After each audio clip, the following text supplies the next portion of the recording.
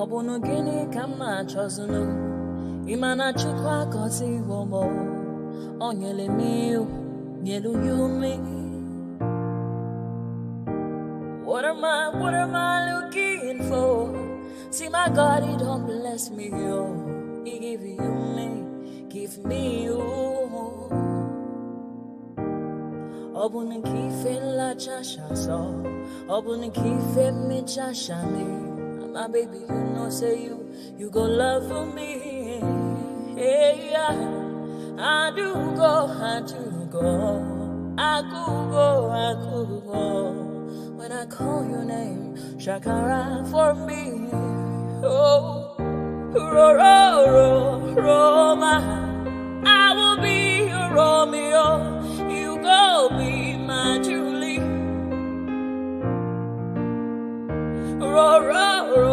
Roma, I will be your Romeo. You will be my Julia. Oh, give me your love and I'll go run away. Show me your love and I'll go use you play. Carry me, go me, I go follow you way. Follow you, they go. Maka munagi, me and you. Okwa munagi, my baby and me and you. Me and you, Aqua Monagi, my baby. Obuzi kife la chasha so, Obuni kife la chasha me. My baby, you know, say you go love me. I do go. I could go. When I call your name, Shakara for me. Oh, Roma, I will be your Romeo. You go be my Julie. Yeah, Roma, I will be your Romeo. You will be my Julia. Oh, Roma, I will be your Romeo. You will be my Juliet.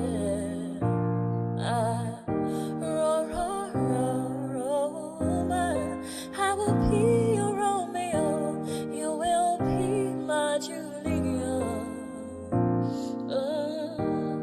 Obuzi kife la chasha so, Obuzi kife mi chasha me. My baby, you know, say you go love me. I do go. I could go. When I call you, Shakara for me.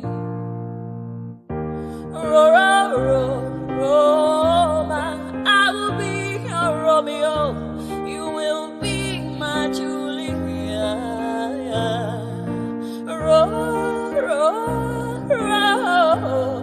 I will be your Romeo. You will be my Julia. Oh, yeah.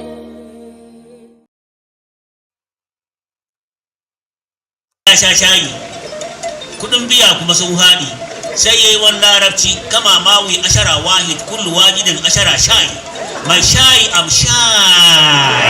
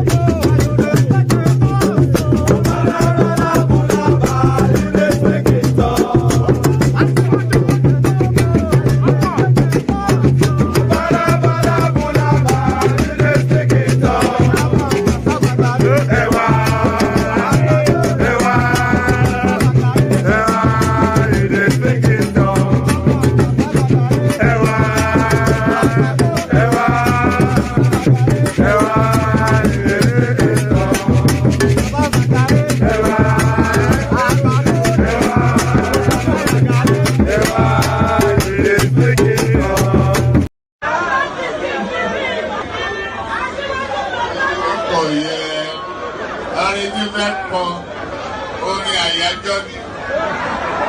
Orin àyájọ́ ni. Wọ́n dìde, wọ́n pínlẹ̀ ogun.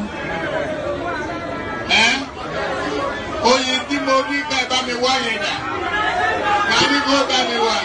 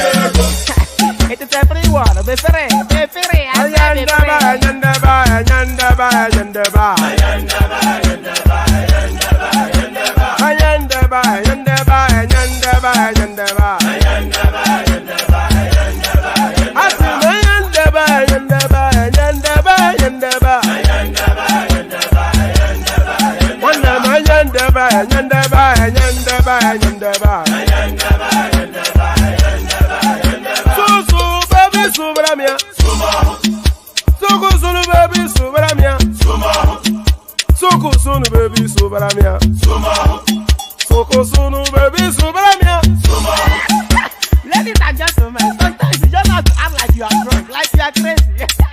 Confuse your enemies, confuse them.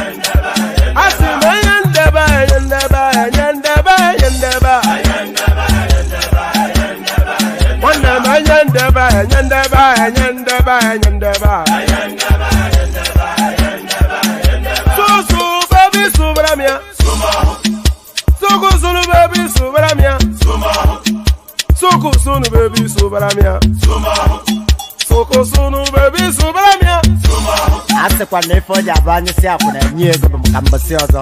Since I was born, but now I am getting old. Akwụna mụta nwa akwụna ka ọ ga-abụ. Ẹ̀jẹ̀ mi ni ẹ kí n gbọ́, àkọ́bí ewé ayò, ewé tún èdè, ìtún ló ní ọ̀tún ẹ̀ ṣe, ìfà ló ní kan fà ẹ̀ mọ́ra, àìbínú gbogbo àtàrẹ, gbogbo méjì ọkà bàbà, gbogbo mẹ́ta ọkà wáṣẹ́, orí ló túmọ̀ ẹnu, gbogbo ọ̀nà ní túmọ̀ ẹsẹ̀. Akọni ìmọ̀ tú ìmọ̀ ọjọ́, ìmọ̀ èmi ni wọn kì í dálẹ̀. Wọ́n bá lọ mẹ́lẹ́mọ́, wọ́n á fi jóye ẹlẹ́mọ́. Akọni wọ́n bá lọ gbé fèrè, wọ́n á fi jóye ẹrùkù. Bọ́wọ́ wọn bá tẹ̀lé, wọ́n á fi jóye aláre. Àwọn mẹ́tẹ̀ẹ̀ta parapọ̀. Wọ́n wá jọ ń pẹ́ mọ́, ẹ̀ẹ́mọ́ olóko jẹ. Wọ́n ń pa Akíntọ́lá ọmọ Ògún. Wọ́n ń pàdé Ìyọ̀dà ọmọ Àtàlàbọ̀bà. Àkọ́bí wọ́n ń pàdé Ṣàtàdàdẹ ọmọ ọba Ìjẹ̀bú Mèrè. Aṣíwájú odò gbólùkẹrẹ, Ajagun lólòdì ọ̀run. Tó o bá ṣe pé tìyẹ, tó o bá ṣe pé tìyẹ, lọ́ bá ń darí jọ wí. Àgbèrò mi kún gbọ́wọ́, ọ̀bọ ti ṣìgìdì bá gbé, àgétì ló máa ń gbé, àyàn ti ìlàyàn ewúrẹ́. Ọlọ́run dákun má padà lẹ́yìn ẹ, kó má gbàgbé ọ̀rọ̀ tẹ́. Aṣíwájú Ọlọ́run dákun má padà lẹ́yìn ẹ. Àkọ́bí Ọlọ́run dákun wá padà lẹ́yìn ẹ̀. Ọkọ̀ olúrẹ̀mí Ọlọ́run dákun wá padà lẹ́yìn ẹ̀. And pardon me. There it is. So there it is right there. Ọlọ́run má padà lẹ́yìn ẹ̀. May God never depart from you. So amen to that, of course, on behalf of myself and you, my friend. So amen to that.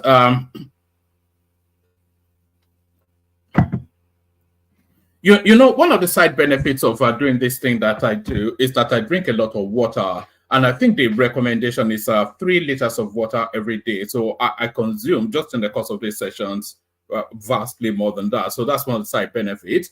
So Olorun Padà Lẹ́yìn was the way that song rounded off. And for the non-speakers of Yoruba language, may God never depart from you. So, of course, amen to that on behalf of myself.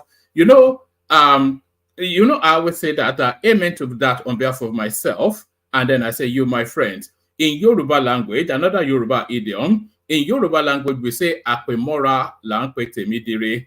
Do you understand that the Yoruba speakers they are already nodding their heads along with that? In Yoruba language, we say Apemora Lankwe Temidire. So that is to say that you claim the glory for yourself first. So amen to that on behalf of myself and you, my friend. So yes, Ọlọ́run Padà Lẹ́yìn wa and all that. So good day to you, good to be in your company, and how are you? So another day, another session. Of course, another day, another session. It never changes. You know it doesn't change. So yeah, but the only thing I need to work on now is the scheduling. You know, because the sessions keep starting later and later. And the audience that puts them at a loop somewhat. So apologies for all that. It's for a break in transmission in our Tejo show station, as they used to see on NTA back in those days. But I will work on that. But nevertheless, good day to you. Good to be in your company. Always a delight when I'm spending time with you. It's a real thrill to be in your company. A real thrill to be in your company. The usual protocol, click on the like button. You know, I ask you every day, and some of you acquiesce. I use those sort of silly type words a lot. That's the words that come to my mind.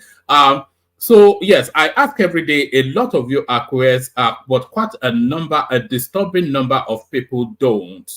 I'm not sure if those people are watching the streams out of spite. You know, whether you're watching it out of spite or not. You watch it regularly and routinely. So what skin of your nose then? If you give it, even if it's a grudging like, give it a. Even if it's a. I'm always smiling, Derek. You know, I have no cause not to. So even if it's a grudging like, give it a like nevertheless. And the same arguments apply to the subscription button as well. So important for the YouTube algorithm. Click on like and subscribe. Is that rather long-winded essay that I just delivered? So click on like and subscribe. And let's see those numbers going up on all of the platforms that we're streaming to. Do exactly that. Click on like and then click on subscribe. But you know, if you're already subscribed, then please don't click on subscribe again, because then you are on subscribing, and that's not the direction of travel we want to go. So click on like and click on subscribe. Do that immediately and right now. And then so those two spaces are compulsory, but this now next space is optional. So this is at your discretion, but you are seriously persuaded to do it. The hyperlink that says StreamYard, I've just put it in the comment section now. So it's the most immediate item to hand in the comment section or on the comment section. I'm never quite sure. Is the most immediate item to hand on the comment section. So if you want to be an active participant, not just a passive listener, then click on that hyperlink that says StreamYard. It will bring you into a studio space. As soon as I finish fleshing out the body of the discussion, I'll let you onto the screen, and then I'll invite your thoughts. It's nothing complicated. You've seen countless people come and join us, so there's no complexity to it. It's not daunting. You know, you can speak in whichever language you like. We are not pressed to be highfalutin in a foreign language that is not indigenous to you. So just click on the hyperlink that says StreamYard, then come join us. So now the last but not the least click is the $ at the bottom of the YouTube streams, and the equivalent on Facebook and wherever else we are streaming to. We're streaming to a multitude of platforms, to a bank of viewership. So we're streaming to a multitude of platforms, to a bank of viewership, but on whichever platform we are streaming that you are interacting with us, click on the equivalent of the $ at the bottom of the YouTube space, and then super chat to the streams. So that is highly encouraged as well. We have the anticipation of 5 super chats on YouTube and on all of the platforms as well. The anticipation of a minimum of 5 super chats, but the expectation that it might be greater than that. So super chats to the streams, that's what keeps the light on. Just the example that's been said by Ayo there, celebrating the victory of England, up 3 lions are your super chats to say hurrah. I'm not sure how many of you have been following the European Championships, but not the British team, because Britain, of course, Northern Ireland, Wales, Scotland, and then England. So that's the composition of the United Kingdom. So it's not a UK team, it's an English team. So England have been teetering through. They've been just tepidly, 40-step progression in that tournament. They were meant to have been out in the last round. They squeaked through when Bellingham scored that last minute, whatever it is that is scored. They were meant to have gone out this round when the Swiss pushed them, but then Bukayo Saka, he scored a wonderful goal. So a lot of you don't follow football, but I'm addressing your super chat right there. When Bukayo Saka scored this like pitch of a goal, and then that took it into extra time, led to penalties. And usually the penalties are usually the downfall of the English team, but they managed to get through. So now they're in the semifinals. So teams that usually go that way, they usually have a good step sort of progression in tournaments. They usually end up winning it, because suddenly at the semi-final phase, their mojo suddenly comes up, and then they trash the semi-finalist opponent. I'm not sure if it's Spain or whoever. If they come across Spain, they are coming home, because a lot of people feel Spain anyway. So that's true. All of that. Maybe if we meet France, then maybe we'll get a bit luckier. So that's how you're super chat into that space. So click on like, click on subscribe, click on the hyperlink that says StreamYard, and use the $sign to super chat to the stream. That's all of that. Whatever it is that I was saying. So that's what all of that, whatever it is that I was saying. So now, whatever it is that I was saying, but the one thing that the Nigerian police force, they often tell you, the Nigerian police force will often tell you that the Nigerian police force is your friend. So the Nigerian police force will often tell you that the police is your friend. And I have categorical proof that the police is indeed your friend. So I'm going to play you a clip now, and then I want you to come back to me after this clip to tell me if the police is your friend or not. So that's the question. Is the police your friend? But hold your answer and watch this. Welcome to International Association of Women Police Conference. So meet Supo Asabe on the stage. Oh, thank you. Yeah, and this is Supo Alima. She's trying to the flag. This is our flag. Oh, hello.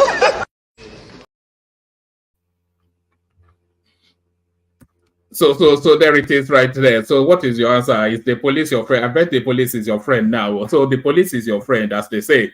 The police is your friend, but is the Tinubu administration your friend? Watch this.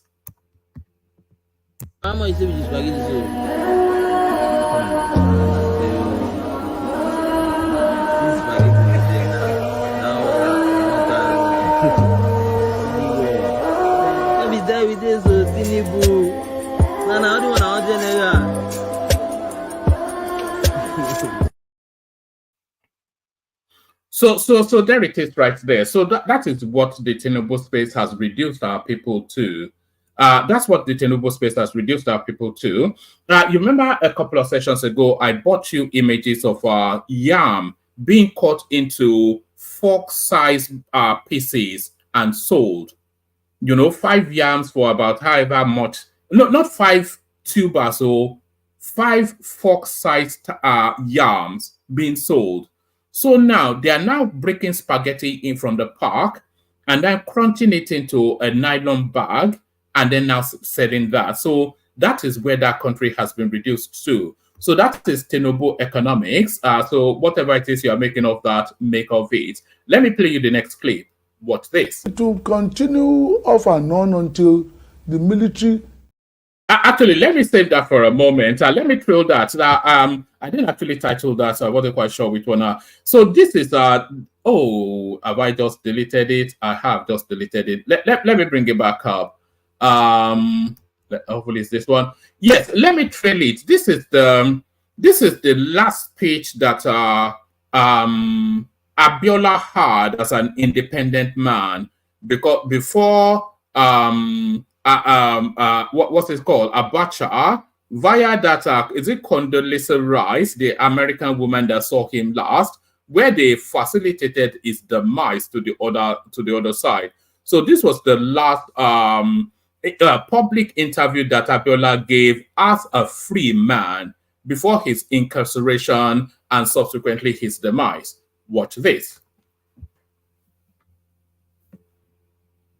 It will continue off and on until the military release the result of the June 12 election and put the democratically elected president, who is myself, in charge of affairs. I won't go to war. I won't encourage my supporters to go to war. I will fight for peace, and we will get peace. But you see, we do not want the peace of a graveyard, a peace whereby somebody continues to ride on the rest of us with a gun. We will get peace, but we'll get peace with decency and integrity and honesty and probity and democracy. Abiola was eventually arrested from his home in Lagos by men from the secret police in June 1994. During his arrest, he made this call to the BBC. What is happening at your house? Are you being arrested? I'm being arrested. I'm just going out now with the police.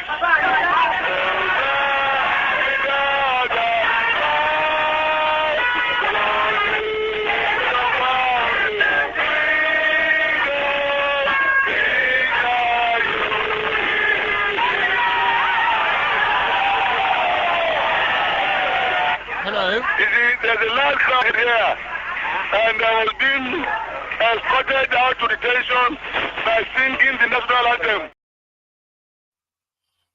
So there it is right there. The last, as an independent man, public engagement by Abiola. So a lot of people argue that the beginning of the demise of that country started from there.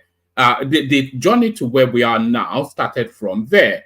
You know, the guy won an election, and and to reward him for that, they took his life. So there it is right there. Let me play you one more clip to tell you then how the country has where the country has landed from that last clip to this now next one. So a lot of people go into all these state houses for no other reason than for just a gluttonous looting of public resources. Nobody stands more guilty than the Ogun State Governor, Dapo Abiodun.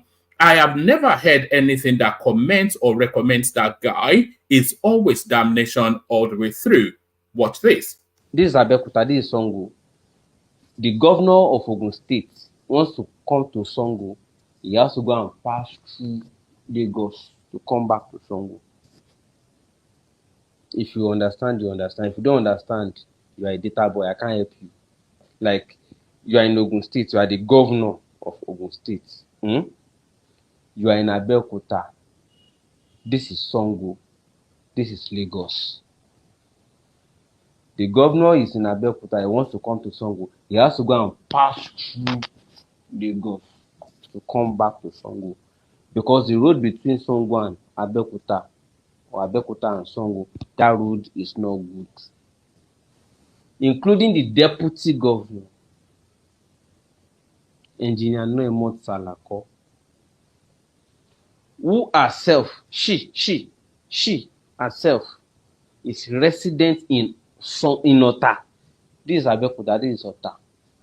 Deputy governor lives in Ota, her house. She came from Ota. But because the road from Ota to Abeokuta is not good, every time she wants to come to Ota, she must first go and route through Lagos and come back. Do you understand it now? If leaders who have SUVs have to go through Lagos to come back to Songo, how much more the people who live between that Songo and Abeokuta every day that they have to transact, go and buy this, take children to school. What do you, and they don't have SUVs like the governors with their security. The question I have is, the people, the government officials in Ogun State who are having to go through Lagos to come back to Songo from Abeokuta, if road no dey from that Lagos to Songo, like if them no do that Lagos to Songo, where would they pass?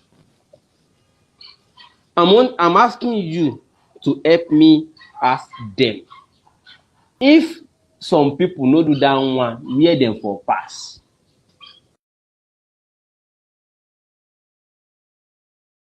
So is that a new phraseology that I told you I heard just a couple of days ago? If you ask me, who I go ask? That's the question. You know, the Ogun State governor has to be the worst of all governors imaginable. I'm not quite sure if it's on his second term, and if he is on the second term, I'm not quite sure how he got that second term.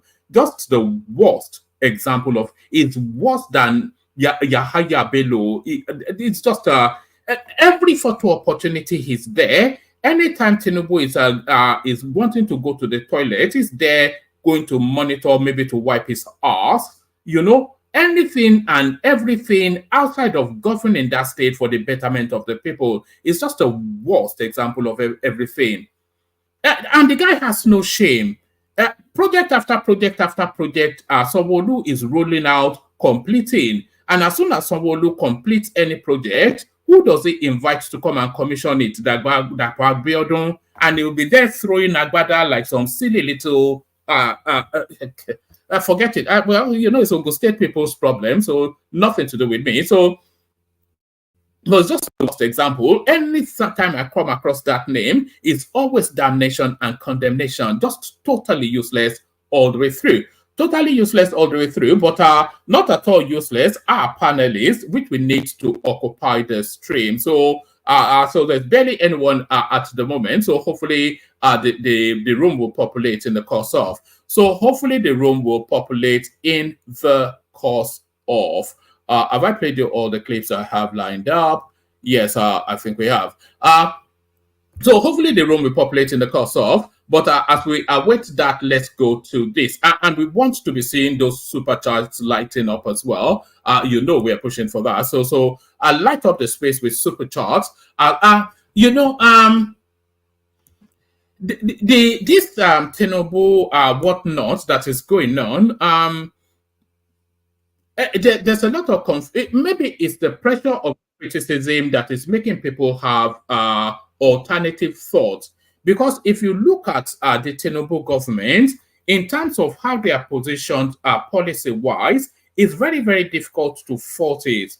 So if you look at the removal of the oil subsidy, for instance, everybody in their campaign, whatever it is, their campaign pronouncements, they all told us that they were going to remove it because it's not sustainable. Atiku told us, I think it was only Showore, if my memory serves, that told us that he was going to retain it and try and rejig it. But everybody else said they were going to remove it. So that policy, and nobody faults it. Maybe the implementation, certainly, I'm not sure if what criticism they are giving to subsidy is gone that is said at the inauguration of his administration. The subsidy was already gone from the Buhari administration. So him saying subsidy is gone or whatever, it made nothing. A lot of people will say that the market reacted to it, but it didn't really mean anything. But that policy, nobody can quibble it too much, at least not anybody with any IQ be above 2 digits will quibble that. And not anybody that is not of an imbecilic disposition or disposition, if you're American, not anybody that is an imbecile will quibble that the subsidy had to be removed from the forex space. So he got that right. Not anybody with any brain function will quibble at the students' loan scheme. So he got that right.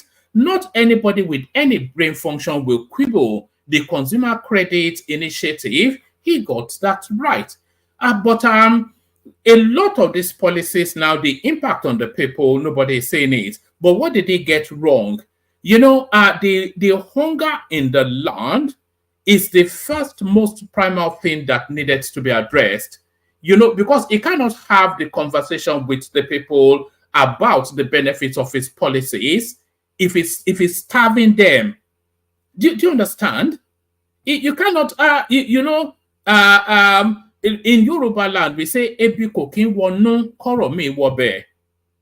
Ebi kokin wo inu ki oro mi ko wo ibe. You know, they said that a man cannot be hungry and listen to anything else, or a person, if he wants to be woke in language, the person cannot be hungry and listen to anything else. So it needed to, as a matter of national emergency, address that food inflation space. However, it needed to be addressed. I just played you the clip of the way for the benefit of, I must play this again. It's only a couple of seconds. This is what Nigerians have been reduced to now. It's quite a harrowing thing to see. It's just totally, utterly depressing. How much is it?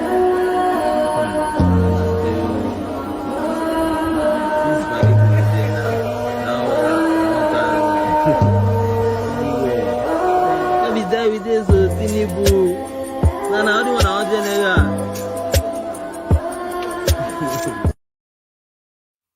to So that is where we are now. And he is aware. He cannot claim not to be aware, no matter how insulated he is in the ivory towers of Aso Rock. So that needed to be addressed as a matter of urgency. And that situation has been subsisting for the last 8 months, if not longer. And it continues to go on television, he and his acolytes, to give out all of these vacuous excuses, trying to lose us in numbers of economics and whatnot, and phantom foreign investments coming in, and this, that, and the other, and bulabalu and bulaba, about the people are hungry. It's just a nonsense. It's an easily, they call it a low-hanging fruit. You're feeling a bit peckish. You are walking down the road and you see a tree of apple, and as you're walking down, one is within arm's reach. You just pluck it off and you continue to eat it, not even breaking a stride. That's a low-hanging fruit. The food inflation space is a low-hanging fruit. No matter what agricultural policy that it has, information that will permanently resolve that situation. The immediacy of the hunger in the land needs immediate. Anyway, the guys so a lot of those things now are not letting people see through to see the benefits of everything else that he may be doing that are positive. And that is where they've not balanced it. And for all of this magic 8-ball and wizard tricks that they claim that they have, we're not seeing it because the people are hungry. So address that. Just address it. It's not a thing. Just address it. All those subsidies, all those monies gushing in, just address it. And then have a conversation with them. If their belly is full, then they'll hear what you're saying. It's just, I don't even need to be saying that. So there is that. But then there is also this. Let me bring you to the headline. So there is that, and now there is also this. National grid collapses again, the fourth in 2024. So you will say this is nothing to do with Tinubu. This is a long-standing story. But then Tinubu is in situation. And for all of it, what really jars, for all of the time that this thing has been a thing, we've not really seen any improvements. So in fact, throughout the history of that country, but let's take it to the birthing of this now Fourth Republic. So Obasanjo comes in, spends however much. He will tell you he didn't spend that much. A lot of people will say he did. But for however much he spent, he only bought the country darkness. And and cascade all the way through to land on Tinubu, the better part of $250 billion would have been spent on that space. And have we seen anything commensurate in terms of people taking for granted that they can go home and switch on a light? No. So all we hear from the Nigerian space, and of all people, a lot of people were confident that Tinubu will be able to address this, but all that we hear from the Nigerian states are headlines like this. National grid collapses again, the fourth in 2024. The national electricity grid has experienced another system failure leading to nationwide blackout. The Abuja Electricity Distribution Company confirmed this in a statement released on Saturday, July the 6th. Let's do that again. The national electricity grid has experienced another system failure leading to a nationwide blackout. The Abuja Electricity Distribution Company confirmed this in a statement released on Sunday, July the 6th. According to the distribution company, the power outage being experienced within its franchise is due to a system failure from the national grid. Please be informed that the power outage being experienced is due to a system failure from the national grid at 3:10 p.m. today, affecting the power supply to our franchise areas, the company said. The DISCO said it was working with the relevant stakeholders to restore power as soon as the grid is stabilized. The national electricity grid first collapsed in 2024 on February the 4th. On March the 28th, it suffered another collapse. On April the 14th, the national electricity grid yet again experienced another system collapse. So it's just So whatever is leading to this collapse is, I mean, it's just unbelievable, really, because there are two spaces really that the government, as a matter of urgency, have to address, and that is insecurity and electricity. You may say that the two are intertwined, but certainly those two spaces are the most urgent spaces. If you had electricity, it will reduce insecurity because the whole country will be lit up and insecurity hides in the shadows of the dark. And if you address insecurity as well, then I don't even need to complete that sentence. I'm not telling you anything you don't already know, but there it is. So it's just rinse and repeat, isn't it? It's essentially a repetition of what has obtained all the way through. So there's no marked difference in this now Tinubu administration that has leaped over 1 year from all other previous administrations that we have had in the past.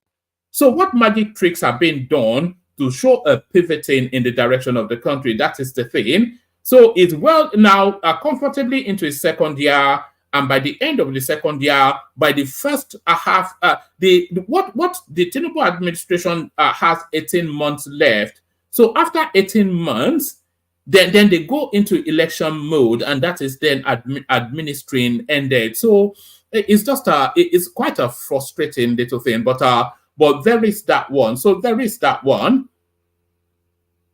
So let me take you to this one. This is the story that has been gripping the media space all the way through. Is this LGBT clause in the Samoa agreement that Nigeria signed, and the back and forth between the usual naysayers and the Nigerian state? So just to establish facts before we get into conversation, I know that the obtaining position is not to get far.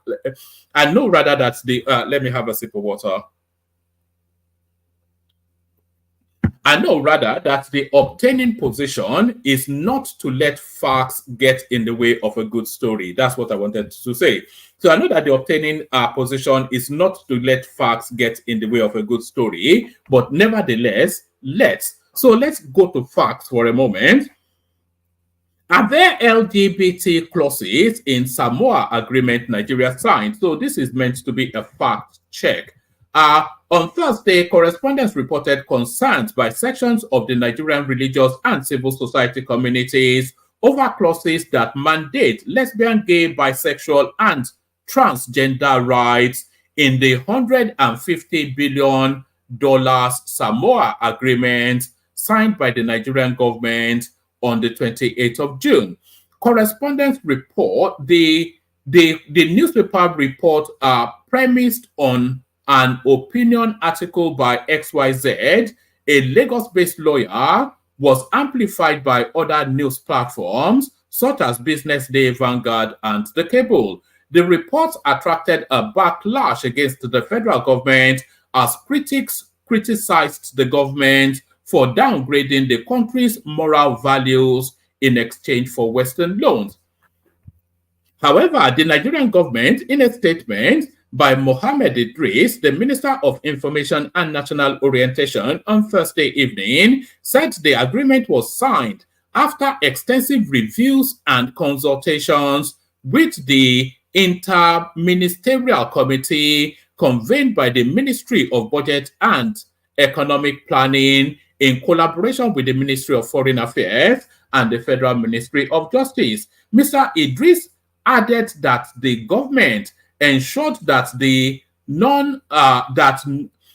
me take that from the top again. I'm not sure that I like how I'm reading it. On Thursday, correspondents reported concerns by sections of the Nigerian religious and civil society communities over clauses that mandate lesbian, gay, bisexual, and transgender rights in the $150 billion Samoa agreement signed by the Nigerian government on June the 28th.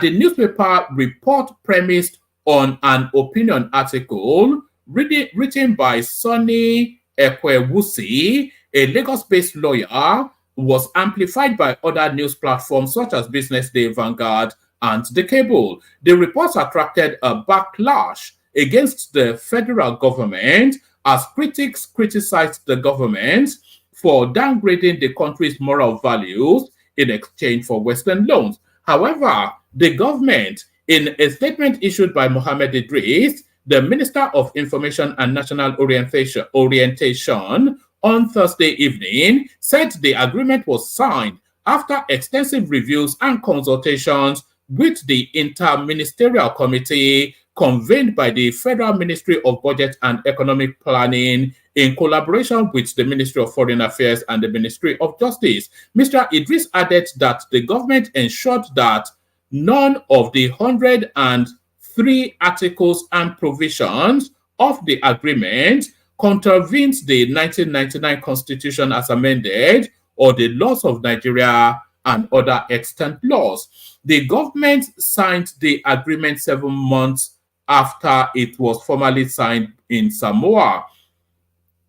The government said it delayed its consent to allow it to carry out a thorough review and ensure no clause in the agreement contravened Nigerian laws. The general public is invited to note that Nigeria was not represented at the signing ceremony, which took place in Samoa on Wednesday, 15th November 2023, and hence has not signed the agreement. The spokesperson for the Ministry of Foreign Affairs said last year, relevant Nigerian stakeholders are currently studying the instrument to ensure that its provisions do not contravene Nigeria's domestic legislation, she added. In a document seen by correspondents, the Nigerian government made declarations against 13 articles in the signed agreement. For instance, the Nigerian government, in its declaration concerning Article 9.2, which borders on human rights, democracy, and the rule of law, noted that the Nigerian Constitution has provisions on human rights. This includes the prohibition of discrimination in any form and further includes the grounds upon which the National Assembly has and may enact legislations for the advancement of persons within Nigeria who have been politically, socially, economically, and educationally disadvantaged by past discriminatory laws or practices. This position is also consistent with various United Nations Convention on Human Rights and Discrimination to which Nigeria is a party to. Other declarations made by the Nigerian government are Article 1, Objectives, Article 2, Partnership Dialogue, Article 4, Policy Coherence, and Article 79, Cooperation in International Organizations and Forums. In addition to this, the government also made declarations about Article 19, Serious Crimes of Concern to the international community, Article 36, etc., etc. Others include, so it goes on and goes on.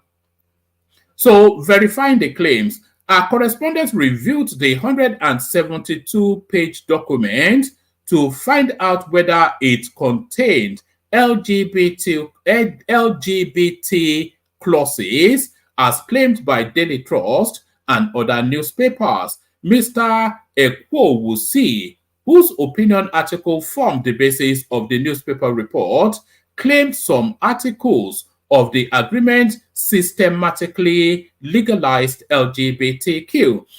Certain articles of the agreement, especially Articles 2.5 and 29.5, legalizes LGBTQ, transgenderism, abortion, teen sexual abuse, and perversity in African countries. The Lagos-based lawyer, who doubles as the chairman of Human and Constitutional Rights Committee, African Bar Association, wrote in his article, Mr. Ekwewusi's interpretation of these articles contrast with what we found in the agreement document reviewed by our correspondent. The parties shall systematically promote a gender perspective and ensure that gender equality is mainstreamed across all policies. Article 2.5 of the agreement reads, without any mention of any sexual orientation as claimed by the lawyer.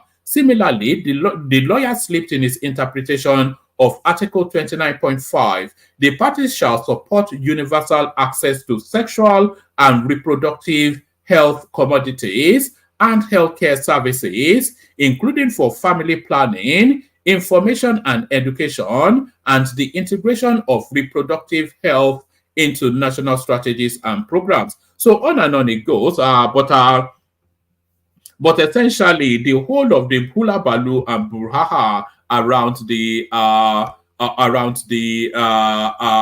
Samoa agreement, fake news, by our friendly neighborhood obedient people. So let's go to the Niger State governor, who has been caught on camera in so many wayward ways. There was a viral clip going round when he was at a public gathering and was telling his aides, his security details to publicly flog an imam. Yes, he did that. I'm sure a lot of you would have seen that video. So apparently, that's not a one-off. Niger State Governor Bago caught in another video threatening to jail residents in public events. So it's just that power mad thing. Yes, I think this is it. I think we have the clip.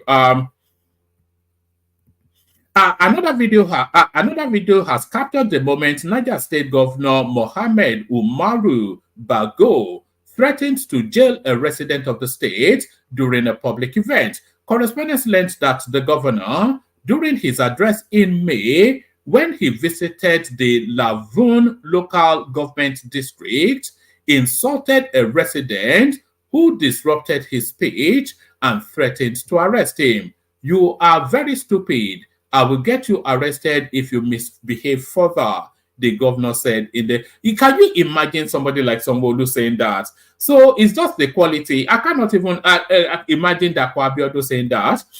The incident corroborated the power-drunk nature of the governor, which he exhibited last Friday when he ordered the security details to assault and deal with an Islamic cleric. Correspondents had reported that the governor gave the order during a 3-day Fidal prayer for the wife of his deputy, who died after a brief illness in Mina.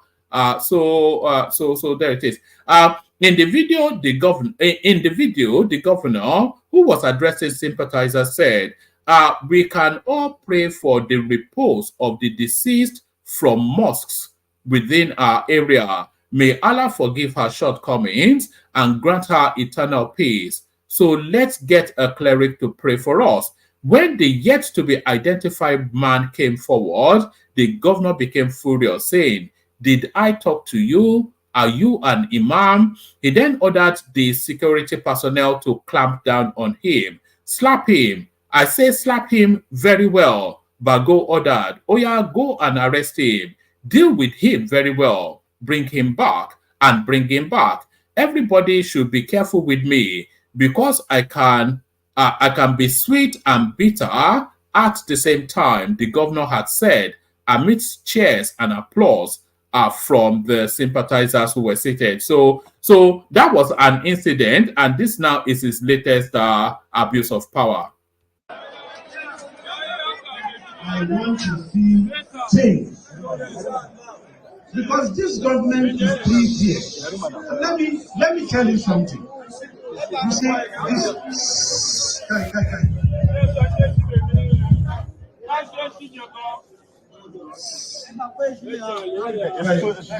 magana yanzu sai na san kaure ka. Very stupid. Zuwa yau talon bawani.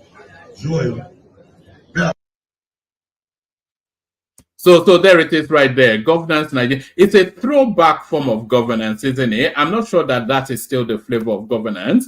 Let's go on to this 2027 election. Tinubu told Northerners will not vote for him in Nigeria's next poll. Details emerge. So that threat from the North continues. Yeah, okay, let's breeze through this.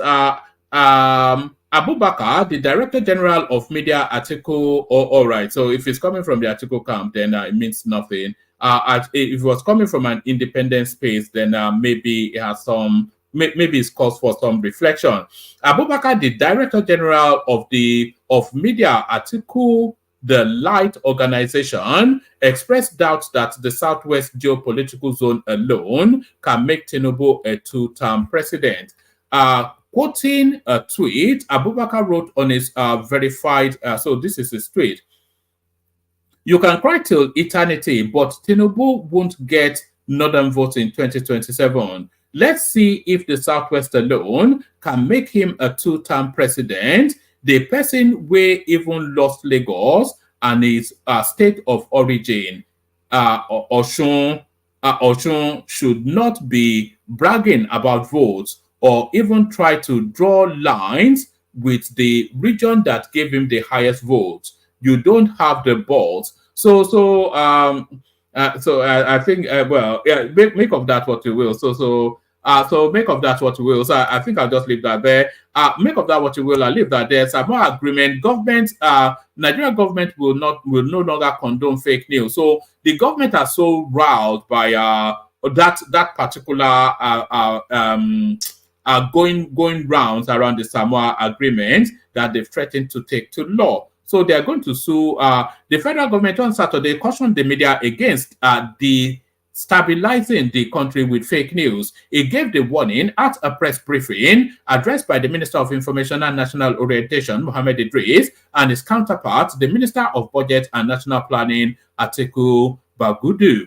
This came amidst earlier reports by a section of the media that with the recently signed Samoa agreement, the Nigerian government will promote LGBTQ. Correspondents recall that the agreement was signed at the Organization of African, Caribbean, and Pacific States Secretariat in Brussels, Belgium, June 28, 2024. However, addressing journalists, the information minister re-echoed his appeal for responsible journalism. He said with the extant laws in Nigeria, it was unthinkable for anyone to insinuate that the Nigerian government will be part of any treaty or agreement promoting LGBTQ. He expressed outrage that a particular national daily had consistently dished out falsehood to the masses and vowed that the federal government will seek legal redress. The federal government under President Bola Tinubu has maintained an open-arm relationship with the media.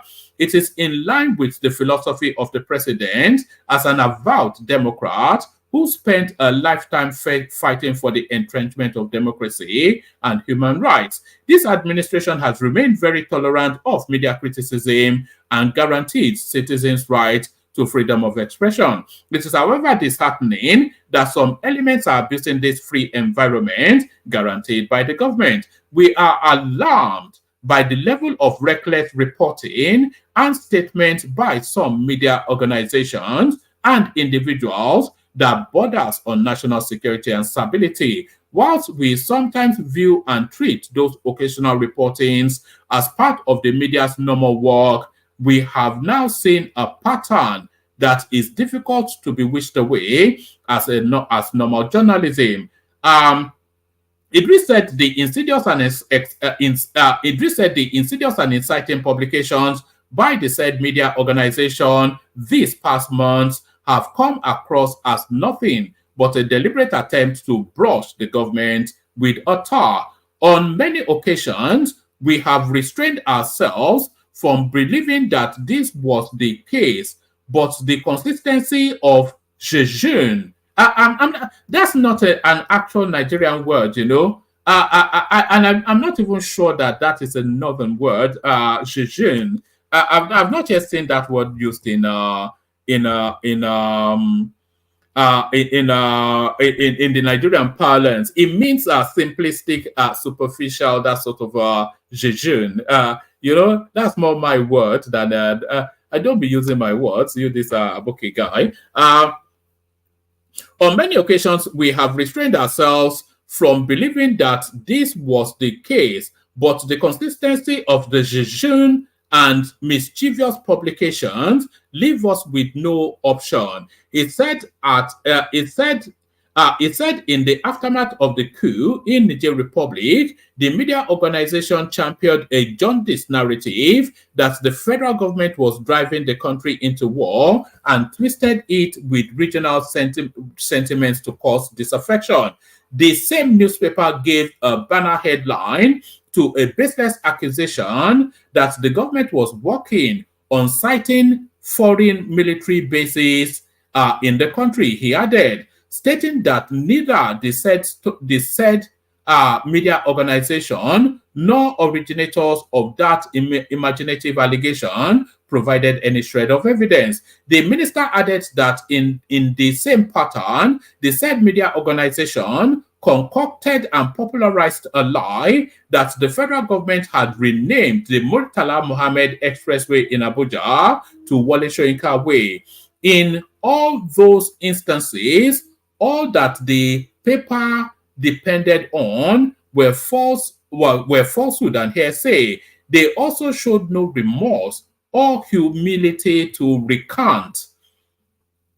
He expressed anger that the media organization could descend to the reckless level of attempting to set the country on fire by falsely accusing the government of signing a deal to promote LGBTQ. We found that despicable and wicked because the allegation is nowhere in the document signed. Surprisingly, the paper put forward no evidence nor provided the agreement allegedly signed to prove their point. The baseless and sensational story, unfortunately, formed a basis for kuta. I don't know. I think this is an Islamic word. KHUTBA for sermons in some of us by some of our respected imams who were misled by the story, thereby raising temper. On the part of the government, we continue on the honorable path of civility by restraining ourselves from taking self-harm, self-help, or draconian measures. Whilst past governments clamped down on media for infractions much lower than this, we are, however, towing the path of civility and the rule of law. But beyond this, the federal government is lodging a formal complaint to the NPAN Omnibus on this irresponsible reporting. In addition, the federal government will use every lawful means to seek redress in the court of law. The federal government once again restates its friendly policies towards ethical media and free speech. We would, however, not take fake news and disinformation that will injure the peace of our country and its national security lightly. Meanwhile, the Minister of Budget and National Planning, Atiku Bagudu, who made the signed document available to journalists, challenged the media to scrutinize the content. He said at no point in the document was anything close to LGBTQ mentioned, adding that Nigerians could have been Nigerians could not have been a party to such an agreement. So that is the government spitting fire right there. So that's the government spitting fire right there. Let me go on to just a couple more. I think you may be starting to tire of the readouts. Federal government threatening. Yes, I think we've just done that. There's one big one that I wanted to show you. So yes, let me show you this one. So President Bola Tinubu steps on pedal to inflate the economy, bring relief to Nigerians, and support for critical sectors of the economy, as seen below. So this is some sort of yet another relief plan, apparently from Tinubu. We're not seeing the super charts, by the way. I hope you are not. Are you not enraptured enough? President Tinubu's accelerated stabilization and advancement plan. So what does this mean? So it gives us the grand figure of 2 trillion naira total amount to be injected into the economy over the next 6 months. So yes, I agree that the economy needs insulating with money. You know, there needs to be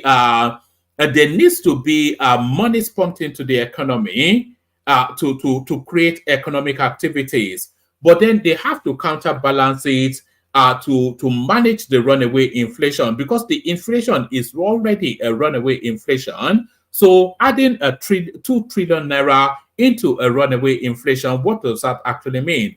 2 trillion naira total amount to be injected into the economy over the next 6 months. Health and social care, we get 350 billion. Agriculture and food security, 500 billion. Energy and power sector 500 billion. General business support, 500 billion. So yes, 6 gigawatts of electricity up from the current 4 gigawatts in 6 months. So this is where the 2 trillion is targeted at. 6 gigawatts of electricity up from the current 4 gigawatts in 6 months. And then number 2, 2 million barrels of petrol per day from oil from the current figure. So improvements in an NNPC. 135 metric tons of staple crops grown by smallholder farmers, up from the current 127 metric tons. 1 million vulnerable people covered in healthcare. I think we've actually come across this story before. 11,100 new rural-based MSMEs to be developed. So I actually agree with that. Not 11 million or 11,100. I actually agree that they should be targeting more economic activities into the rural areas, because all of the urban cities are filled to overspill. So go and create an economy in those rural areas so people can stay in those restive spaces. 25,000 additional housing units to be delivered within 6 months. Is that what it is? 20,000 healthcare workers to provide services to 10 to 12 million patients in areas where they are most urgently needed. And then 4.7 million direct and indirect jobs expected to be created. So that is where they are pumping the 2 trillion into over the next 6 months as an economic stimulus. So as an economic stimulus, so that ends the readout. So like I said, the room needs populating. So anybody that wants to jump on. It is a participatory sport. So you have to be an active combatant for the sessions to take place. So that's the hyperlink again. If you want to come hop on. So we play the Kegite music and then we see where it lands. You know the usual struggle to look for the Kegites. I'm not quite sure if that changes significantly today. So the struggle to find the Kegites, does that, where are they? Yes, here they are, the Kegites. Only water, where they see my water. Oh yeah, she go for me, yeah. Water.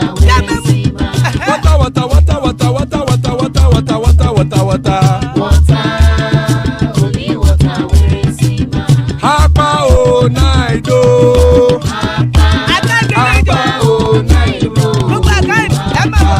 Hapa you don't come o.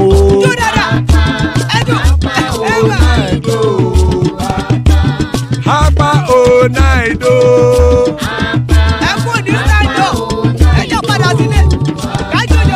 Oro kẹ̀kẹ́ ẹlẹ́mùrè o. Ilé sọ́dí àkẹ́kẹ́ ẹlẹ́mùrè o. Bobby master kẹ̀kẹ́ ẹlẹ́mùrè o. Chifu Faila ti kẹ̀kẹ́ ẹlẹ́mùrè o. Eruku lẹ̀lẹ̀ ẹlẹ́mùdé. Eruku lẹ̀lẹ̀ ẹgbẹ́ ẹlẹ́mùdódò jàre o. Eruku lẹ̀lẹ̀ Ghana ti dé ẹgbẹ́ bọ́dì o. Ọmọ ẹlẹ́yẹ ẹ̀yẹ o ó dilé o. Odúyẹ̀lá ẹ̀yẹ o ó dilé o. Petrosonama ẹ̀yẹ o ó dilé o. Petrosodúnkẹ́ ẹ̀yẹ rẹ̀ ó dilé o. Ẹlẹ́kọ̀ ọ̀run mú ìní o.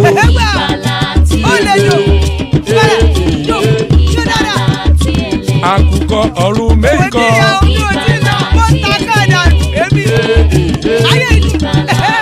Ikú kò ní ríwà gbéṣe o.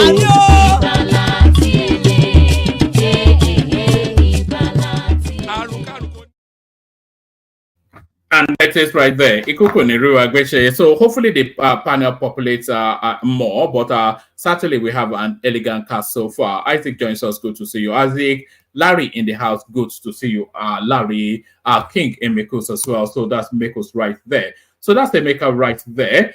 So gentlemen, good to be in your company. Let's kick it off with Larry. Go to Isaac and then to Emeka. So Larry, you're up first. Yeah, good evening. Good evening, everybody. Good About evening. How are you, sir? I'm good. I'm good. This is the clearest and the crispest we've heard you yet. So is there an upgrade in your system somewhere? Oh no, this is my normal voice. All right. All right. So I mean, you've heard my spiel. So the Samoa agreement called causing some sort of mischievous goings on within the Nigerian space. The national grid collapses yet again, and Tinubu pumping 2 trillion into the economy over the next 6 months. So take your pick or go to a storyline that interests you the most. Good to have you here. Yeah, let me start with the Samoa agreement. You see, the problem with our media in Nigeria is the fact that a lot of them are lazy. And sometimes when you see some headlines, particularly in, major newspapers, and you ask yourself, do those people even do their due diligence, or they just pick any random thing on the internet and just put it out there? And that's exactly what most of them do, right? They don't even take their time to kind of like at least do a little bit of, you know, a little bit of job to kind of like validate whatever you're putting out.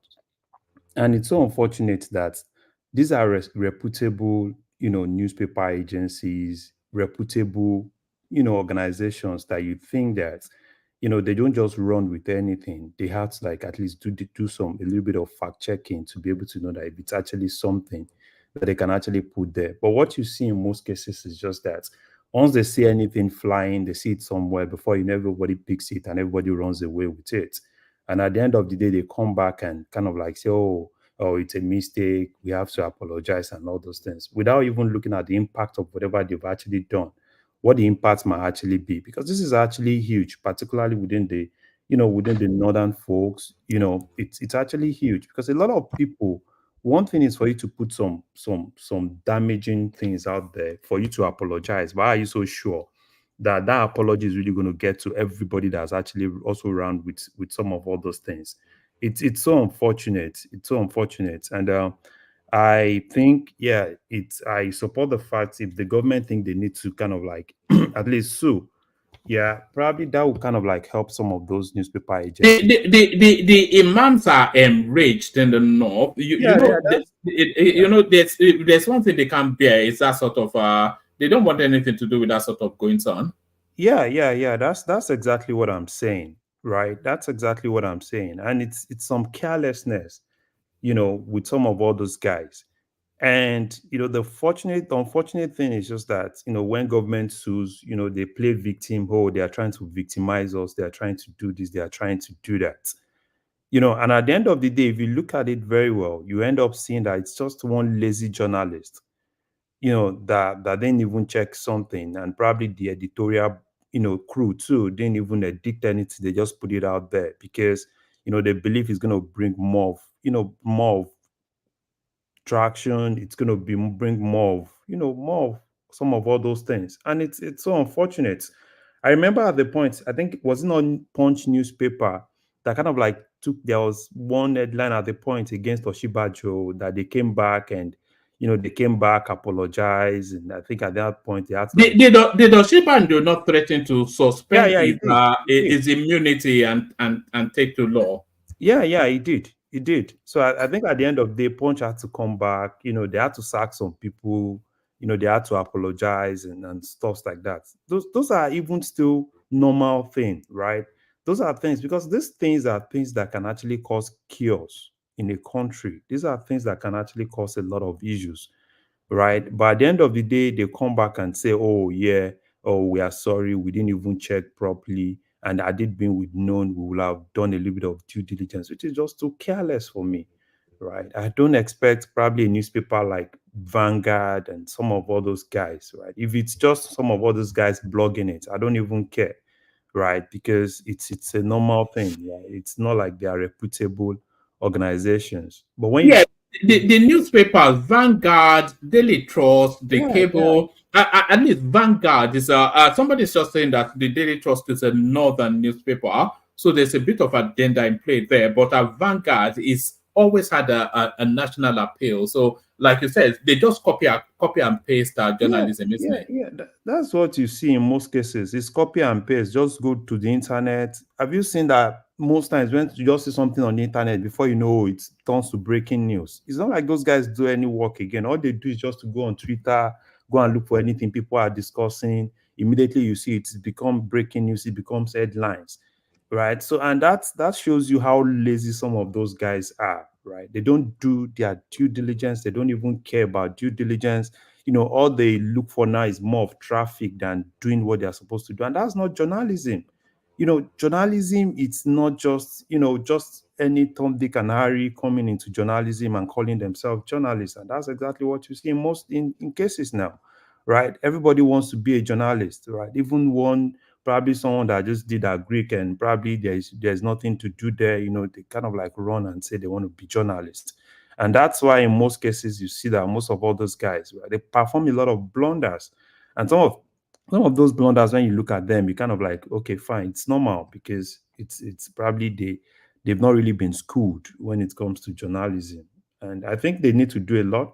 I think government need to sue, right? They need to sue and they need to but it should go beyond apology, and probably, they need to do the right thing. It's so unfortunate.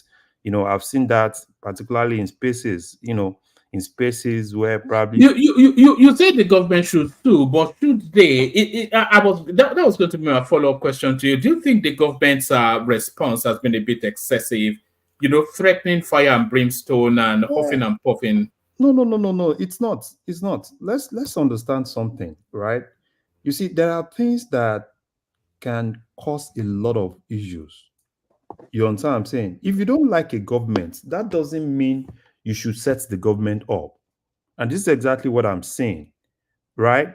Do you know that most of all those things, basically yesterday, how yesterday used to be in the north after Jumat, right?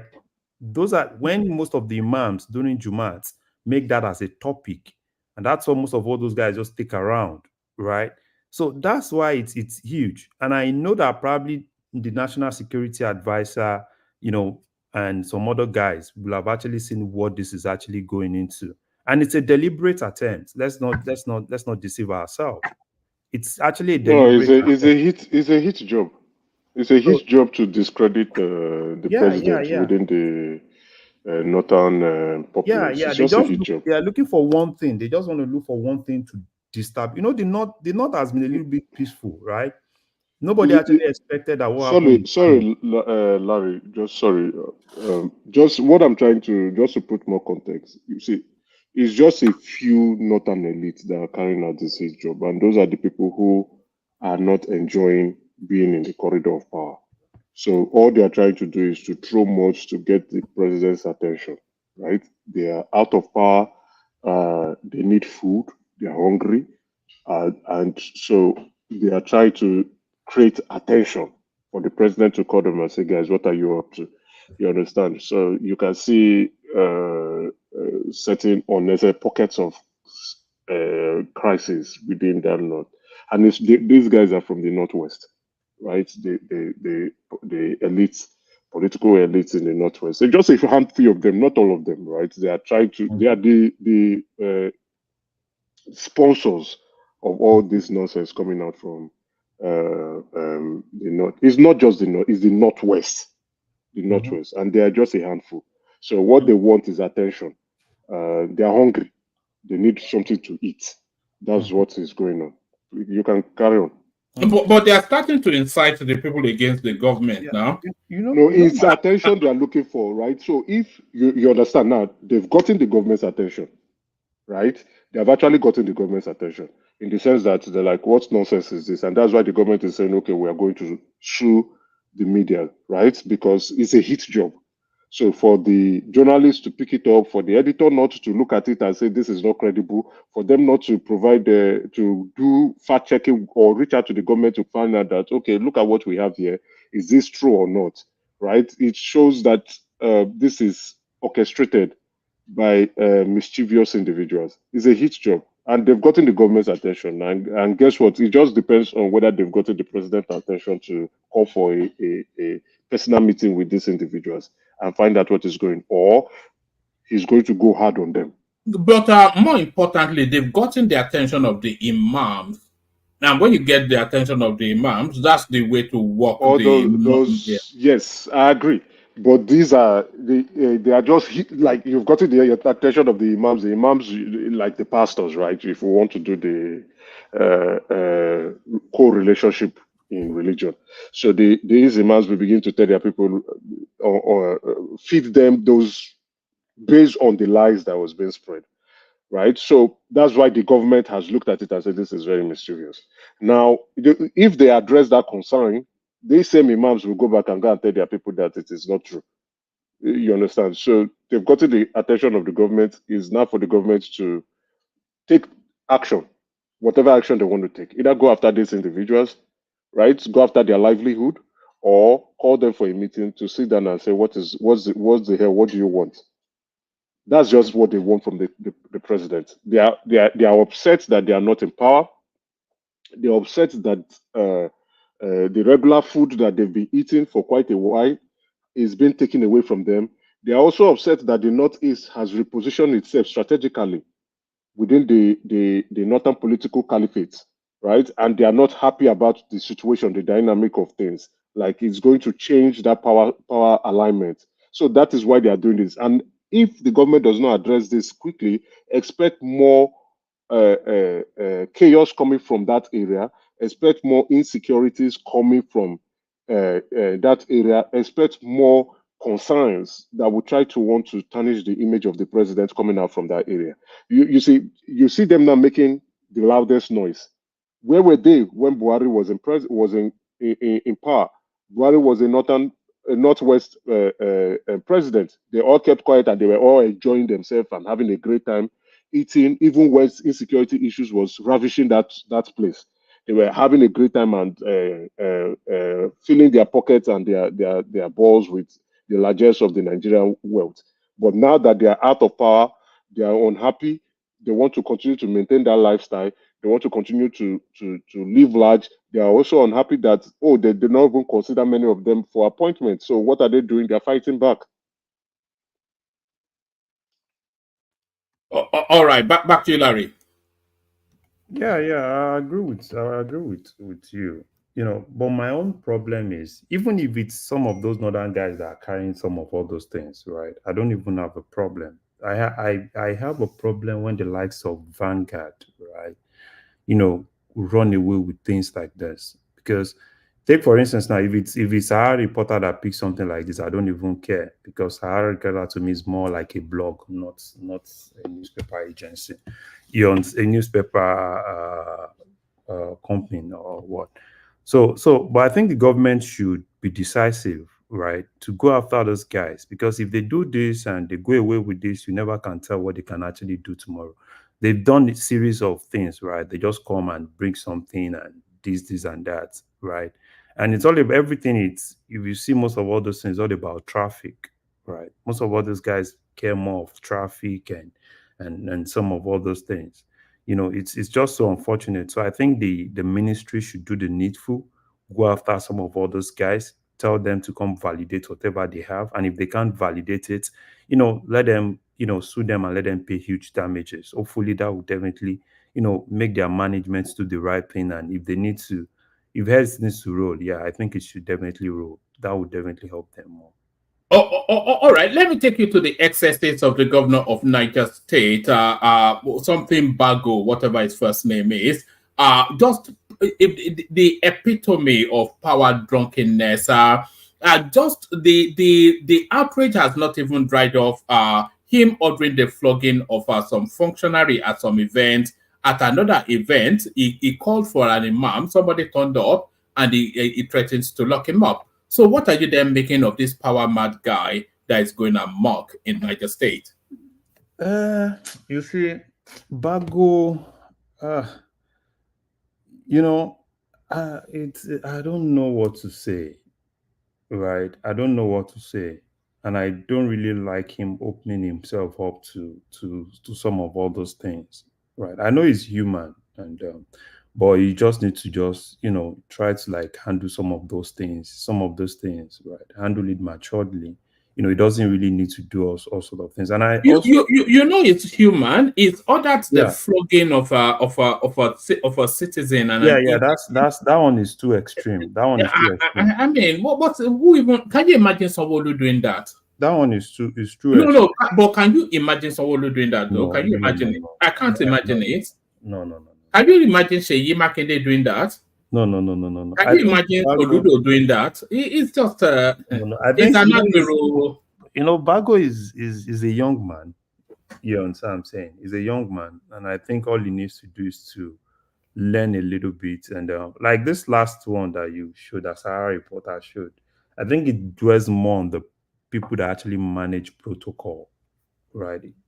Because obviously, if they manage it very well, when the governor is talking, at least there has to be a little bit of decorum, right? And but he just need to manage it, because he needs his guys to be able to manage things so that it doesn't Yeah, really. oh yeah, but the leap from lack of decorum is not to threaten to lock somebody up and No, no, beat no, them no. up. Yeah, just like I said, right? I said it's no. I think what he said was more like he will get him arrested if he doesn't take care of him. Take.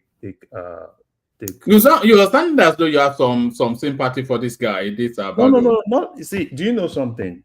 I have. It's not like I have sympathy, but he's one of those guys. Yeah, president that I'm actually looking up to be able to turn things around in Nigeria. Because of his agricultural policy, No, Abi. not because of that. The guy is it's bringing a whole lot of things to Niger. Now, I used to be very close to Niger, and I was doing Babangida Aliu and all of them, right? So for him, it's kind of like changing the narrative of Niger.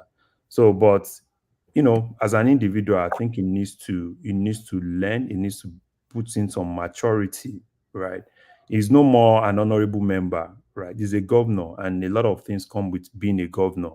So, which I think he needs to learn, right, and see how to really comport himself, particularly when it comes to being in public, right? So it's a whole lot of things. I think he's going to learn with time.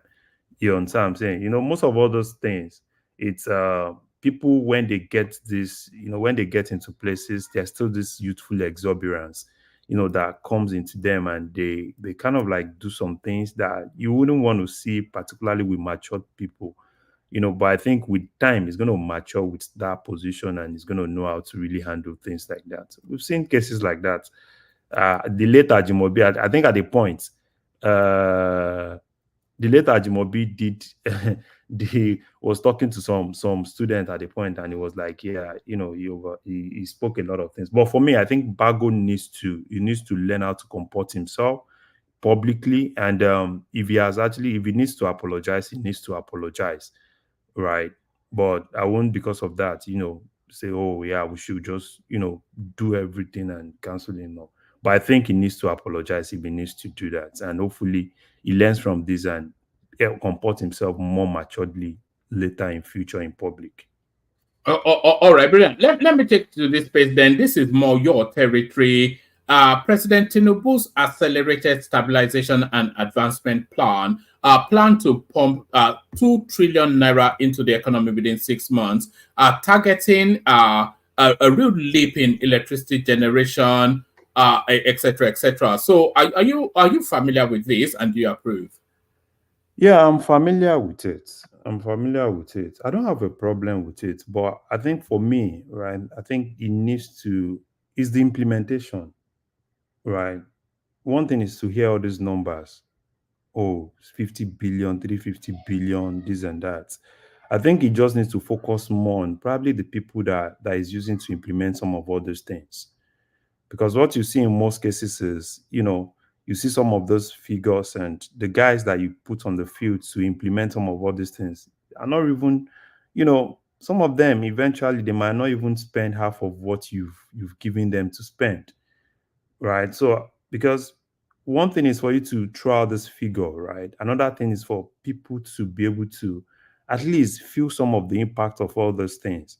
So if you're telling me that you're spending 500 billion, on agriculture and food security, I think it needs to come out with a comprehensive, you know, something comprehensive for us to know where exactly he wants to spend that money.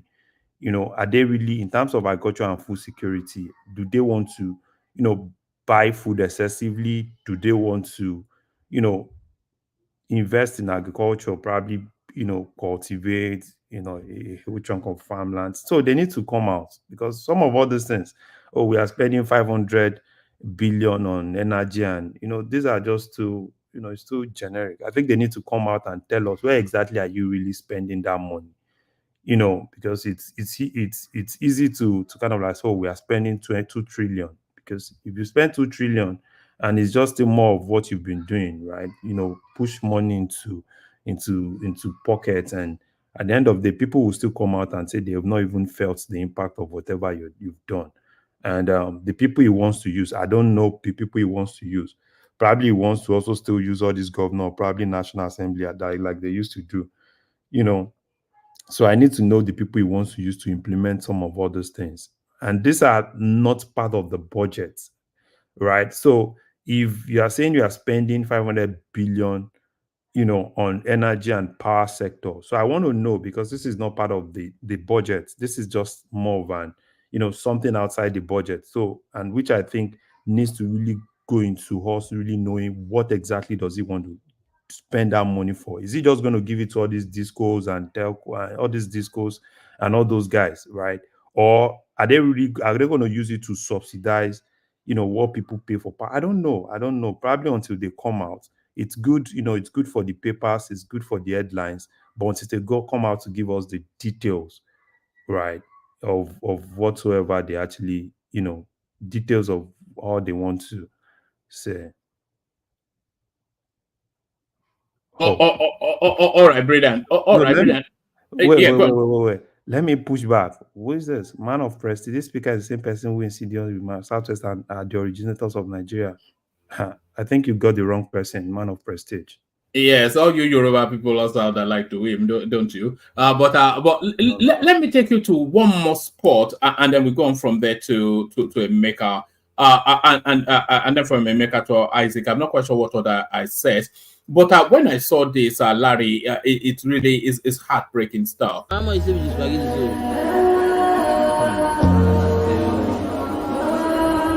This spaghetti is there now. Let me die with this Tinubu. Now, how do you want to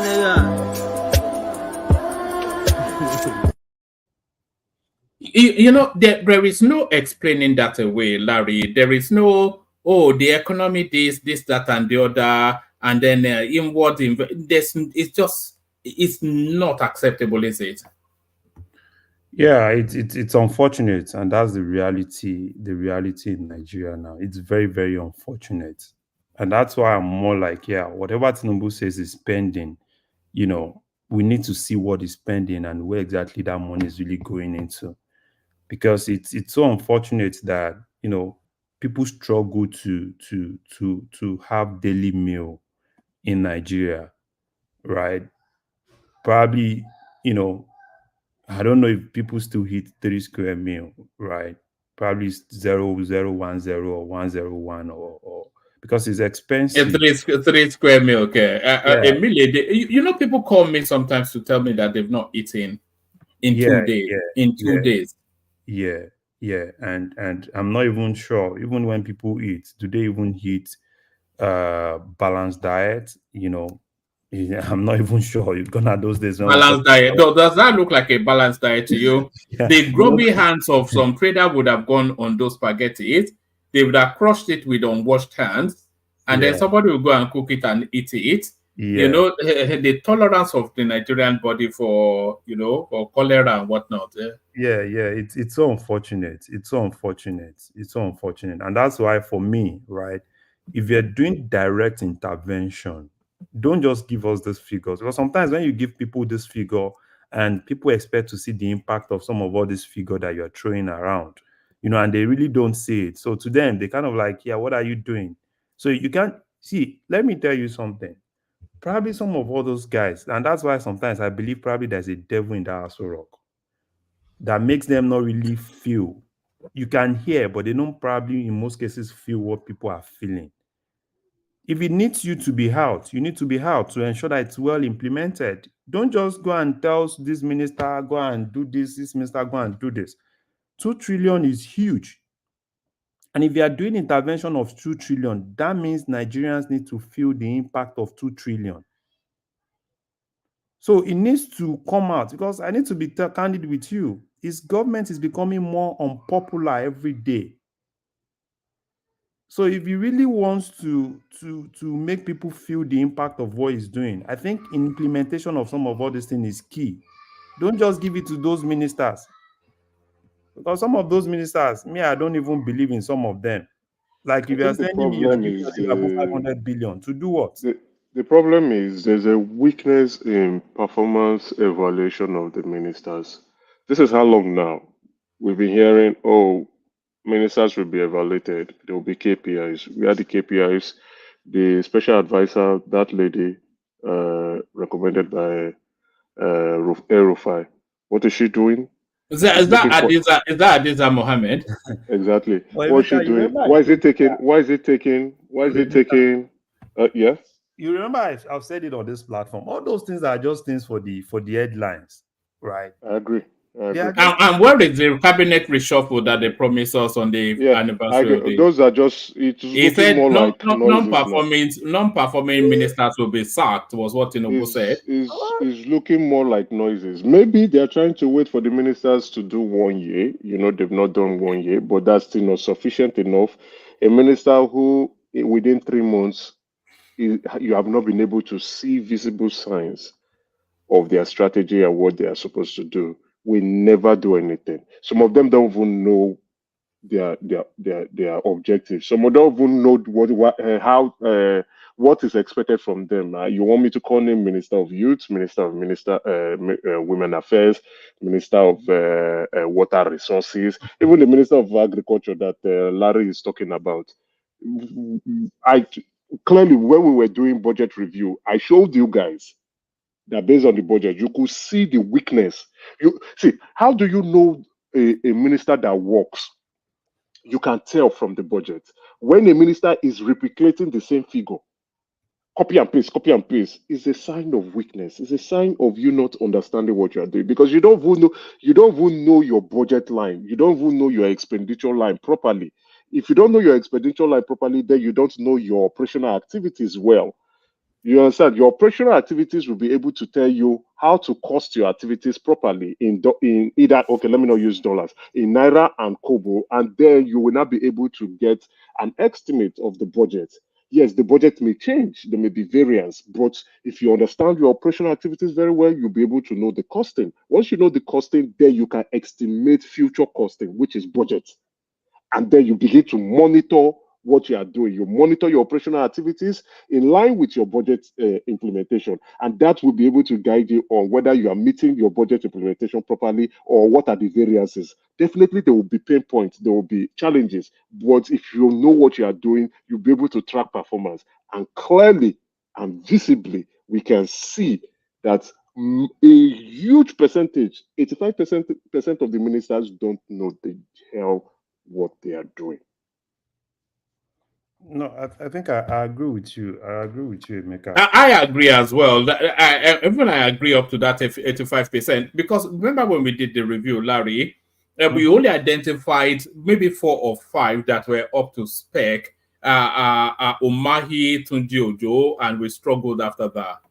Yeah, it's just so unfortunate. That's why for me, all these numbers. See, I think at this point, for me, right, I think we need to now see down how much has Tinubu's government spent. Sorry. I want to disagree, right?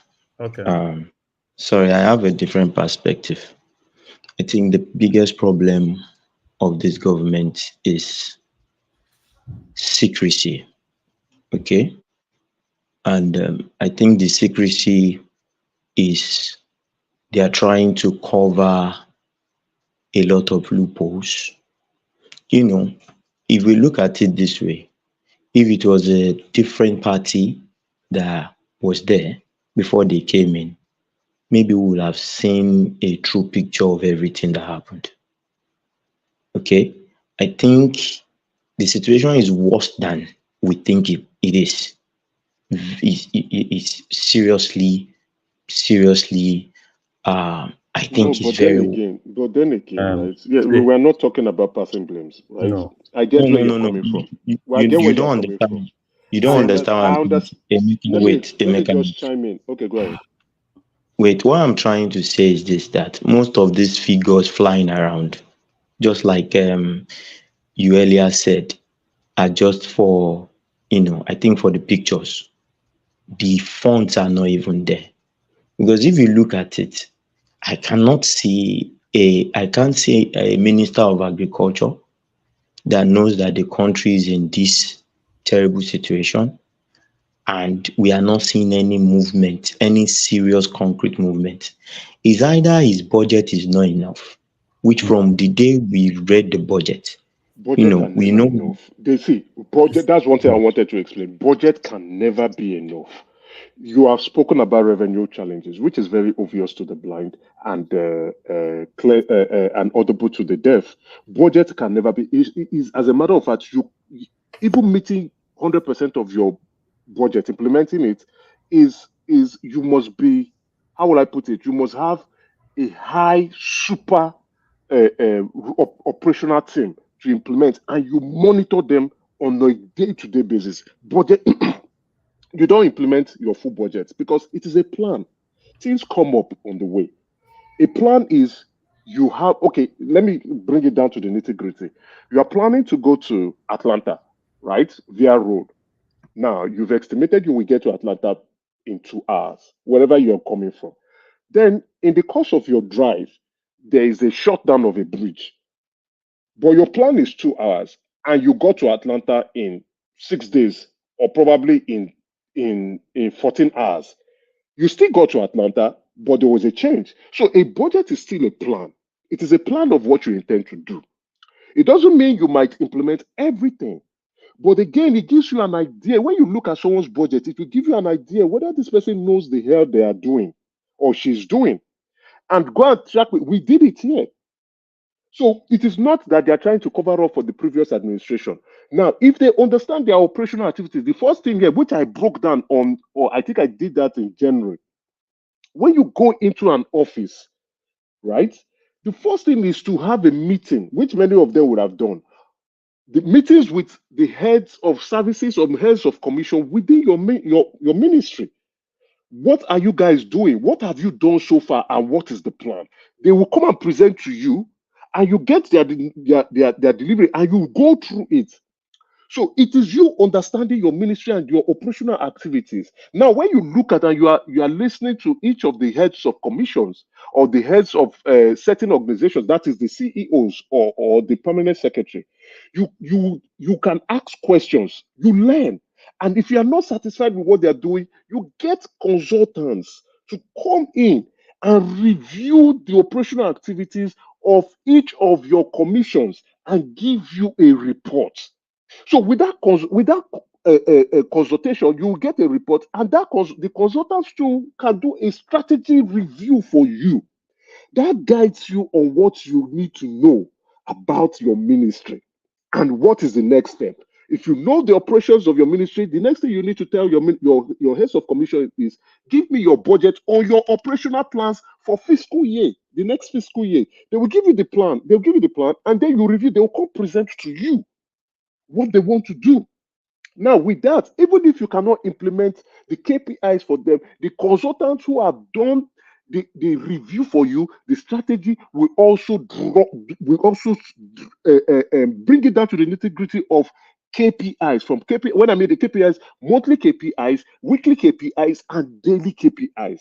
So that is what a minister will do. And then you now begin to track the performance. How do you track performance? Every week, You must have meetings with your heads of commissions. They have told you what they want to do. They have explained their operational activities for you. You have broken down their operational activities to daily, weekly, and monthly deliverables. Now, definitely, revenue will be a problem because they need money to go and implement. So when they are presenting, they will say the only challenge you should be here is that, oh, we have not gotten enough money to implement this. Then it is, what are you doing to go and get the funds? If they have approved the budget, your view now is to go and see how to go and get the funds. Sometimes they will give you 80% of the budget of your budget as a minister. They will give you 80%. With that 80% of that budget in the money, you will now prioritize your goals. Who gets what and who gets less? And that will be because you've understood the operational activities of your ministry and also the commissions that are under you. You will know that this commission has little impact and this commission has high impact. For commissions that have high impact, you will allocate more funds to them. As a matter of fact, you will allocate 100% funding to commissions that have huge impact. For commissions that have less impact, you allocate less funding to them because on the bottom line, they have less impact in the community. Now, Larry was talking about agriculture and funding. An agricultural minister, look at what Bill Gates is doing. You can go and meet these people. Bill Gates is highly investing in agriculture. You don't even need to be relying so much. Yes, you can rely so much on budget on the national budget, but you can get funding from other nationals or other entities, from other individuals. Hold on, I'm breaking. See, hold on. Let me land. Right, let me just finish. They'll bring the funds for you, and you implement. Now, what are we having? When commissions are or heads of commissions are talking about budget, they're only talking about salary payments, buying of computers, buying of chairs, buying of stationaries. That is the problem. So you can see from a minister who has an understanding of how to lead and a minister who has less understanding on what to do. Go ahead. What I just did now is based on experience, and you can tell who wants to work and who does not want to work. And what I've explained, it's applicable in every organization, whether public service, whether private service, and NGOs. All right. Jide, yes, complete that interjection, and then Larry, go back to that space, wrap it up, and then we move on. Wama, let Larry continue. I wanted to, I just wanted to point out to Emeka that it's not as easy as that. See, you know, everything is good in everything works in theory, but you know. The truth of the matter is this. For instance, Woman, I want to give an example. You see, the noise in Nigeria, there are of 3 different sections. The people that are actually feeling the impact of what the government is doing, all their policies, not for the wrong reason. Put percentages to it. Put percentages to it. Carry on. Yeah, Woman, I can say that the biggest noisemakers are the ones that are affected for the right reasons.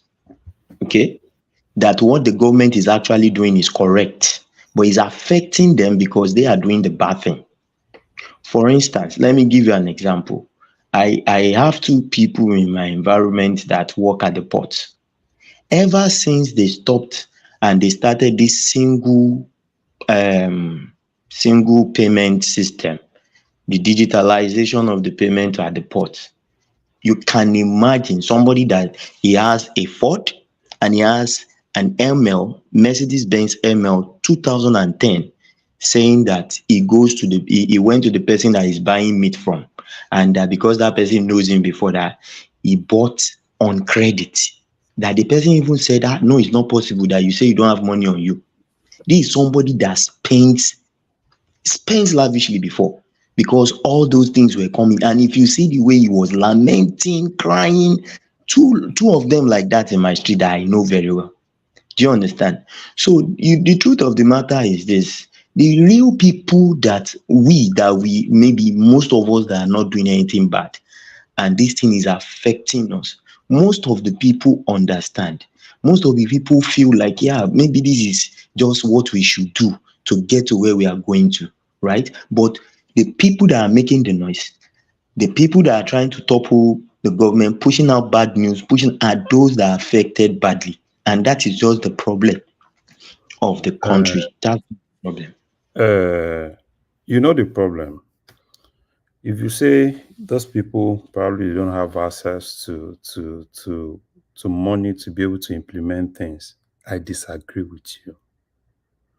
I think at this point, it's gotten to a point where we need to now start looking at how much the Tinubu government has actually got, how much they've borrowed, and what they've actually done with it. This particular government, within the first year of this government borrowed 20 trillion naira from local, they got it from local investors, 20 trillion, right? This same government, this same Tinubu's government, if you look at what they've actually, what they got, let me start from, because sometimes when I look at, sometimes we don't want to talk, but it's so crazy. Like things are really, really, because I don't really know. They've gotten more than enough. They've gotten more than enough. That is the reason why I'm asking that question. Okay. Wait. The reason why I'm asking that question is this. If yes, you said they've gotten more than enough. Let's assume they've gotten more than enough. And we cannot see it. Basically, let's say we can't see it. Where is it going into? Okay. Now it would now point to the fact that what we think we were getting, and that's why I said maybe they are not coming out plain, and that is what I have narrowed it down to. I think they are trying to cover a lot of shit from They are not previous. Don't talk about previous. Bros, leave previous. Hold on for Larry.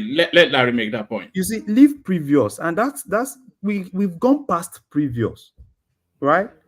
We've gone past previous. What exactly have they done with what they have? This is a government, right? In 1 year, this same government has borrowed 20 trillion from Nigeria. This is not what they've actually got from outside, right? This same government that we are all talking about, this same government in December 2023, this government borrowed $7.8 billion.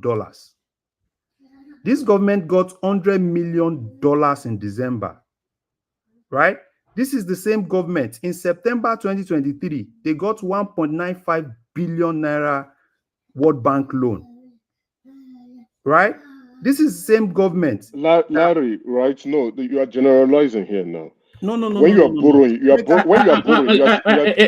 Emeka, let him land. You've had a good push. This is not generalizing, because it's kind of like saying, oh, it's probably Buhari's government. Is this? You see, this Buhari government, this. I don't even buy to all those things, right? What we are saying is, do something with what you've got. This is not even what you've even got. Your normal revenue that is coming from the oil that you've sold. These are monies that you borrowed. So if you've borrowed that much, and we are not even seeing the impact of all the money you've borrowed, right? Look at what is happening in Nigeria. We all see what is happening.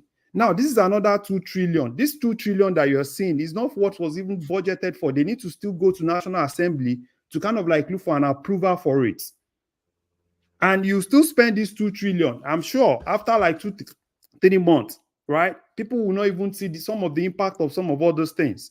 So it's gotten to a point where they have to account for every single money they've borrowed, every single revenue they've got.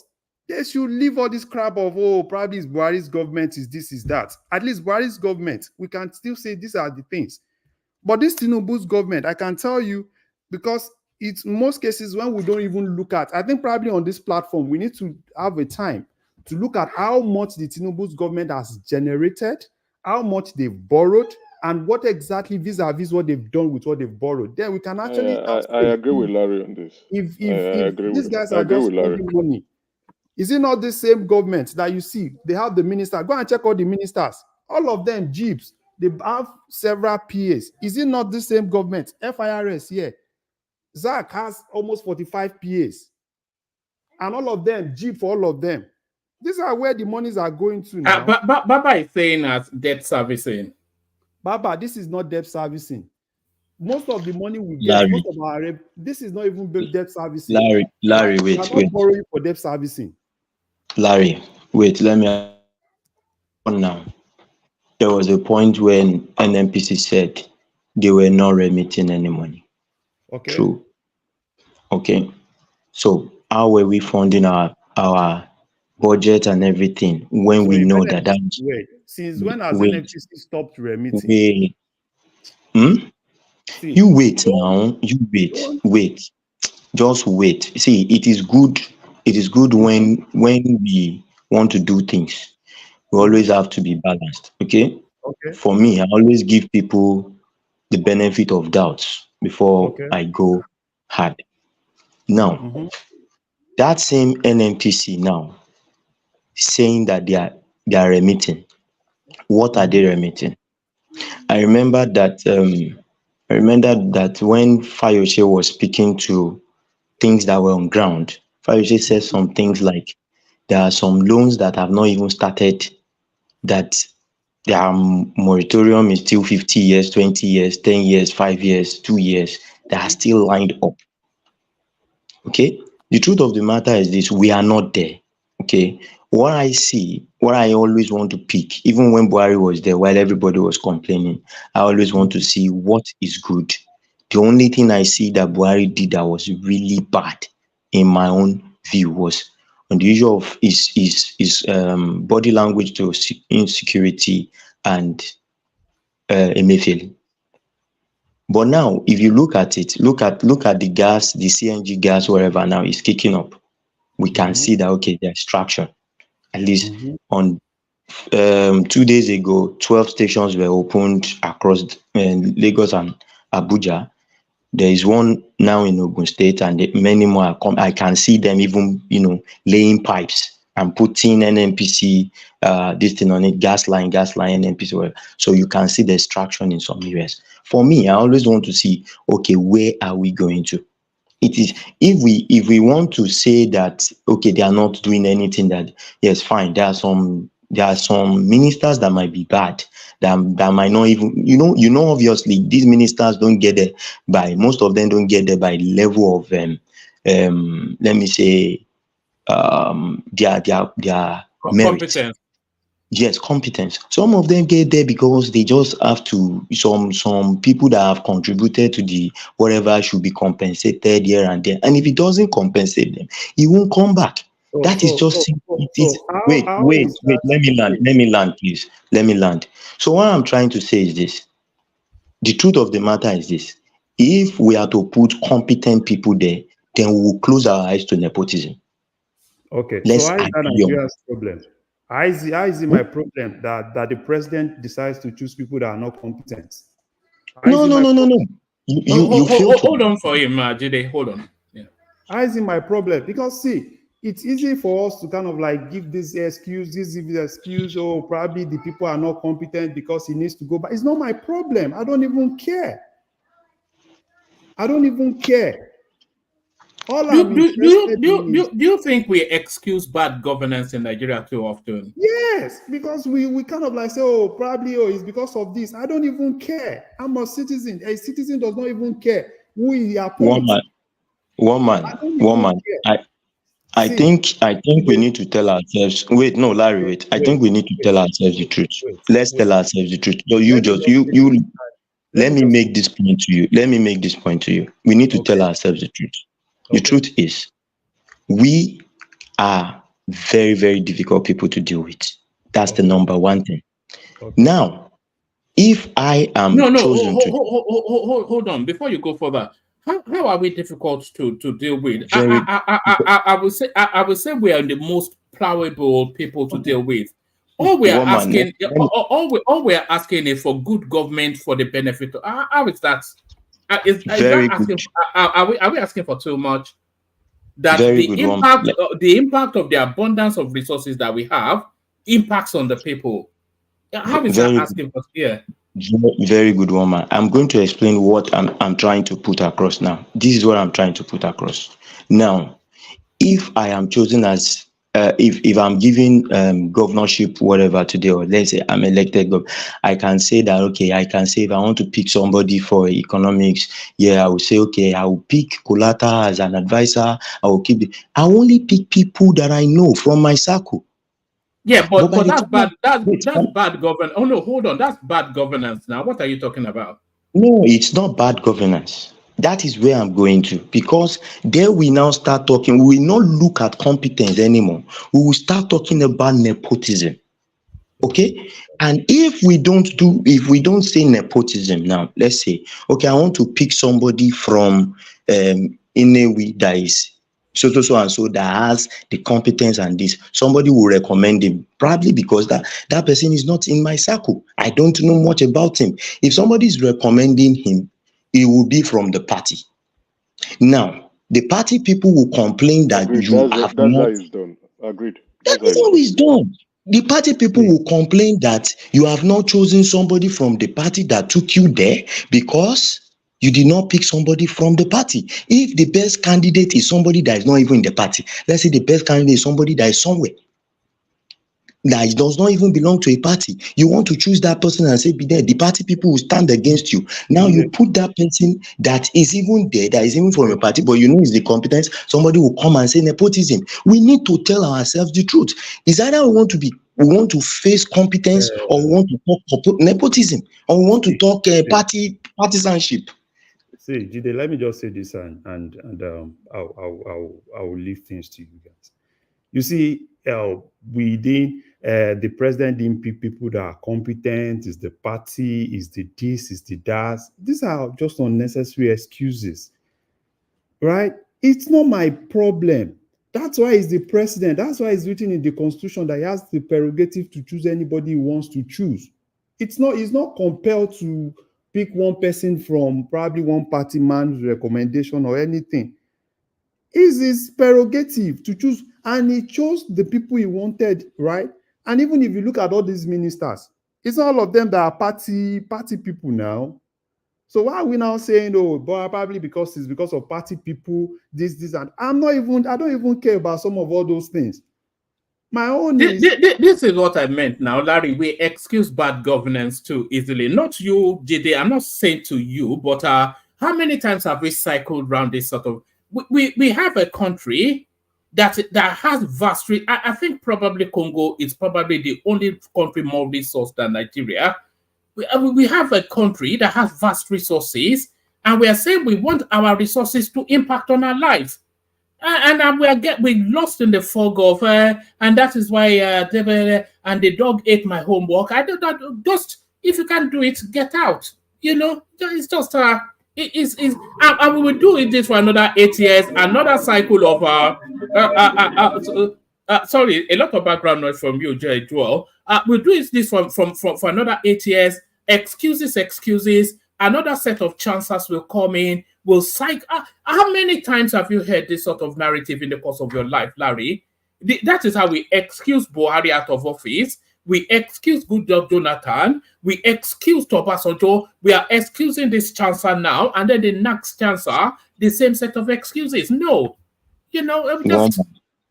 Well, I must say to you, I've always said on this platform, change our system of government, we will not get anything out of it. That's the basic truth. So we can continue to say it is an excuse, but that's the reality of what happens. If you become a governor today, your party has control over the people you will choose. So many people has influence on what you will choose. You cannot make solitary decisions. We need to understand this thing. Okay. Hold on. Hold on. Did they answer Larry's question? How is that my problem? My problem is that I want good governance to improve my life. So how is everything that you're saying now, not to dispute that it's not the case, how or why is that? That's not my problem. That's not my problem. That's their problem. One man, what I'm saying is this. Do you demand a good fruit from a bad tree? Simple. It's just the excuses, isn't it? But if the system is not, you know what we're doing now. We will do it for 8 years, so and then we'll cycle it for another 8 years because that's how it's always done. Woman, it is your problem. You know why? Woman, can you hear me? Answer if you can hear me. No, we cannot hear you. Carry on. Okay, it is your problem because when, as a citizen of a country, it is your civil right to get engaged during electioneering process. You refuse to participate in an electioneering, so you have people being selected on the mediocre level. So now that the chicken has come home to roost, they impose who they want to impose on you to make decision on your behalf. So it is your problem. So when we have people that are in authority but just figurehead, the party are the one dictating, the godfather are the one dictating who is going to be appointed, now it becomes your problem because when you're supposed to participate and have a voice, a dissent voice, you didn't. People like you would not participate. So it is the right of this, this a civil right of people to participate, not just during the election, but how they are being governed. So you don't have any power, you don't have any influence to make a decision on who is going to be your representative. So the party impose who they want to impose on you. So yes, it is your problem, sir. Do you know what? You see, we now look at this Tinubu's government. How many people, let's take Southwest for instance, how many people did he take from party's recommendation in Southwest alone? Can you point to, look at the states? Yeah, thank you for that. Thank you for saying that. How many people from yes, the states did he take from party he did take One party man, recommendation. when He it put his gets to my voice. turn, don't say 5 minutes. So this is No. over. No, one man. hour now. One man. When you come to the southwest, Tinubu is the authority in the southwest. True or false? Tinubu is what? So what are we saying? Is the authority. That is true. So what are we saying? Okay, if you talk about Southwest, wait now. You talk about Southwest. Now go to South. So the people he took from South, are they party recommendations? Let me ask you a question. Do you think Wike is certainly not a party recommendation? Not just Wike. and even recently, the in president fact, said most of Tinubu's cabinet they don't look like party recommendations. They are not no. party recommendations. Oh, no. Woman. Even the party was really complaining. I didn't even pick most of their recommendations. I was busy even picking people that were not even in their party. Rufai was a party recommendation. He didn't make it. So why are we saying it's because party recommended? Woman. We can go to someone else. The truth of the matter is... All right. Hold on. All right. Land that point, Jide, and then we go from you to Emeka. Let me say something. Larry seems not to understand something. When it comes to the Southwest, Tinubu controls everything. But when it comes to the Southeast and North, consultation upon consultations. We knew we were reading Ogbeni came here and was telling us how El-Rufai's case was, how the governor intervened, how the governor recommended somebody else. It was all about recommendation. For instance, that women affairs minister would not have been a Tinubu pick. It's recommendation. We know all these things that party recommend. It is people in the party that will recommend somebody to you. It depends on how close those people. That women affair minister was not party recommendation. It's party recommended. No, it was party recommended. It was Tinubu himself. He was one of those people that first stepped down for Tinubu. No, was he not women's leader for the party? No, prior? It was party recommended. Because she stepped down now, that qualifier has to be nominated. It's all these things that we are saying. There are others that stepped down for him and they were not nominated. Which state did you come from? She's from Anambra State. Anambra State. Do you know the gladiators of party gladiators in Anambra alone for APC? No, they are not that visible now. Did they win the election? Did they give the president the election result that he wanted? But the likes of Andy Uba are there now. Andy Uba is in PDP. Andy Uba is in PDP. Andy Uba is APC. It's PDP. No, Andy Uba. Andy Uba is PDP.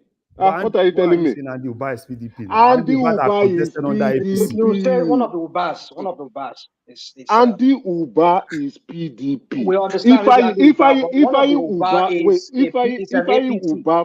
The last If election, I hold on now, the last let me election explain that, now. that Let brought me in explain. One voice, gentlemen. One voice. One voice. This guy like to do this very well. What's his name? Emeka like to do this very well. The last election that brought in Soludo, who was that guy that ran against Soludo? Andy's APC. Andy Uba is APC. I don't know what this guy's arguing about. You just come here and you're arguing like I see them. I don't even get it sometimes. I mean, there's one Uba that ran against Soludo in the last election that brought Soludo. It wasn't an APC guy. And they're telling you Andy and the things that one of the That was Andy. Ifeanyi Uba is PDP. Ifeanyi Uba is PDP. Okay, maybe Ifeanyi Uba is PDP. Are you talking about the senator Ifeanyi Uba? Hold on. Emeka, the consensus seems to be Andy Uba is APC. Andy Uba is APC. I've checked. Yes, but he moved from PDP to APC. He did play a very good role in the election.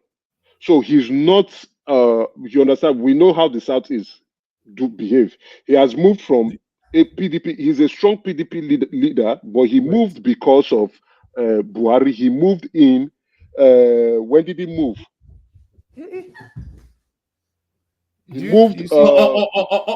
All right, let's move the conversation to you, Emeka. So what we're talking about, the fact-checking of the Samoa agreement, with a lot of people saying that Larry has actually done a very good job on that. Let's not stretch it again. And then the national grid collapsing 4 times within the Tinubu administration, and he telling us that Nigeria generating 4.5 gigawatts. It clearly just shows what we have been discussing and the extension of Larry's conversation on. It's a shame that our national grid keeps collapsing, and we can tell the Minister of Power is not doing what he's supposed to do. There was a presidential initiative on power that was established by the previous administration, right? That contract was given to Siemens. What is the communication on that? What are the roadmaps on that? What has been achieved so far? We keep hearing Siemens is doing something. Is it translating to the results that we want? What the Siemens have been doing something for 8 years. That is the problem. Sorry, guys. Hold on, Larry. Let me flow first. That is the problem we keep experiencing in our country. The Minister of Power does not understand his portfolio properly. He doesn't understand. Hold on, Emeka, 1 second. Do you think that Ministry of Power, do you think it should be cancelled and brought into the presidency? No, clearly not. Why? Now there's also a presidential because it's been failing all the way through now. So if it's under direct supervision, then there's a presidential initiative on power that is separate from even the Ministry of Power. What is that one doing? What is the team doing? Is the team ongoing? That's the question I'm talking about, right? It should be Larry Ajuri that should be communicating on that project. So that's a separate project. That's a specialized project, right? It's a targeted project that is different from the Ministry of Power. It's not a project that is under the Ministry of Power. It's a presidential initiative project that is separate to address the power challenges that we have. What is the percentage completion so far? The last that I checked, they said they were in phase 2. We are not hearing anything again on that. Now, the Ministry of Power too does not understand his portfolio. If I was the minister, what I would have done is to say, why do we need to have a presidential initiative on power separate from my own portfolio? Bring it within my portfolio, it's still power, and let me coordinate the activities, right? It shows, is that leadership, you see, somebody, I think was it the other guy, I forgot his name, was it Wale or I can't remember, right? Larry. Not Larry, no. Jide was talking about, they are trying to go. No, you don't need to go. In short, whatever your predecessor have done, that is it. You can't go and fix it. If you are crying foul. What you need to do is that there's a challenge in place. What are the challenges? Understand those challenges in place, and then bring out solutions to resolve the challenges. You understand? I'll tell you. I'll tell you what one of the challenges are, which is somewhat of the national grid collapsing is one of the challenges, and it's a narrative that's been subsisting 10, 15 years. Agree. So what they are Yes, saying is that what done to fix it is the thing. the Four times transmission now line, the on transmission that line. year. No, what they are saying, the transmission lines are old, right? And they cannot transmit the powers being generated. So we are generating so much power that the transmission lines cannot carry.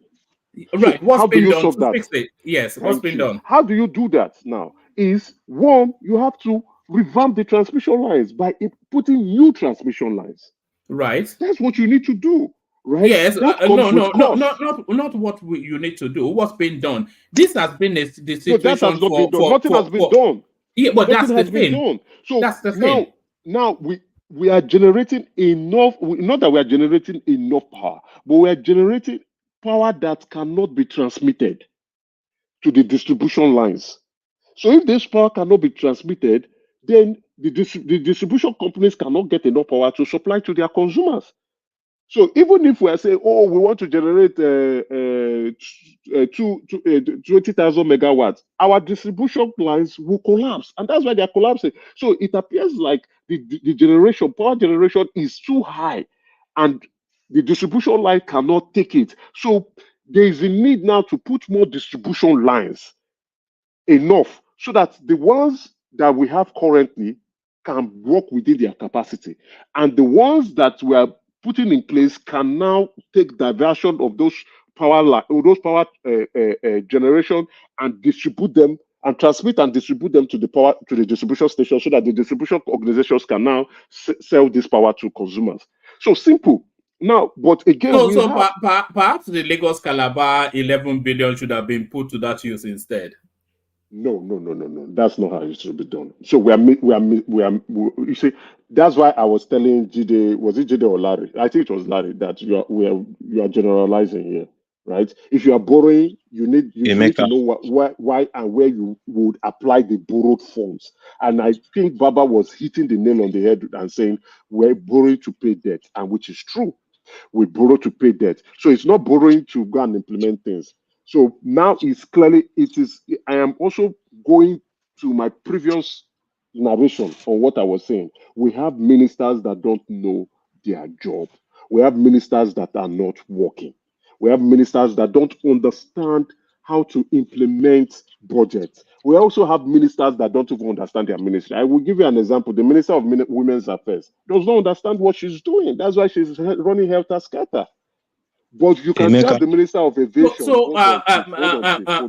Emeka, answer Larry's question. How is that our problem? All we are asking for is good governance. So how is a minister not being fulfilled? How is that our problem? That boils down to the president. The president has said, I would do performance evaluation. Performance evaluation should start for 3 months.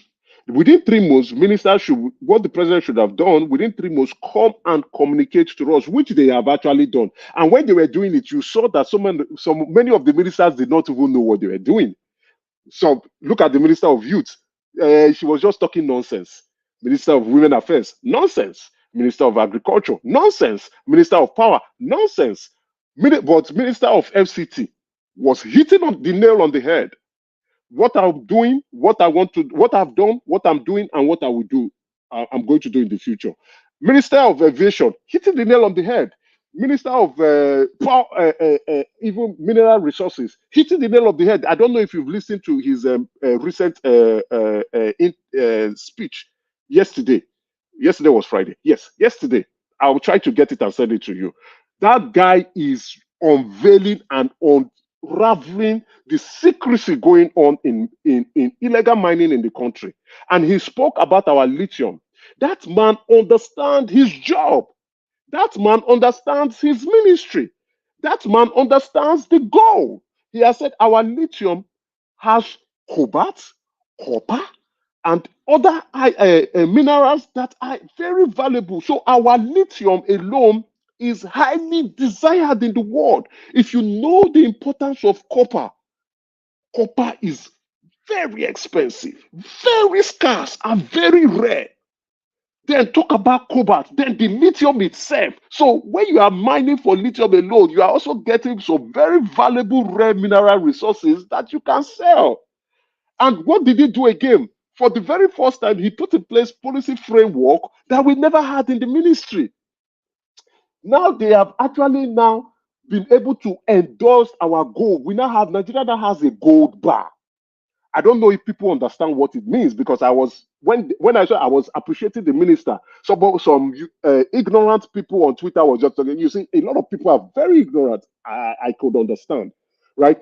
That we have a gold bar now means that in the international market, in the gold international market, because that market is highly filled with money launderers and criminals. Once you see that Nigeria has a gold bar, you can tell, okay, this is from Nigeria, which means you must deal directly with us. You cannot mine our gold anymore and go and sell in Dubai like they all do before. So you must authenticate and say, okay, this is a Nigerian gold bar. Where did you get this gold from? So which means you have illegal gold. So if you have illegal gold, you will not profit enough, right? And they will probably not want to deal with you, because we can actually take you to court. How did you get our gold? So having that gold bar signature for us. Emeka, hold on. No. Stop. No, I don't. No. No. I don't want. See, not to disrespect him. No, I don't want to take his question. No.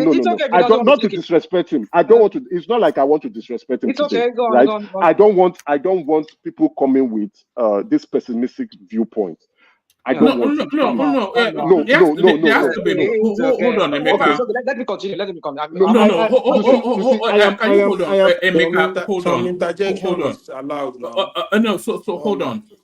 Just hold on, everybody. Emeka, yeah, but you are not holding off when you're speaking.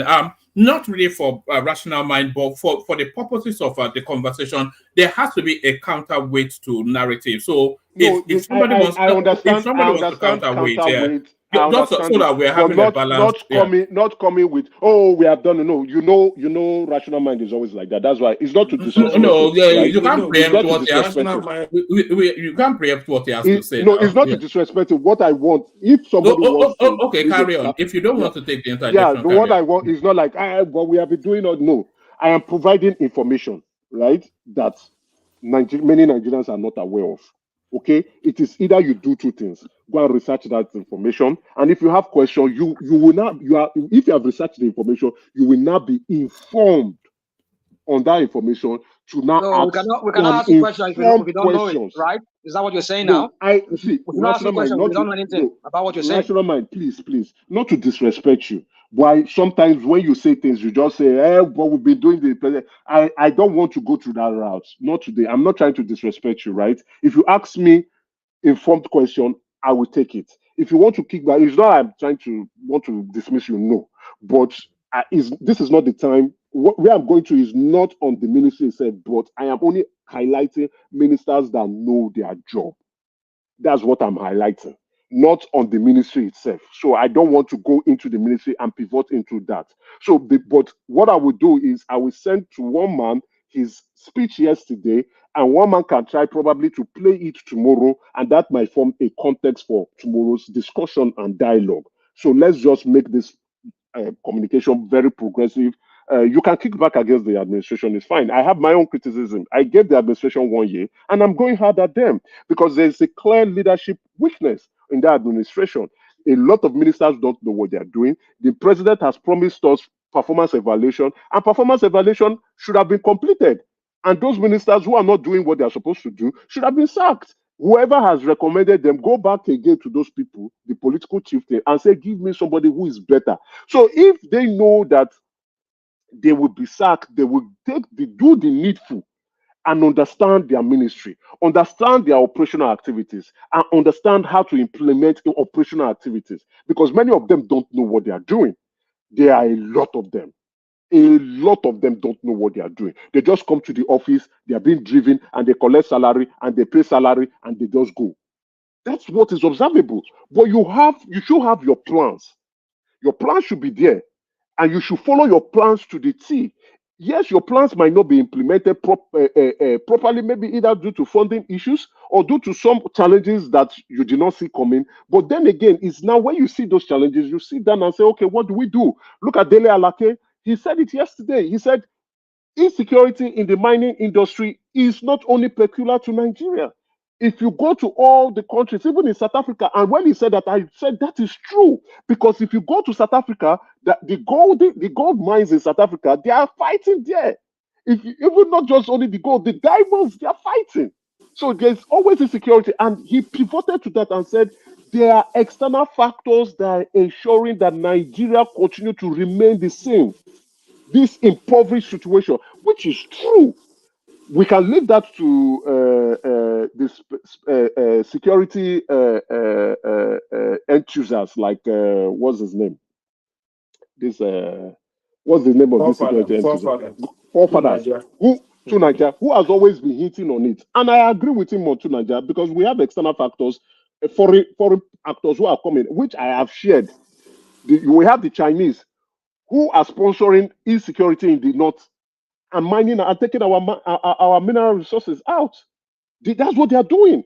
They are the ones paying the chiefs, going to shoot people, and so that they can conduct their illegal mining operations. But what has Dele Alake done? He has seen that problem. What has he done? He has instituted a security operative specifically for mining.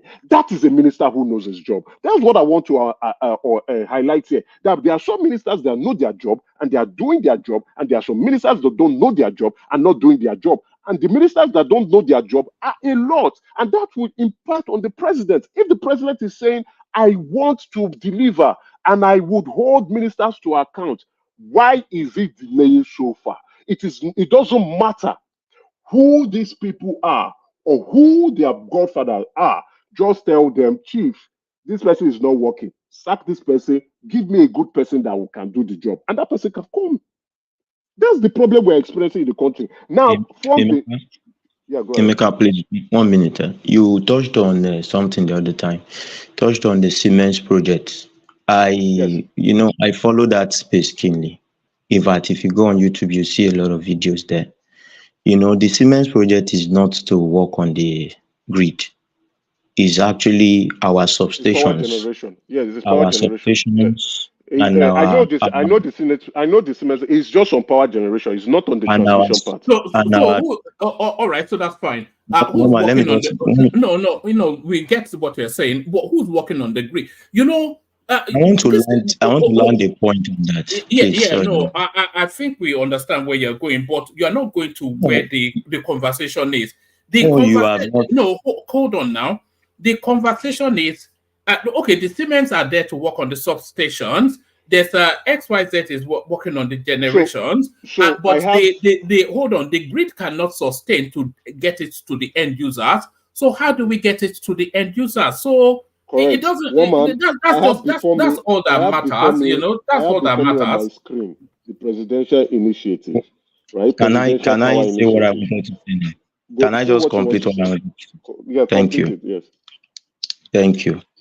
What I was trying to say is this: the transmission transformers and the substations in Nigeria, even the transmission now, they are all out of date. Now we are not even talking of the national grid. It is from that port that you go to the national grid. Okay.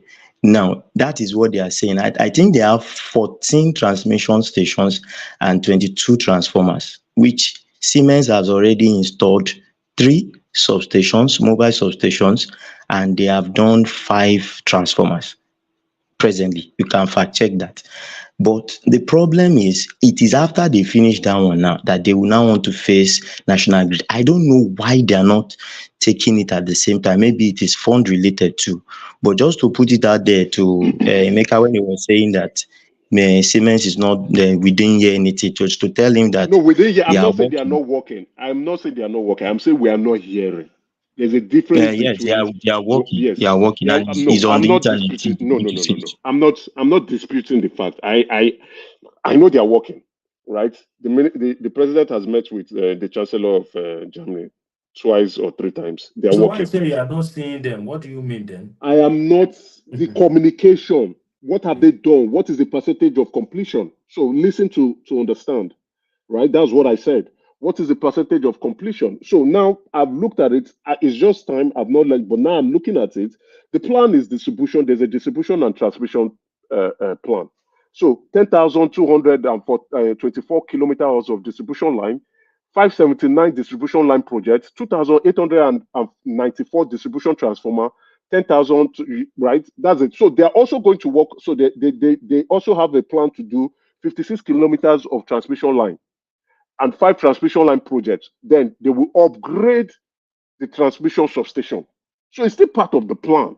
Like you have said, which I would want to agree with you, right? Maybe it's a phase by phase. So I think they're still in phase 1, right? Then they have phase 2 and they have phase 3.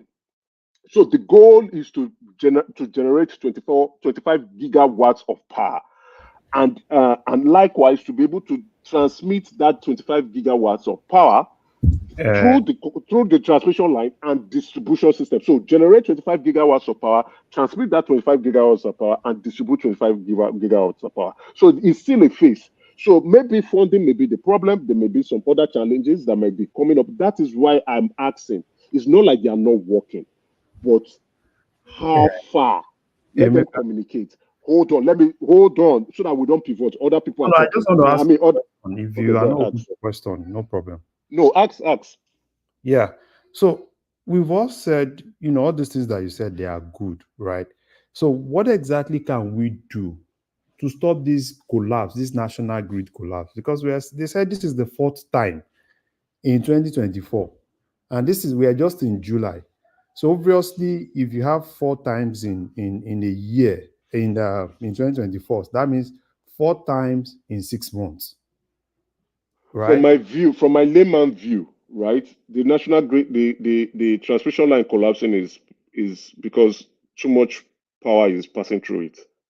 From my layman view, it's not about maintenance or that it is outdated. No. From my layman view, when you force things into a tiny hole, what do you expect? It will expand. So that's my view. I think we are generating too much power that cannot pass through the transmission. So what can be done? Create more transmission. So are we going to experience future power grid collapse? Yes, we are going to, except we now reduce the amount of power that transmission line can carry. And the amount of power the transmission line can carry cannot serve enough Nigerians. Let's be honest. So if you generate so much, it cannot transmit it to the distribution substations. It can't. It will collapse because it's too much. It's overcapacity. It will collapse. So we are generating so much that cannot be transmitted. So we are going to get more collapse will come up. What will not happen is they will drop down the generation and then it will pick up again. So what they need to do is to now see how to build more transmission line, which is not a one-day thing. It's not a one-year stuff. It's a long-term stuff. So the point there is the problem here. Sorry, Wama, I know you want to come in. The problem is the minister itself that is not communicating properly. Communicate to Nigerians why are we having this national grid issue. So Nigerians can understand, okay, this is what is happening. Communicate to Nigerians and communicate to Nigerians the plan and the solutions that you are putting in place. So when there's a national grid collapse, everybody understands, okay, this has happened again. But the people who are working are working. So you communicate. Let me ask you another question. Probably. I wanted to move on from that space. Okay, let me ask that question and then give a very, very brief response to it, Emeka, and then we move on. Let me ask you one question. You said, probably communication. They just need to communicate. Do you think Nigerians, right, are really interested in those communication excuses when they are now paying more for national grid collapse? Yeah, I think so. So now, if you're a consumer of a product, right, and you are not getting value for what you pay for, whoever the service provider is, has to explain himself or herself, right? You can't be paying for poor service and nobody is talking to you, and you keep paying for poor service. Who enjoys throwing money away? Nobody likes it. So what you would do typically as an individual who is learned and exposed, you go to your email and you send them an email and say what is going on, and they owe you that. In short, they should be proactive enough to communicate to you rather than being reacting to your emails. So they owe Nigerians communication on that. The Minister of Agriculture also owes Nigeria communication on why the prices of foods are high. Likewise, the Minister of all the ministers. But you can tell from what we have, only a very few. But people keep saying Wike is talking too much, but Wike communicates. He's doing a very good job in communicating. And then his fight with Ireti Kingibe, he has told her, Madam, if you don't like what, go away. We'll even remove you in 2020. Do you think we should just book them a room, let them go and settle it in there? Oh, I don't know that woman's problem. You understand? I think the woman is fighting for relevance, right? Emeka, the woman is just Wike is praising himself, or he's communicating or praising himself most of the time. Oh, that's still communication. But if he's praising himself, if he's done the thing, then you know why should he blow his horn? They say you can be arrogant if you have something to be arrogant about. So if you don't have it, then you are yes. I agree with you. So Kingibe is fighting for relevance, right? She's the only senator in Abuja, and I think she doesn't really understand her role as the senator of Abuja. She's fighting. Okay, she's fighting Wike, and Wike is telling her, my friend, be calm. They're saying, oh, you're only building roads. They say, because you don't know what we are doing. Then Wike is telling, this is what we want to do. So give it to Wike. He communicates very well. He's a very good, effective communicator. All right, Emeka, let's do this because the room is starting to fill up quite a bit. We're going to do this. I'm going to play you 2 clips and then invite your reactions to that. And then after that, we'll do 5 minutes monologues, starting with Isaac, just to get to people quicker. But that question that Larry asked, that what has that got to do with me? How bad governance is impacting on the people? I think it's captured in this first clip. Watch this, Emeka, and then give us your reaction. How much is this spaghetti?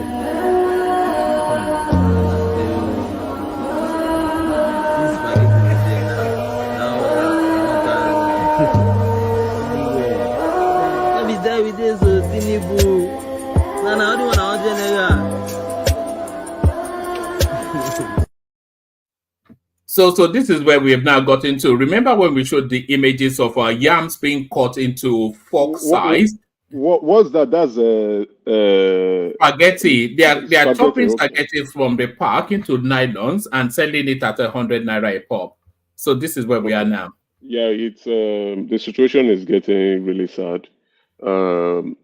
It's a reflection of how bad the country is. You see, if you understand the Maslow hierarchy of needs, you will understand that food, shelter is a very basic necessity, right? Before, as you climb up the hierarchy, when you're not beginning to think, you must solve that basic one first before you go to the next one.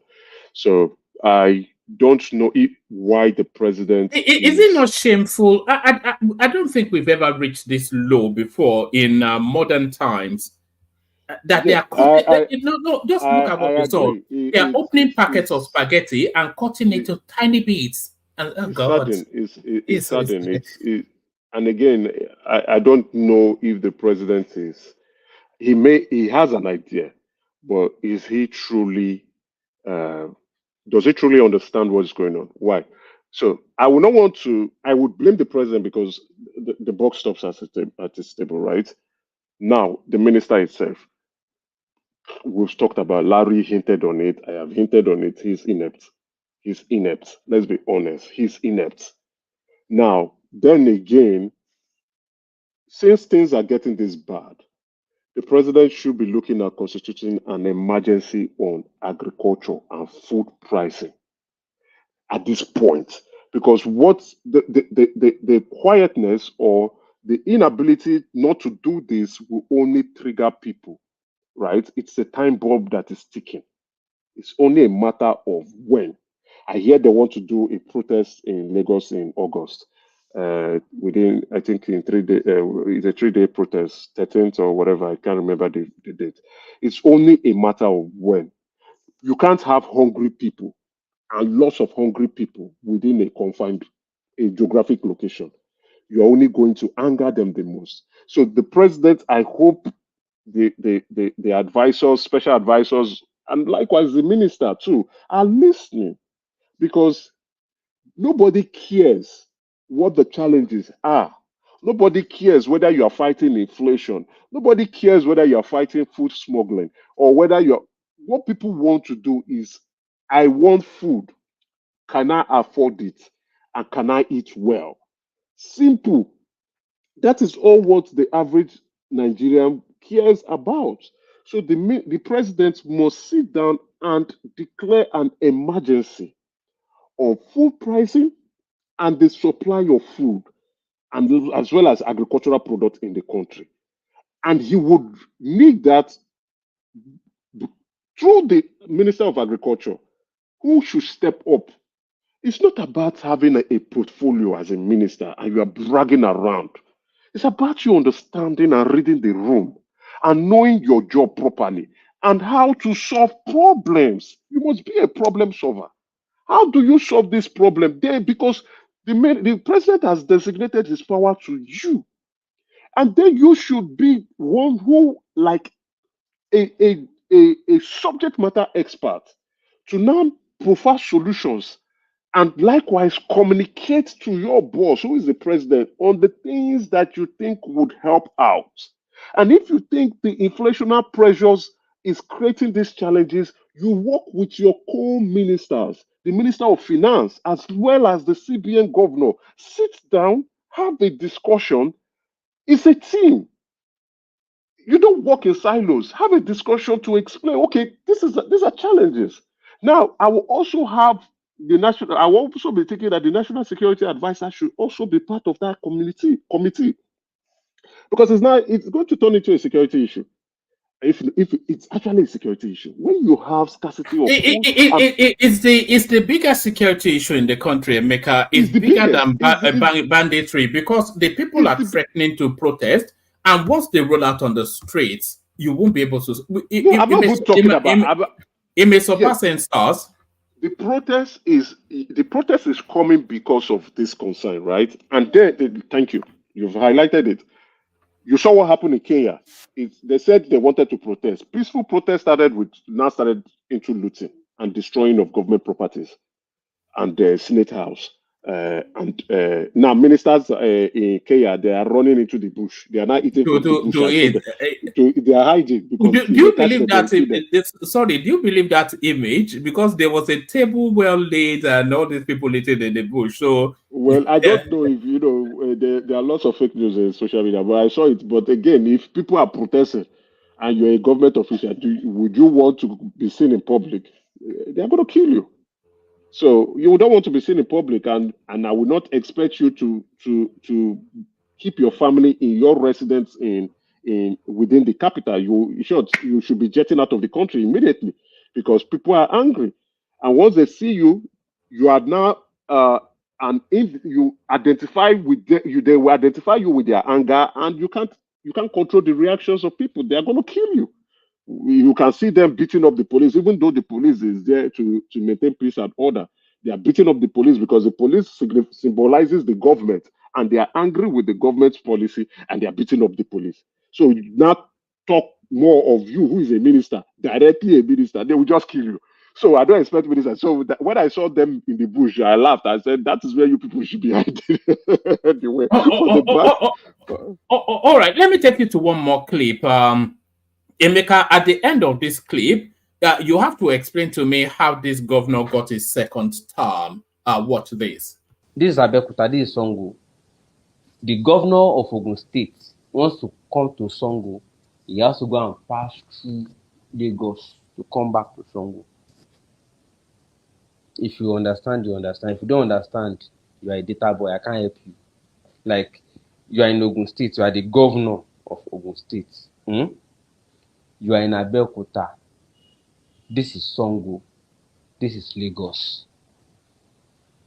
The governor is in Abeokuta. He wants to come to Sango. He has to go and pass through Lagos to come back to Sango, because the road between Sango and Abeokuta, or Abeokuta and Sango, that road is not good. Including the deputy governor, Engineer Noemot Salako, who herself, she herself is resident in Ota. This is Abeokuta, this is Ota. Deputy governor lives in Ota, her house. She came from Ota. But because the road from Ota to Abeokuta is not good, every time she wants to come to Ota, she must first go and route through Lagos and come back. Do you understand it now? If leaders who have SUVs have to go through Lagos to come back to Sango, how much more the people who live between that Sango and Abeokuta every day that they have to transact, go and buy this, take children to school? What do, and they don't have SUVs like the governors with their security. The question I have is, the people, the government officials in Ogun State, who are having to go through Lagos to come back to Sango from Abeokuta, if road no dey from that Lagos to Sango, like if them no do that Lagos to Sango, where would they pass? I'm asking you to help me ask them. If some people no do that one, where them for pass? Yeah. Why is it like this? And that's the Admiral, of course, the worst governor in the history of at least I don't know, man. How did he get a second term one? And then we are singling him out, but you can repeat that story if you remove Lagos State and River State. You That's asked the story. me. Yeah. You asked me a very beautiful question, right? When I saw it, I don't really know Ogun State very well, but I would presume both areas or both communities are in Ogun State. I would presume so. Why did I say that? I was thinking maybe the areas fall within a different location and it's a federal road, so the federal government is responsible for that. But if those locations are within the state, so it's a state road, the governor is responsible. Now, you asked me a question. How did he win his second term? I will answer. Then we cannot talk about that situation later. I have said on different occasions here that politics and governance are clearly different things. But we keep making the mistake of intermingling both together. You must first win an election before you govern. If you don't win an election, you cannot govern. Now, to win an election, you must understand stakeholders management, right? To understand stakeholders management, for those of us who clearly would have done a bit of that, you will know who are the people who have the power, the most power and the most influence. If you have the most power and the most influence within your stakeholders management plan, you have to keep those people satisfied, because those are the ones who can decide whether you become the governor or not. You must keep your stakeholders with the most power and influence, you keep them satisfied. And now, for Dapo, the stakeholders that has the most power and influence are the party members, the party structure, the people in the grassroots that can get him the votes. He has to keep those people satisfied and happy. How he does that, I don't know. But I will give you a hint. You sort them out financially. You sort them out with positions. You keep them happy. You make them more money than they used to have in the past. You provide them with more contracts. That is how you keep them satisfied. Now, for those who have high power with low influence, that wasn't really the direction of the question. That I was wanting you more because you have a different. That's why I want to explain. I initially wanted to say you may not like my answer. I think we understand your answer. We understand your answer in terms of how the politics works. No. I like your answer, but what I was just saying is the travesty of it. This guy Then again, I would. That's why I'll break it down to the nitty-gritty, so that a lot of people can get a bit educated in politics. I'll break it down. Now, if you are keeping those, What are you doing? those telling us politics? Like, we don't know what politics. What are you doing here? I mean, like, are you telling us that we don't know politics? Is that what you're saying? No, yes, you don't. What are you breaking No, down? Now, let me tell you. Let me tell you. Since you want to interject, hold on, Emeka. Wait, let me respond to it. No, Since he wants don't to respond. interject rudely. Can you hold on? Just hold on. What Emeka, because I think BQB is agreeing with him myself. We don't want the. We all know how the. He doesn't need. Just hold on one microsecond now. Emeka, please now. He doesn't. Wait, Hold on. No problem. I'm not going to that angle. Yes. He doesn't need to. You don't need to agree with me, right? He can keep quiet, and when he gets to his turn, he can say whatever I was saying is rubbish. Can you just hold on? No, I'm not saying what you're saying is rubbish. No, not you. I'm talking to you. Look, guy. When I say hold on, that includes you. Just hold on. Emeka, what BQB and Rational Mind are saying is that all these things. I wasn't talking to BQB. I was talking to Rational Mind. No. It doesn't matter. Okay. I'm also saying it. All this journey you're taking us through, we already all know that. But what let me boil it down, right? Don't boil it down now. Can you just hold on? We don't want to know the journey of stakeholder politics and how people are palmed off in order to sustain. We all know that. Or we have an idea. Yes, what we were asking is how this guy can justify serving 2 terms in office, not doing a single thing, and then going the long way around to go via Lagos to come back into his own state in order to go from the capital city into something that is barely 40 minutes drive away. So that's where we were. You are looking at it from a different angle. The stakeholders you asked me how did he win his election? That was sarcasm. That was just that's to build up. Except because you asked me how did he, and I'm telling you how he won it. Now again, because of the road is bad, that road is clearly bad. We could see it on the screen, right? Again, these people, how do they get their funds? Many of us have an idea how they get their funds. So if the man is taking the funds to keep his stakeholders happy, where will he get that same money to go and build road? If he's getting revenue and that fund is now being channeled to making stakeholders to be satisfied, that is his most important stakeholders to be satisfied. Is he going to thief to go and build road? He's not going to thief to build road. Then again, let's take it to a different angle. If one of his most important and powerful stakeholders said, "Don't build that road, though. Leave that road the way it is," do you think that Paul will go and go and fix that road? No, the people can cry. So this guy, the guy that is explaining now himself, that is explaining this, they have to go and turn. Let me tell the populace where in stakeholder management where they are. You have low power and low influence. For you, they ignore you. Because you have low power, low influence. So if you want the government, wait, hold on now, let me land before you make me pivot. You may not. That's why you may not like what I'm saying, but I'm telling you the reality. The people have low power, low influence. That is why politicians ignore people, the masses. So if the masses want to change the dynamics of this being an influential stakeholder, they must move up towards the map.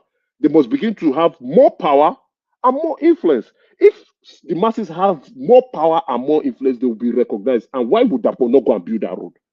Dapo will tell those other stakeholders to say, I have to build this road, though. Because if I don't build this road, I will not win the election, or APC will not win the next election. And if APC don't win the next election, we will not chop the way we used to chop. God bless you. God bless you, Emeka. So I must build the road. So that road currently now is so insignificant. The people can cry. The people can go and hit their head on the wall. That governor will not build that road because it is insignificant. Hold on, Larry. Let him land. I want to move the conversation on. The governor will not build that road because it is insignificant to the influence of 1, his political party, 2, his political career, and 3, the way he is coordinating his stakeholders that are more important to him. So that is why he has not built that road.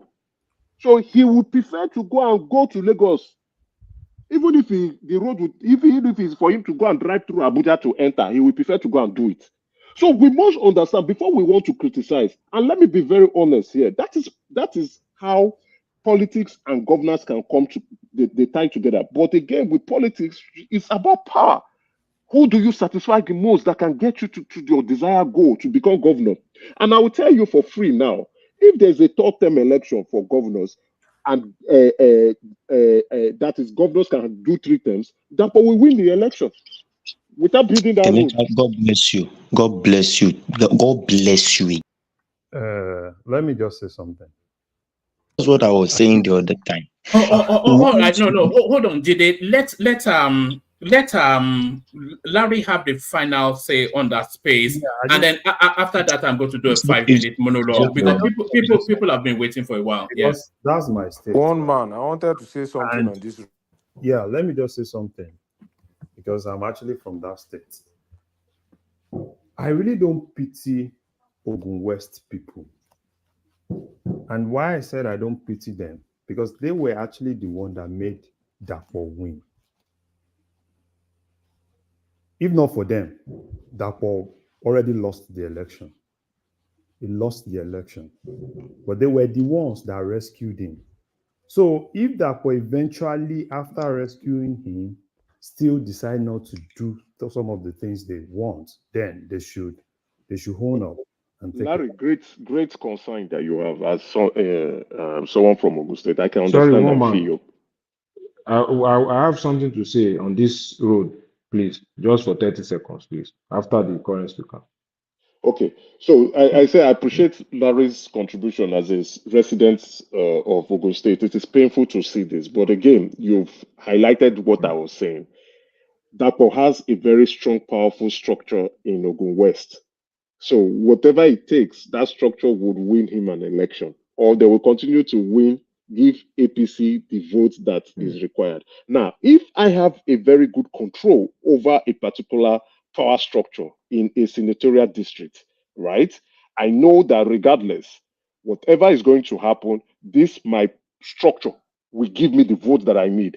I will keep my structure very happy. The structure are the ones that will tell the people to go and vote, right? Actually.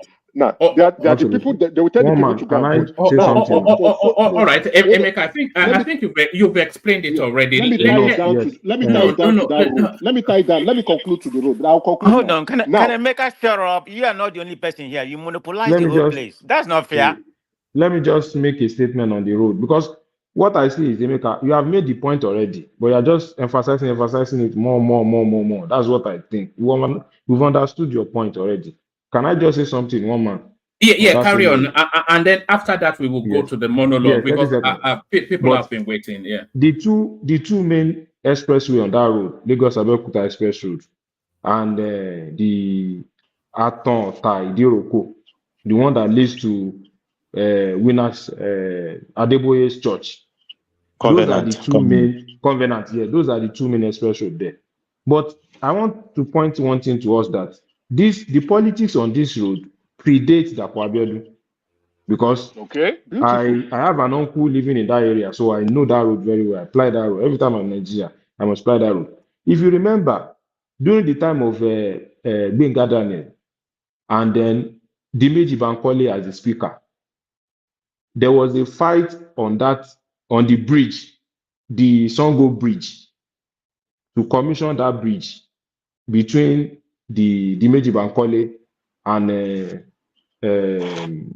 Gbenga Daniel, that it leads to a scuffle, that the governor said he was the one that was going to commission Dimeji Bankole, that said that he facilitated the bridge, only the bridge, at the entry point to the bridge and at the exit point of the bridge is still bad section of that road there, 2 big holes there in those roads. So what I'm trying to say in essence is that the issue happening on this road doesn't just happen during the time of Dapo Abiodun. In fact, it has happened from Gbenga Daniel time. Came into this this man that is always pointing cap up before Dapo Abiodun. So the issues there have been there since, not now. Then the church, Covenant Church, which I know from the Idiroko axis, always try to do some form of palliative work on that axis.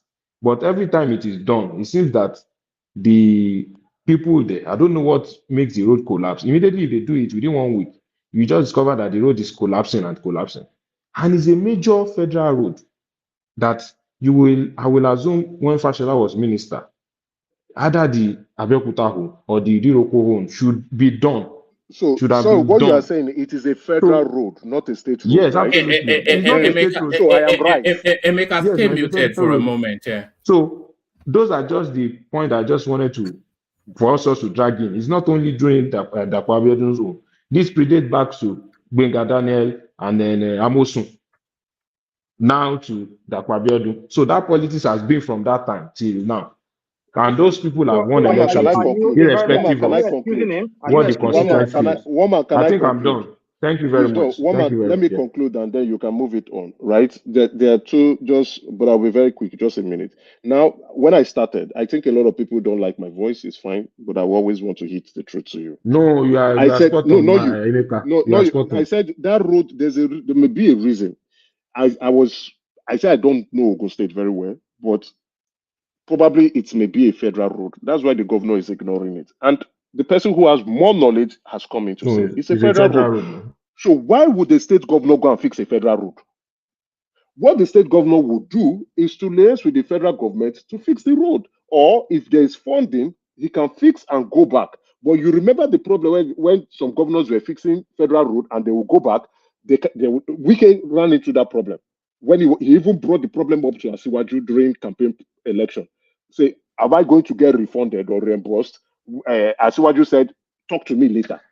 So I don't expect a governor to go and fix a federal road, but I will expect a governor to mount pressure on the Minister of Works to come and fix the federal road. Especially So when Fashola was there. exactly, who was from the southwest. So why did Fashola fix the road? Now the governor is taking the blame for it. But what I would say is the governor should try to communicate. I think most of our politicians do not communicate properly and let the people know that it's a federal road. Fix the road in Ogun State. What are you people talking about? The road is a federal road. Somebody No, just it's a said it on the federal road platform. now. Oh, you mean when He he was just a said it on the minister? platform. It Yeah, was it's a federal Minister road. of Works now. Was he not Minister of Works? He was Minister of Works. He didn't fix it. It's a federal road. And he's Minister of Works from South to East. He didn't fix it. Maybe there's not enough money. So the governor is not doing the wrong thing. Now, let me conclude. After Emeka concludes, we are Let moving me on. just conclude. So Now, no somebody more was saying... interject. And you have 1 minute, Emeka, 1 minute. Yeah, someone was on the comment section was saying, may Emeka not be one of those who would rule us. Let me correct the person. One, I'm a member of, not just a member, a volunteer of the active volunteer of the Conservative Party. And our job is to get Prime Minister Justin Trudeau, the fine boy, out of power. Two, I'm also a member of APC, though I'm not active in APC party politics, but I will become very active in APC party politics. And I will tell you for real now that I will get into office position and I will rule you. I'm telling you for real now. But I will be different because I am exposed.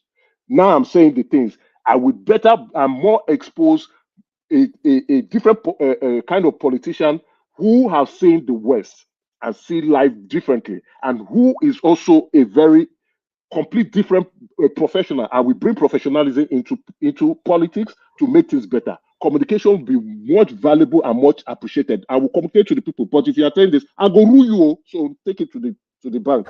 Bye bye. All right, This brilliant. Emeka got a very loud mouth. That's the only thing I can see from him. Don't provoke him. Otherwise, we'll get into Got a another loud boxing mouth. match. Yes, One man. I want to move it on. One man. Let me yes. just say this real quick. Yes. We have to do better when it comes to selection of who is going to be in any political position in Nigeria. I am of the opinion that the ministers should be voted for. The presidency should not have the prerogative to choose. If we can get 3 people voted for, then the president can now choose from those 3 people. All these things that are going on. Okay, now look at the last person that spoke. He's saying that he's going to have a political office. I mean, you can understand what Nigerian politics has become. It is now a place for anybody, anyhow person. No, You no, know, some people stay abroad. No, one man, I'm talking generally. we don't want to fight. Hold on, please. I've got, I look, one man, I'm okay with any fight, but my thing is that I am going to state it the way it is. Most people that we see in abroad today, some people supported this Tinubu that we have in government. So we have to have a standard on how we elect people into power. That you stay abroad or you stay anywhere does not give you the, because we have seen most of these abroadians, they come back home and they mess things up, including Obiano, that was the former governor of Anambra State. Including Dapo Abiodun, who we are talking about now. Oh, yeah. Okay, you see, so abroad does not necessarily mean that you have the wherewithal to be in power. Because after all, you've been out of Nigeria for how long? You've lost touch. No, hold on. It gives you the wherewithal. It's just that you might not apply it you might get subsumed by the Nigerian system. But may I respond? No. Hold on. Just hold on. Look at the screen. No, hold on. Are you hearing me? No, hold on. Yeah, hold on. Look at the screen now. We've got Isaac. We've got Dewale. We've got Man of Prestige. We've got GD. We've got Big. Nobody has spoken. We're 3 hours in now. So can I we have to move. Because if you respond to him, he will respond back to you. I'm not responding to him. No, it's not a fight. No, I'm above that now. I'm above that. Emeka, go sit down. You're just a political let's move to a different voice. Let's hear from Isaac. Isaac, your 5 minutes starts now. Isaac. My antagonists are upset this night. They should go ahead. Yeah, sorry, Emeka, but we have to move on at some point. Isaac, you're up next. We're doing 5 minutes monologue. Just to get through the voices quicker, we'll still come back to you, Isaac. But Isaac, you're up next. Praise the Lord. Hallelujah.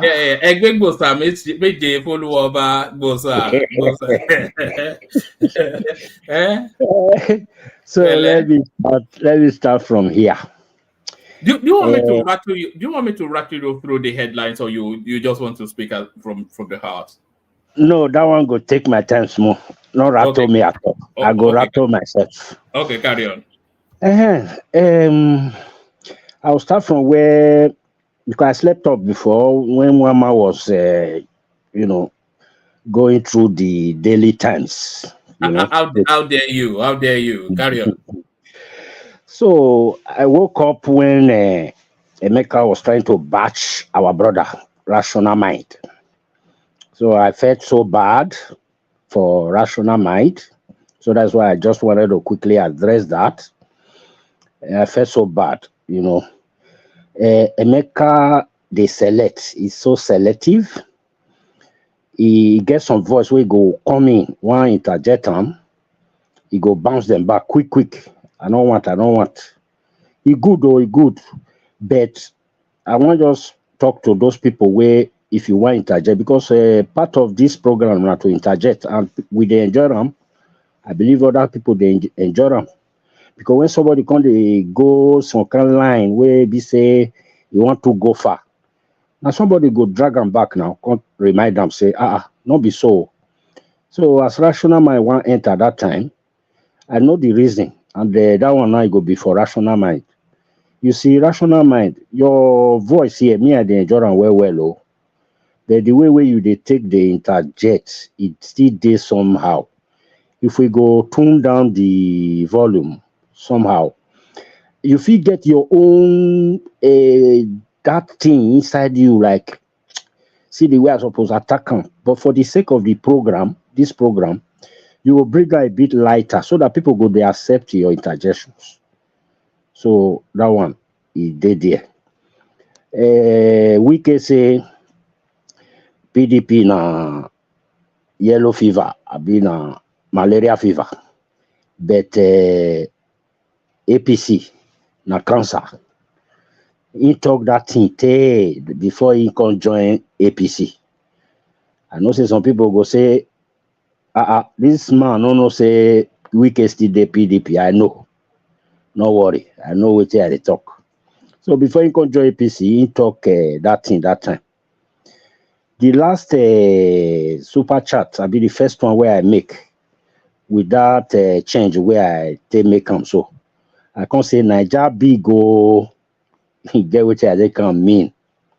Now when one man show that spaghetti where then cut inside that cellophane, you see Nigeria big and Nigeria they in a very bad shape right now, bad situation.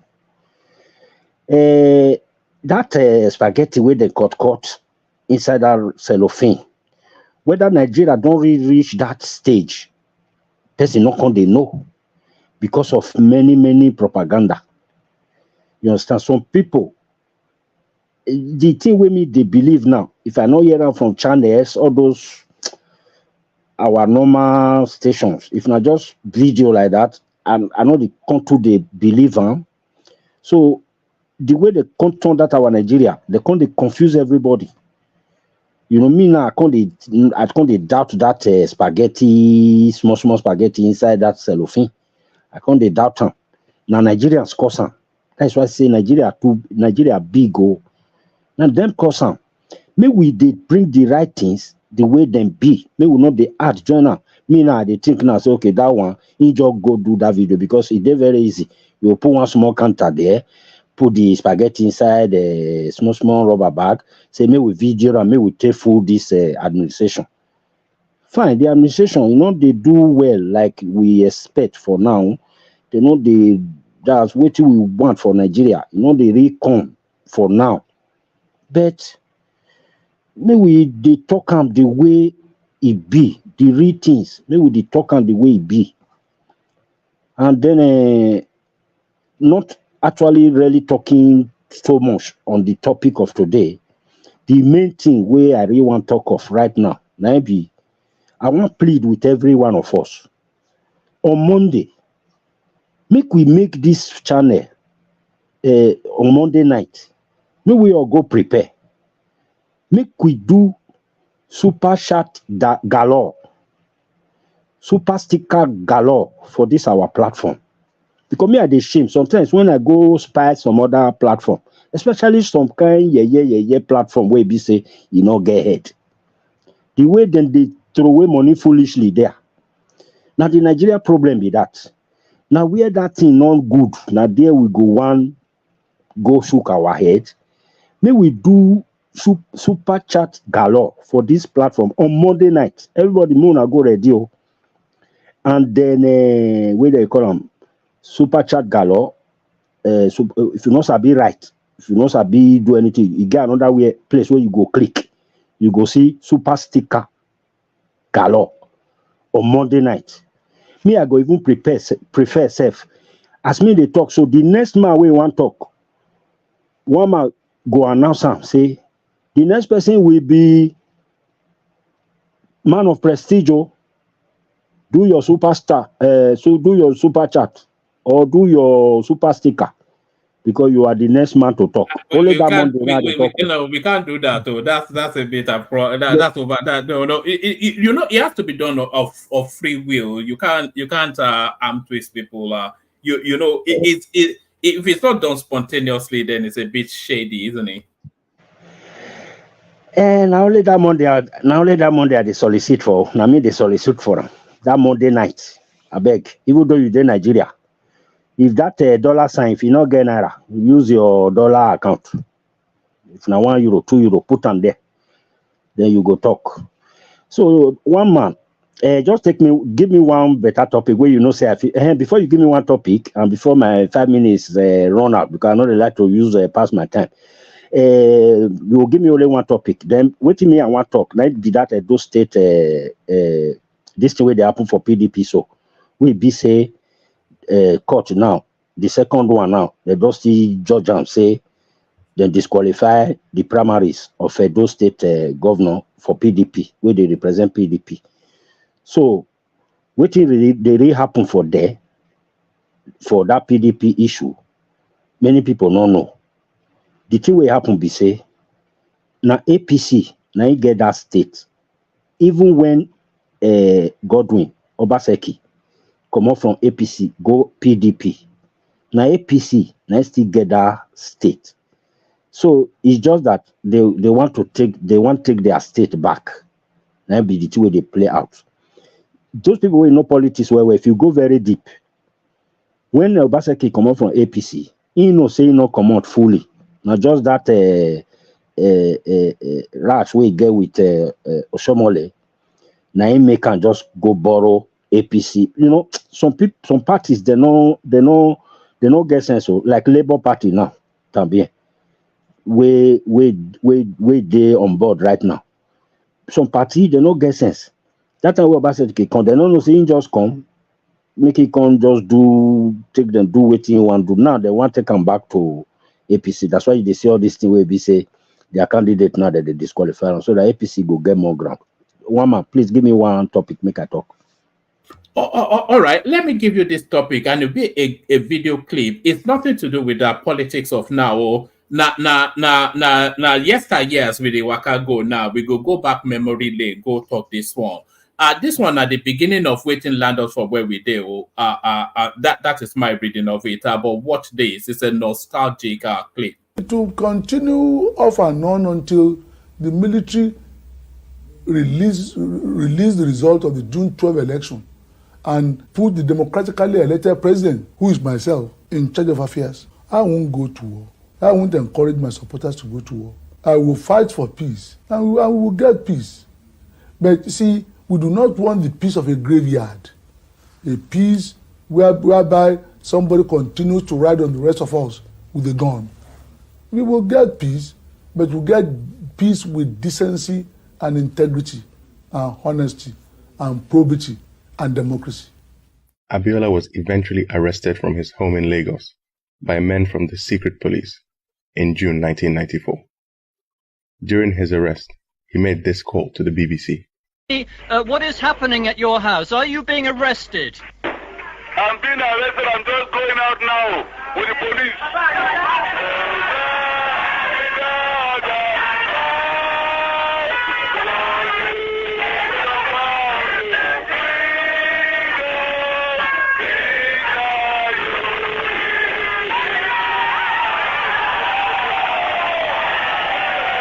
Hello?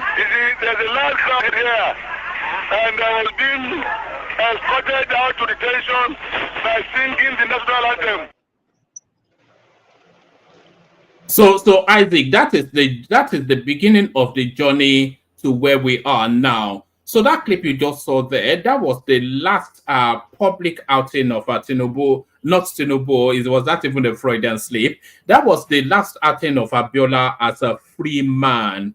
And then subsequently, so it led to his arrest, which we saw in real time. And then consequently to that tea that Condoleezza Rice gave him, So what are you then making of that clip, and what has been the consequence of it? Yeah, I felt listening to this video before sleep come catch me the other time.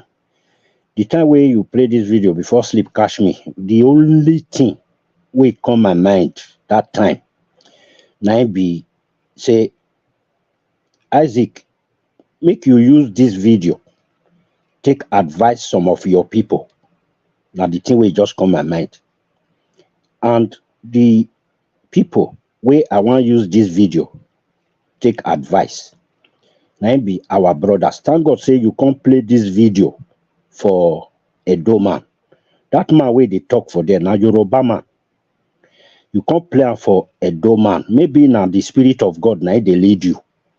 So that he go be a man. Now he go use this video to advise some people. So the people where I want advice, make them they hear me. Not be only people where did this platform. If really say this platform, many people they listen to them. We they outside the platform. Make una take this advice. This Yoruba man, he win election. After he win the election, gidigbada, they come by him. This one passed Biafra war. He passed Biafra war. And since this thing happened, since they grow up, can't reach this time, whenever this issue come, You go see these people from this part of the world, way from that man from come. Then go only bring the news, talk am je. Say this thing for not happen o, for e no good o. Even government can't even dey hear sometimes. Well, na one wicked man like that sef, one wicked man wey dem dey call Buhari. Now he can still look one day, can say, this man, they not really treat this man well. Oh. Can't give am day as whether na June 12th. You see?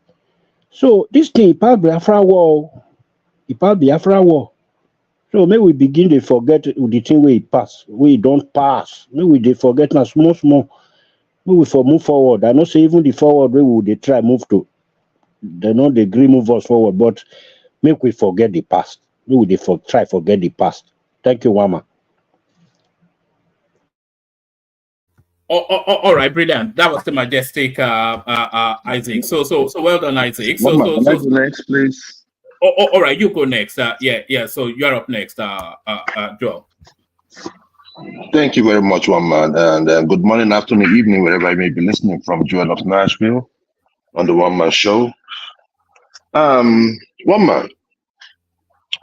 There was a topic that I want to talk about, and it has to do with the national grid. Okay, that's what's on the on screen. The issue is this: we have incompetence. We have incompetence ruling over us in virtually most positions in Nigeria. And it is unfortunate because I know one thing for sure, that when you have square pegs in round holes, the outcome is what you see in Nigeria. One man, this same thing, I can also relate it to the Black Americans living here. They have leaders representing them, mostly DEI higher. And when I call DEI, it means diversity, equity, and inclusion. And when you see those cities, you will understand that these people in power have no business being in power. When you look at their environment, we have to start telling ourselves that we have to do things differently. Look at what Kenyans are doing. These power outages is enough for us as a nation to move to the streets. We can use this as a point of contact. Why are you so eager for people? Because this is not the first time you've said that. So why are you so eager for people to move to the streets? Why are you so eager? I am eager because people who have never built anything will always want to one man. That's right. The issue there is this: I am not calling for the destruction, because some people, when they hear go to the streets, they think it's just go and start burning houses. No, it is not all about burning houses. It's about occupying those streets to tell the government that they have to do things differently. Look at the people Tinubu has around him. One man, I keep betting you guys on this show, because I see things before they happen. Most of you just support blindly, and but I will tell you what is going to happen. I am not God, but I see certain things. And when I tell you, go and look at it. One man, I told you about the people surrounding Tinubu. It does not matter if they send him representatives, or Tinubu appointed them by themselves. They are one and the same. One man, if you want to be rich, surround yourself with people that are rich. Learn from them. Learn the tricks. Tinubu had not shown to have surrounded himself with those people you guys accredited to him before the election. You guys were all here saying, Tinubu knows this, Tinubu knows this person, he knows connection, he knows people, he's a builder of men. Where are those men? Where are they? Those men are part, that Abiodun is part of them. And you can see how the state is. Garbage in, garbage out. That's what my dad always say. If you want, we have to ask ourselves, what do we want? Do we want good leadership, or do we want to do we want to continue doing hero worshiping? In the case of people from the Southwest who like doing all this hero worshiping. Tinubu is the Jagaban. Jagaban of what? Jagaban of failure. Of Bogu. You understand, one man? Because sometimes I came here, some of you say he built Lagos, and I told you, one man, Lekki is less than 20 years old, or let's be at best 30 years old. Go to Lekki. It does not show that there's anything visionary about Lekki. So sometimes we have to tone it down, because the chicken will always come home to roast. In situations like this, we are going to always have it. You ask the question, if somebody is talking about Abiodun and the road between Ota, and they say, some of them, they come on this show and they just want to just talk, just be loud about it, and just, and we just let it slide, because, and the one-man show is where you just come and you talk. State government builds federal roads. They do. So I am not also putting it, I'm only putting that on Dabo. I'm also putting that on those before him. State government build federal roads. And the response of Tinubu to the state governor, the state governor that built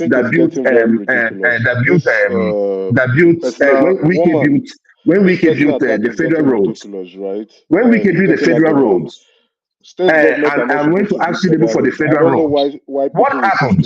Tinubu told him that he won't that the road was built by him for the people to enjoy. Can you hear me? When someone comes to Emeka, hold on. Woman, I sent you a message. Check it. You see, all right. What I don't stand for Emeka, you have to move. People who are stupid on upstairs. State government are not supposed to build, but they do, Emeka, and they have to get reimbursement. I'm going to mute you for a moment. Just allow it. Just allow it. You don't have to take it. When people are stupid upstairs, they no, don't now. You know where that's going to lead to now, and we have that too. No, I know where it's going to lead to. Is to call somebody who is stupid. When people don't know power of politics, they begin to talk. Emeka, I'm going to mute you, so stay muted. I don't want to put you to the back. Joe, carry on. Okay, thank you very much, one man. And please protect me from people who don't have fathers. No, please. But I can move on. Well, you know my father is bigger than your own father. Your father is a nobody. Look at this idiot. Who the hell are you? You are nobody to me. You are beneath me. You are mediocre. You are a peasant. All right, Dewale, you're up next. Dewale, is Dewale there? Oh, he just dropped. Prestige, you're up next. Okay. No, I don't, gentlemen. I'm going to. I'm not gonna go. No, you carry on. I'm going to bring. Yeah, I'm going to just carry on with the topic. Yes, I'm going to bring you both back, but please, we don't want to go to. You've had a good go a few sessions ago, so let's not do that. It's getting wearing. Let me continue. Let me round up now. I'm not here. Woman, I'm not going to allow this guy to talk. I will not. One man, he will You never see, now talk. you know One man, see he that will question. never Let me speak on talk, this please. platform. I am not the one. One I man, am not the this one guy will talking. never speak on. All right. All right. One man. Yeah, no. So just hold on. Prestige, carry on. Okay. You go after Prestige, Jide, but the whole thing Yeah, is yeah. No, getting a I'm bit. not going to waste too much time. I Yeah, will yeah, just be brief, probably yeah. shorter than my But five one man, this minutes. is So, not but fair to Jewel now. It's not fair for Jewel. No, This guy, no. when he was talking, he didn't interject him. Yes. When I want to try and interject, they didn't allow me. So why must you take why must you take Jewel out? in due respect, let Joel continue, please. It's Joel time, Yes. and let Emeka just back off, please. Emeka, stay on your Yes. lane. Yes. Rational mind. Joel said something about his father, which then opens up for Emeka to then launch at him. And we've had this with the two of But them. Emeka started it by calling somebody stupid. We've had this with the two of them far too often, and it cannot continue. We don't want that reputation of a fight club. So Joel, carry on, but Emeka, just allow him to carry on. Joel, carry on. So that One man, this guy will not speak here. For mentioning my father, he won't speak here. One man, he would not speak here. It's either I would leave the platform and never return. What do you think you I are? am a priest. Man, I am a one priest. man. Put this I am guy a at the back. priest. Let me He talk has no now. right. He has no right to talk to You are royalty. no prince. He's an One man. idiot. Put this guy. He's Let a me talk. stupid man. He's a stupid man. His father is also stupid. So he has no. All right. Like I said, Prestige, the floor is yours. Thank you. Yeah, I'm not gonna go to any, talking about one man. Thank you very much. I hope you handled the situation very well. I mean, things been going very well, but greeting to everybody. So let me start on where we are talking. One man, I don't know if you know. Earlier today on a different platform, we have Prince Adewola Adebayo. He was on that platform. And the question that I posed to him, of course, there's different question everybody posed to him. So it's kind of bring me back to what we are talking about. About Tinubu appointment or something like that. And my own particular question that I posed, I asked him, with what we are going through right now, the policy and everything, bring up, and it's not being implemented properly. Does he think that Tinubu has the brightest mind, in his cabinet, or is he maintaining the same blueprint, that Buhari did? Because most of the people in his cabinet, they are, most of them are in Lagos. I'm not going to say Yoruba, so that would be wrong. There are many Lagosians. So he said yes or no. He said that Tinubu has the brightest mind for the people who wants to do what he wants, not what Nigeria want. He said because they are doing good. It's after Tinubu 4 years. That's his own, that's just his own opinion. After Tinubu 4 years, people that will benefit from whatever his policy is, they're going to be clapping for him. And the rest of Nigeria will be crying. That was his conclusion. There's no doubt in his mind. But remember, this guy from Ogun State, and that's what he stated to me. And that's what I'm beginning to see, about the people in his cabinet, regardless of, whether they are bright or not bright. They are not doing things right. If they are doing things right, but like they will say, they are doing what Tinubu want. Because Tinubu stated that, I'm gonna start from where Buhari left. And that's exactly what he's doing. And he said something. I didn't follow his manifesto during the pre-election. And he said that, he's following his manifesto and he's doing everything that he wants. So if we're gonna be here and thinking that things is gonna change, I don't know. That's what he said. I don't want to put what is in mind. Go and listen to be more precisely. That was on a VA platform. So you can go and play it back and see exactly what he said. This was today about 11:30 this morning, And that's exactly what's happening in Nigeria right now. That man needed to reshuffle his cabinet or do something. Or less like Prince said, they are doing exactly what what he wants. And this is exactly what you want to be, because he stated that, we have an illusion that Tinubu built Lagos, and that's the same thing that he's bringing to the, to the federal level, and that's how it's going to be. So I just want to talk on that topic. I mean, everybody has flogged on other topics, so I don't really want to waste time. I just want to So bring everybody. are you contending that Tinubu did not build Lagos? What's the That's an illusion. I've not. It hasn't replicated that. Even I thought it's about a year plus right now. Whatever it is, whether it build Lagos, it's not build Lagos. That's not my priority. I want him to build Nigeria. That's my priority. So that's a past thing. I'm not going to be dwelling on past thing, but I just brought this subject because that was one of the presidential candidates. That was his narration. He doesn't see any kind of good coming from Nigeria, but he's going to see something, coming from Tinubu, for his own what he wants to do, for his own benefit. That's the way he see it. So I mean, we can look at it from different angle, are political. you saying for his own personal benefit or for what does that even mean? Well, not necessarily. Yeah, you can say for his own personal benefit, not necessarily, the money or whatever. Because from what I understand, he's probably the second richest, Nigeria. So he has all the whole money. He wants to, enrich some of the people that surround him, particularly the people that he appointed, the Lagosians, and they have a particular blueprint what they want to do, and that's exactly what they are doing. It may not be for the country benefit. I use the word may, but other people said it's not going to be for the country benefit, but it's for their own benefit. Anyhow, you may look at it anyhow. But that's what we're seeing right now. So all this borrowing and something like that, whatever is, I've not seen anything that is going to yield a good result. I mean, I've been saying, okay, this man has been there for just 1 year, Right now, after 1 year, he's probably need to re-examine his cabinet and something like that, But some people said he's probably not going to reshuffle his cabinet. Not for the next 2 or 3 years. Probably going to give them more time. But even at all, he decided to reshuffle his cabinet. He's going to bring the same people that have his ideology, that's going to do whatever he wants. We know Tinubu philosophy, So that's what's still going to happen in that country. I don't really have that much to say. I just want to come in and and listen. That's what I'm going to do. But you can go ahead to the other because I don't want to be coming here be flogging everything we're talking about. We're talking about the same thing. Every day. We're talking about Abiodun of Ogun State. He's not the only one. Most governors, even in my state, what are they doing? So it's not just him. That's the way. That's the way Nigerian politics is. That's the only thing I agree about what Emeka said.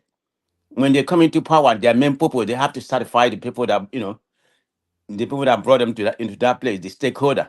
That's exactly. I mean, that's what every governor in that state is, not just him. So Ogun State, even at all, they're supposed to be having the third highest, internal generated revenue, but nothing. You can't see anything from that. So that's not just Ogun State. It's almost all the whole state. All these same people coming here praising Wiki. I mean, when have doing something very pedestrian become something to be proud about? All this road he's building, I mean, just none of them is new road. It's a road that have been started already.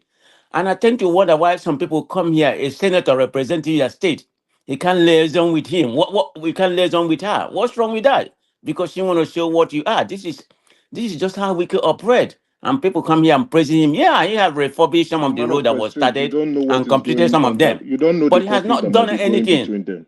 You don't know the Excuse conflict me? that might be going between them. You might not understand the conflict going between them, It right? doesn't I matter. know Why I know why you're you have to expressing do your that for the opinion, detriment of right? this or the people in the state? So there's a conflict going on between Why, Ireti and Emeka? Why should Wike. that be? Why should Where that be? you know Wike's personality, right? You should know him and you know And where so he's what? going to.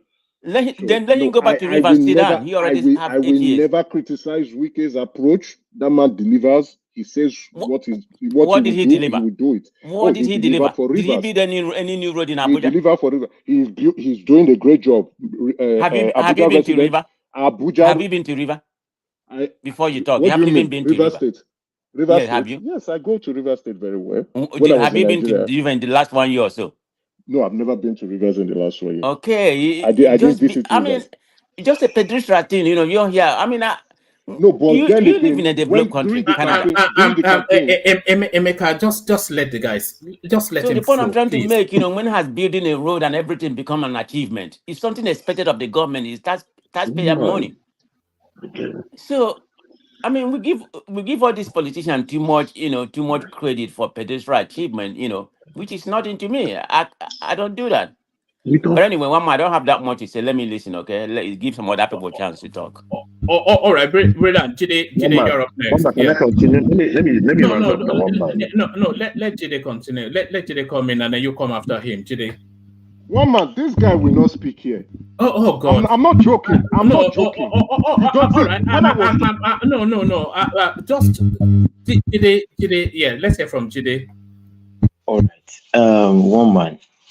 In fact, hold on. I'm going to let Joel and Nashville and Emeka go for the night because I don't want the rowdiness. Please, gentlemen, I'll bring you back both up. But if there's any more rowdiness, then I may have to let you go for the night. Jide, carry on. All right, one man. It is a pity that our country finds itself in this situation. And Jide, we're struggling to hear you. Okay, can you hear me now? Can you hear me now? I said it's a pity. There's a woofing noise. Woofing noise. Okay, is it better now? Yeah, it's better now. Carry on. Okay, it's a pity that we find ourselves in this situation.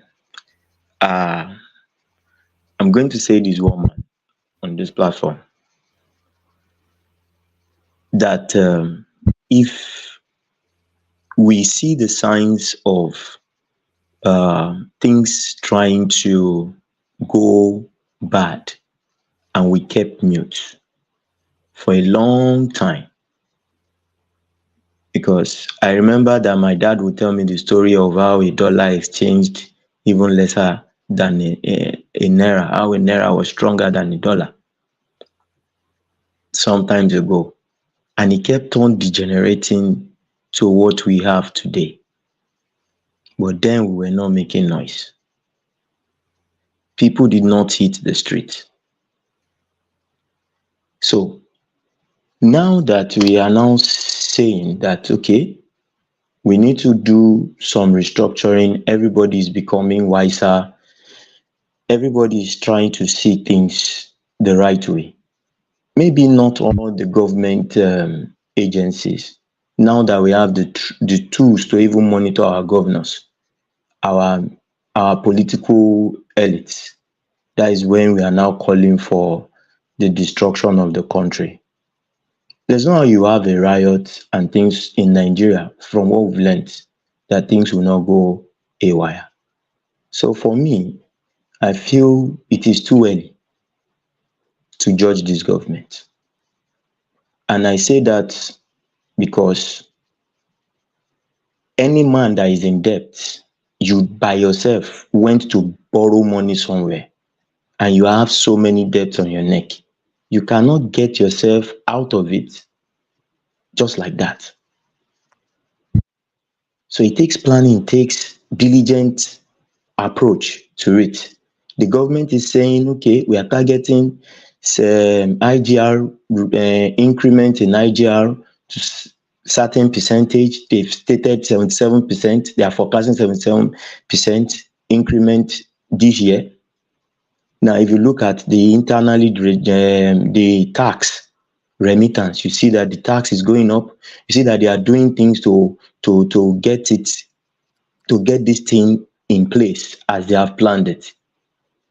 The singular payment system in our ports is to make sure that there's no leaks, the money comes in and it should come in. And still, we are saying that they are not doing anything. Now, for me, it is okay to say they are not doing enough. It is okay to say, okay, criticize policies and what is going to be the outcome of it. But to say they are not doing anything is a wrong approach. It's a wrong approach. And to some extent, that is why even some of these politicians don't bloody care. They don't bloody care. Somebody builds road now, we say it's trivial. And somebody, we were looking at another person's road that they did not touch, we say is useless. So, okay, is it not even better for the person that built the road to just pocket the money and not build it? Because after all, if you built it, it's useless, it's trivial, it's nothing sensible. But when it doesn't build it too, it's still useless. We should learn to say, okay, this person has done well in this area. Can we improve on this area? We are talking of power generation. Everything is dilapidated. Everything is dilapidated. I have narrated the story of Warri Refinery before on this platform. 2018, I was ashamed as a citizen myself that is what they have, because I know the company where I come from and I know the kind of facility we have in terms of instrumentation and control. Now, we come to Ogun State. It's a federal road. This is a road that I apply almost every weekend when I'm coming home.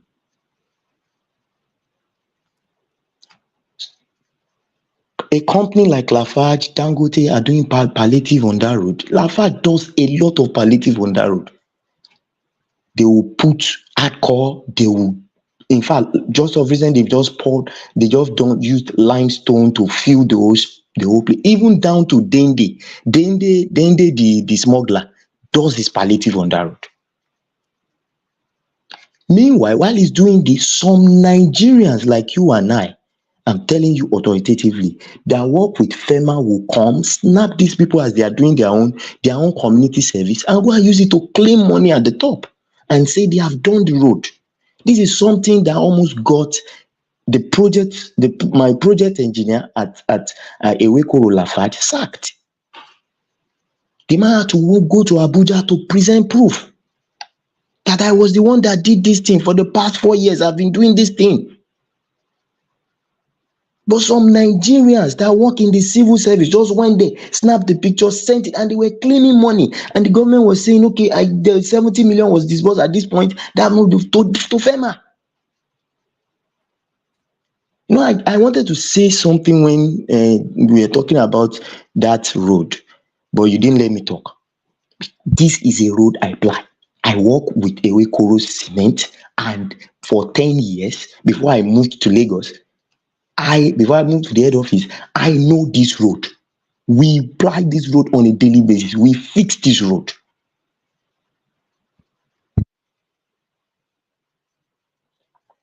So when you now talk about a minister that has done roads, and we are now condemning that minister again, what do we want? And that is why I said, Nigerians, we are complicated people. If you do, they will say, why did you do? If you don't do, they will say, it's bad. So we are not even encouraging these people to see reason to do. Sorry, Jide. I don't want to disturb your flow. This is very funny that what this guy's even talking. Rational mind, Joe. Rational mind. Jide, I don't want to disturb your flow, but what you said about that road was pretty reductive, because that Ogun State situation, I've seen a lot of terrible roads lately. The awareness was raised by one Awa girl, some northern Yoruba girl. There's a lot of terrible roads in Ogun West, and it's not that single road. A lot. When I say a lot, we're talking about like gully erosions eating roads. We're talking about roads that are not just gully erosion, just neglect. And most of them are in Ogun West. So it's not just that single road that one man stood. There are tons of videos that I've seen over the past week on, on X. So let's not reduce it to just one single road. Even Ogun East, Jebu, the Chadamo area there. Go and I've seen terrible roads in that area too, but rational mind, if you saw what I'm seeing coming out of Ogun State, in 2015, I went to Ogun State for my cousin's wedding. I had back pain in the car because of the boom, boom, boom, boom, boom, boom. It says that was the Shagamu Ikorodu road or something like that. So let's hold on. I'm going to land. Let's not reduce this to federal road, no federal road. Dapo Abiodun, to whom much is given. I mean, Ogun State is next to Lagos State. Is a major contrast. We cannot excuse this guy. No. Kolata, you don't understand where I'm coming from. Okay? We were discussing that road in particular before you called him. before you joined, right? We're discussing that road in particular. So that, in fact, the worst road in Ogun State, there's no road that is as worst as that road, is Shagamu to Lagos Express. Ask anybody. That's the most, because all these things are places I apply on a daily basis. But what I'm trying to say is this, that this particular road we are talking about now, the one we were talking about, there are even our own people, the influence of our people, even on that road.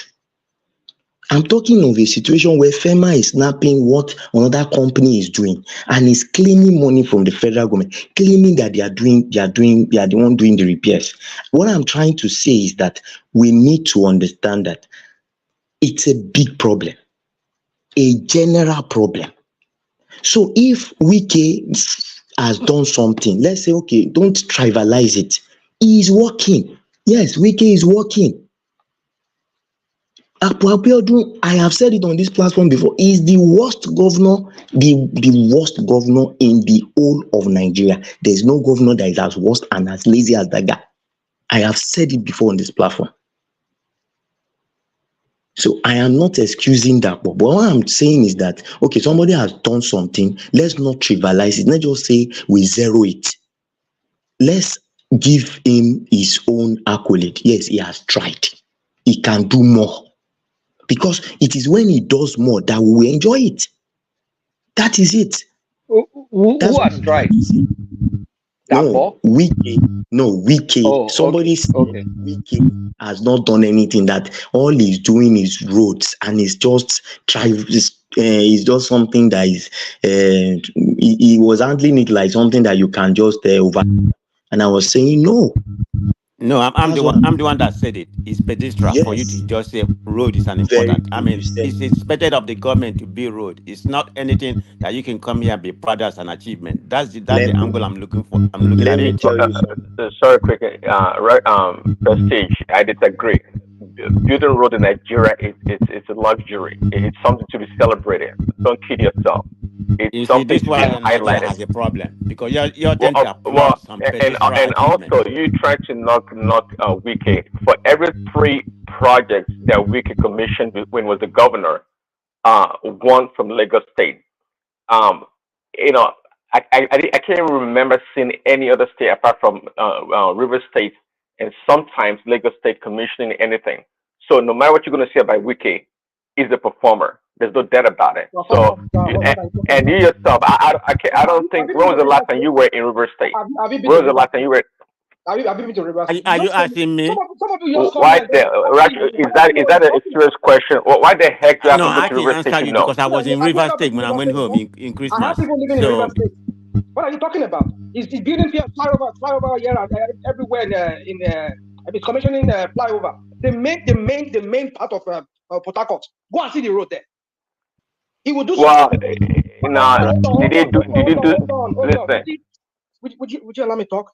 He will build flyover. He will do some few kilometers from that flyover, and he will show that part, and everybody will say, "Hey, he has built." What happened to the rest of the road? Inside. So what happened to the law school he built? Did it build a law school? I'm understanding. Or is it a medical school? Good. You people, you've lost the essence of governance. You think you ought to build roads is all about what governance is all about? Did you listen to what it's part of it? Did you listen to it is people like rational mind and prestige that just want to connect from reality. Let me land. I think the problem with some of you, when anybody who has not done anything join APC, they are seen and forgiven. That's the prism you're coming from. Wike was PDP before the election performing. We all saw it. We all saw it. It's PDP. Wike is still PDP. Wike is still PDP. He may be PDP, but it's under Tinubu mandate. So what are we talking about? The way Babati laments about Dr. Abiodun, if he does 1/10 of what Wike did in River State that you guys not giving credit for. I'm asking you, what did he do? What did Wike do in River State you're talking about? I can't begin to enumerate a rational mind, but I'll tell you one thing. Have you ever been to Nigeria, let alone River State? What are you talking about? You stay in New Jersey and make all those noise. You always go for the low blow, Prestige. You always go for the low blow. I was just Did you listen to what Ireti said? I was just there a year and a half ago, actually. When was the last time you were there? Sorry. Jide, I'm only muting you because of the heavy background noise. It's too heavy. When you want to take the floor back on mute, rational mind. If you are better than these politicians, run for office. Simple. I should run for office. Yeah, it's easy to criticize. Just run for office. Run for office. Run for office and do better. Just run for office. Like if you go for Nigeria, you go show your badge. That's what you say. Go run for office, okay? That's why you want to run for office. Man of Prestige, what did you say? You say what? No, we say we can criticize. To criticize is easy, but when you are in office, do the job. So if you think the guy you are criticizing is not better, then run for office. Take it and do it better. So if you are not better than Wiki, then let's give the man some accolades when he does something good. Give them an I don't know what accolades. Some of you here are very confused. You see? Very confused people. Wait, for what? About the Prestige, how are we confused? How are we confused? Because you're asking me to give. You're asking me to give somebody credit for just doing something extra, building a road that is expected. My money, my taxpayer money, that is supposed to do what you're supposed to do. If you do something extraordinary, then I will give you credit. Man of Prestige, that's why I said you are better now. You are better off than him. Go and run for office. Go and run for governor. All right. Jide, back to you. Jide, back to you. Let me just say something. Everything a government does should be seen as pedestrian. Okay, it is their responsibility to provide everything. There's nothing. They are not going to go and bring space or bring heaven down to earth. So it is still pedestrian. If you are saying my state is secure, then we should say okay, then you are just doing what you should do. Then if everything is pedestrian, then why then do we come and talk about it? The truth of the matter is this: I have been to Port Harcourt and I am going again next week. Okay? The truth is, there is no road in the city of Port Harcourt that is as bad as Lagos Abeokuta Express. There is no road. There is no road. And if you want to challenge me on that, I can put money on it. There is no road where you see every potholes. Anytime you go, bring us photos of that and bring us videos. We can do that. Give it to one man and let's see the one you're talking about. Because I don't know the Port Harcourt you're talking about. You say it's not as bad. Look at the language you even use. It's not as bad. Like as if they say, oh come on. This guy, I mean, you see, rational mind. You are not in Nigeria, okay? But it's okay. You are not in Nigeria. Don't worry. Once my flight itinerary is out, I will even send it to Woman to show you that I'm going. Okay? The truth is, I go to all these places. I've been to at least calm down. Jide, when you are in Port Harcourt, do video, right? That's the evidence. Do video. All those don't worry, I will do it. Just do video. You know, people like to criticize. Don't mind them. They are not there, they will just keep talking.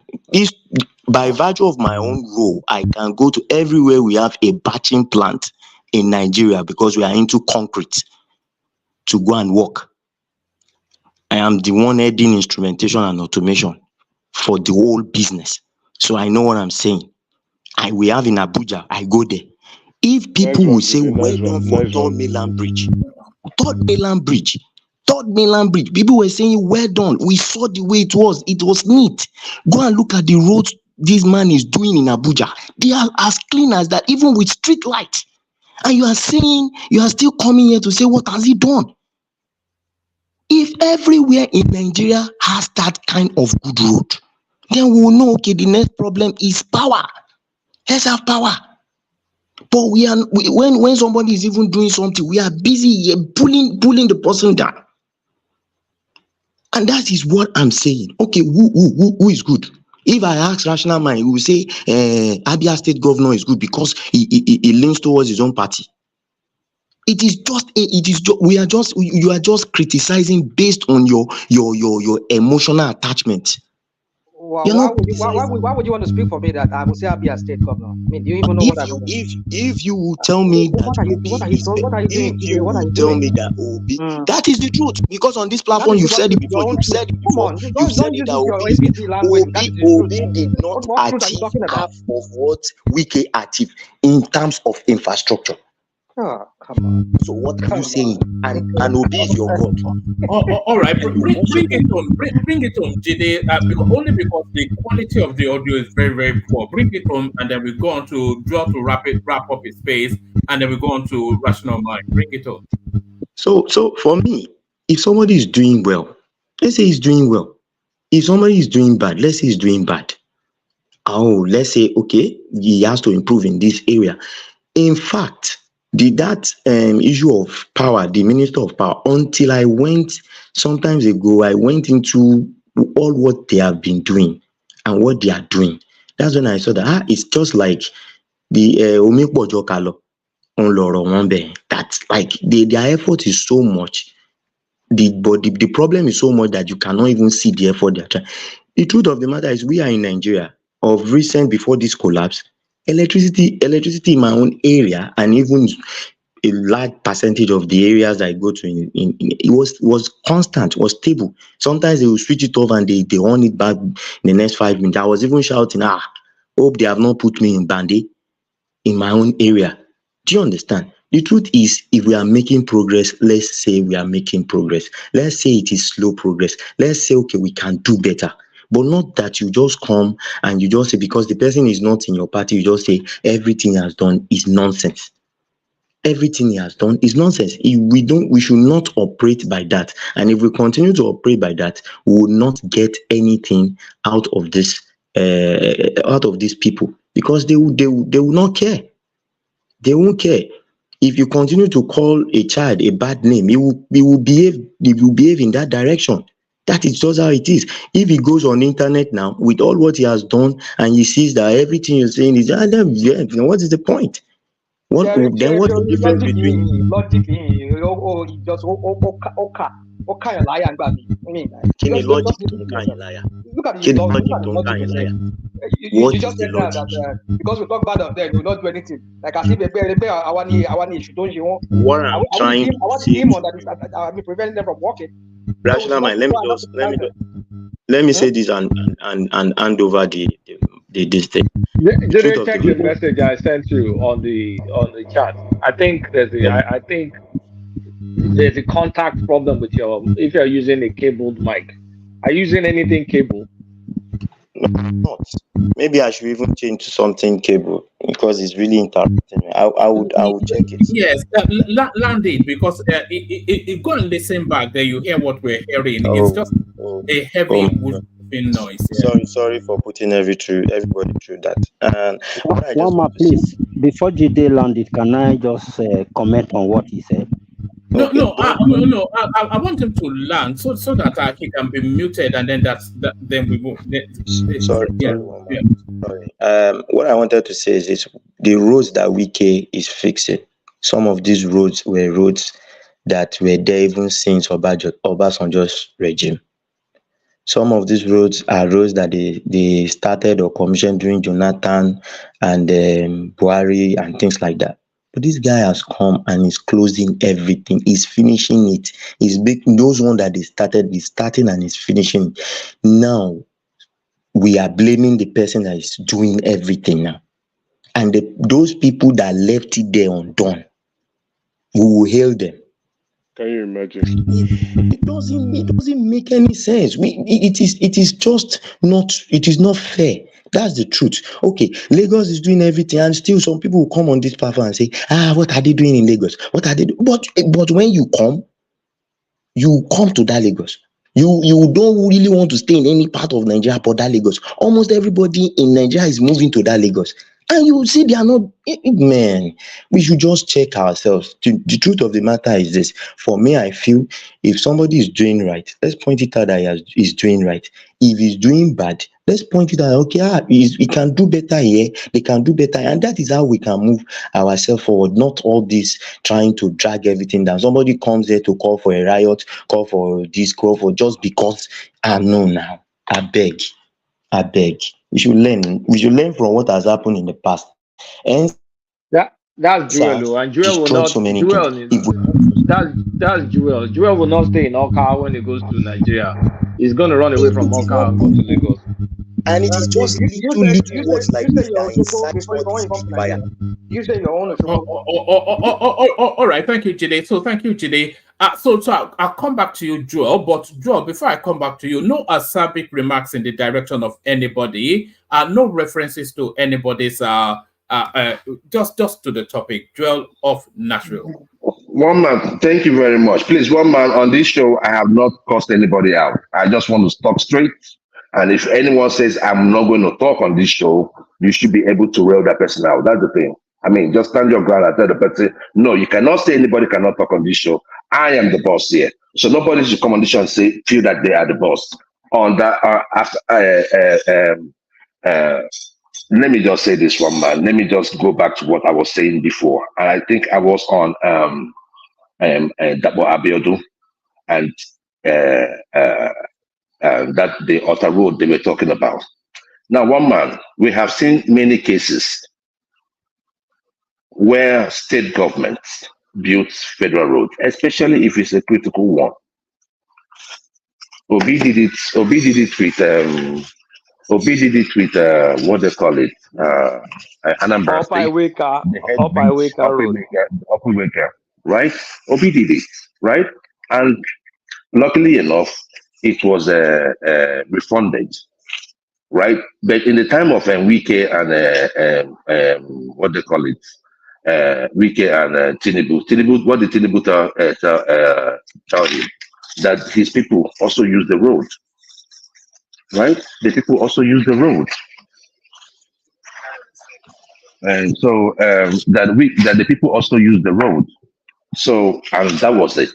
And it was I think people looked at Tinubu or looked at what he said and was thinking that, oh, he was a little bit harsh. But come to look at it, it's the fact. Your people use that damn road. You people use it more. So if you build it for your own people, if you have compassion for your people, if you build it, if you get a refund, fine. If you do not get a refund, it is part of the work you did. It is part of your social responsibility. So, one man, I don't want to come here to knock only Dapo Abiodun because in my own state of Anambra State, it's the same thing.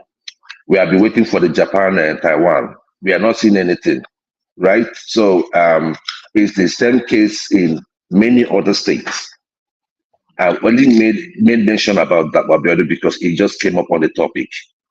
But I've always said this on this show, that, the sub-government, the sub-nationals, the head of sub-national government in Nigeria, ought to do better. And there's no way they can do better if we do not hold them to account. But we cannot do any hero worshiping with them. We cannot do it. And it starts with the way they get into power. It is very critical. When P2B was saying this, most of us were like, oh, what is he saying? It's too pedestrian. As pedestrian as what he is saying may be, it is the fact. If I know that, look at what someone was saying here, trying to maintain. Okay, you get into power. You're trying to build Woman, your... you can see what I was talking about. Woman, you can see what I'm talking about. Can you it wasn't even something bad I was trying to say. I mean, why are you so riled up? That this guy I'm not saying anything bad. You can see I'm not saying anything wrong. Allow me to learn. Not this stupid peasant. No, God. Enough of all this. Emeka, I'm going to let you go. You have to stop disrupting the session every time. Can he just talk? No, enough. Carry on, Joel. I mean, what's all this? The point I was trying to make is this, that If you got into power the first time and you need to get into the second tenure, right? You want to get your second term. I can understand if you need some coalition or something to keep your coalition and order. But when you get into your second tenure, at least work for the people. What other structure do you want to keep? What if you want to keep a structure long after you left office? It means that you want to exploit the state. Okay, keep your people. After you finish, after you win your first tenure, then you work for the people. Is that not something rational? But you are not going to stick with this. Joel, what is the incentive, really? Who does that? What is the incentive in your second term? What is the incentive for the governor in his second term to do anything meaningful for the people? No. The piece that you understand where I'm coming from, right? If you need those structures, I understand, right? If you need to hit those structures to win your second tenure, right? You get into the second tenure. Can you just like say everybody, okay, we've settled everybody. Everybody has gotten what they want to get. Now you now say, let me work for the people. Because after your second tenure, you cannot come back. That's the point I'm trying to make. If you use the first tenure to play politics, use the second tenure for governance. Joel, you're making a mistake. Joel, hold on. What people do in second term, they go for Senate, and all they do is focus their yeah, so they focus their development work in their senatorial district and nothing more. You get? Oh, you see? So they can. What are people excusing here? What are you people talking about? I mean, do you know it's not an excuse. I'm telling you what happens. That doesn't mean an excuse. Rational mind. Like you see, that question I put out there, right, was just for us to just like Kulata is right. Your own point of view could be also right, but I'm just saying the rationale should just be that is what I'm thinking. But now he's narrowing it down to senatorial district because he's going to go for Senate. It also makes sense. So how do we cut all of this? You understand what I'm saying, rational mind? How do we cut all of this? People have excuses not to work for the people, and they will always present one thing or the other. But when you were elected, you went to all the senatorial districts looking for votes. Now, in your own second tenure now, you now tell this other two senatorial districts, go to hell. Let me focus on these people because I want to go to the Senate. So it's about selfishness. It's never about governance. So I don't know. One man, Nigeria's situation right now is like, a situation in ICU when it comes to governance on how we select people that gets into power, because it makes no sense. You see, one man, we have our best are not representing us. I think that's the point of all this. So if we put our best in all these positions, even as ministers, at least we're going to see some positive change. We have seen how they run things when it comes to power sector in Nigeria. I was thanking God when it was privatized. Because I was thinking that when it gets into privatized hands, the people would like to make business, so they will employ the best hands. But you see, some people got into the way some people were not even qualified, and they got all this project, they got all this. So it's a whole mess. If I were the president, I would have paid everyone off, get away out of the line. Let's start power generation from the scratch. If we have to borrow maybe the other 50% of our GDP to make power work, let's do something. And not because if you address power, many problems, many ideas that we have as a nation, including efficiency. We were talking the other day about clocking in, clocking in and clocking out in Nigeria. People were talking about lights. But if you anytime you want to look away from power, it always comes back. everything, when you realize, when you look around you, you find that everything you're using or everything you're doing has some dependence on power. We cannot go anywhere without it. So, one man, I don't know if there's any more topic. If not, I will just say good night to you guys. Can I interject, please? All right, Go ahead. take Isaac's interjection, respond to it, and then we go to rational mind. Gentlemen, I'm going to try and keep it under 6 hours, if not even shorter. It shouldn't be an endurance sport, so bear that in mind. But Isaac, have that interjection, and then we'll move on. Okay, thank you. It's a general interjection. From what I just heard from both sides, are we trying to say that when a governor is elected to the office and he starts with all the good work, there are no street lights in the state, no water in the state, no good road, he starts fixing everything, put street lights, begin to want to bring water to the people's houses, improve liaising with the federal government to improve the lighting system of the state, paying workers on time, doing every good things. Are we now saying that if he does that, the second term, the people we reject him or will not be able to vote him back on the second term? Is that what we are saying? Is it just that he must focus on his political friends and make them happy? Is that what brings them back? Like, for example, when the noise that was coming from Governor Oti in the Labour Party, the only Labour Party governor, the noise that was coming when he came to office, although that noise, I'm no more hearing it, those noise that were coming, we now have 24 hours light, we now do this. If he had continued like that until the end and things are going well, are you now people telling me that the people we turn their back on him? Is the power really not with the people? I don't understand. Please, we should encourage these people to do good. You are going to the Senate, you want to face people will help you to the Senate, and you neglecting the people. I don't think that's the best thing. The best thing they should do is to serve the people, and I believe the people will bring them back to power, even though they are going to go for 3 terms. Thank you.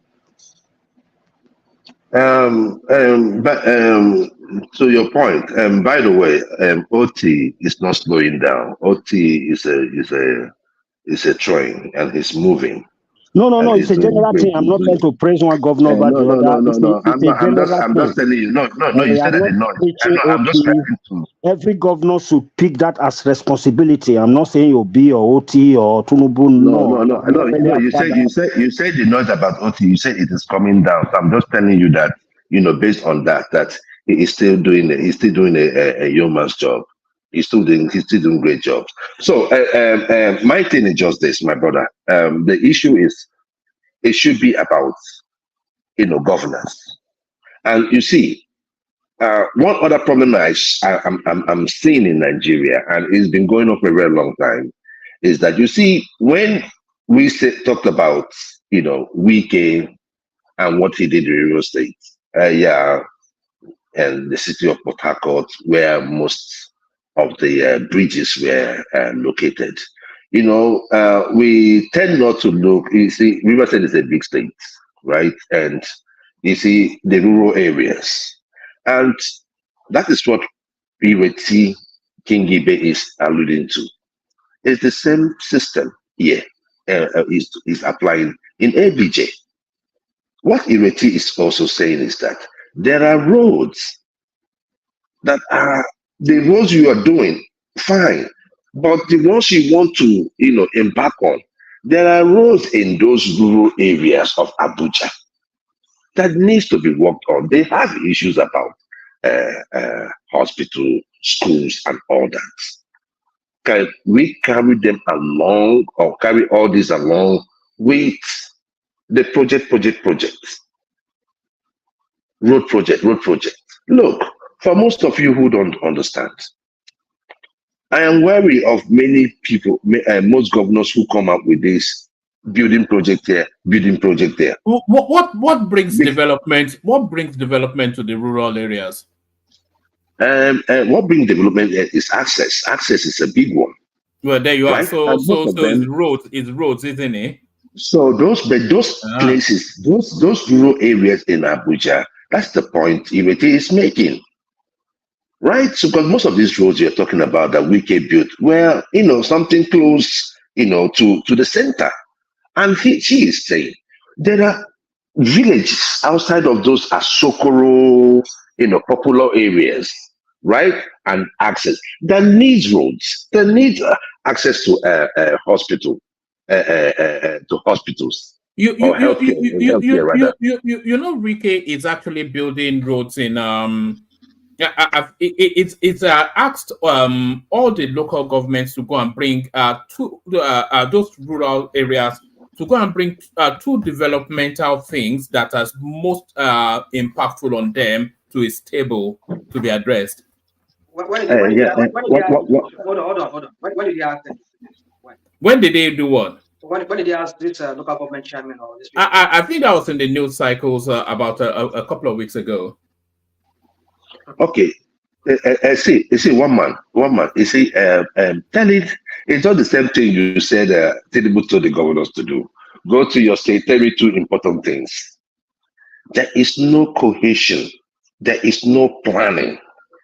We don't have planning at the local government level. We don't have planning at the state government level. We don't have planning at the federal. We cannot even build a synergy amongst the three. So telling me, so if he comes to me and I tell him that my problem is to build farm based on, because I'm from the local government, if my people need maybe like a farmland, for instance, to build farm.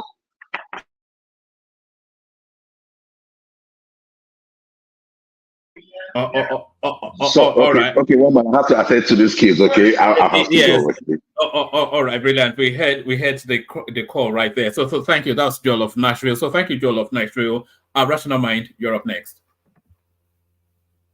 Yeah, woman. I don't know. Can you hear me? Because it's hot here. I mean, we are dying of the heat is just insane, and I have my fan blowing here. I don't want to turn my AC on, so. No, we can hear you. Okay. Rational mind, you the ration is yeah. To pay electric bill here, it'll be small thing now. So. Something. You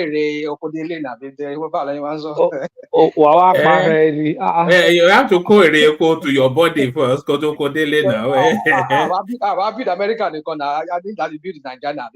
So yeah. Anyway, yeah. So guys, I just want to say hello to everybody, and I know there's no point because oftentimes when I come here, I don't even do that anymore like I used to. Apologies for that.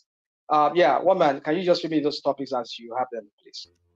Yeah, let me rattle them off, and then you just pick one or two off.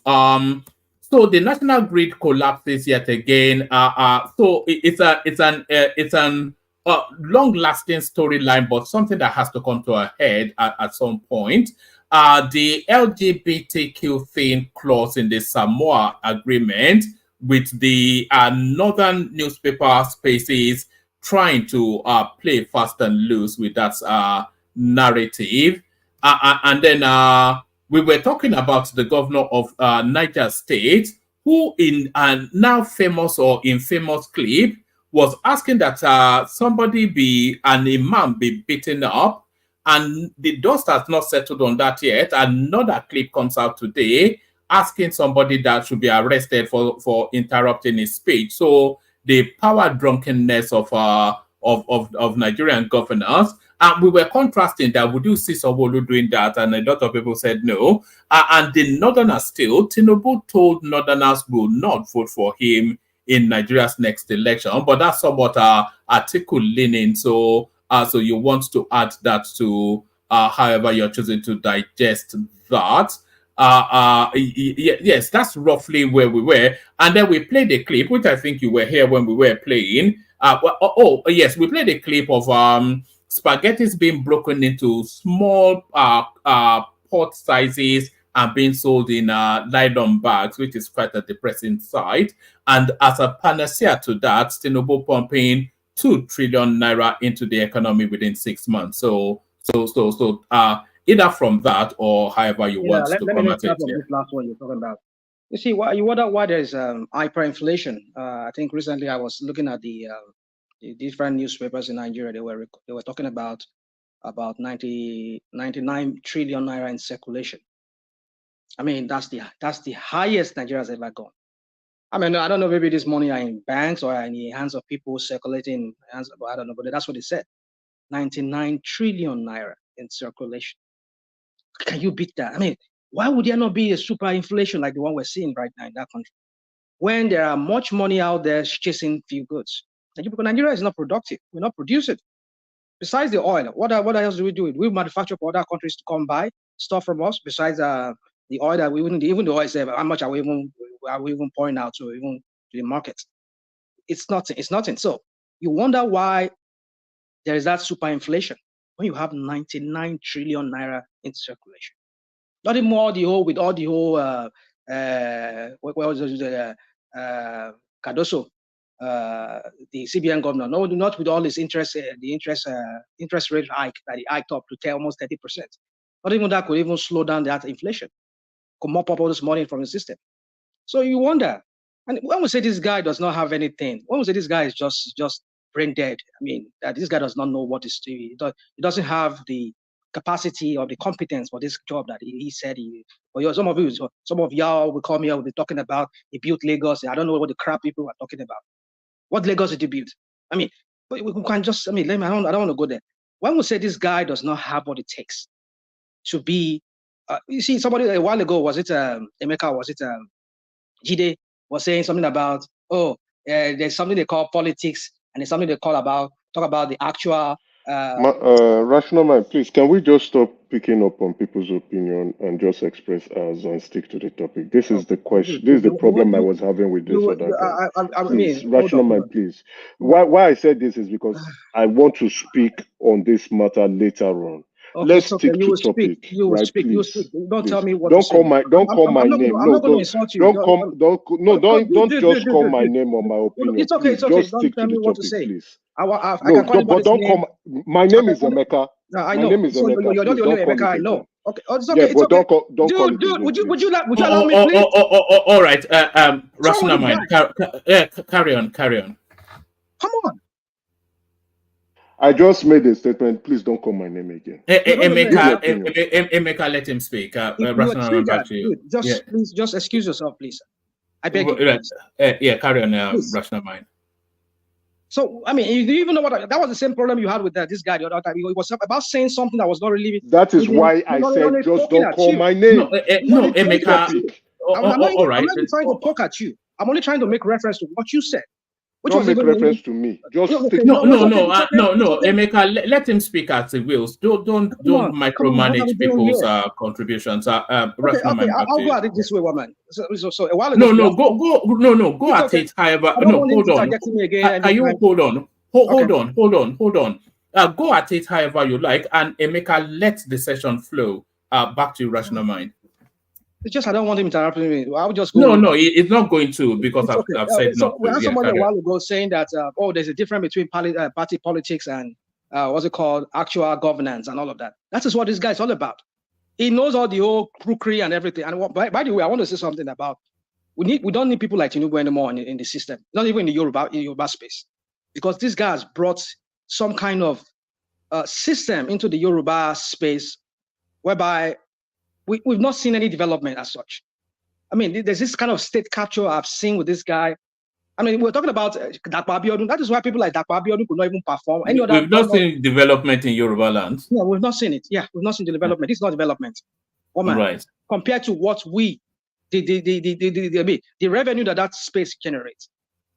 The likes of the Ondo state governors, the likes of the one that were there previously, the one that this Tesblik looking short knicker wearing Aregbesola. I mean, we saw what they did. What are we talking about? I mean, ever since 1999, I've never seen the kind of politics that we've seen in the Southwest that has stifled the growth of the real growth that place should have had. But because of that, no. What they did was They converted every local government into an appendage of their political party that is ruling, that is at the center, at the state. Either it's the ACN or now it's APC now. They would turn all those local government to what's it called? Another appendage of their political party that will make the structure. Why is Wike lamenting, he's talking about the structure in Rivers State? Because of those things how they rig those elections. A while ago, we're talking about why Dapo Abiodun could not work. Why would he work? When all they do is to rig election, to rig themselves in. And how they do it, they start with from the local government. Local government chairman does not do the actual work. They're only there just to be there as an APC people so that they can start planning for the next election, how to rig election for themselves. That's what they do. And then you wonder why we're not getting any development to the grassroots. How can you be at the center? You know what is going on in Ifo, what is going on in Jebu, Shagamu. How do you know what is going on in what's it called? Nawolo was a consistency, or this former vice president constituency, area. How would you know what is going on in those villages? That is why we have local government. I said these people they don't know the essence of governance. Not even Tinubu. Tinubu does not know what governance is. All they know is just to capture power and just to continue perpetuating themselves in power, recycling themselves. That is what I'm alluding. I'm referring or alluding to here. We don't want people like this anymore in the system. What if the government wins the case? Rational mind. What if the government wins the case that they're taking local? Come on. But you know there's a case, They're right? just window shopping. They're just doing. They know where the whole thing is going to. Okay, but what if they? I said, what if they win? Okay. If Abi, you said if they win now, Abi. If they win, that means there will be local government autonomy, right? We shall see. All right, we shall see. If not, but let us see. If the if will happen, let's see. All right. So we see. Until then. So I don't want to say anything. It is something. It's hypothetical right now. Oh, if okay, yeah. Let us wait. So my point is this: is that how do you expect now on that outer axis? It's a place I grew up. When I grew up, it's a place I grew up to know very well. I go there a lot because we have a religious centers there many years ago. I used to go there. So what I'm trying to say here is this: is that area compared to say in the 80s, 70s, if you compare 80s, 70s, 80s to maybe like early 90s, the population of that axis is not compared to what we are seeing. So the problem with that axis is that the population moving there from Lagosians that are moving out of Lagos to those areas because it's an outskirt of outskirt of Lagos, and it's accessible to Lagos from there.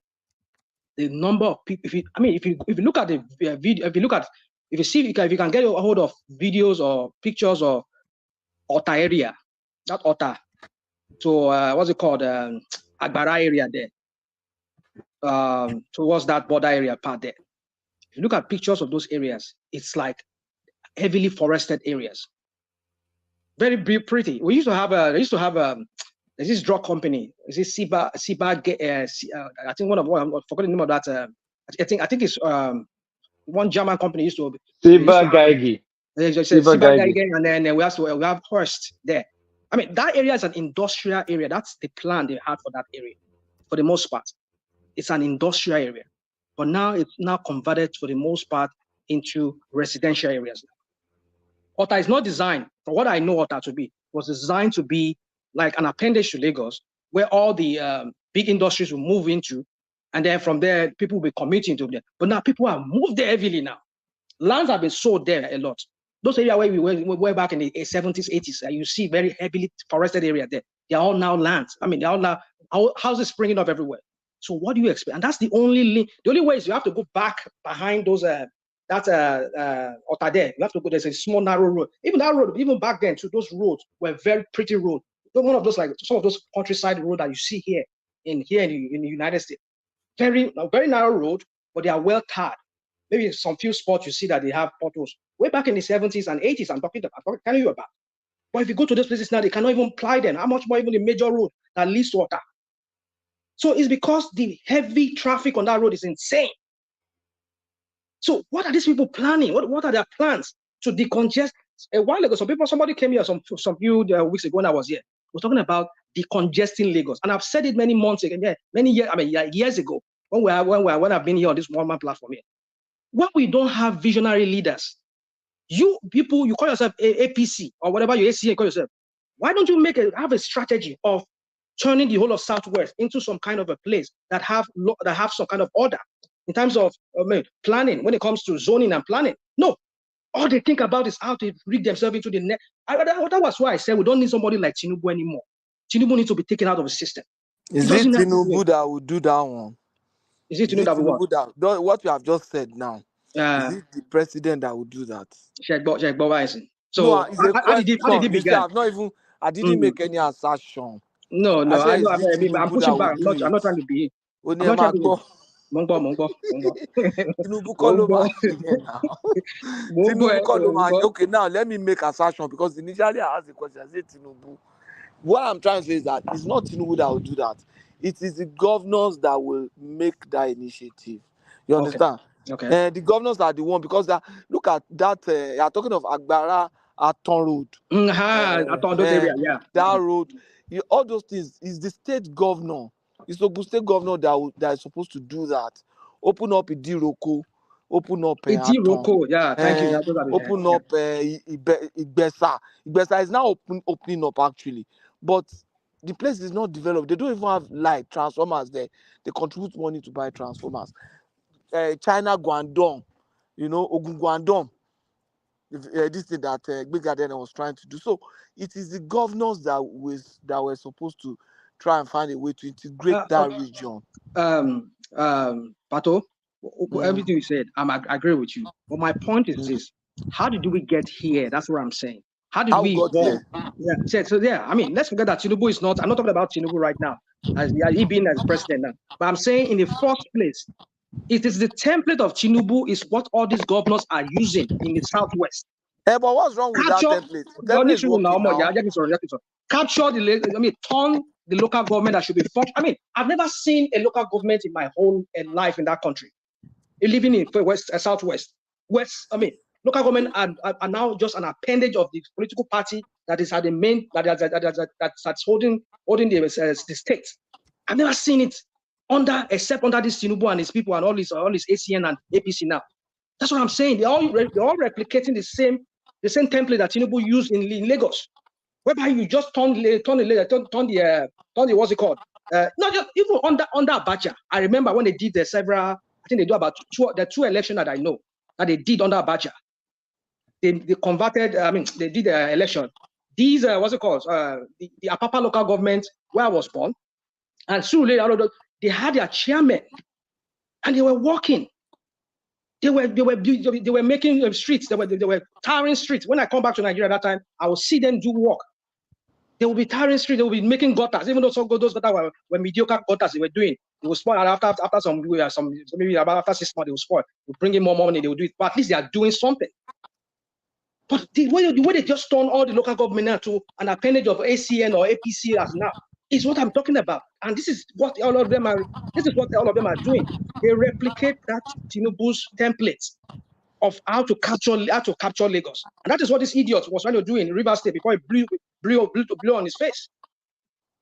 And that is why he's fighting tooth and nail to get it back.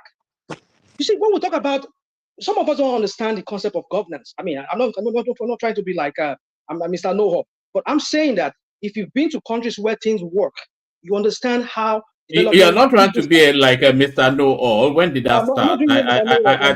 I thought that was what your selling point and know it all. Yeah? I don't know a woman, but I'm saying what I've seen, that how development trickles down to the very grassroots. It is through the local government. But when they don't allow the local government works, they want to turn, because why are these governors fighting? It's because they want to continue maintaining that status quo whereby this local government will be used as a way of bringing themselves back to an election. I mean, bringing themselves back to power.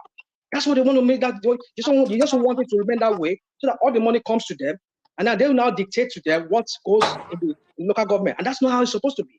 Every local government should be able to raise their own revenue, and based on whatever revenue they have, be able to, based on that, work on whatever project they have within their locality. But no.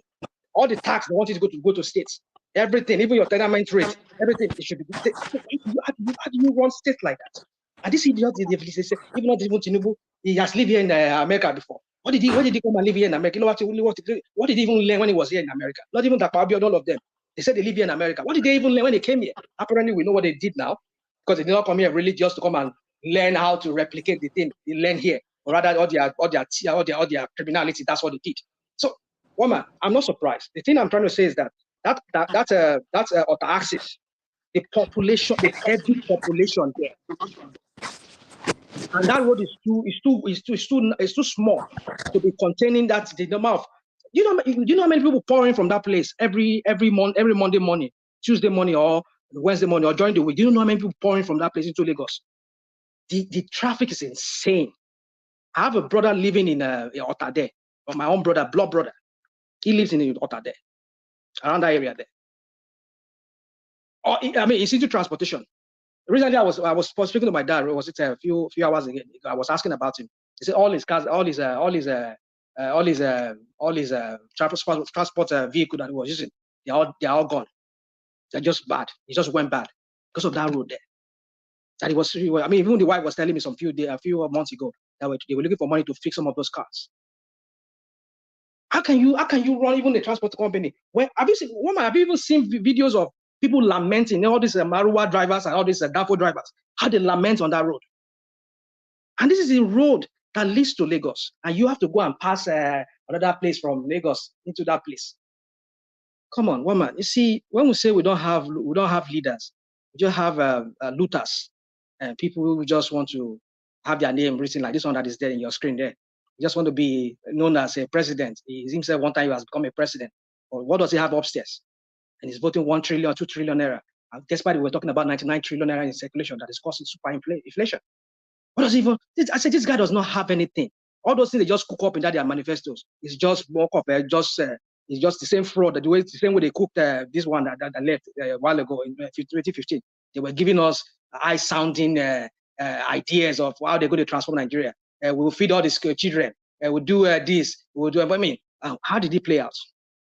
It was all just fraud. The greatest fraud that Tinubu and the APC they sold to us in 2015. That's what they continue doing today. Woman, for me, I don't know. We're not going anywhere with these people. This bunch, we're not going anywhere. We don't need Tinubu anymore. Not anybody. If Tinubu should pass away, anybody that want to take Tinubu's position, we should all fight against it, because we've seen. Rational mind, I'm confused though. You blame Tinubu for a problem that Tinubu is trying to fix. How? Because you blame him for local government autonomy. Okay. Like he's the one that created the issue with local government autonomy. He's the one even trying to fix local government autonomy. How do you get away with that? So you will cause the problem. You want to solve the problem. How does that even sound to you? How did Tinubu cause the problem? Did he write the constitution? Apparently you're not listening. You just want to listen to criticize. I just gave you the trajectory of how we got to where we were. No, you started complaining about Southwest. Southwest. 1999, local governments were functioning. But is it Tinubu's fault that they didn't institute local government properly? Hold on. There's one thing I will acknowledge. The first 1 or 2 years of Tinubu's first term, local governments were still functioning. At that time, he has not perfected his state capture. I remember Alhaji Muse was a Apapa local government chairman, and I know what he was doing. Those Apapa wharf there, you see there, most of those roads there, within those roads there, that lead to Liverpool and all those Muse and all of those chairmen, they were working at that time. But ever since then, after I think death of Muse and some of those governors, some of those chairmen, they passed. They did not get their re-election. I don't know what Tinubu the game they played at that time. A lot of them lost their seats because at that time Tinubu was not putting his own structure in place. He never saw anything anymore. Wait, so let me clarify one thing. If Jide is anybody like that, let them come and counter me on that. We hear you now, but I just want to quickly clarify. But so in the entire, the guy you are supporting did not even organize local government election at all. Who is that? Patrick President. Why are you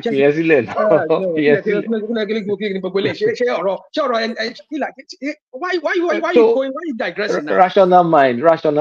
I want to really understand your criticism. Go on. So in Lagos State and Southwest, Tinubu stopped local government from working, while the rest of the country, local government was working. Okay, now, thank you very much. That's another point I want to bring up. You see, there's the Tinubu ATN, which we're seeing now, templates, and we're seeing that of the APC, PDP.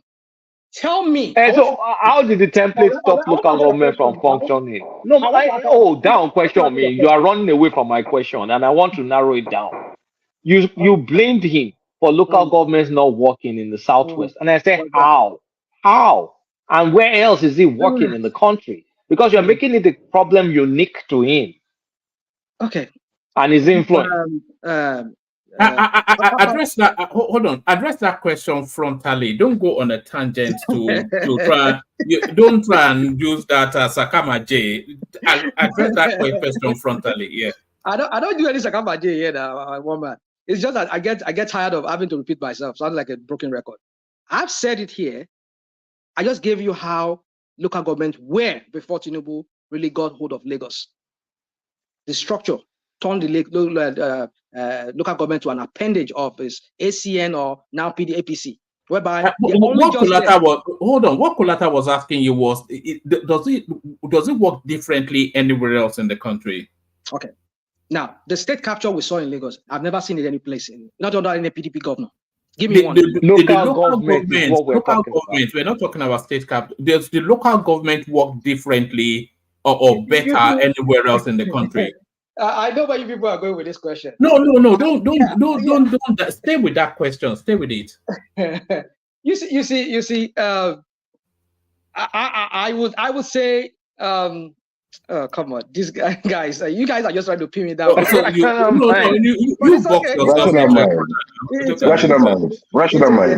mind. If I may, I could just help you a little bit, right? Yes. Thank you very much.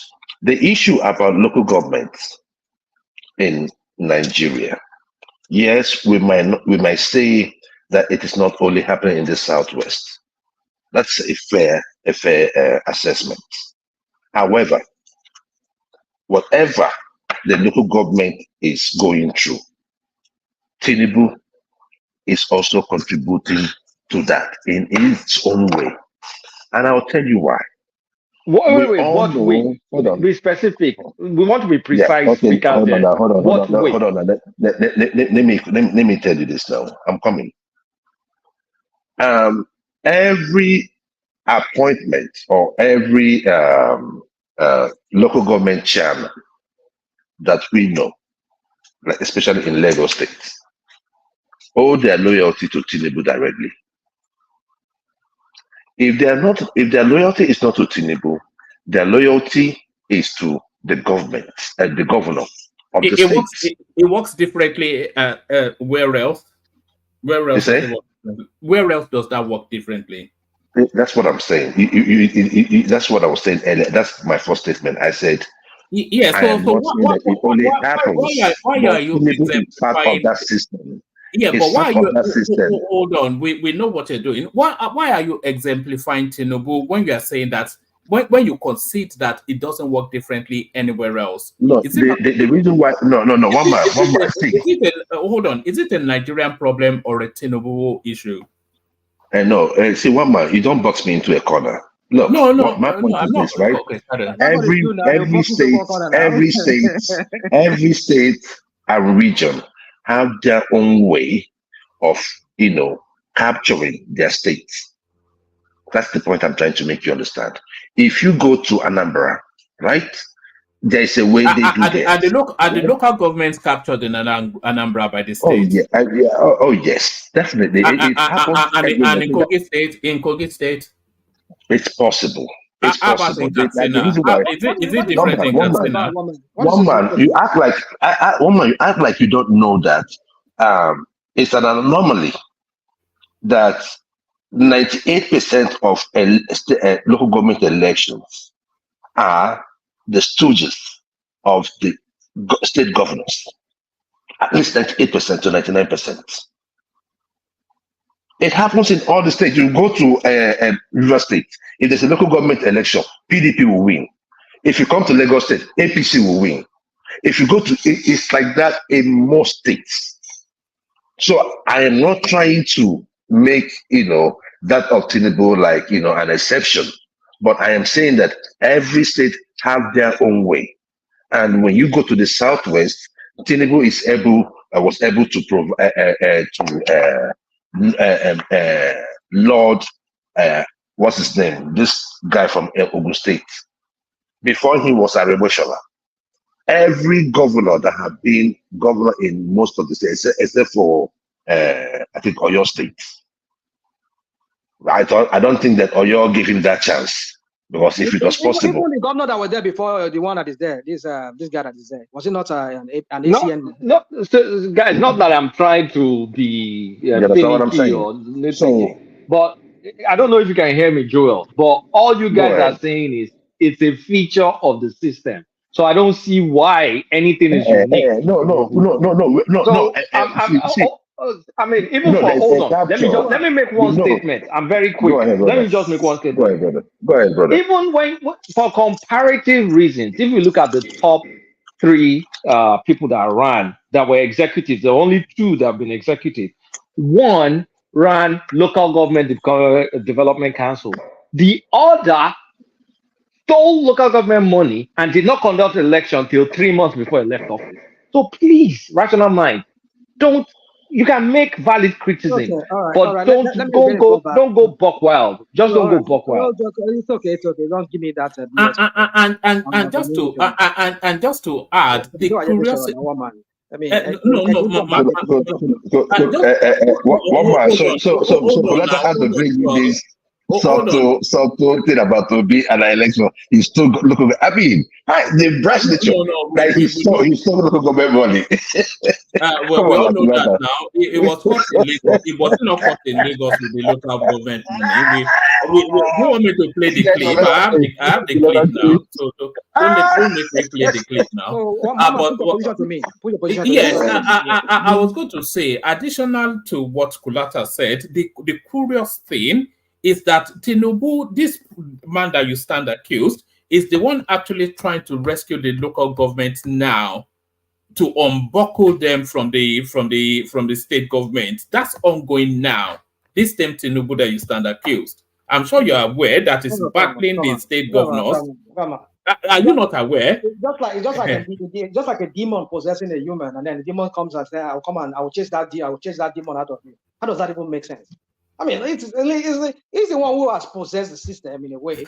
I'm not saying, don't get me wrong. I know the 1999. I've always said it. 1999 somebody was referring to it as satanic verses of Absalom.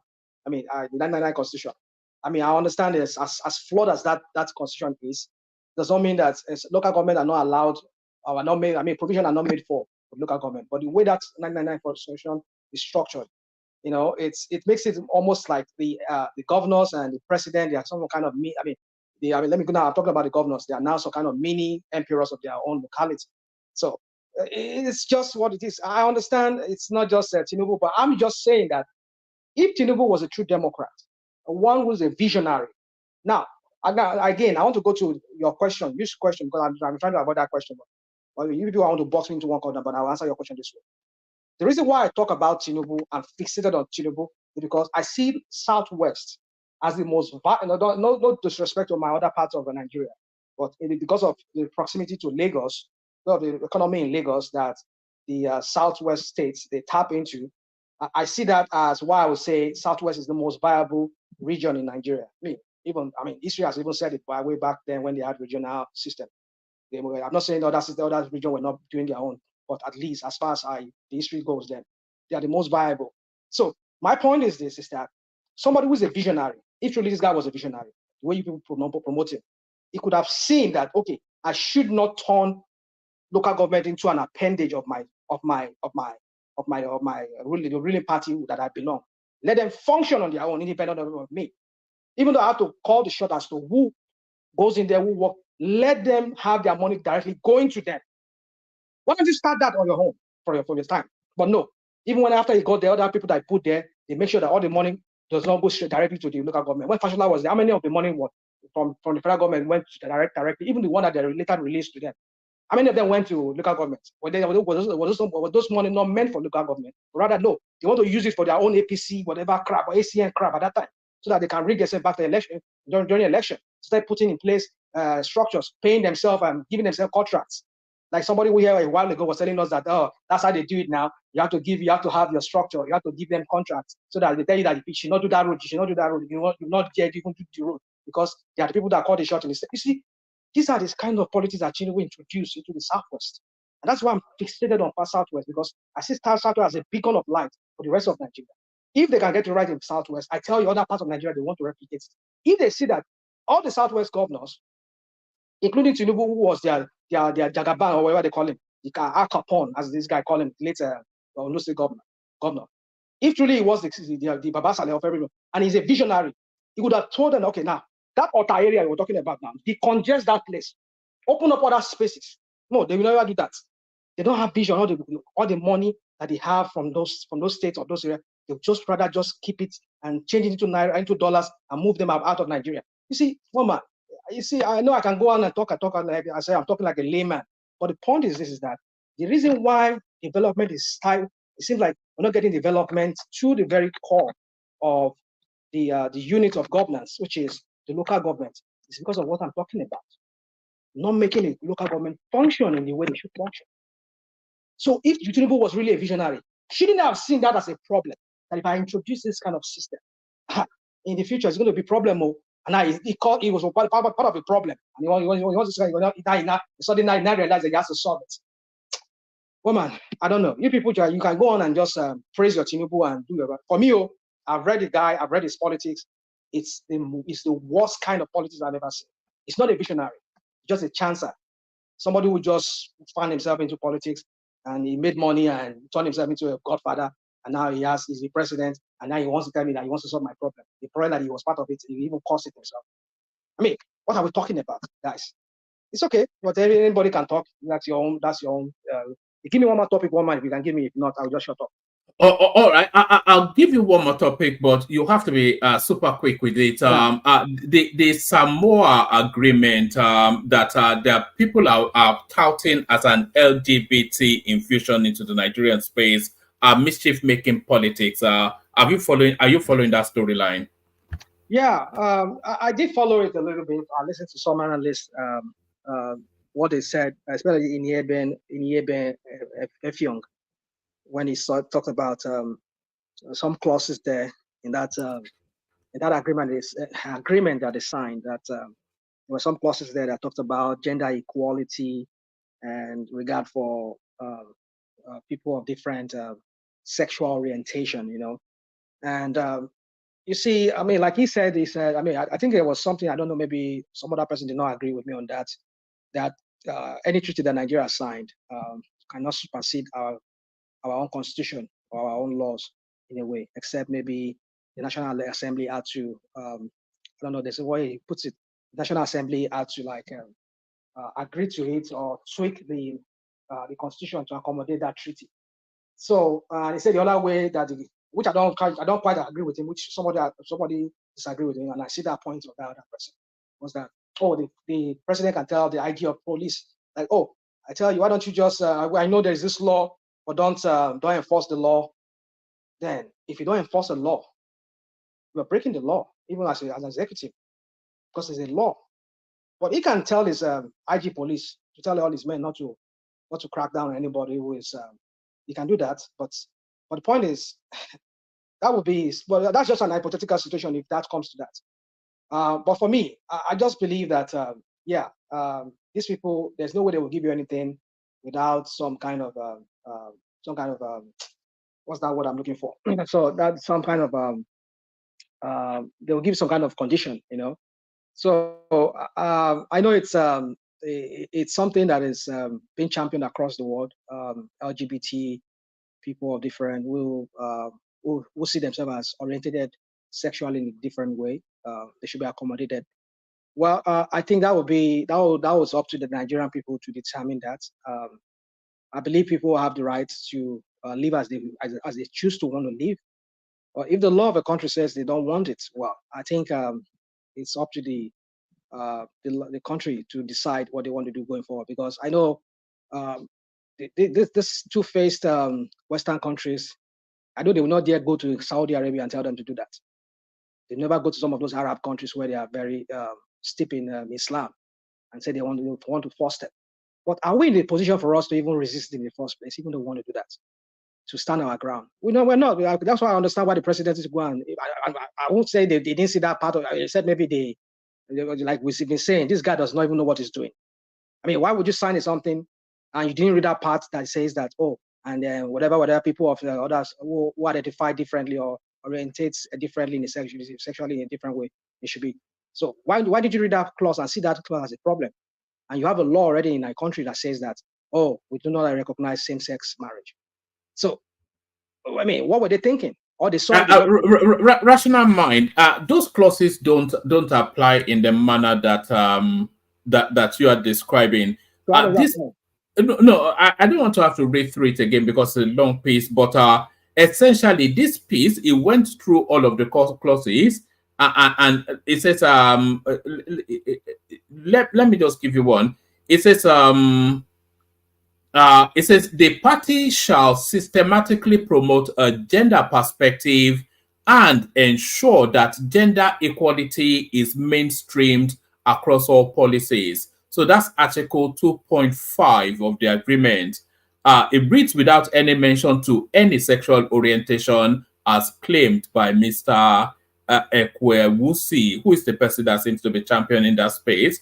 It says, similarly, the lawyer slipped in his interpretation of Article 29.5, the party shall support universal access to sexual and reproductive health commodities and healthcare services, including for family planning, information, and education, and the introduction of reproductive health into the national strategies and programs. So there is nothing really in all of the clauses that is being leveraged to tell that storyline that even indicates towards an it's done. I'll send you the article. It's only it's okay, I don't want to, yeah. I get you. I mean, real quick. So this article you're reading, for what newspaper is that? This is from Premium Times, but this is a fact check of where the story is being because they've read the whole 172 documents. They tasked someone to read it and identify where those clauses are, and they found that it's just a propaganda. And the government is threatening to sue, by the way. Okay, so I wish we could lay our hands on that very document itself, the very document. I've seen some people and read the 172 pages. No, maybe no, not let me read the whole thing. I mean, look for that part where they said that they said, I mean, people of sexual different. I think it was sexual orientation was used in the one I think somebody read. It was rational mind. It was used. I don't know which fact checkers it was used in there, and you know the way they put it. You know the way they try to word these things, right? They want to word it under, somebody should not be discriminated against, their sexual orientation. What is sexual orientation? Tell us what it is. That's the point, in Africa, in Nigeria, it is between man and woman, right? If you tell us that polygamy is wrong in your country, why do you want to push that culture on us? It's not going to happen. Thank you. Go ahead, my brother. Yeah, one request. So for me, I you see all these fact checkers and everything. You see, that's why sometimes I just say, let me take a break from this whole thing, because I don't even know what news is out there that we have to believe anymore. Because I think I hear in Yebong Effiong when he was reading that part, except maybe himself has the wrong one. You see, as I said, maybe these guys are right. This guy you're telling us, you're showing us from Premium Times, but Premium Times is one of those newspapers that I respect this very day. But my point is that maybe when we can lay our hands on that very thing, I must say we should read the whole thing. Maybe look for that place where that word sexual orientation, because I know I heard somebody read that part out. Sexual orientation. That word alone itself can tell you that we're talking about people should be all people that identify in different ways should be embraced, should be allowed to live their life. Which for me, don't get me wrong, I believe people have the right to choose however they want to choose to live. But then the law of that land will determine how they should determine if they want to determine it. And I don't think they should arrest them. I don't think they should persecute them or prosecute them. So, but then it depends on every land to determine what they want to do. But what my point is that our government, they do not, I mean, we know the desperation of Tinubu. He needs money. He just wants this acceptance. He wants people to accept him. He wants to belong. we know all this crap is, we know what he's trying to do, because already he has messed up the country. Whatever he can get is, and because look at what are the direct investment coming to Nigeria. Mostly you see the investment coming to Nigeria is just in the oil sector. That's the chunk of what is called. Even the oil sector is not even as it should be coming in. What about other sectors like manufacturing and all of that? They're not coming in because we do not have the atmosphere for it. We're talking about national grid collapsing 4 times already this year. I mean, you see, these are some of the things we're talking about, and people they don't have their priority right. If you can go and borrow money, put it. All right, bring it home, rational mind. Bring it So my home. point is this, one man. You see, yeah, I know it triggers a lot of people, including you, one man. No. It's just you know, like I said, I I want to cap it in I'll 6 just leave hours. it at Yeah, this, one man. Thank you yeah. so much for allowing me to speak, and then yeah, I'll just be listening to other people. Oh, all right, brilliant. So that's rational One mind, man, of course, a one well-known man, voice. Yeah. one man. I would like to address you before I leave. Okay. Now, I think you don't do enough to protect your panelists, especially some of us who who express unpopular opinions that are practical. It's not popular, but you can see it happening. You don't protect them. You see, I try to maintain each time coming up here, when you give me a topic, I stick to the topic. I don't go about saying like what this person said, like what that person said. I will stick to the topic, express my opinion, and I will bounce. Right? Now, one man, you called me last week to speak to me. Okay? I did not need to show you my driver's license, but I did. You saw it for yourself. It all started, oh, this guy is not an Igbo person. I saw it at Funny Games. I just ignored it. Okay?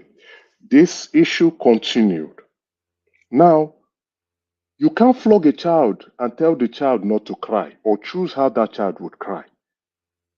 To repeat, you can't anger someone and tell the person to tone it down or how that person would react.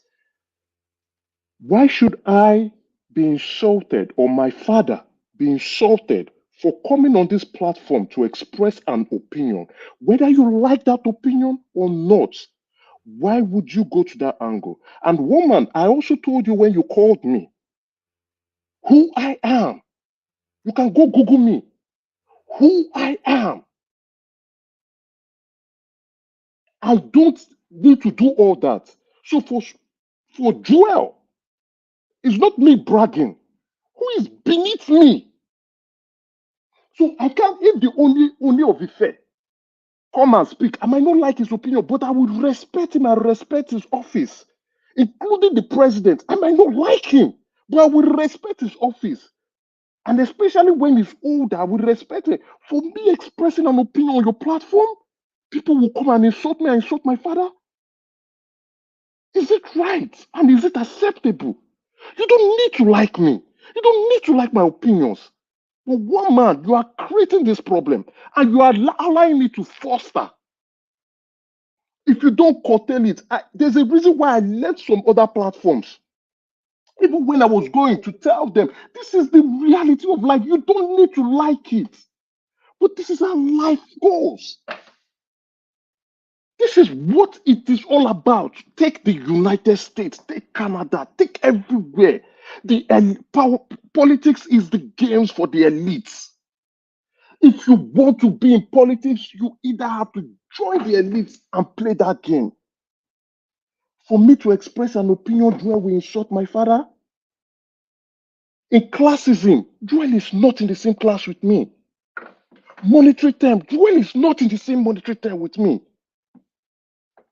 So I express an opinion you don't like. He has been doing it. And we've been quarreling on this. He has been doing it to the point I said, I can't take this nonsense anymore. Why? Because this is a man who is not on my level.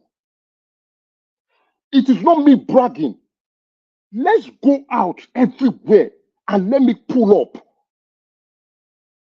Joel can sit where I sit. Joel will not stand in the same class Where do where you want I us to sit. pull up? Where do you want us to pull up? Anywhere, Where? let's go to Nigeria. We are both Nigerians. Woman, I posted it on the platform. My younger sister was today. There was an event with the Ministry of Women Affairs to let you know I am not biased. I don't like the woman. She's friends with my sister. I don't like her. Even my sister don't really like her. She's screwed. Joy, you are not on my level. I'm not bragging. You are not on my level. Classically. Woman. Because you know, minister. Woman, it's not I know. Hold on. Woman, I am speaking to you. Woman, I am speaking to you now. Hold on. Not because I come him to your express himself. Let him platform. express himself. Yeah. Not because I come to your platform and some people do not like my opinion that they could come and insult my father. Who are their fathers? No. I will go there. Emeka, no. Woman, I will go there. Woman, I will tell you. See, you can call me personally. No. Go to my village. Now, one man, let me in. I want to change my earphones. With these people insult their village chiefs, let them go and try it. Will they insult their Eze? Let them go and try it. We dwell insult the Obi of Onitsha. Let them go and try it. I'm about to wrap up. One man, if you allow this to continue, maybe I have to pull out because I will not tolerate people I think I'm not on my level to talk to me anyhow or try to insult me. I won't tolerate it. Enough is enough. I do not need to say this.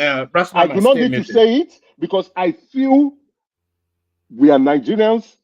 We want the country to progress. All right. I do not need to say my status.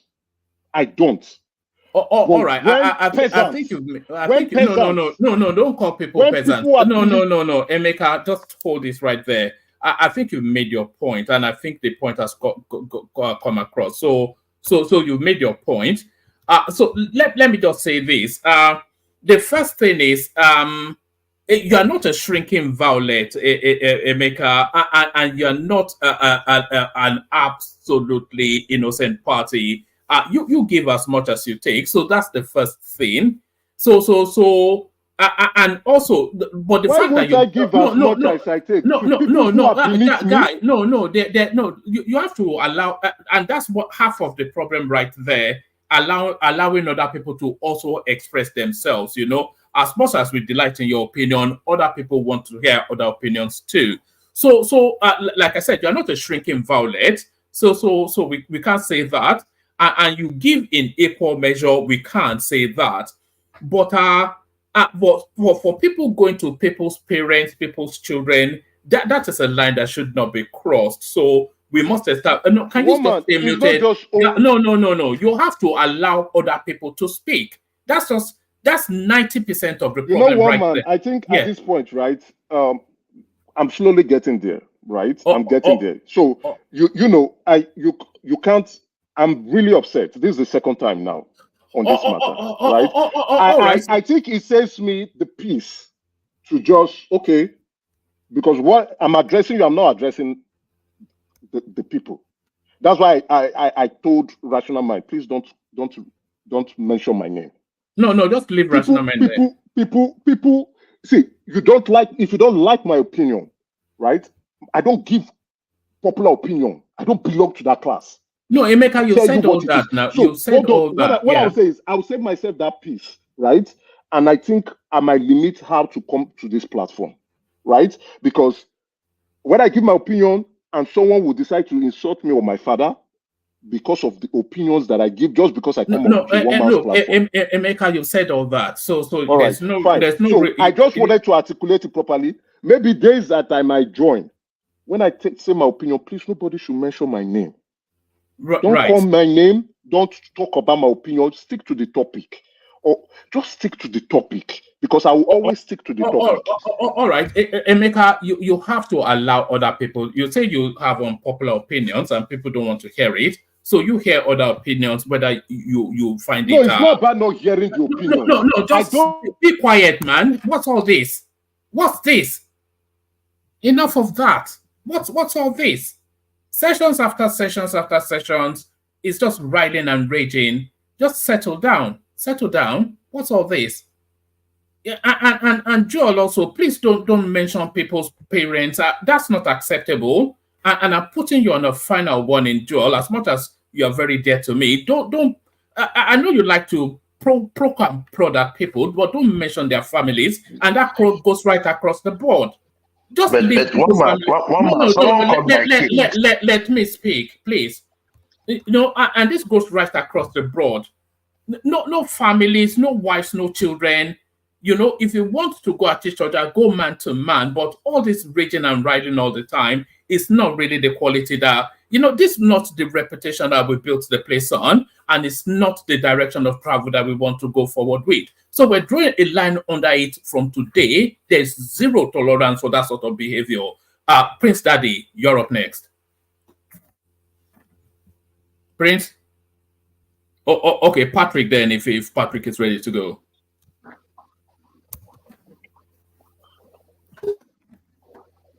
Hello, Mama. Patrick, let's hear from you. I don't know, man. Yeah, It's almost like kindergarten sometimes, Yeah, no problem. Are you far away from your phone? I mean, we cannot hear you. Hear me. You sound too far. You sound too faint. Oh, Bomike. Yeah, boy. Oh, sorry. Oh, sound too far, like as if you are No.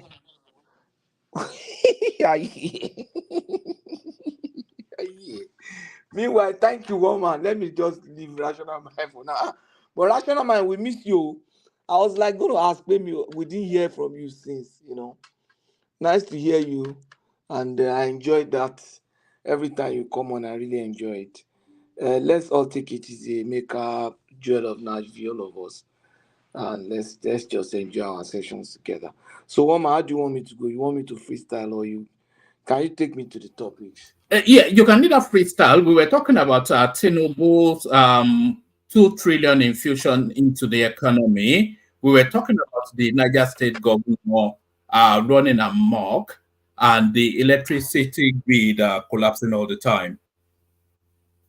Yeah, I think Tinubu should. I don't know. I think the guy. I think they have good intentions. They want to do things, if nothing for the name or for whatever it is. But I don't think I don't think they have an understanding of the situation yet. You understand? You might have good intention, but you really don't. You are not getting the answer. Intentions are not enough. You understand? You need to find the answers to things. Yoruba, they have something. They say giri kini kan ò ṣílẹ̀kùn. The fact that you are hefty does not really give you the solution to a problem. It's whoever has the key to that problem that can really find a solution. So the intentions are not enough. You must have the answers, and it looks like we are not. And then it's just trying, but in that cabinet, for example, we don't have someone who is strong that can throw his weight around the globe to get things done for us. Because this politics also has influence and keys are there. You understand? For example, an Okonjo-Iweala can throw his keys around some quarters, herself around some quarters, throw her weight around some quarters, and be able to lobby us to get certain things. But where issues are done and people are lobbying, we don't really have anybody that has that weight that can really lobby for us. So you see people who out lobby us, small countries will beat us to high stake issues or opportunities. So it is something that he needs to look at. Foreign Affairs Minister, for example, setting up a foreign affair committee and putting Emeka Anyako as chairman will make a lot of difference. Let's use that man before we lose him. He's old. He's getting old, right? And that's one big person we have. People forgot. They are not putting their minds to that. They are thinking about that. If you have lobby, you can have a presidential lobbying committee that will try to canvas for things, all those things that he's going around to say he wants investors in Nigeria, he wants this. He's supposed to set up a committee or set up a group of reputable Nigerians that can knock at doors, people that know the right doors to knock. You understand? People that knows the right door to knock in international space. And when they want to see this president, they don't need to give long notices. So people like Emeka Anyako, I'm sure we have other people in the country like that. Even like an Obasanjo. You understand? He should do whatever, make peace and use those people before they go away. They are getting old. They are actually old. They are not going to be with us forever. But if you look at Tinubu's cabinet, we don't have that. You understand? We don't have that. And we don't have people that can speak to the problems, that can really speak. What I mean, speak to the problem is, when there are people who have the solution when they can really get to the problem and solve it. So all this putting 6 trillion, putting 1 trillion, putting this they are just temporary. They cannot give you something that is enduring. Expanding the economy, you are doing this. Those are temporary measures, and after some time, the effect will fizzle out. But it's okay. I mean, for the immediate, I don't fault him on that. But how long are we going to do that? Look at that time they pump money into the system that crashed the dollar price. Yeah, dollar is not crashing. People start putting some posts online. Yeah, this man, we are going somewhere. Dollar is crashing. But some of us, we saw that those can only be temporary measures and they won't last. You understand? And where's dollar now? I think dollar is almost back to where it was that time. You understand? Because those are not, they cannot be enduring measures that will bring a solution.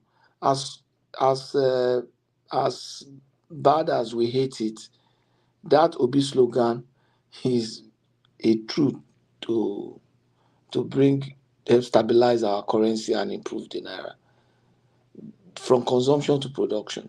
Though that's his own coinage, but he simply say, look, we need to start producing.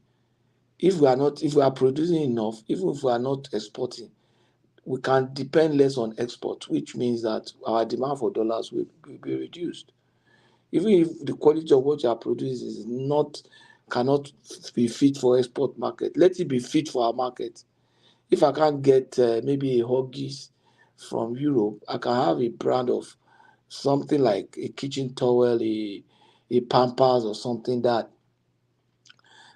will fit my market and that will make me less depend on importing from Europe, which will definitely improve my dollar. So that statement by him is something that we have to. It's the truth. You understand? The truth is the truth. It doesn't matter who is saying it, whether you hate the person or you don't like the person or you don't. He has to. He has to do that. But as long as we don't do that, this dollar will stay where it is, and it might even get worse. Woman, can I ask Pato a question? May I? Yeah. Okay. All right. So so going by this economic thing you're talking about now. So what do you think this impact of Dangote and Ilumelu and the rest of them on this economic team that is trying to form today, we just saw today? What do you think? Were those not the same economic team that Buhari put together? Yeah. It was, Yeah. yeah. So what's the difference? That So collapsed the country. So what, come on. I just No, when you say economic team, man, these are businessmen who even have time. They won't take that thing as a job. They are not just going to be collection of people. Dangote said, "I'm not an economist." That's what he said in his speech. Yeah, He said, "I'm he's not a an economist." So why is not an businessman. economic team? He's a businessman. That's what we are saying. He's a businessman. Though they will have their input in a team, in a community, you have multidisciplinary in an economic team like that. You will definitely have a multidisciplinary group of people. You won't say, okay, let me just put all economists into that team. You are not going to get results because now the economic team will require, we want to improve manufacturing.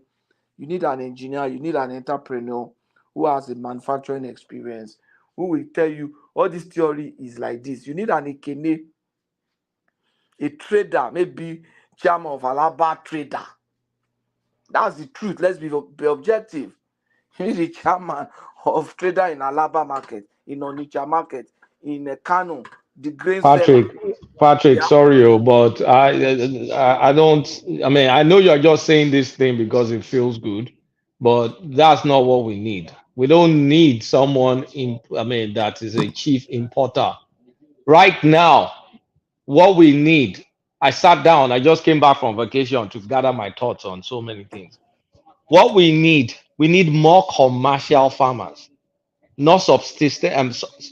English failed me. Subsistence farming. We need more commercial farming. We need massive commercial farms built in Nigeria. But Huge ones. So when you're talking about a trader that is that creates incentives from being able to import a lot of finished goods into the country, that people will use, that kills the advantage of having low forex in the first place. I mean, we have the pros and the cons of it. Part of the pros, I mean, you're killing But it to be do you imported. produce it? Kulata, do To you be produce them? imported. Do you produce them? Let me land my thought. Because what if you have commercial farming? Commercial farmers will take care of the end to end.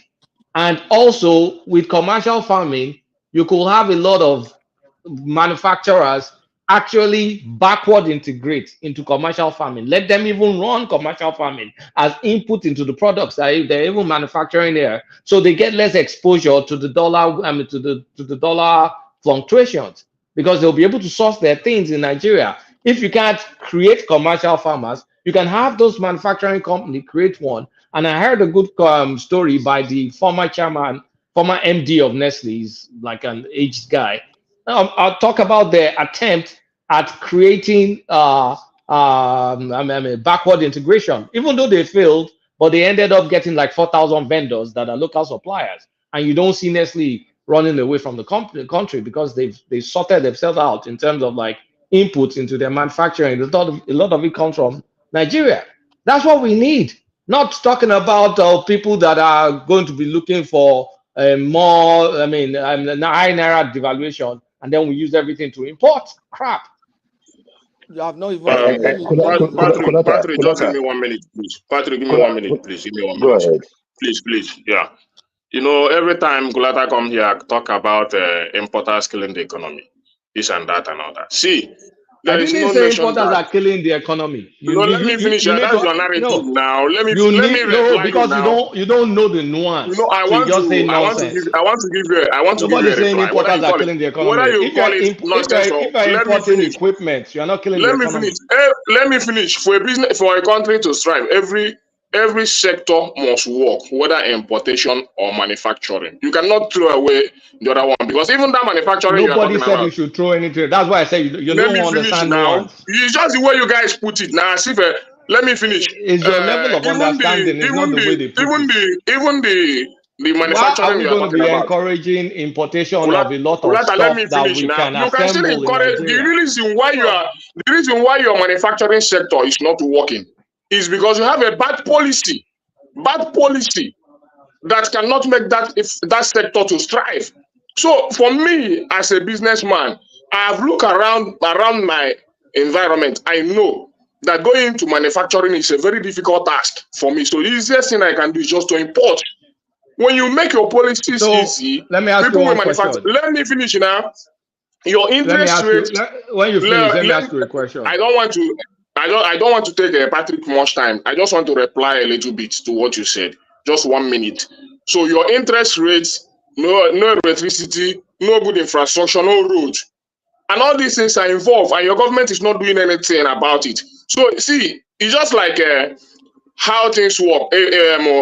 Manufacturing and investment is all about it. They attract themselves to good environments.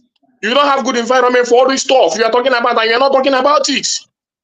So even the importation you are talking about, the country today is sustained by importation, by people that import goods in this country, because And that we money should you are change collecting that. from.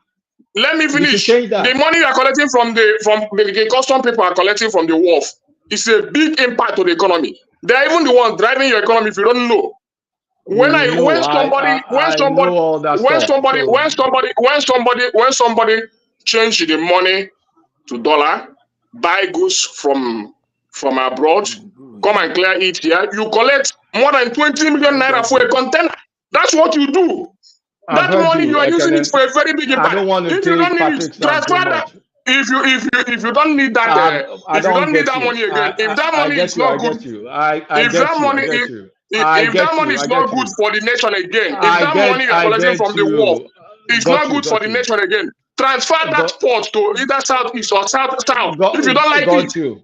Got you. I will if you don't like the understand. money, transfer the port to Transfer southeast or port. south, and let Yeah. them be collecting the money. They love it. You cannot be Understand. collecting people, duping money in Okay. the people We from in the wharf and still don't contain their hear. business.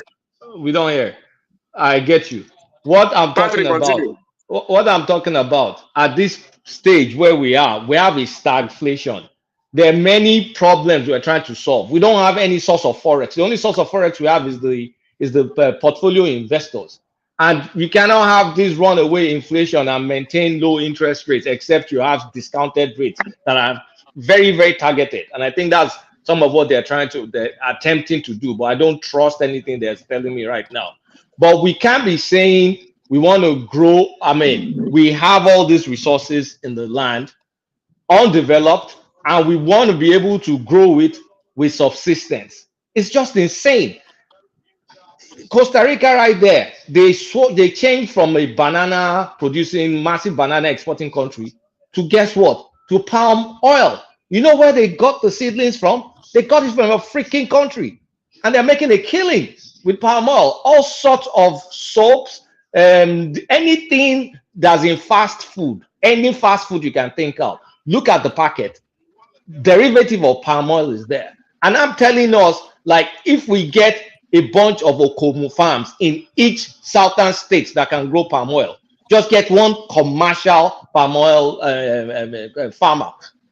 Get a commercial farmer for piggery. Get a commercial farmer for goat. Get a commercial farmer for corn. For all these things. I'm not all this kwekwe farming, you know, massive operations that they can mechanize it, they'll be able to afford storage facilities to reduce waste, and anything that's going to waste, they can turn it into canned product.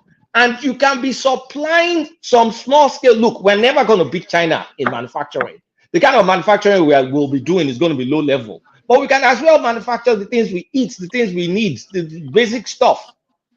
And then you don't now say, oh no, let's continue like this.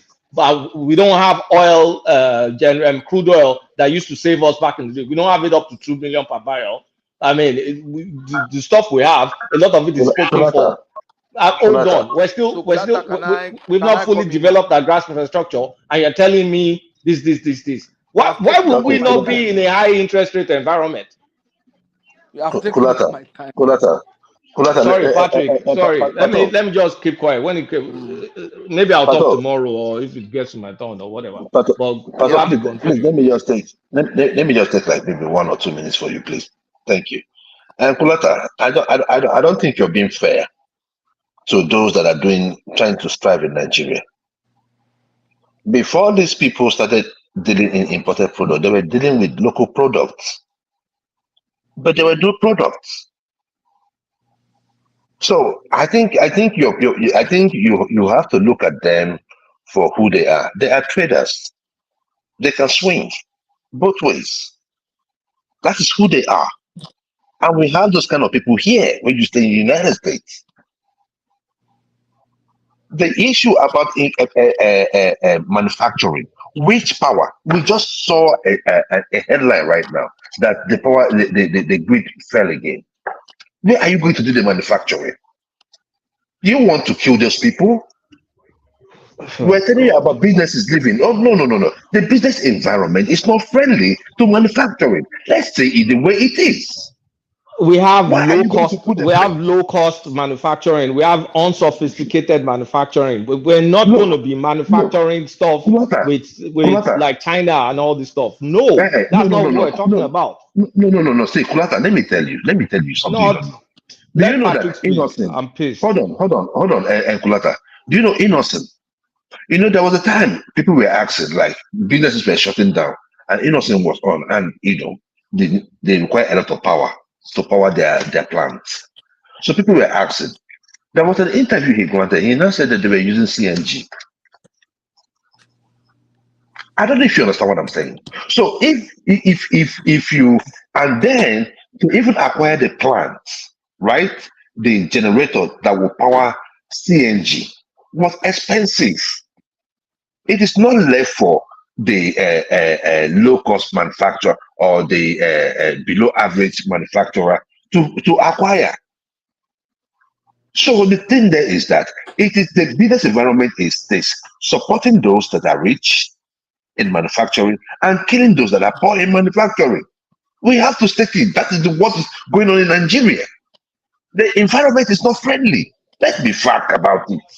Do you know if we're dealing with when we're in a when you're in a stagflation, when you're in a stagflation, you have to prioritize what you need to fix, and you can never ever have a good economy if you have runaway inflation. So whatever it takes, you have to try and fix your inflation. Sometimes to the detriment of. Let me land my point, please. Go ahead. Sorry, I didn't know. It's just that you want to land your point. Let him land, and then after he lands, Patrick takes the floor back so that we can get to as many voices. Because I'm going to. I don't want it to be a long. Sometimes when you're trying to kill inflation, sometimes it's at the detriment of growth.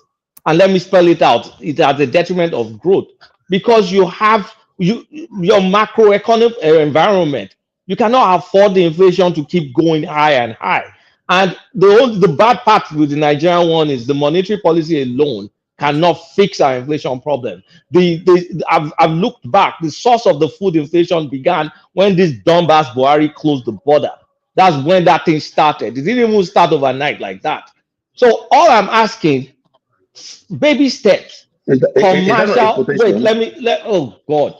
Commercial farming, let a lot of our input, the raw materials, let us produce it in scale. Because when you can produce in scale, all this cost of offline grid that you need to support it, you will be able to like distribute the cost. The cost will be nothing if we have the scale. That's why I'm asking for commercial farmers. A lot of commercial farmers. Patrick, continue. Yeah, thank you. Can you hear me? We can hear you. We can hear you. Yeah. So but the point that I was trying to make is that everybody has to be on board. So it must be a multidisciplinary committee, whether commercial farmers, traders, entrepreneurs, economists, bankers, engineers, because the economy is broad. You understand?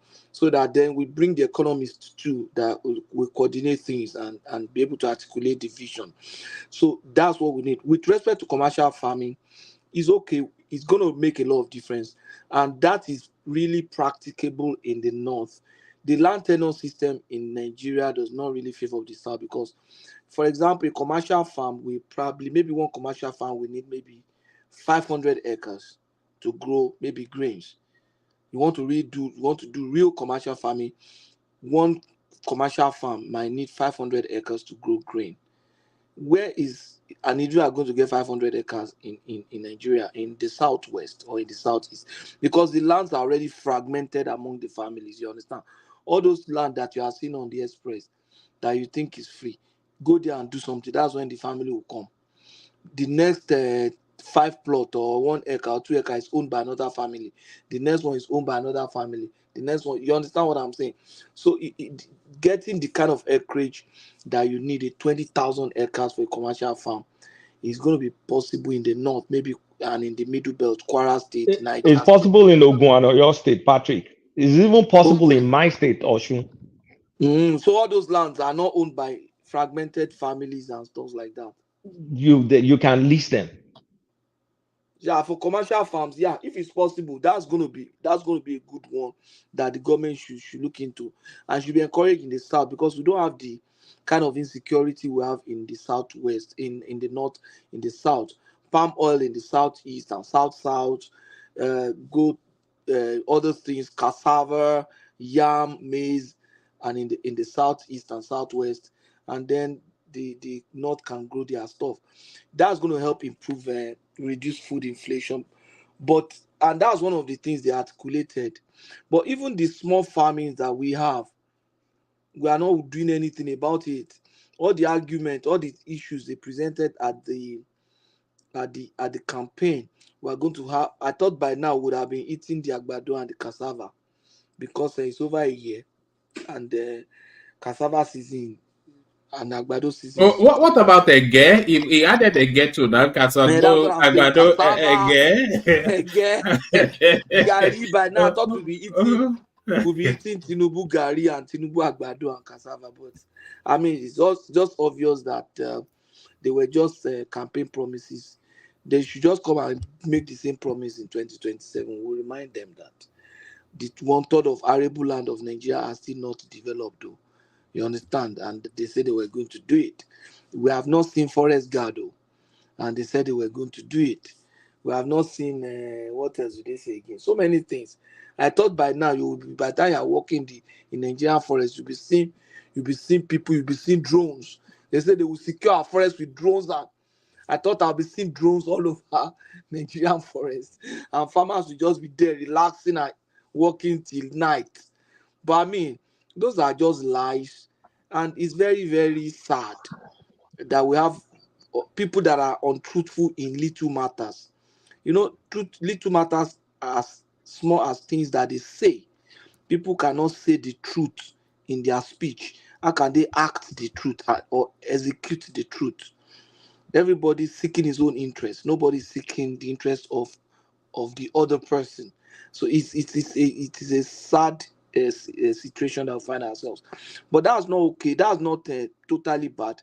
The only thing that I can see that is really painful for me is that they seem not to have the technical expertise to solve. I think they lack the technical competence to solve the problem the way it is now. I think they do. There are problems globally. You understand? Every country has its own problem, but I think the competence is what is missing. Like I said, they have good intentions. They want it. Nobody wants people to be shouting their names all over the place. They wish they can solve it. You are in exam hall, they give you question. You just don't know the answer. You understand? No matter how long you sit there, you can't remember, or you didn't attend that class. There's no clue. You understand? It's like that, and it's very, very, it's very unfortunate. This is July now. Before you know it, it's going to be 2 years. Before you know it, not so we'll just we'll be dropping uh, 1 trillion to the economy to stabilize. We'll pay subsidy a little so that it doesn't get to international price. Because if you actually remove subsidy by now, the pump price in Nigeria should be close to $1,500 or 1,300 naira or 400 per liter. So if you are still getting 800, obviously the government is subsidizing like 500 or 600, because that's the price international. That's why we buy here. If you convert what you buy per gallon in the US and convert to naira, something like that, plus or minus some amount of money, you could see that they're actually subsidizing and they are not saying anything about it because it's terrible. You understand? But it's what they have applied to do. If they lack the competence, they should remove those people and then put people that have competence. Be humble enough to go and talk to people. Talk to Yanungozi, talk to But they tell said him this. it's a listener now, that he listens now. That's what they said. That's Yeah, what he the other listens people have been to saying. yeah, he listens. I hope he's listening now. You understand? They should be humble. Those guys are not if you look at the people that he has now,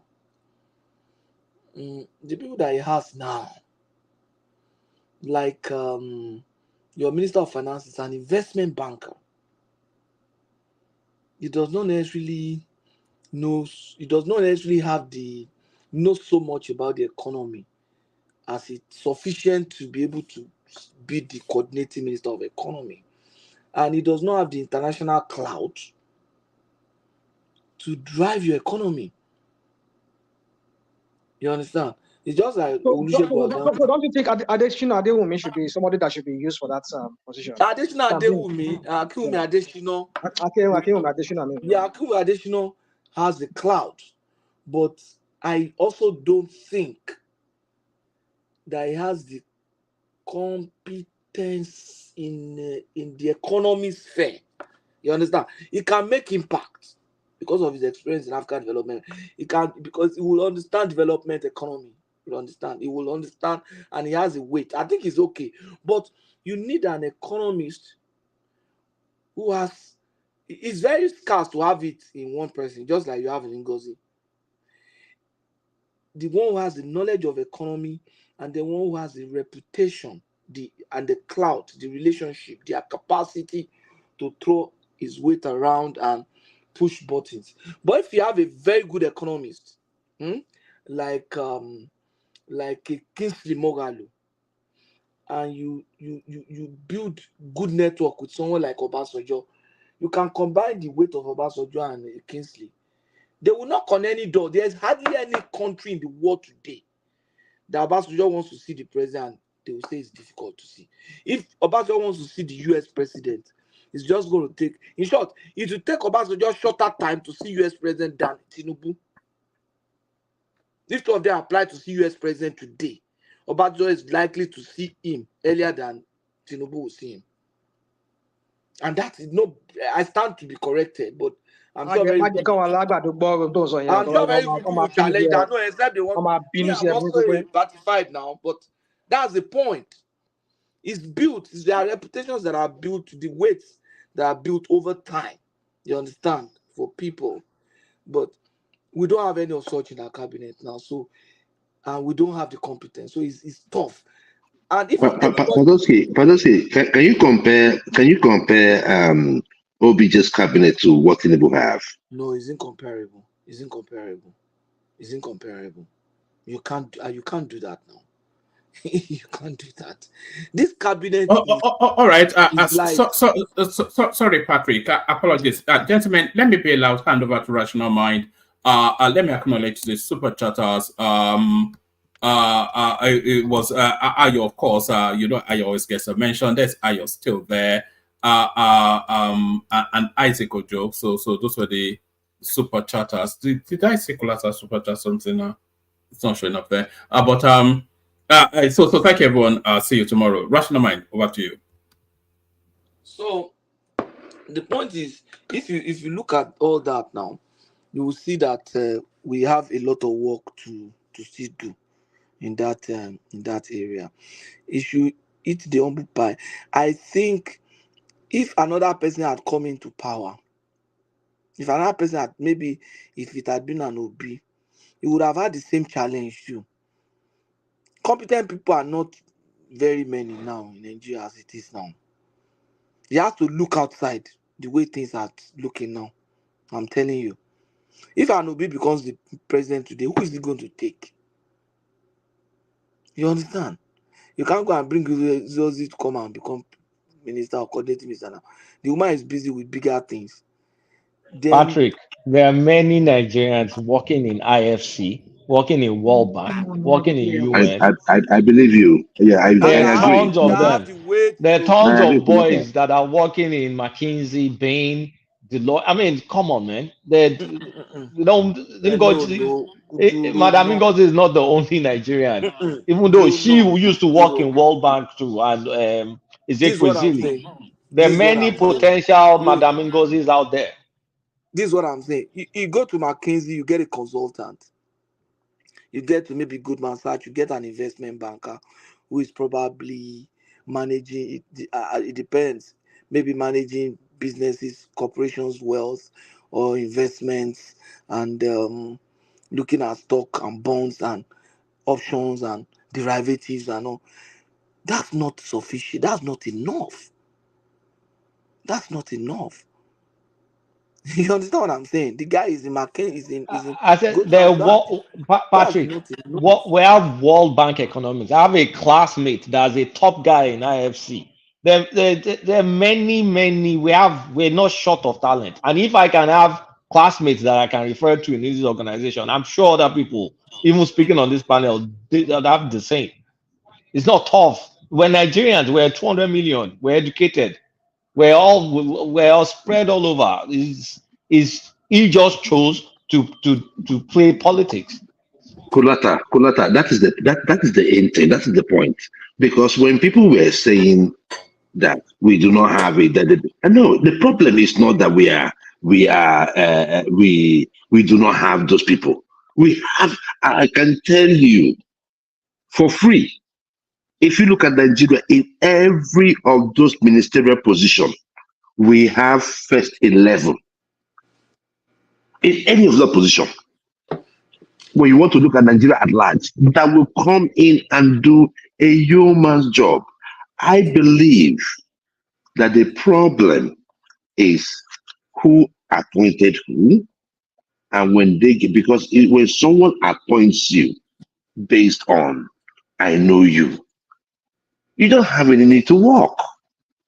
If you were appointed based on what you can deliver, when you go in there, you will show yourself. And that is the difference between OBJ's cabinet and Tinubu's cabinet. Look at Tinubu's Minister of Agriculture now. I don't even know the guy. He's one mala that is struggling. To think that an Akinwumi Adesina has held that position before, and then the same position are given to one random person. It's sad. It's sad. We should be improving. If I got someone who is this good, then the next person should beat that former person. It's not that you will bring somebody who eventually left us and went to African Development Bank, and then the person you are using to replace that person is one person that is just one low random person that does not really have the competence and the character to even do anything meaningful. What the result that Tinubu is getting is as a result of what he has put into the system. So we should stop rationalizing any other thing. If he wanted something that is good, he would have put somebody that is better as Minister of Power. So if you put that Minister of Power, everybody, all of us knew nothing was going to happen in that area. When we saw the minister, we all knew nothing would happen. Patowski. For Patowski, we have someone that built a power station. We have someone that built a power station in Aba. So that means Tinubu never ready now. Nah, guy, forget.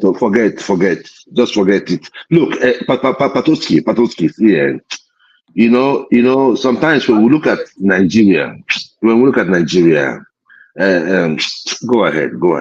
Tinubu is not ready now. If, for example, to think that you have a Batinaji, who eventually was part of those that built that power plant, to have thought that you had that person as former Minister of Power, and in the same country you are bringing this guy. I mean, if you bring me to some position, I'll tell you, sir, I don't. That thing will give me challenge, you. I'll let him know, because if you really want me to deliver for you, sir, I can deliver in this area. I'm sure you want me to deliver for you. Look at that man in internal affairs. As good as the man is, if you put him in power, he will fail. So Tinubu is not, to me, what the result is getting is the effort he has put in. It's based on the quality of his team. So if they say there's food stagnation, is based on the quality of his team. Why would there be food stagnation when you put one person that does not know anything? No, not food stagnation. We have a stagflation. Food inflation, Professor. Food inflation. Let's say you have food inflation. Why will you not have food inflation when you have somebody that is one random person. Patrick, Patrick, I have a question for you. Okay. You have been, sorry to interject like that, I'm sorry. You have been analyzing so many things, and I can also see from your angle, you put a little bit of religious sacrum into it. And you are an economics, right? Mm-hmm. So if I lay my hand on your CV, can I pass it around? If you lay hand on your CV, mm, can I pass it around? yeah, but the point is, I cannot be the minister now. I don't have the competence. That's Do you what have people don't. because what I see You know in why? most people, You know why I cannot be the can minister? I'm an economist, right? And I, after leaving school, I did my master's in business. Then I went to work in the Big Four. I went to work in the Big Four. They were not teaching me economics. They were. I was working. I was consulting for big companies. You understand? do you know why I asked you? Do you know why I asked you that question? Because somehow I'm not saying what you are saying is not right, but I discovered that we do not get good grasp of what is really going on sometimes, and sometimes we criticize out of not really knowing fully. Yeah, I can be wrong. Yeah, Actually, we fell in the So same. what's the good grass? What's the good grass? I can be wrong.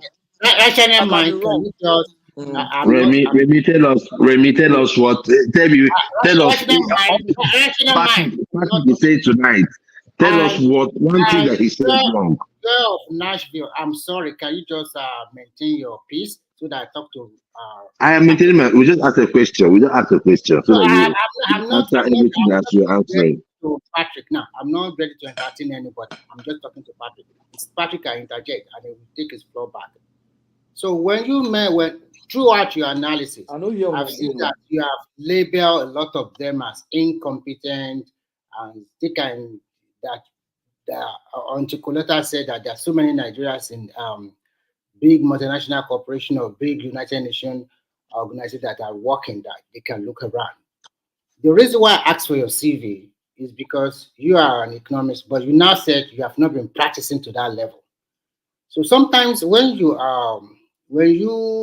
criticize, you don't know people that are listening, and you don't know everybody in this platform. So sometimes if you have a good CV or you have a people that you can recommend, I mean, give us a data, give us a real something. Let's work on it. I will not say more than that. I think you understand what I'm trying. Yeah, we can talk. Because you know why I'm saying they are incompetent.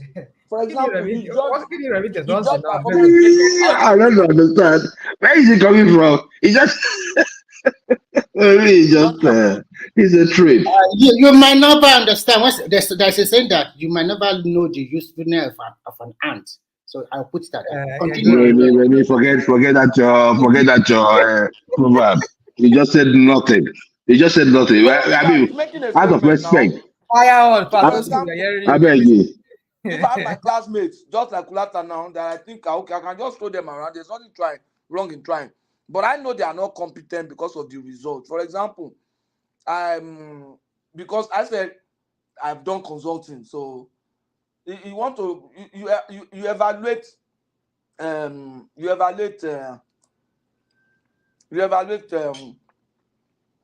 efforts, outcomes and activities, and by the kind of outcome. So if you say, you're a minister, I want you to do certain things. If you are not getting the result, that means something is wrong. You see that something is wrong with, you look at the inputs and everything, and if your competence is part of the input, it might be because of your competence. But if you are not incompetent and I give you a job and you have not come out to say, look, this thing will make it difficult for me to do this job. I am a competent person. I know what to do. This is what I want to do. This is how I want to do it. But if you don't remove this insecurity, I cannot produce food for you the next 1 year. As the Minister of Agriculture, I want to be able to feed 50% of Nigerians on very low-cost food. But if you don't remove insecurity, I cannot do it. I'm not going to be the one. So Patrick, I will come again. So do you advise that they should quicken up state police, or we should force people to join the military and the police? No force people. The system that you have, self, you are not using them effectively. If So you what ask should me, we, so what should we if you do? ask me, I'll give you an example. If you ask me, I say like I have friends who are economists just like Lata did. If you ask me to give you CV of people that can help you transform security of Nigeria, on my fingertip, I can give you 10. Because I grew up, I was born into that system. I grew up there. I have classmates there. I went to a military school, secondary school. I have classmates who are in the military now. My brother was there. So I can almost tell you people that can help you solve all this nonsense that is on ground if you really have good intention to solve it. I know people to call. Are they still in the Nigerian? Like this. Are they in the Nigerian military force? They are retired now. Some of them are there. Some of them are retired. But I know they can solve it. And if they come, the soldiers on ground will know that this guy can solve this problem. You know, when you have worked with someone before and it's no longer in the system, that you bring them. I know some banks in Nigeria now, if I go there and they say this is their regional director, they'll say, yeah. I think we can achieve, because these are your people, your boys that you know, and they know your capacity and stuff like that. There are people that I know that if I tell them, I have one network, can we give me 5 people? Or where is this guy now? Where is this guy now? Where is this guy now? He's around, still in Nigeria. Since you are in this particular, you know a lot of people in this field. I'm sorry to be asking some questions. What would you say has been the major problem that we are unable to solve the insecurity problem, especially in the northern part of the country? I mean, both the northwest and the northeast. Yeah. To me, a strong will, a willingness on the side of government. Willingness is not just I want to solve it, then I'm just buying equipment. You see it as something that must go. And that political will, I didn't want to use the word political will, but the real political will to say this thing is going. And I don't mind losing my office because of it. You understand? I don't mind 2027 because of it. I need to take water. Okay. All right. Sorry. All right. Just go take some water. So let's Kulata, are you there? While Bartowski is trying to. I did, yeah. One eye looking bald, the other eye listening to you guys. What's up? Yeah. So it's your turn now. What do you want to? What's your take on the various topics that we have today? And you can go at it whatever, however you want to go. You don't have to limit yourself to. It's a topic. Which topic? Like what's it called? Kulata, don't give us no fake. No fake. I mean, your time of giving us fake what data is over, please. Just give us free data. You should just go ahead on the way they divide the 2 trillion. They divide it into like 4 aspects. One is to general business, another 500 billion to infrastructure. Oh, see that 2 trillion plan. About that instead of. First of all, that plan, honestly, nobody should really buy too much into it, because nobody is telling you how they're going to execute it, right? It's like me creating a PowerPoint and presenting to you that I'm going to do this, I'm going to do that. So, a lot of lofty goals. They're going to get to 2 million barrels in, is it 12 months? No. In the next, probably by August or September, we should be you know, as president, they are producing about 1.6.5 million barrels. No, that's plus condensate. What OPEC counts is without condensate. It's like 1.3 without condensate. So if you're telling me the 2 million is with condensate, even with that concept, how many oil wells do we have? And how many companies own those oil wells? So that's a joke. I don't think that's realistic. 6 months is not far off. I mean, they say August or September. It's not that far off. We'll be here to talk about it. That's ridiculous. If they say 2 years, if they say 2 years and we see Schlumberger boots on ground and other drilling companies drilling their way away, then I'll say, okay, fine. What else did they say they're going to do? Because Honestly, I've been in the airport all day today, so I've not really had time to look at the story. But I did see a graphic. What else did they promise, Remy? Yeah, forget that 2 million barrels. That's not happening. They are promising about 650 billion on general business services. Yeah, I think something like that, and another 500 billion on science and technology or something like that, including You IT. see, all that stuff is just too broad. Like, we need specifics.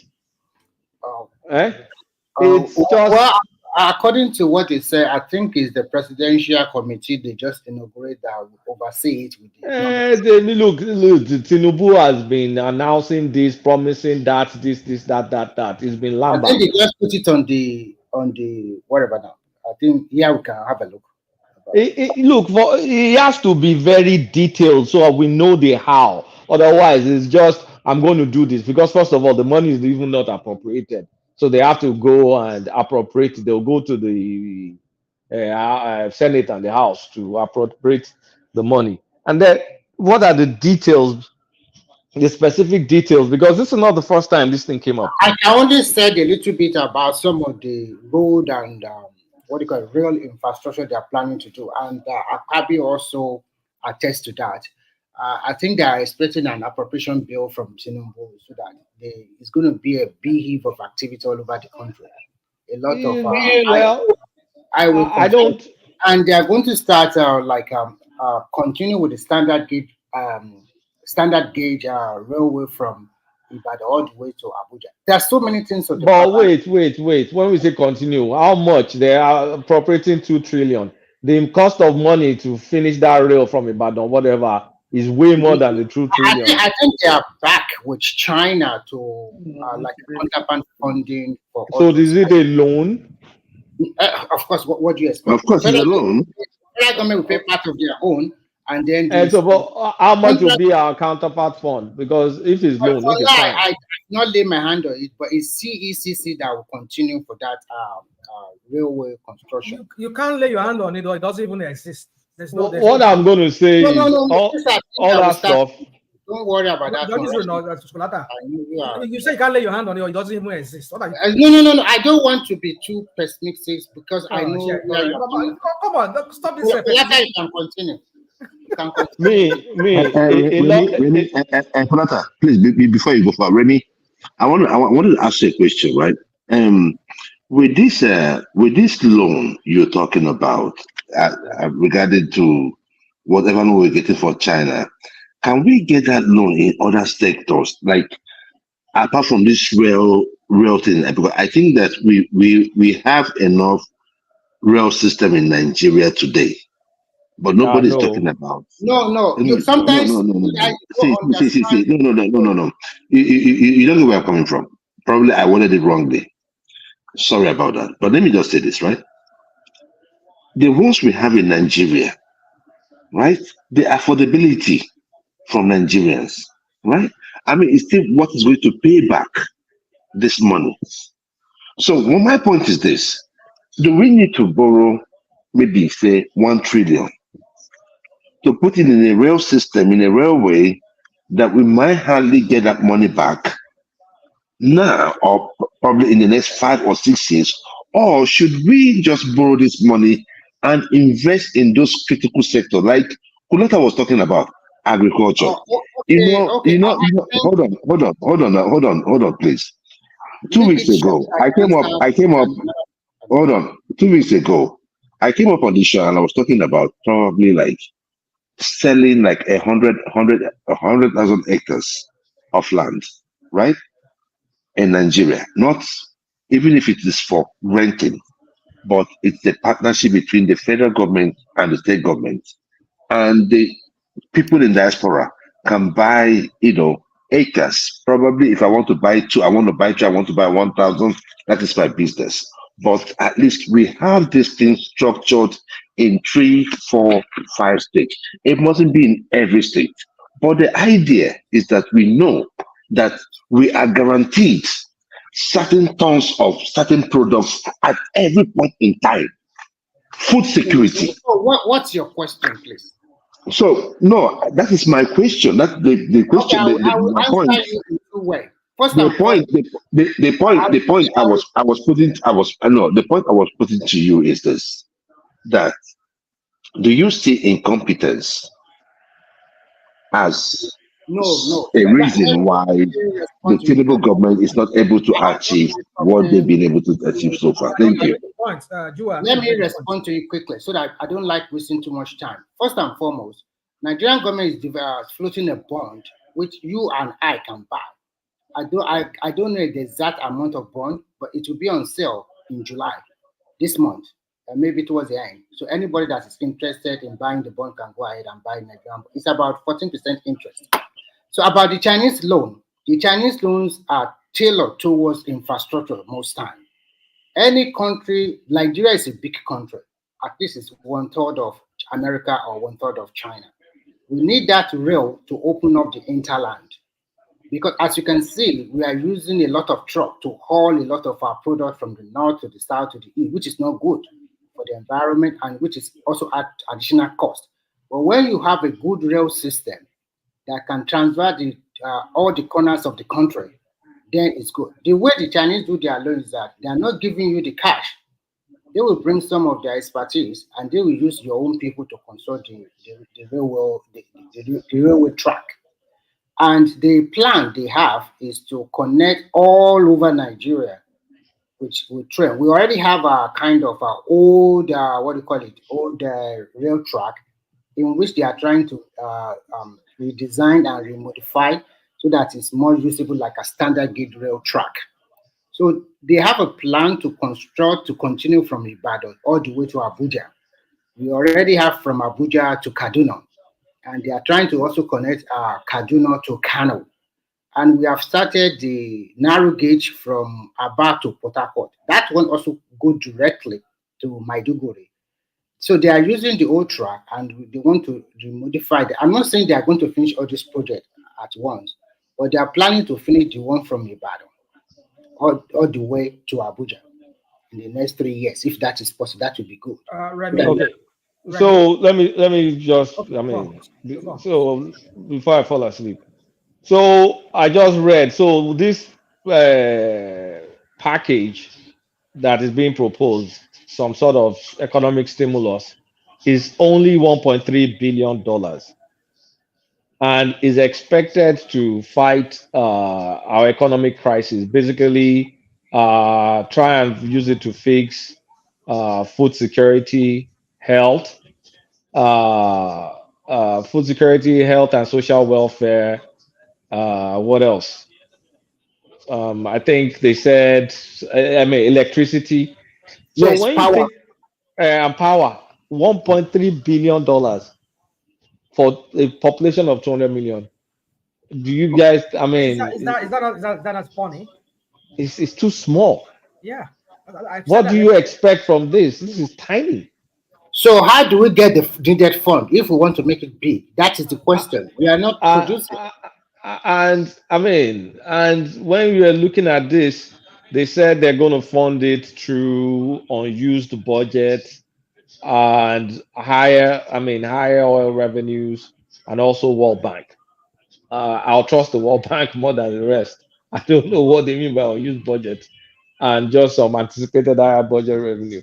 So, I mean, bottom line is, look, we've gotten to the point where we need out of the box thinkers, right? If nobody's going to borrow you a lot of money, you need to find a way of thinking out of the box, enabling people that have money to bring it and give them tax breaks, waivers, and attract investors. Are you talking about local investor now? Because you must clarify Look, it. anywhere you can find investors, they've tried foreign, no show. So I think the next logical thing is to either look the east, which is look Asia, and look inward, look home. And Walter, you are making a good point. But I want to ask you because I want this to be like now. If you go Asia, most Nigerians they will tell you that the contract or the agreement they always enter with Nigeria favors them. Just like I mentioned China now, people laugh. They are going to also what they will sign with you is not good. It's just one way. It favors them a lot. So because you have to look at it also in the political sense and what your country people think. At least majority of people think, why go for China? Why not go America? Why not go Europe? Why not go the rest? So how would you factor that? China is pretty straightforward. Yes. I like China because they're straightforward. You do a deal with them, they don't I mean they milk just normal concessions from you based on the deal. They're not trying to change you like America, like Yeah, trying just to there make you for most they're just what there for business. is So just business. just make sure you do your financials. You can pay them back their money whenever I mean you're supposed to pay them back. It's very, very straightforward. No strings attached. And they may use their people to execute part of the deal. So that's part of it. At least they'll build something. But and again, the best one will be if you can bring in local people. Let them go and source for money. But you just don't give licenses to any Tom, Dick, and Harry. You need to be able to give people that have demonstrated the ability and the capacity to build stuff in Nigeria. And we have Sorry, them, you have Tony Lumelu, sorry to Dangote, interject Bua, again. and all those people. So when you look at those people in Nigeria, are they not the same people like all those people that have been there before, like Lumelo, Dangote, or Tedola, all of this industrial, and maybe in the north, Boa Group and the rest? These are the people that have the money and the experience. And you, No, there's some like that exist, but you can also build new ones. During Obasanjo's time, there were a number of quote unquote billionaires that sprang up. They were nobodies before. They sprang up, and you could feel the impact. Even under Jonathan, ability of a successful government is being able to create wealth. Have people create wealth. You don't have to rely on those people, just those people alone. I mean, many people. I mean, you know how many people became rich under Obasanjo's government? Yeah, there's access. There's all one or two things here and there, but they became rich by building stuff and being able to maintain stuff. So why don't we have a new set of productive people that can do stuff? And like leave it to them to look for the finances. They'll go and look for the finances. But we just don't want to give people licenses and let everybody sit on it and not do anything about it. But at this point in time, if anybody's expecting something with $1.5 billion, you must be kidding. You really must be kidding. $1.5 billion is going nowhere. And when you look at the way Tinubu has been distributing money, palliatives and all those things, is the way he's just giving some crony politician I think and it's all. not. Everybody know that is not enough. It's not going to be enough. Even the target. It's not just even that it's not enough. It means what is this demonstrated since it's come to power is been empowering just politicians to actually even carry these things out, and nothing ends up going to the people. Sorry to interject. I know you were talking about Ondo earlier in regards to oil palm production. Not just Ondo, the entire South. I know, but because there's this myth out there that we don't have enough land. I think Patrick was even the one that talking about it. Don't mind Patrick. Ondo alone, through something called the Red Gold Project, they have over 70,000 hectares of land. I think they give about 10,000 to JB Farms from Ogun State, because it does about 7 to 10,000 in Ondo, in Ogun, and also Cross Rivers. So you also have there was a plan that Dakpo was supposed to follow through. Don't let me pile on Dakpo today, because you know how I feel about things. I'm not going to go there. Do you remember the Okitipupa oil project by Awolowo back in the days? Of course, there's Okitipupa, there's Opomu. So we have the land. Ogun West has land. So anybody saying we don't have land, that is not true. There are lands available to cultivate. Let me humor you a bit. Netherlands, for those that are familiar with Europe. I've only been there extended transit. 33 33,800 square kilometers of land, land. Or your state, 28,000 square kilometers of land. And Patrick is telling us there's no land. Netherlands has one of the highest agricultural productivity in the world. They produce everything from dairy to vegetables to flour Hold on. to But you know the kind of system. farming they do. Green life, I know. Vertical farming, green, whatever. And So that is where your just compare that GMO to ours. benefits you guys. Look, GMO comes into save the day. rational mind, or your state. That is not the biggest state in Nigeria. That's just the biggest state in the southwest. No, I'm not Has close to three I'm not quarter saying what of the land mass. So even if we have the least productive way of planting, we have over 6 Oyo states in Nigeria. Collateral. Do you know the same area of your state? I think the state government are having a big farm settlement for cassava, and it's very. I don't know. I've read something about it, and the governor also said something about that. And soon as they will start to export. Remy, you're missing the point here. Okay. Okay, yeah. I think I wanted to tell Kandu to mute because we can hear that feedback. Okay. So, go on, please. Okay. What I'm saying is, beyond the farm itself, you don't only plant for the farm plantation. There's the ecosystem around that is as equally important as the farm itself. So when you're talking about, we have all these farms, we have all this land. No, I want the grand plan, because let's say I'm using that farm produce to produce something, let's say oil palm, for instance, I might decide to sell something that will help close to the farm or close to that area. My interest is in that project, but not directly necessarily. You get my point. So when they bring out those plans, we want to see the grand plan and the kind of ecosystem that they have around it, like what DACO was supposed to do with the airport, so-called Agro Airport and so-called hubs. We've not had anything yet. So that is where my frustration comes from. That they don't even discuss the whole project. It's like, we want to be like, no, tell me the whole thing, and I can pick and choose where I want to invest in. Can I add to Kulata? I just sent a video clip to one man, I think yesterday. If you see what the Netherlands are doing, oh my Jesus, they are creating every climate in the world. Asian climate, every climate within these humongous facilities that they have. But they're not even talking. Who came up with the narrative?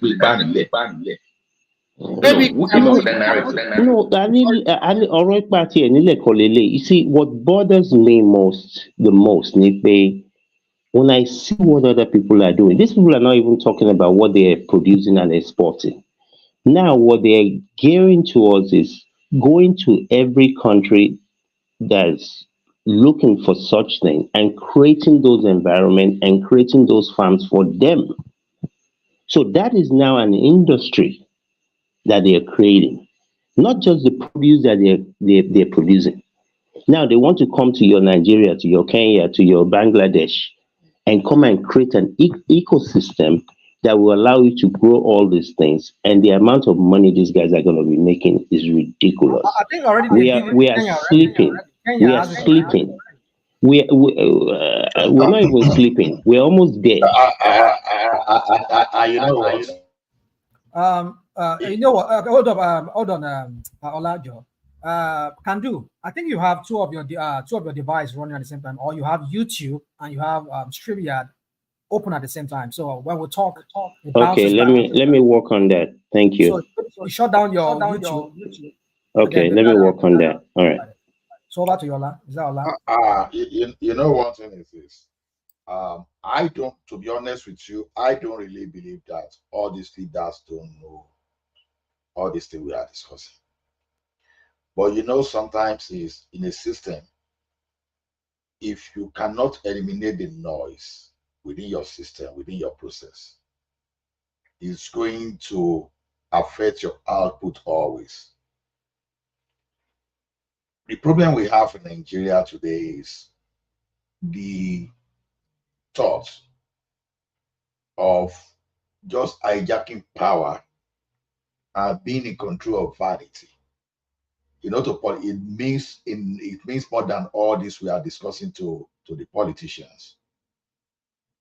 And the reason we keep saying that, you see all this involvement of federal government, as much as we can reduce the noise, people will settle, because Nigeria is such a country that even other countries came to Nigeria in the past to understudy Nigeria. They took a Sydney to replicate, to improve upon in their own area. So to me, it's good, but I think the earlier we stop the bureaucracy, because everything we see here now, they are just symptoms of our deficient structure. There was a time that the local governments were very active when it comes to agricultural things, and I don't see it too late if we can start pushing such activities to the local government, because it is easier at the level of the local government. What the federal government can do, maybe you can help with research, you can help by developing some kind of some guys, maybe I'm just saying, because if I want my way totally, I want the federal government to take hands off this. You understand? The best you can do is just to coordinate where you can coordinate, but take your hands off and let the local government. All farming is not the purview really of federal government. Federal government is maybe just to provide financing or make sure fertilizer or all that stuff is available. It's really at the subnational level. You remember when Saraki was able to attract some white Zimbabwean farmers to Kwara State? Yeah. And the massive productivity, the massive productivity those guys brought to Kwara farming. Our problem is the mindset of subsistence farming. We need to get out of that mindset. We need to think big. Each state governor needs to attract those kind of guys that came to Kwara State. Imagine 2-3 massive commercial farms. When I say massive, I'm not talking about a joke of an operation. A massive operation. Like your state, I can say, okay, you'll have a palm oil reservation area, a cocoa reservation area. Let's just even say cash crops alone, just for forex. Palm oil, cocoa, rubber, things we have natural advantages. But but if government wants to attract that, you know what they have to do, right? Road network has to go there, right? Electricity. Look at the Kwara, those white farmers clear the road themselves. Yeah, but clear the road themselves. For those that want to attract, it becomes very competitive now. It depends on what you have to offer. There's a bidding now. Okay, come to my city. I have A, B, C, and D. So if you want to attract the best of the best in a competitive environment where we are all bidding for the biggest and the best farmers, if you have something there like good roads or something leading to those areas, it makes it easier for them to come there. But if you have a train network around there, it makes it easier for them. So the better you have this so-called enabling environment for those businesses. Like once again, Ogun State, sorry to bring up Ogun again. What's up with our agro airport? If anybody's producing anything to relate to that now, if you can finish that early, build the roads. If somebody is going to use it, make use of it, it's more likely to invest in that area if you provide an enabling environment. So they still have to put some things in place. They have to, as a state governor, forget federal government, like you said. But our current system at the local level, they kind of they focus more on subsistence farmers, Agbeloba kind of mentality. That has to change as well. All this subsistence farming is not going to get us anywhere. But you can work with the cooperatives, where they can work. You can also have medium scale farming too. Your small Babati, we need massive farms. In conjunction now, we can't just eliminate the Babati. No, I'm not saying you won't eliminate. It's not possible to eliminate. I'm talking about like net addition. Okay, To okay, some okay. extent, That makes sense. Okay. to some extent, I agree with you on that commercial farming, but it is not every location in Nigeria that we must. We don't need to make every location in Nigeria to have that commercial farming. You know, I mean, large scale. You know, you can have subsistence farming upgraded to the level of commercial too. Look at it this way: like people like us that grew up in the locals now, or like you guys that grew up in the city, you know, we used to have some kind of community of farmers too. You know, we call it a Okwa Amisun, that we would just go to the farm during the holidays, spend like 2 weeks in the farm. You see people there. You see one thing there is this: when you aggregate the total output of those subsistence farmers, you understand, you still have excess that you can still push to the market. No, Ola, no, we have a lot of Wait now, waste. wait. We can't handle waste. Food waste is the biggest problem right now. We can't handle waste. We can't easily do. We can't easily feed all these factories or all these restaurants. It's not easy to provide solid supply chain to supply all this. I mean, you know what I'm talking I about. got you. And you know, one of the reasons for those food waste, I was reading one of these industrialists when he was giving, I've forgotten the name of the company. He was giving his experience why telling all those companies that were leaving Nigeria that if they were actually sincere, that they should have invested better in that in Nigerian farmers, even though they are still subsistence. He said during the time that what they did is they acquired some hectares of land and pull some farmers. They allocated some parcel of land to some farmers so that they were working there, but they had a guarantee of the market because they are the company now. It's just like when you have all these your Timothy, your Starbucks of this world, where they go to a country and work with some local farmers there just to create wealth for them by encouraging them to produce and guarantee that they will buy. So that's what this particular local company, if I still see the article, I will post it there before I go. So that's what they were doing. So I get you.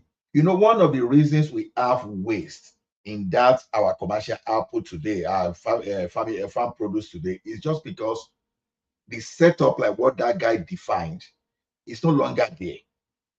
So government is that those are the areas that the federal government will have to look at those things. So okay, look at it this way: you have a tomato paste factory that imports things from overseas, and your tomato farmers, they are losing their produce. So you have to find a way to make sure that they wake up to going to all those guys to buy their products. You understand? Because I have a situation around now that they encourage you to plant a corn.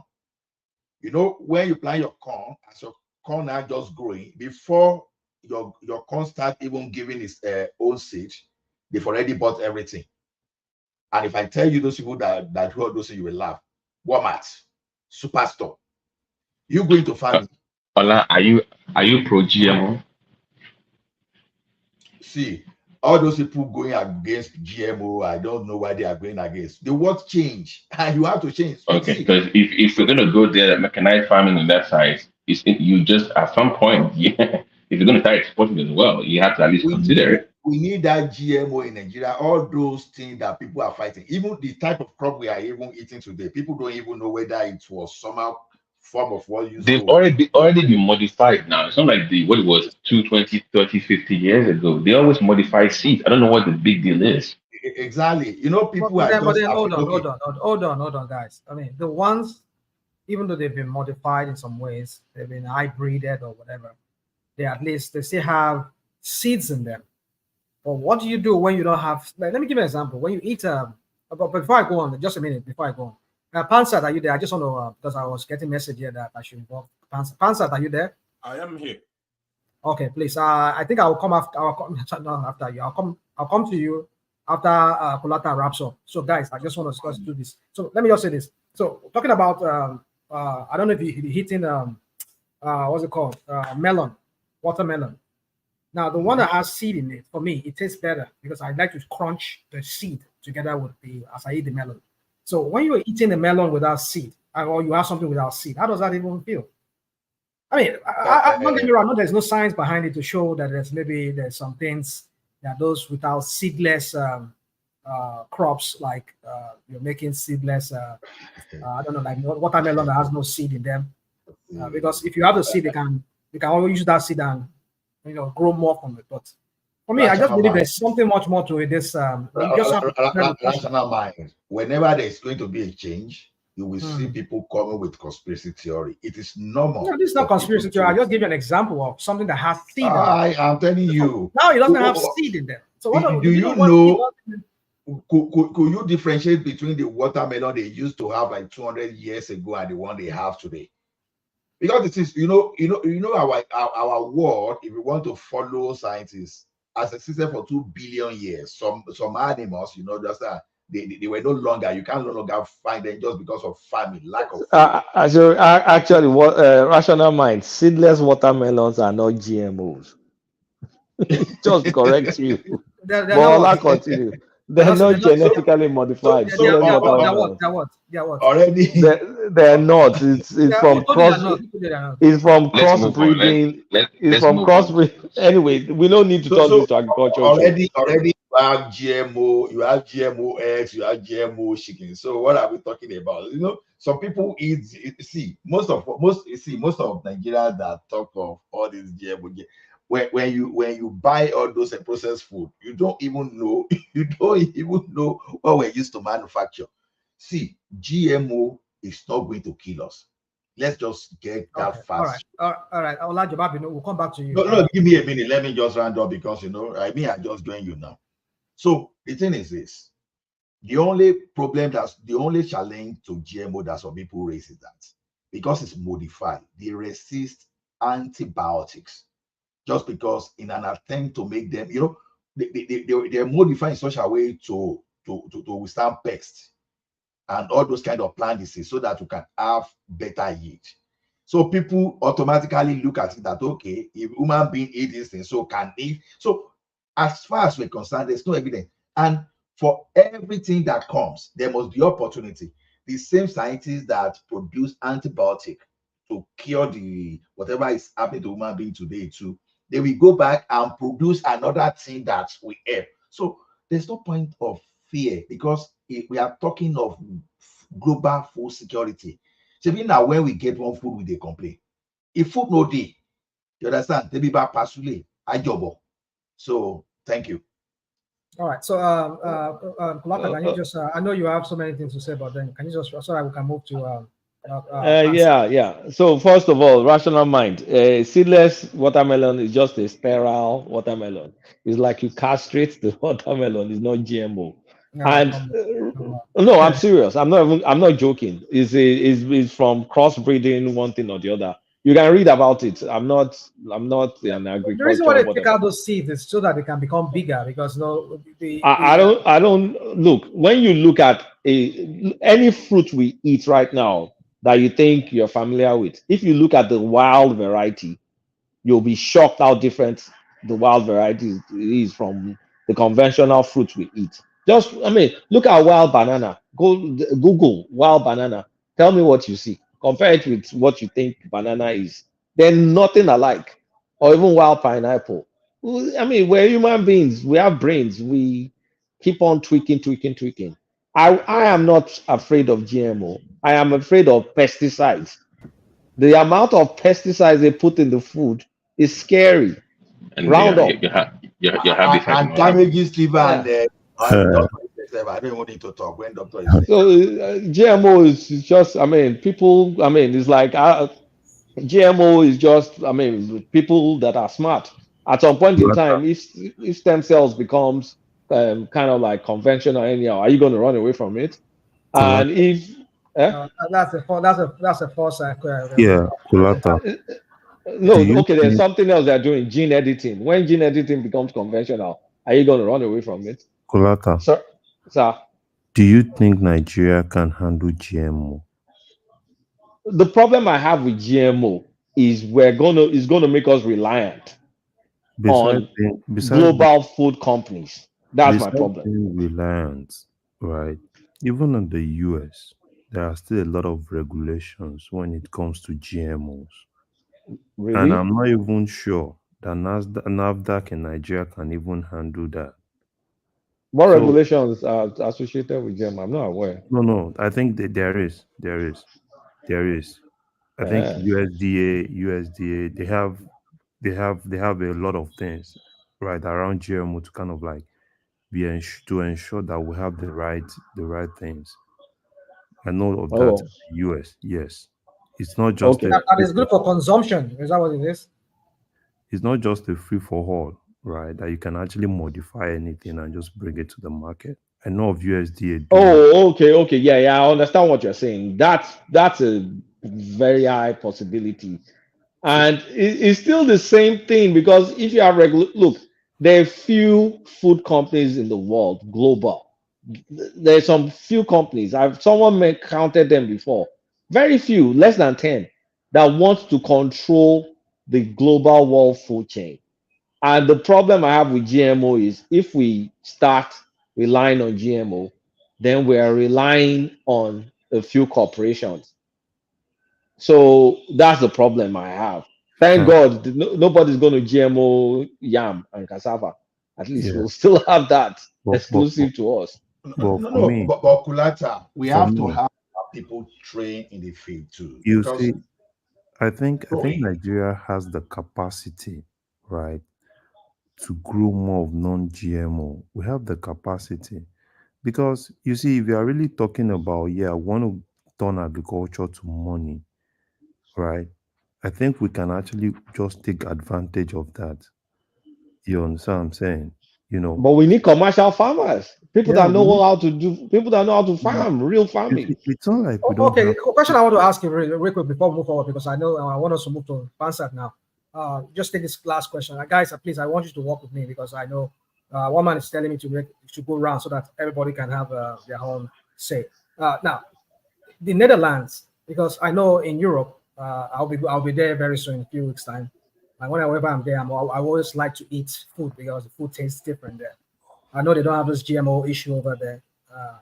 So my question to you is this farming that is done in the Netherlands, are they GMOs? Because if they could produce things, They have without GMO in soil, Netherlands, though. GMOs in Netherlands, where have you seen that? I've never seen that. Where have you seen that? I'm sure they I mean, have I've been to GMO in Amsterdam many times, Netherlands. so Like you can't. they don't have this labeling that we have. At least in Germany, I don't see that in Germany, and even in Austria. And No, I also, think they have GMOs in Europe. You probably just have to. I mean, maybe the identification, No, I like think it's in I was Europe. told they don't. So I think in Europe, it's they, not as popular as what we have in the US, I don't think they even have it because right? I give you an example of myself. Take for Okay, come on. instance, soya beans.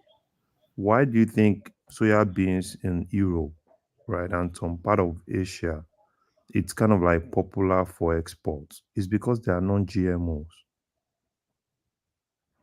right? non-GMO soya beans still exist. Yeah, there is soya beans production in Europe, Asia. They are mostly non-GMOs.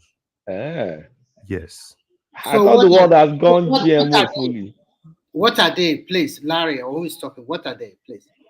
If they don't have GMO, what are they? Yeah, that's where that's in terms of exports, right? Where most people look into, right? I don't know. That's what I got, Yeah, right? what I see is that some of their, in terms of vegetables, because mostly are imported, and you can see virtually most of our like Nigerian honey that will blow your eyes away. You can see it here, all those whatever.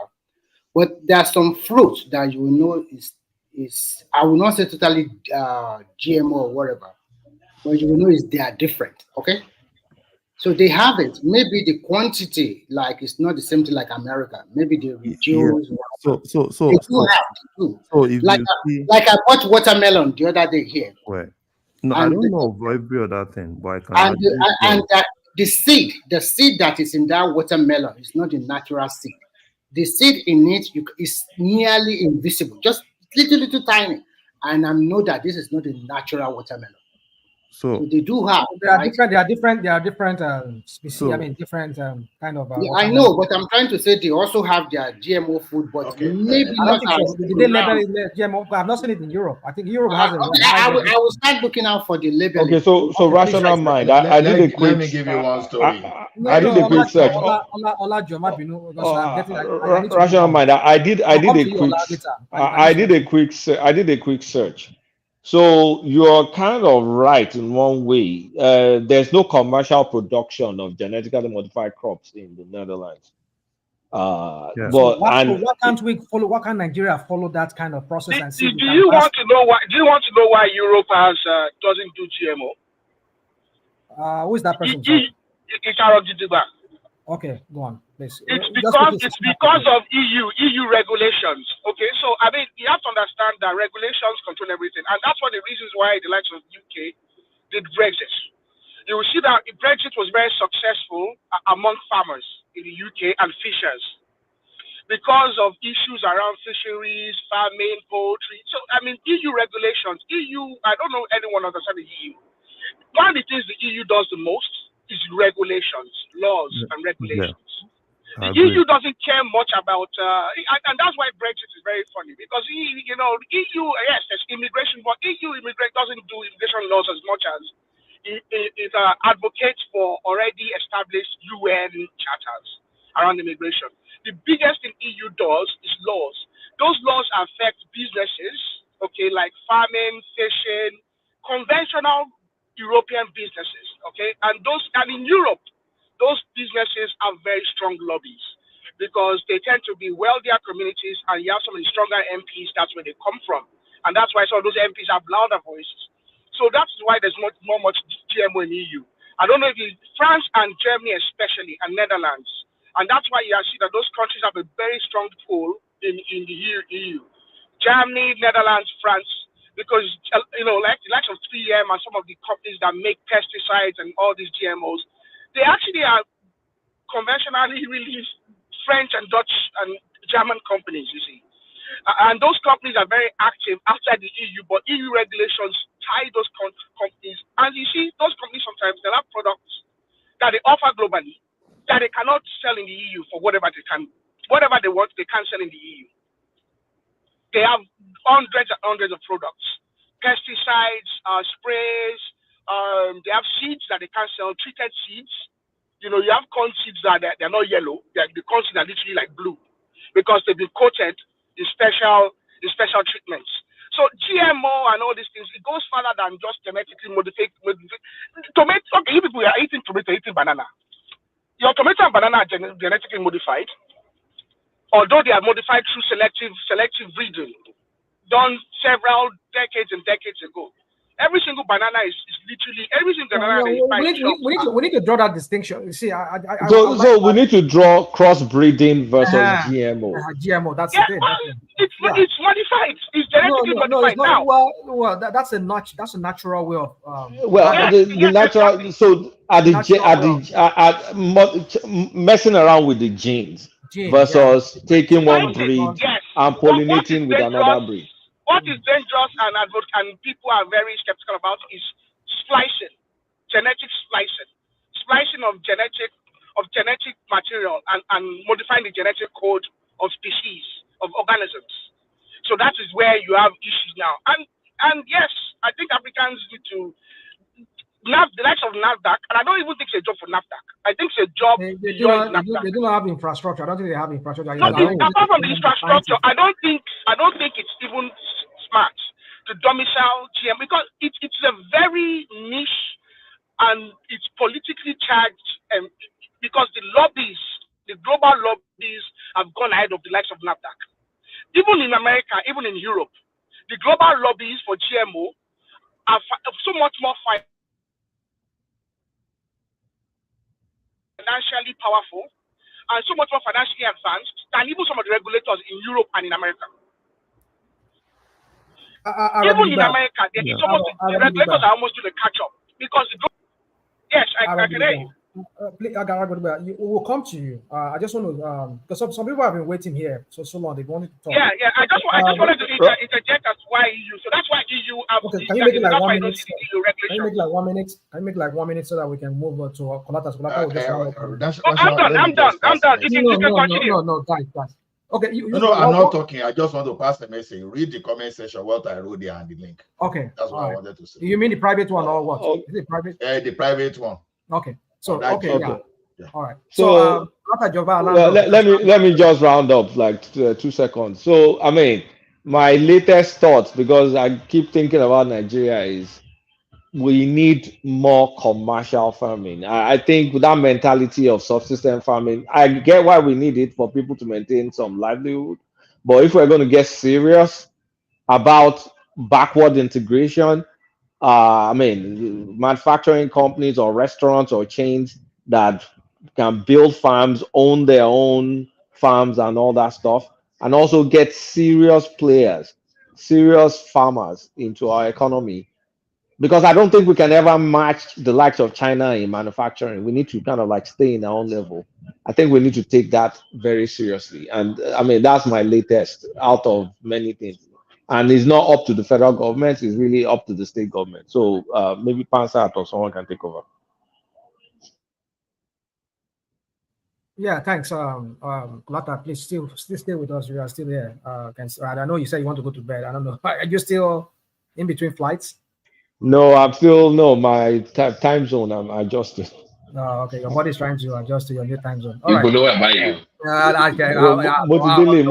Motidili. Okay. All right. Cabo. No. Well, I mean, Pansal, are you there, please? I know you don't want me to be here, but I am here. No, come on, Pastor, don't do this. I've been trying to like get this our friends so that they can all speak just real fast and for real. How you doing? What's going on?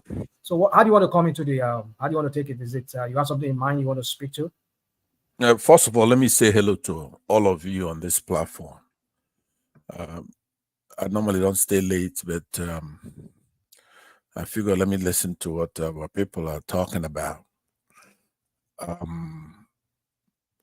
don't know if you do know that the ECOWAS, they have an agreement. I guess they met in Abuja and they want to go ahead with the ECO currency, a unified currency for ECOWAS. So that's a good thing. I don't know. Pansat, if you know the details, I don't think you will like it. I read about it today. Go ahead, elucidate a little bit, just a little bit, because you've been talking. Let me. I'm going to be very brief. Initially, the ECO was pushed a lot by Cote d'Ivoire, and they were going to make France take 50% of our reserves to for the ECO. Buhari pushed back against it, so now they've renegotiated, and France is still going to be the guarantor that will be able to convert them. The ECO is going to be based on convertibility to euro. France is still going to be the guarantor. But the thing is, rather than that 50% deposit requirement, I think that's gone away. But France is going to be providing the line of credit or something. So essentially, we're going to be dependent on France, and I don't like it. Okay. But you can continue. I appreciate that. And if everything was okay, I guess we could do it by patriotism or something like that. I guess you mean France, a foreign country, one of our nemesis in the past who colonized us, and very wicked people. And that is true. But on the other hand, I got to be honest with you, Kolata. Our homebred nemesis, like in my case, I call them Northerners, right? They're not better. They're not better than these colonialists. These new colonialists we have are worse. They don't want to go to school and they want to be in charge of everything. And then France will go over our heads and go collaborate with them. So don't be thinking there is an us that we're unified in our objection based on what you're talking about. But let me go ahead and I know over sorry. Yeah, that equal thing, before you move on. there are 3 countries that want to pull out of ECOWAS right now, right? I think Yeah. Burkina Faso and I've forgotten that. Yeah. They did already. Yeah. Yeah, they did. Mali, So Mali that and will Niger. also Two or three. affect. Yeah, Yeah, Three. I think 3, right? yeah. Three. But the Uh, reason why they pull out is Tinubu and his he didn't handle Hold, it very hold on, well. But yeah, Pastor, hold on, please. it is my turn. I haven't landed. I haven't said anything. I want You everybody know, hold your horses. I don't. We're gonna get to discussion. Let me at least make some statements, and then okay, we'll all right, discuss go on. stuff. And Nordic Media, I want you to hold your horses. Right? It's almost like you and I have the same political leaning, but I happen to know that we don't agree on a platform. I have to be able to talk. So No, let I'm me not trying to say stop that you from talking. I'm not trying I to stop. understand. We That's just the asking a effect. question about the No 3 matter what countries you're pulling doing, out. the effect is that it prevents me from talking. I don't know what you have in mind, but what I'm saying is this: listen, guys. On you talked about GMO. To me, these are actually first world problems. It's not. It's not third world problem, right? These are first world problem for people who have a choice. Nevertheless, I dealt with this topic not too long ago here, perhaps even yesterday. A lot of it, I like the way the US and other countries, Canada, people who are engaged in it, they trust the market, free market, free economy. So they engage in labeling. Labeling is it has to be honest. I know somebody talked about some kind of agricultural agency in the United States, but it's actually the FDA, which is acronym for Food and Drug Administration, that monitors the standards on both regular food that are organic and otherwise, and this GMO. On this panel, you have doctors, you have all kinds of people who are in diaspora who know, who are smart. Yesterday, when I dealt with this issue, I tried to go into the technicalities, what is GMO, the acronym itself, and what's the process, what is it that they're doing, so that we won't be afraid of it, like it's voodoo or something like that. It's science. And I challenge those who were against it to continue, but try to do it scientifically so you could poke holes in their claim. Because right now they've met the prima facie standard. What that simply means is that they say, hey, look, we're going to create this food. They're going to be easy to store. They're going to be easy to be moved around. They're going to be more resistant to pests, so you don't use so much chemicals, right? It's going to be healthier. It's going to be bigger. It's going to be more colorful, stuff like that. So they're scientists and they did research. Not only are they talking about the safety, efficacy of their methods and everything, and they met that threshold and they did it. So now others will come in and say, you know what, you did it, but it's not safe. It causes X, Y, Z. Then you have to prove it. As far as you could prove it anywhere, even if you go to North Pole to prove it, it will affect the product here, like tobacco and stuff like that. The regulation will be more serious. So you first of all have to trust the markets. If you want, then you go out there and you produce natural food, like Kolata was saying. You produce organic or yams and all that stuff, fruits that are not GMO, and you label it. And then a consumer will go there and then buy. Like I said, it's a first world thing, but in Africa, we're already starving now. When the climate gets worse, there'll be no food there. You have a lot of people coming down from the Sahel, where the deserts are very aggressive over there. So in the next 25, 50 years, they're going to come all the way down into our kitchens in the south, east, and south. And the UN is going to support them to do it, because they're not going to let them die in the desert, right? Nobody wants that. So the US, a lot of the fruits we consume here I'm talking about 99.9%, and I named a bunch of products that are in that category right now. They're 99.99%. And America has longer lives to live, healthier lives to live, and stuff like that than people who are eating organic in Africa, for example. But the problem is we're starving over there. So it's a first world issue. So the way I put it there, private enterprise, self-regulating market stuff, as long as it's labeled properly, the research continues. Even those who are making these products, such as the United States, FDA, like we said, they're even doing better research, more money made available to look and see if there is toxicity, there are long-term effects, and they're doing so. And I trust their data over the ones we have in Africa, because why? We don't have good leadership. We don't have patriots. We don't have a good country. We don't have a good continent. So that's on that GMO thing. There's no need to go further. Most people here are educated and they know about this. I'm just glancing through the panel, and I'm satisfied with that. Now, on the issue that I raised on the ECOWAS ECO, that integration is not just currency, it's not just monetary. I'm not scared when somebody comes and they say France. Yes, France is a very bad actor historically in our continent, perhaps the worst. They're very wicked. For generations, they've been on the case of all these smaller African states. But Britain is nothing to sing home about either. In that country we live right now, Nigeria, oil is our main thing. And the Brits, with their oil companies, they rank like third, fourth, and fifth largest oil companies, taking our oil, setting prices for it, setting prices for other commodities, picking our leaders, except, I guess, the last one, where France picked it, with Shagori Group.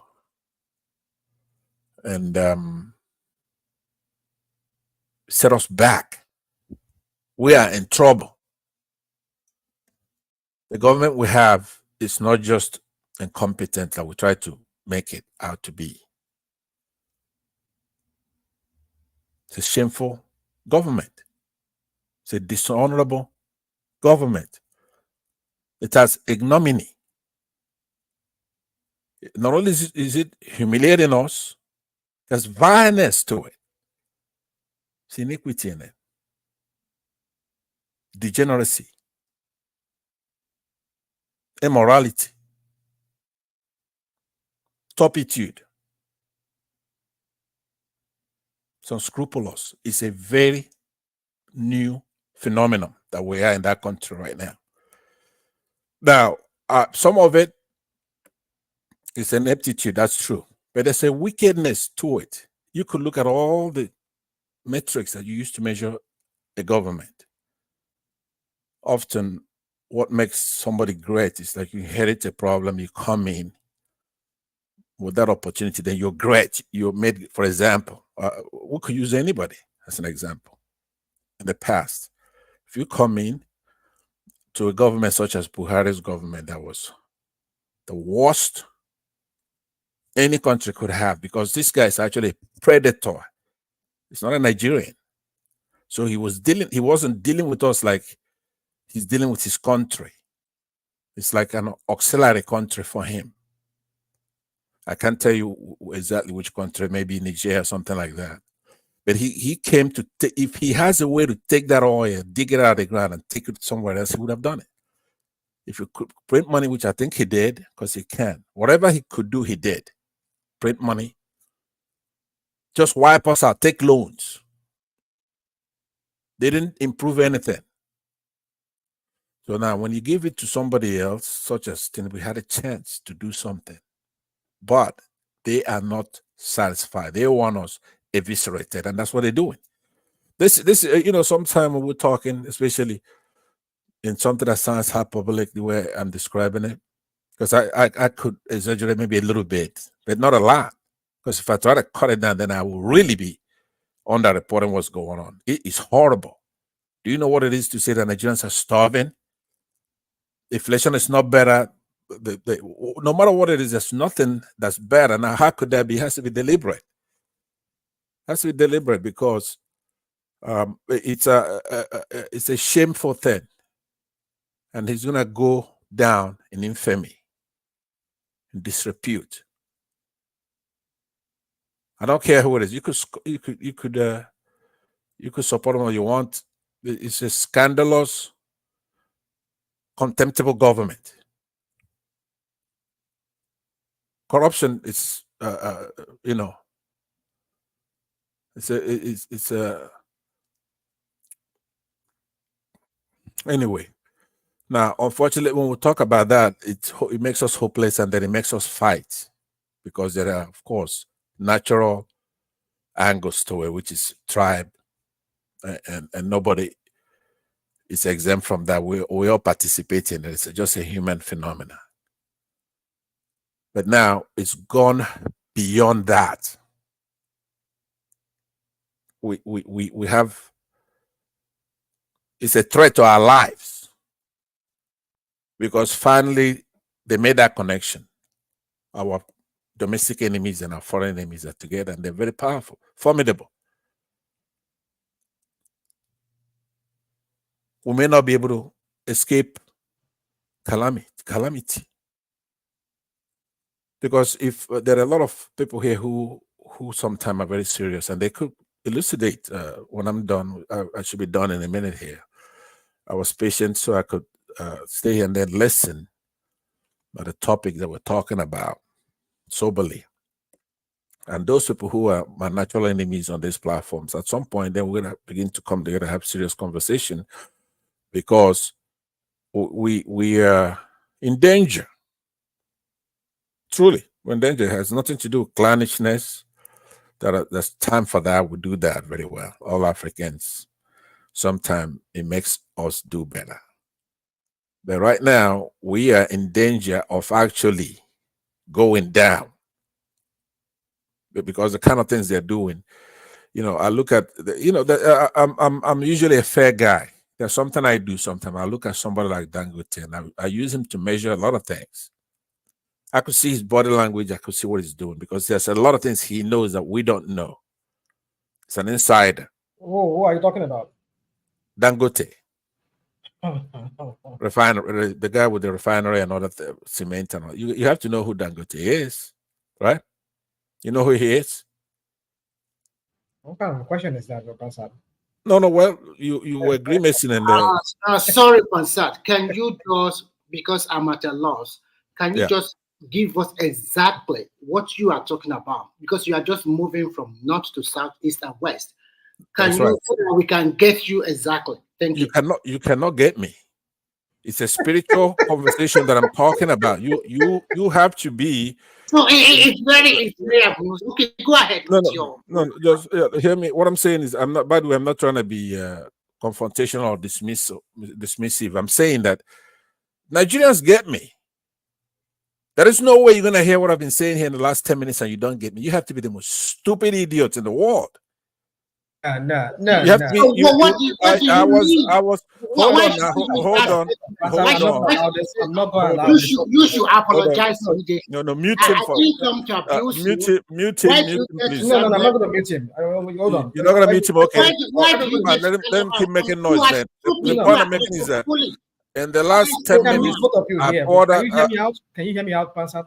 No. Let me land first. Can you hear me out, Pansat? I hear you, but hold on.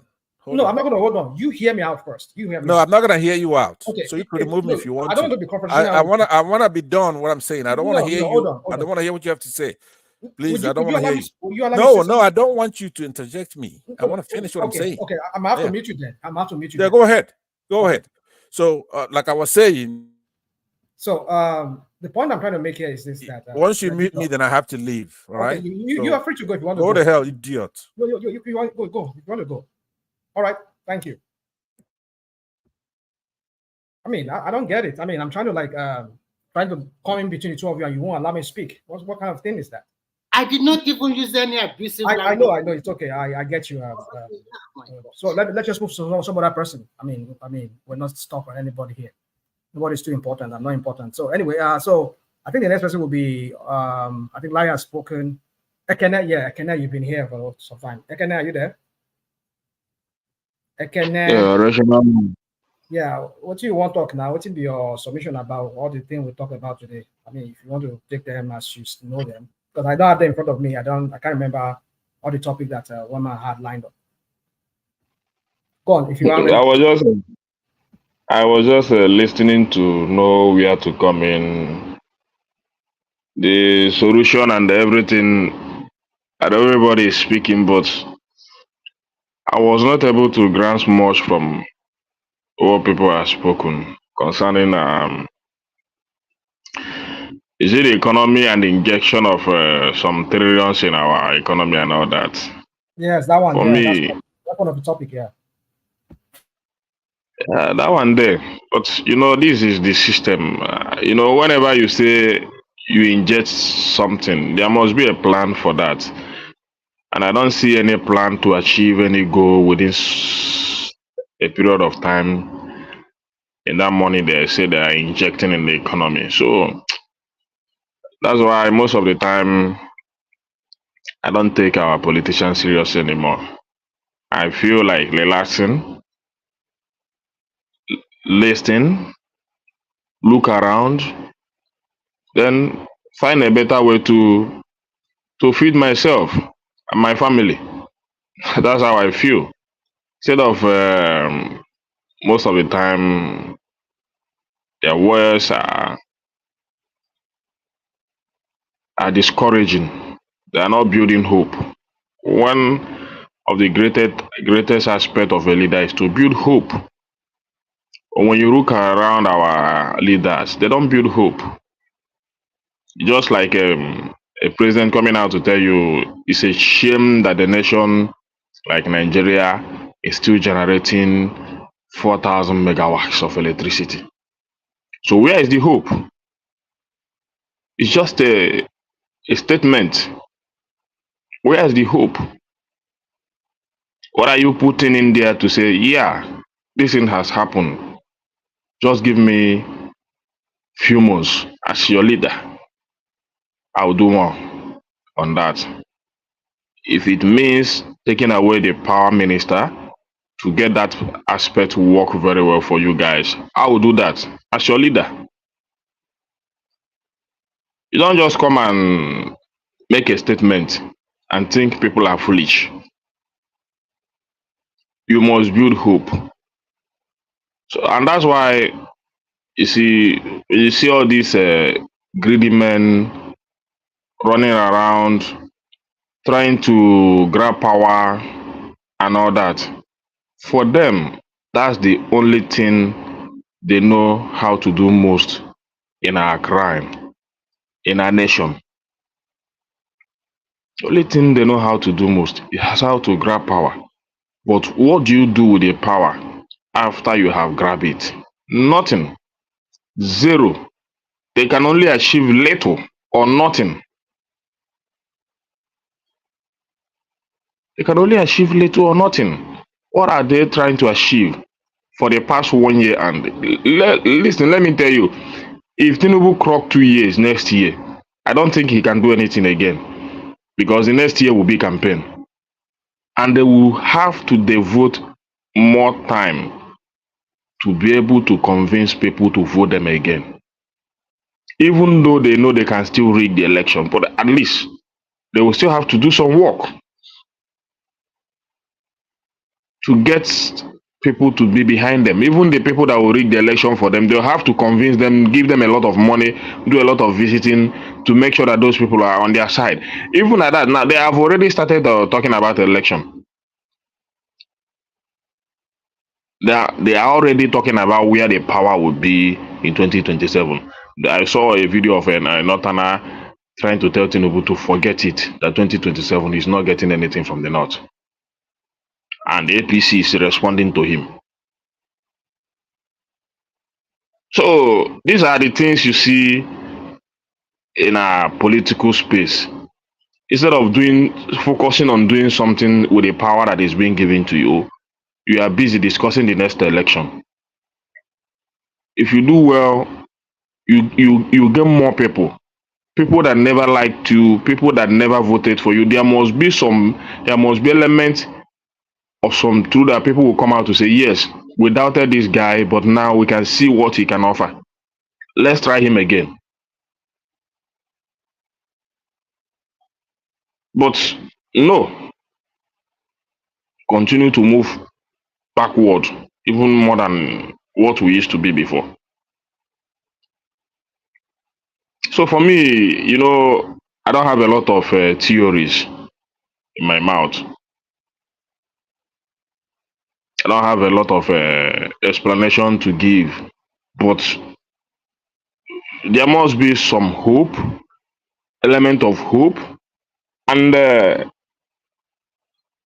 not all this greediness. No, greed most of the time, greediness is not a bad word because it depends on how you want to explain it. Greed, you can use greed to achieve good things, acquire good wealth, cease to better the life of the people around you. At the same time, you can use greediness to maneuver your way, do things as in wanting to do nothing and gain a lot. In that aspect, that is where greediness is very bad. And that is what our politicians are practicing. They practice greediness in a very bad manner. All they want is just to get power, go there, use the resources of the nation to feed themselves and their family, build wealth for their unknown generation. That's what they do. And there is nothing more. I want to ask you a question. Because all what you have been saying, you heap the blame on the president of the country. And you also condemn the politicians. Are you saying the Lagos you are living and the Abia that you glorify so much that the guy is doing wonderful things? Since all this while, there's not be any change from Lagos or from Abia, Anambra, and everything. The last question. No, I know where I'm going. Remy, Yeah. sorry, Remy. Before Emeka, we answer the question. Let me just quickly say something. If things remains like this till the time they will begin to campaign for election, if things actually remain like this, we have to not even vote. Tell Tinubu to give way, leave there. Then, if he's Obio, let's still try him because things are not working at all. I am not. No, wait. Now let me finish. If they start election and they start campaigning, and things are still like this, there is no need trying for another 4 years because enough is enough. He should get out of there. No need to come and be saying this, that. He should get out. Then, if he's the best candidate, if he's still this Atiku, Obi, Tinubu, we are still shouting. Then we have to try Obi. If he can't do it, then he should get out. Then we will know that. Okay. That one you should leave it to the Nigeria electorate. Those people that are going to vote, not. That is what they should do. At least for Nigeria that is your own opinion. Now, my question back to Ekene. My question is very simple, because what he has been saying for the last few minutes now is that everything remains status quo, and he heaped the blame on the president that he is the one not doing anything at all. So my question is simple. I know he's living in Lagos, and I know very well that he is also supporting Alex Obi. So are you also condemning the two governors or all the 36 state governors, the senator and the rep, or just only the president? Thank you. Well, for me, there is no way you will leave the Ndibas Adalapi Isaka Borium. That your, if you want to do your hand like this, bam, bam, you don't leave that your hand. You don't leave it. That is the head of your hand. That is the bigger hand in your, that whenever you want to do something, that hand must come in. So, and that hand is regarded as the head.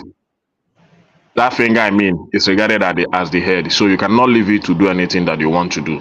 So, and that is how Tinubu is in the system of governance. If you look around, there are many governors want to do well. A lot of governors has good intention for their state, but there are still federal policies that needs to change to accelerate or to push up the capacity of some governors that want to do well. Can you give us an example of such what you are saying now? Give us one example of what some governor want to do, and is the federal when they come out with issue of security, when they are discussing it, issue of state police and that. What's the end of it? Do you know that there is a bill at the National Assembly that they're deliberating about? That is the work of the National Assembly, and there's a bill already sponsored by. Let me finish. At the end, what is the outcome? At that particular time, a lot of Nigerians were expecting. We are hoping, even if it is not state police, what next? What are you proposing? What are you putting? What are you doing? Again, you just ended there, and nobody's talking about it again. So security should continue. So that is what I mean, that you don't leave that head of your finger do anything that you want to do. So the ones the president never do anything, and when there is no answer to my question is that he's still the president, right? Yeah. Okay. Go still, ahead. A lot of things that he needs to take very positive actions. We are not seeing him. How many times is he talking to the people? How many times? Most of these days, starting from the time of Buhari, they have created that environment that president can go into hiding. Then have a lot of attacking dog going on national television to attack people that are opposing their policies. That's not how to govern. You see William Luto on the Twitter space the other day, trying to calm his people, trying to do a lot of things to make sure that the protest didn't spiral up and give them hope. And he started with the immediate action. So in a country, there must be opposition. People must rise up against your government. But what are you doing? You before you come out to be a leader.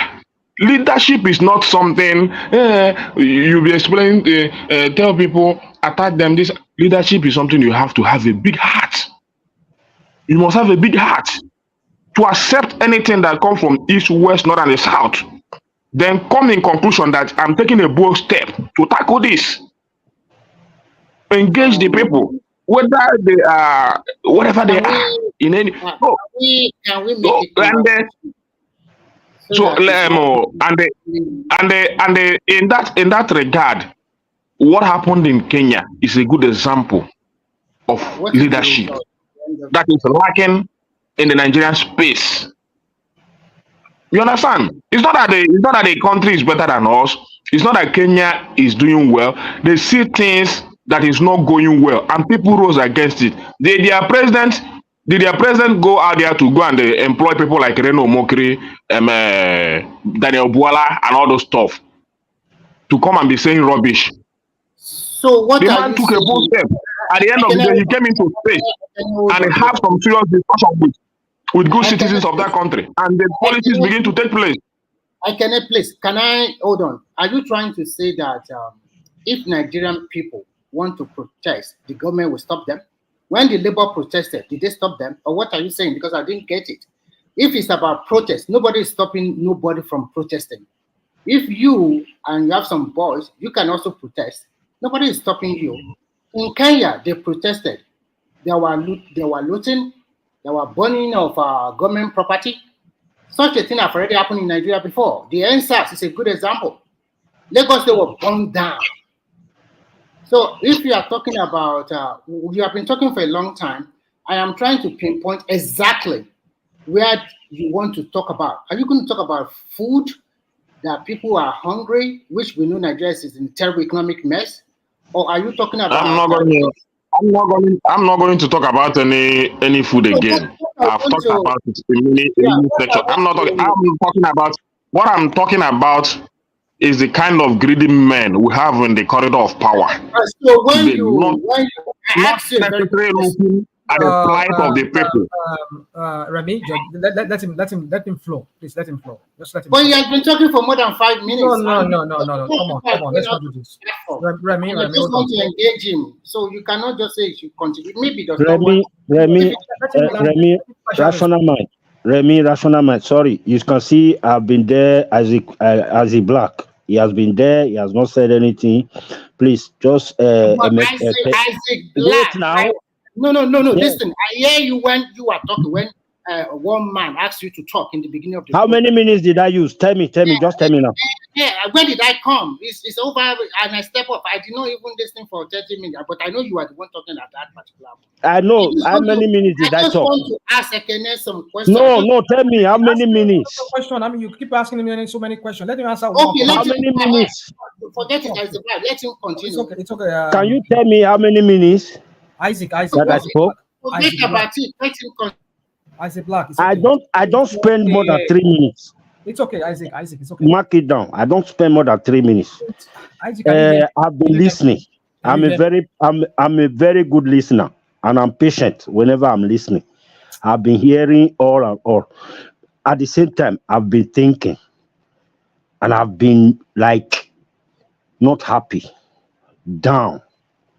This complaint of Nigerians has come to a point where we have to begin to say the truth. I'm not saying Tinubu will not do well or he will do well, but the things that are happening in Nigeria right now, the way things are, it's time for us to change the music. If we have been playing reggae music, we have to change it to another kind of music. I am not in support of maybe people going to the street like Kenya to go and maybe throwing tear gas, people running here at Tasketa. I'm not in support of that. But is it not possible for us to have good government? Is it not possible for us to have a president at least who can move? Go to Edo State, go and stand inside all those roads that even trailers, big lorries cannot even ply those roads, not to talk of small cars. He should go and stand inside that potopoto. We call it potopoto. It's time for Nigerians to have a leader that can go to Ogun State. People were talking, is it Ogun or Osun State? The one you said, the Yoruba governor is the most useless governor in Nigeria. Those roads, it's time for we to have a president who can go inside that potopoto with the people and put down his pride, stand inside there and add his voice to the people. If we have a president like that, who is that governor that will say he will not do that road if it's a state road? It's time to have a president who will go inside the market, who will go inside the farm where they are farming. That is where Nigeria have reached. That is what I want to say. Instead, we start looking at those states. They should move out. A president who will go to the minister of power, that grid or whatever they say is shut down 10 times, 5 times. He will go inside there by himself and go and say, okay, why did this thing go down? Not talking from the office, talking from Aso Rock or calling the person. No, he will move out. It has come to that time, my brother. So let us begin to Nigeria move forward. Nigeria is a very big state that you need somebody capable of doing all these things that you mentioned, and that's the point you've made there. When are we going to get it? You don't just sit down one place appointing people that is looting the treasuries of this country to the barest minute, and the people are not talking anything about it. Every day you are injecting money. Before the beginning of this this government. I know how much they say they injected. How many times have they injected? To what effect? Who collected it? Where are the monies today? They You say just wake Nigeria up one day and tell us president. you inject, They said Nigeria president is and the you want most. me to be, Sorry, you want me sorry, to be Ekene. discussing it? Sorry, Ekene. They said Nigeria president is the most powerful president in the world. Where is the power? Where is the Where power? is the power? The Eh? power is not to Or are you, suffocate your people. The are power you is to people make lying your to us? country better. Are you people lying The to power us? is to make your people better. Where is the power? No, do you know No, why? you don't every day. You think every day if you come out to tell me that the president want to inject 2 trillion into the economy, I will come and clap. Ba, ba, ba, ba, ba, ba, ba, ba. To what effect? Is it today they started injecting money? Starting from the time of Buhari, check how much they say they have injected in the common economy to quench the economy and all those stuff. Ekene, see, when they say Nigeria president is the most powerful president, it's not a compliment. It's actually pointing to our inefficiency and ineffectiveness. It's just like you are the MD of, let's say, Access Bank now. Probably Access Bank is the biggest or one of the biggest in Nigeria today. And you are the MD, you are the one that want to manage the tellers directly, the branch directly. You want to manage the IT services directly. You want to manage, you want to put everything on that. You want approval to be coming to your office. Then there'll be no Access Bank, there'll be no bank at all, because that is the most inefficient thing you have. So that is why we say too many things under the presidency is the reason we are backward. Education, presidency. Policing, presidency. Agriculture, presidency. All those unnecessary things. So that's why they have so much resources allocated to that office. And that is exactly what we need to move away from. Just imagine Even at that, whatever. What you are generating as a nation is nothing to write home about. You are just a borrowing nation. But we don't want to talk about that because the borrowing you are borrowing, what are you using it for? It's just to share among your political class. And let me say this. Nigeria is no more ready for this explanation. Everybody is giving. I'm telling you the fact. Nobody is ready, and nobody is ready to listen to all these things here. Many of us are explaining online. You understand? That's the situation of the country now. You don't come to a hungry man and start to push him the gospel of heaven. You first of all give him food. No matter how you come here to describe the situation of Nigeria, is pathetic, is terrible, is this, is that, is that. Even if this man, your president today, is no more your president tomorrow, the new president that will come tomorrow does not mean it will change everything under 1 day or 2 months or 3 months. Nobody is telling anybody to change everything overnight. What matters is this? Question. What matters is this? I want to let me just I want to finish my session because I will soon go. What matters is this: we have not. What are you doing? What is your plan? Have you started anything? Can you tell me that we have started something? Just tell me. In the economy is not. There was a time the economy is booming, doing well. That if we have built on that one, would have gotten a very bigger result now. But today, we have drilled back more than what we used to be before. Even more than 1,000 back. It's very, very pathetic. So instead of moving forward, we are retrogressing. Instead of moving forward, we are going backward. That's the situation of the country. And it's very bad for our nation. If we have started, maybe when we say there are times our GDP to our debt is still okay, but today it's going backward every day by day. So can you tell me we are progressing? No. Instead of progressing, we are going backward. Food inflation, instead of progressing, we are going backward. Education. I do not see it that way because you might not see it that way, but let me finish. You might not see it that way, but let me Well, finish. If you can, check our out of school children, instead of improving on that, we are moving backward. Check our infant mortality rate, all those things. Check our human development index. Check it. Our education, our youth today are seeing education as nothing. Education is, they're seeing it as a waste of time, because we have leaders that don't encourage it, that tells you that, well, you can get to the college of wow even without being educated.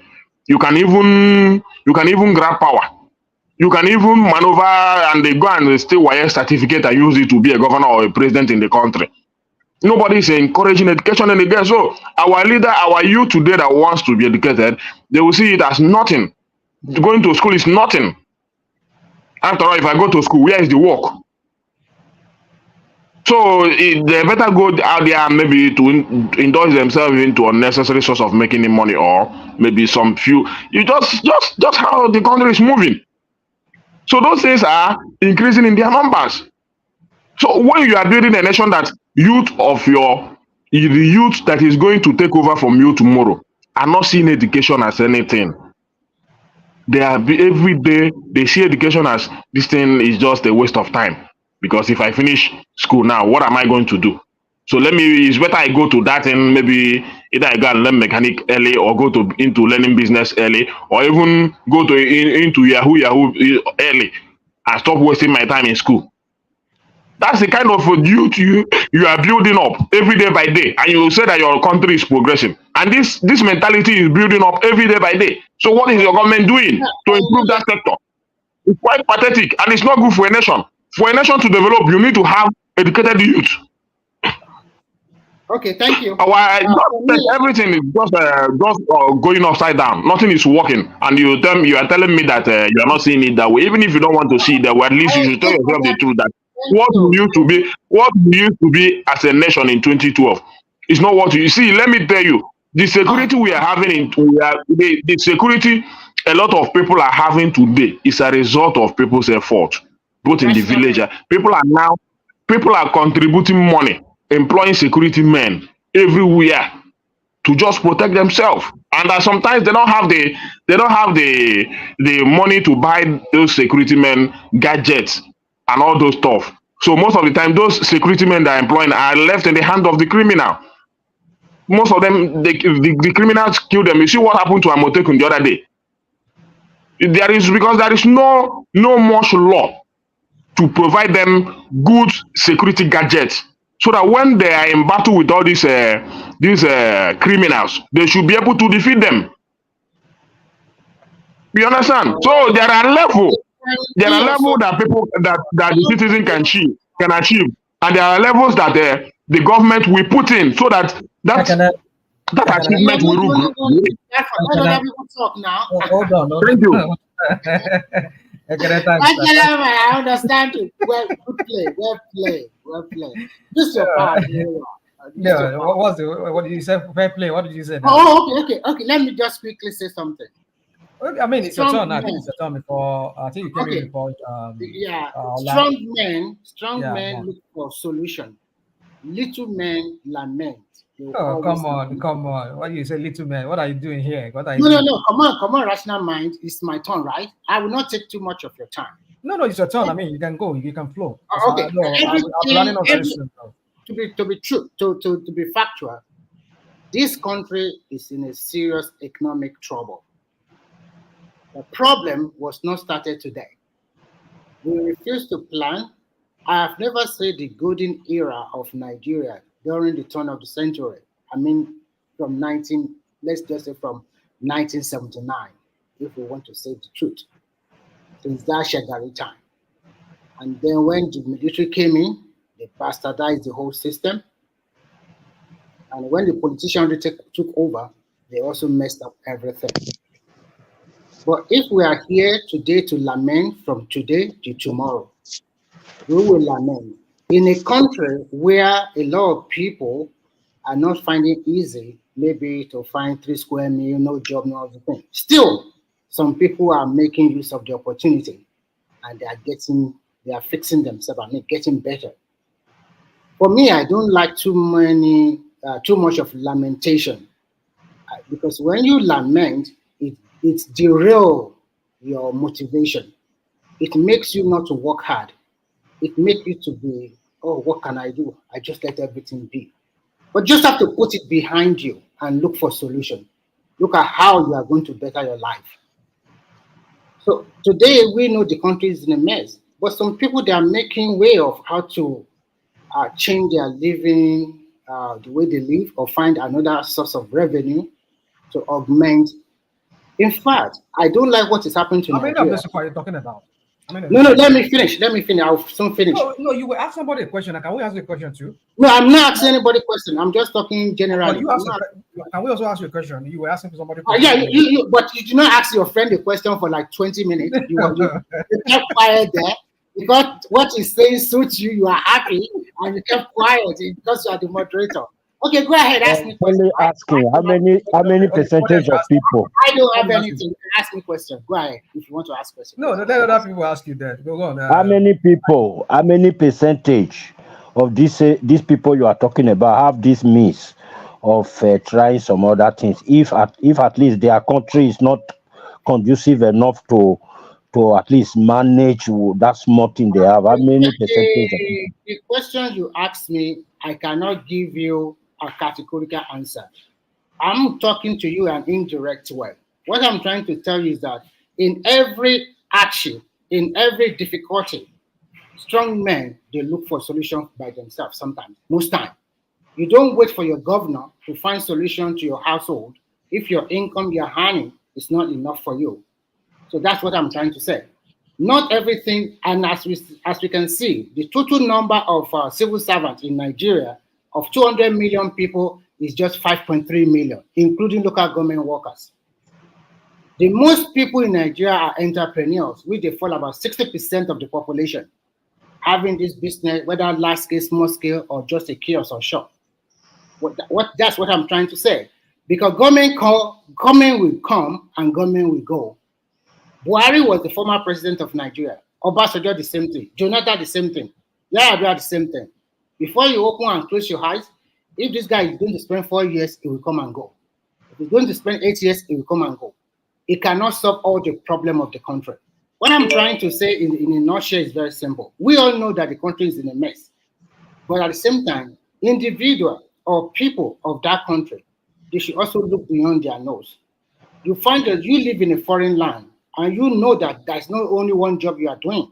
You have been there for so many years. You cannot tell me that's only one job you have been doing. You have been Okay, able that to. gives me a follow-up question. Wait, a follow-up question. Now, these people that are not doing that thing now in their country, in Nigeria, I have so many of them here. They run away from there. These lazy people, these people you think they can't do anything, they run away from there.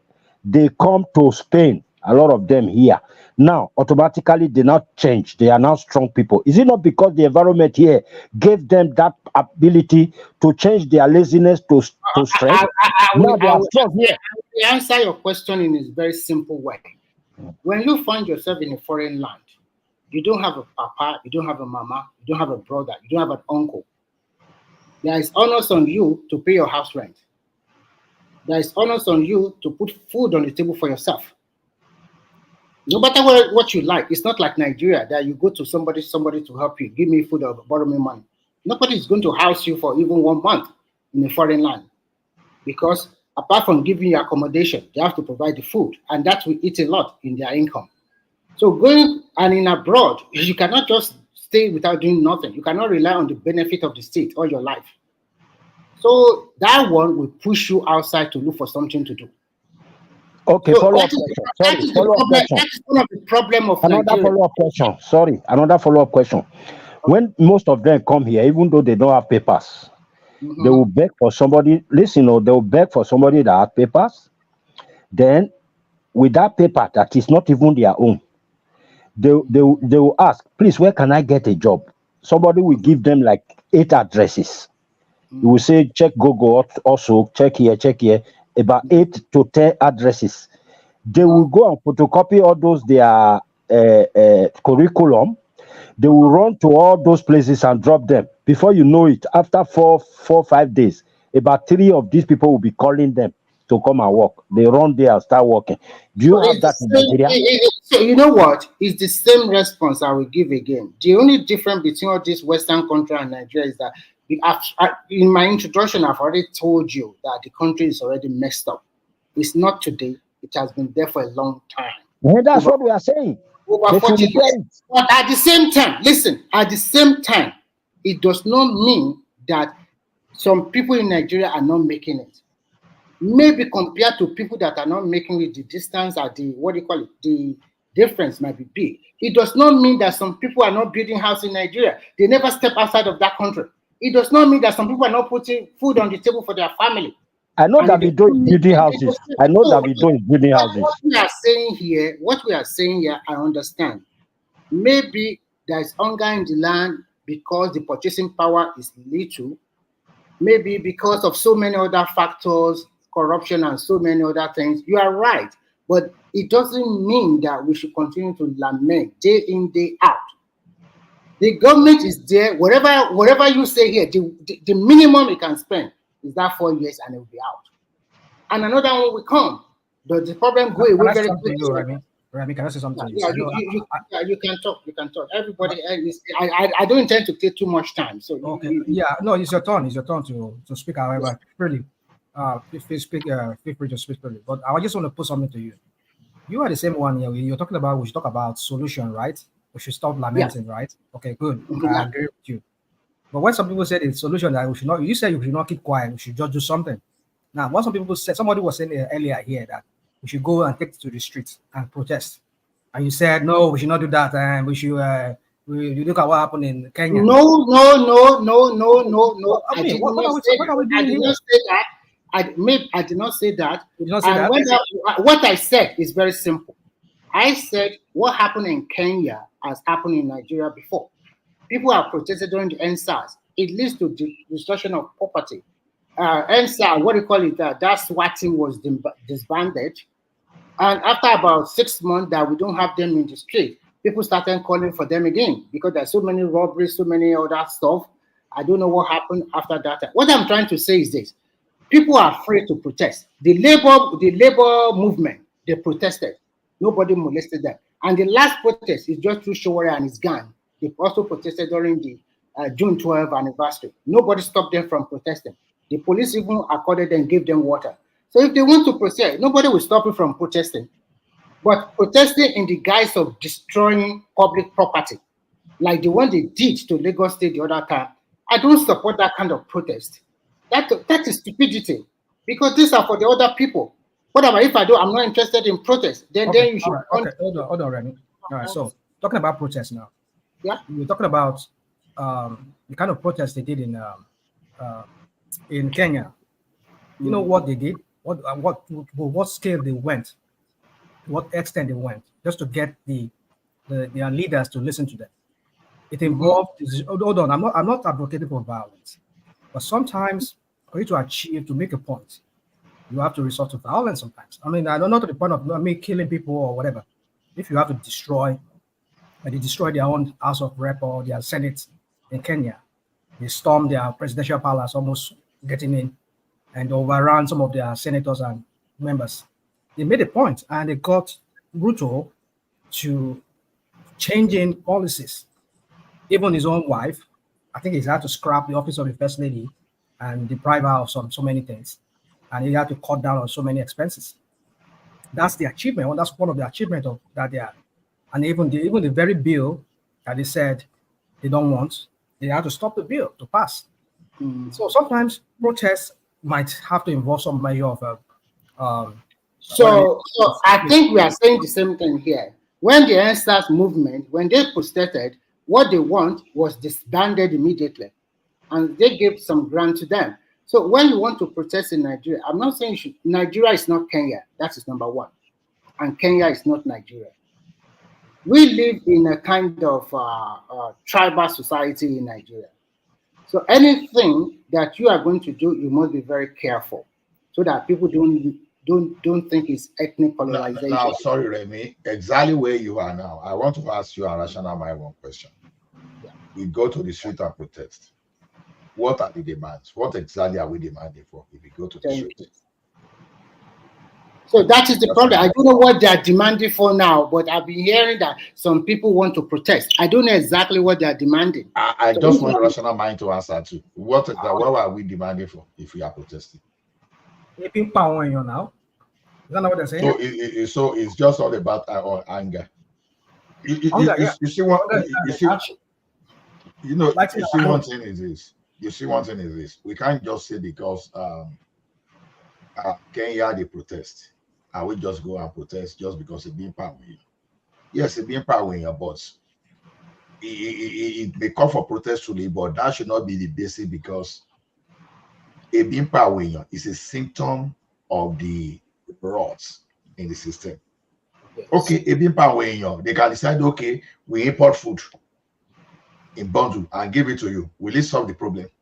Thank you. So those are the things we are talking about. Like the Kenya that protested now, even though I have some reservation for the protest, because number one, you were there when those your leaders ran you into serious debt. And now, in attempt for you to pay back, you will have to pay more tax. Yes, it is true. Your leaders, they will have to cut down on the administrative expenditure. You understand? But then, if you go into default, you are going to face the consequence. It doesn't matter whether you protest today or not. So, we Nigerians. So what are you saying now? We should just keep quiet and let them run. I'm not saying we should keep quiet. No, he has a very good question, which you cannot give us. Let us protest is a good buzzword. We can say, so what should we do? Your own. What other way can we go about it? It's not. Don't get me wrong. I'm not saying we should not protest, but protest based on what? What is the obvious? What is the obvious there in Nigeria? What is the prevailing situation? So the only thing you can say now, rational, sorry, Ola, you talk about only food. For me, I don't see the only food. Everything's wrong with that country. Everything's wrong. If they want to protest, I would love them to protest about institution of Nigeria. They should go and occupy the National Assembly to amend a lot of law like devolution of power, restructuring. That is what we call protesting. Exactly. That is what they should go for.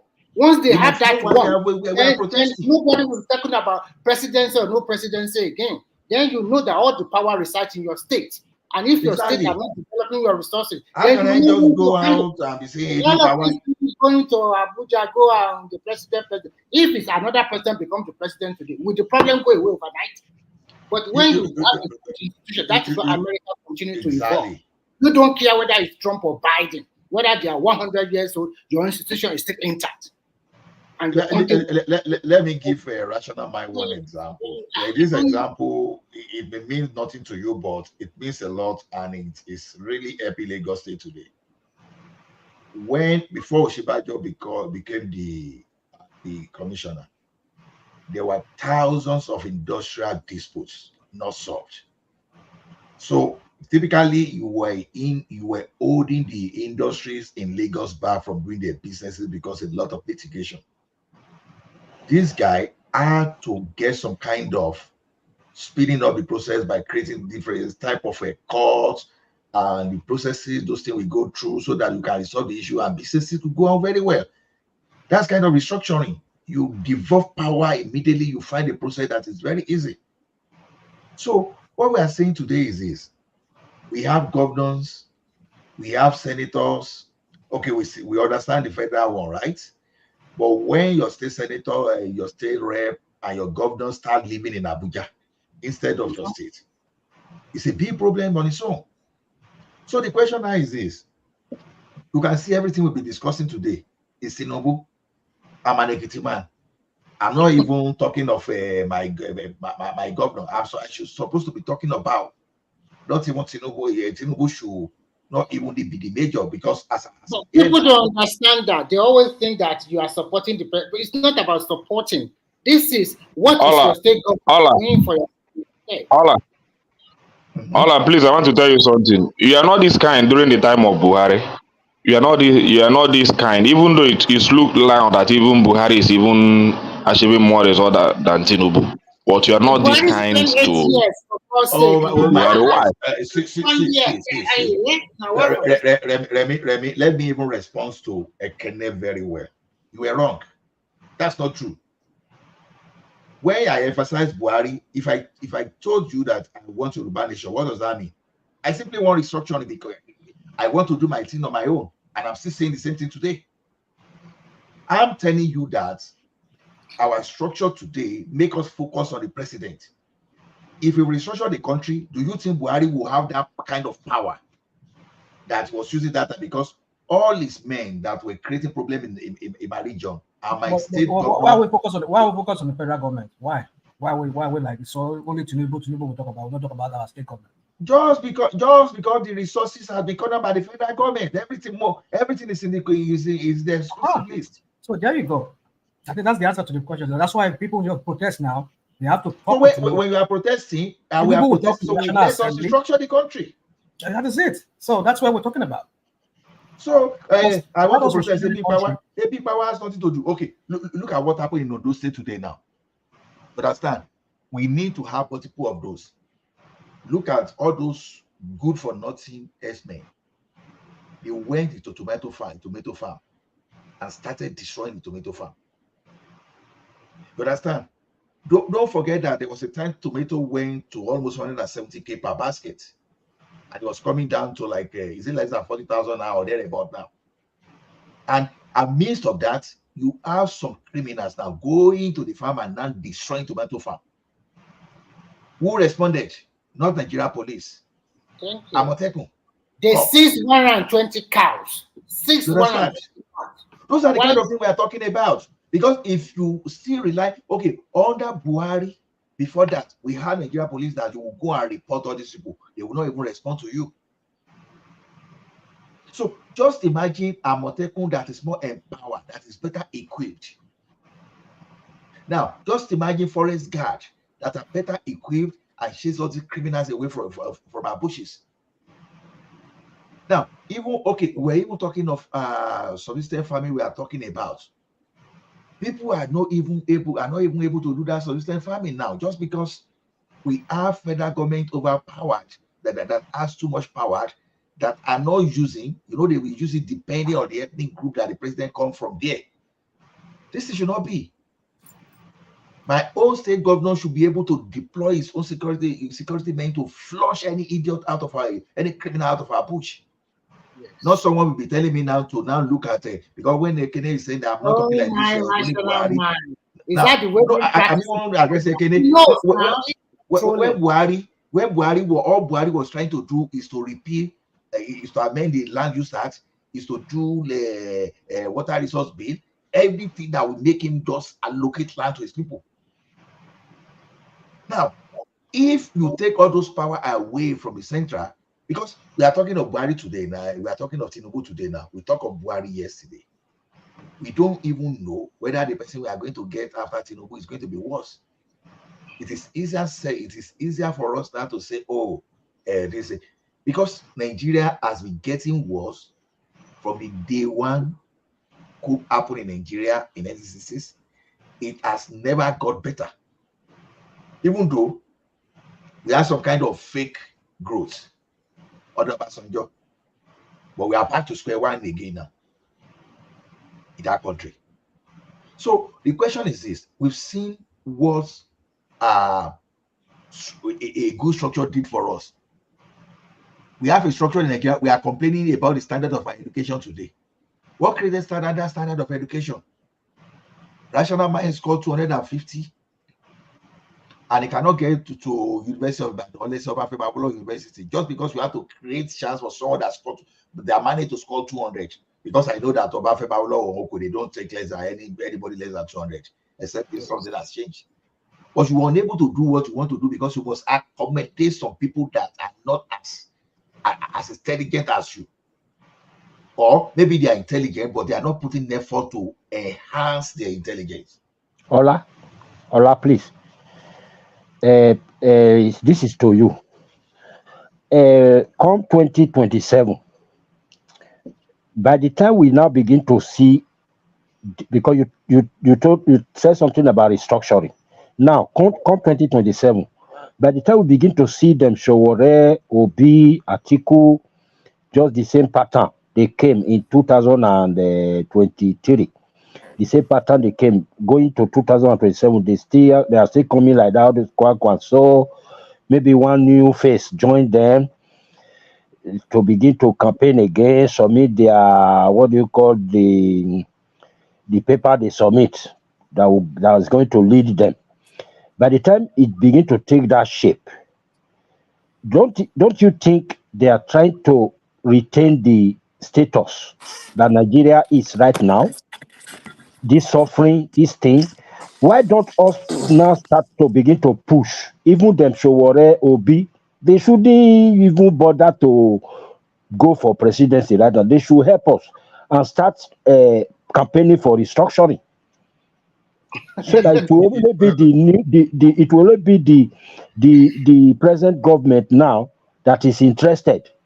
So when the people now see that other people, What Ola has been telling you, even if it's Obi is your president today, is he going to be a magician? Just turn it over in one day. And one thing, Nigeria, no, listen. Tinubu was my choice. Tinubu was my choice. So don't use obedient eye to look at me. I don't care whether Tinubu is your choice. Let me be frank with you. Don't turn it to obedient issue. To me, I want good governance. And I want good institution. We are past that level now. We are so I want good institution. I want good governance. I don't care. Remy, let once me you have just good respond to governance and It's institution. Ola that I ask. I think he understand what I'm trying to say. Let us begin to. Let me land it well. Let us begin to discourage them Atiku, them Obi, them Showore. Let our voice in social media. Let's begin to discourage them to join us. Rights. We cannot discourage them. You see, as a black, Adex Joe.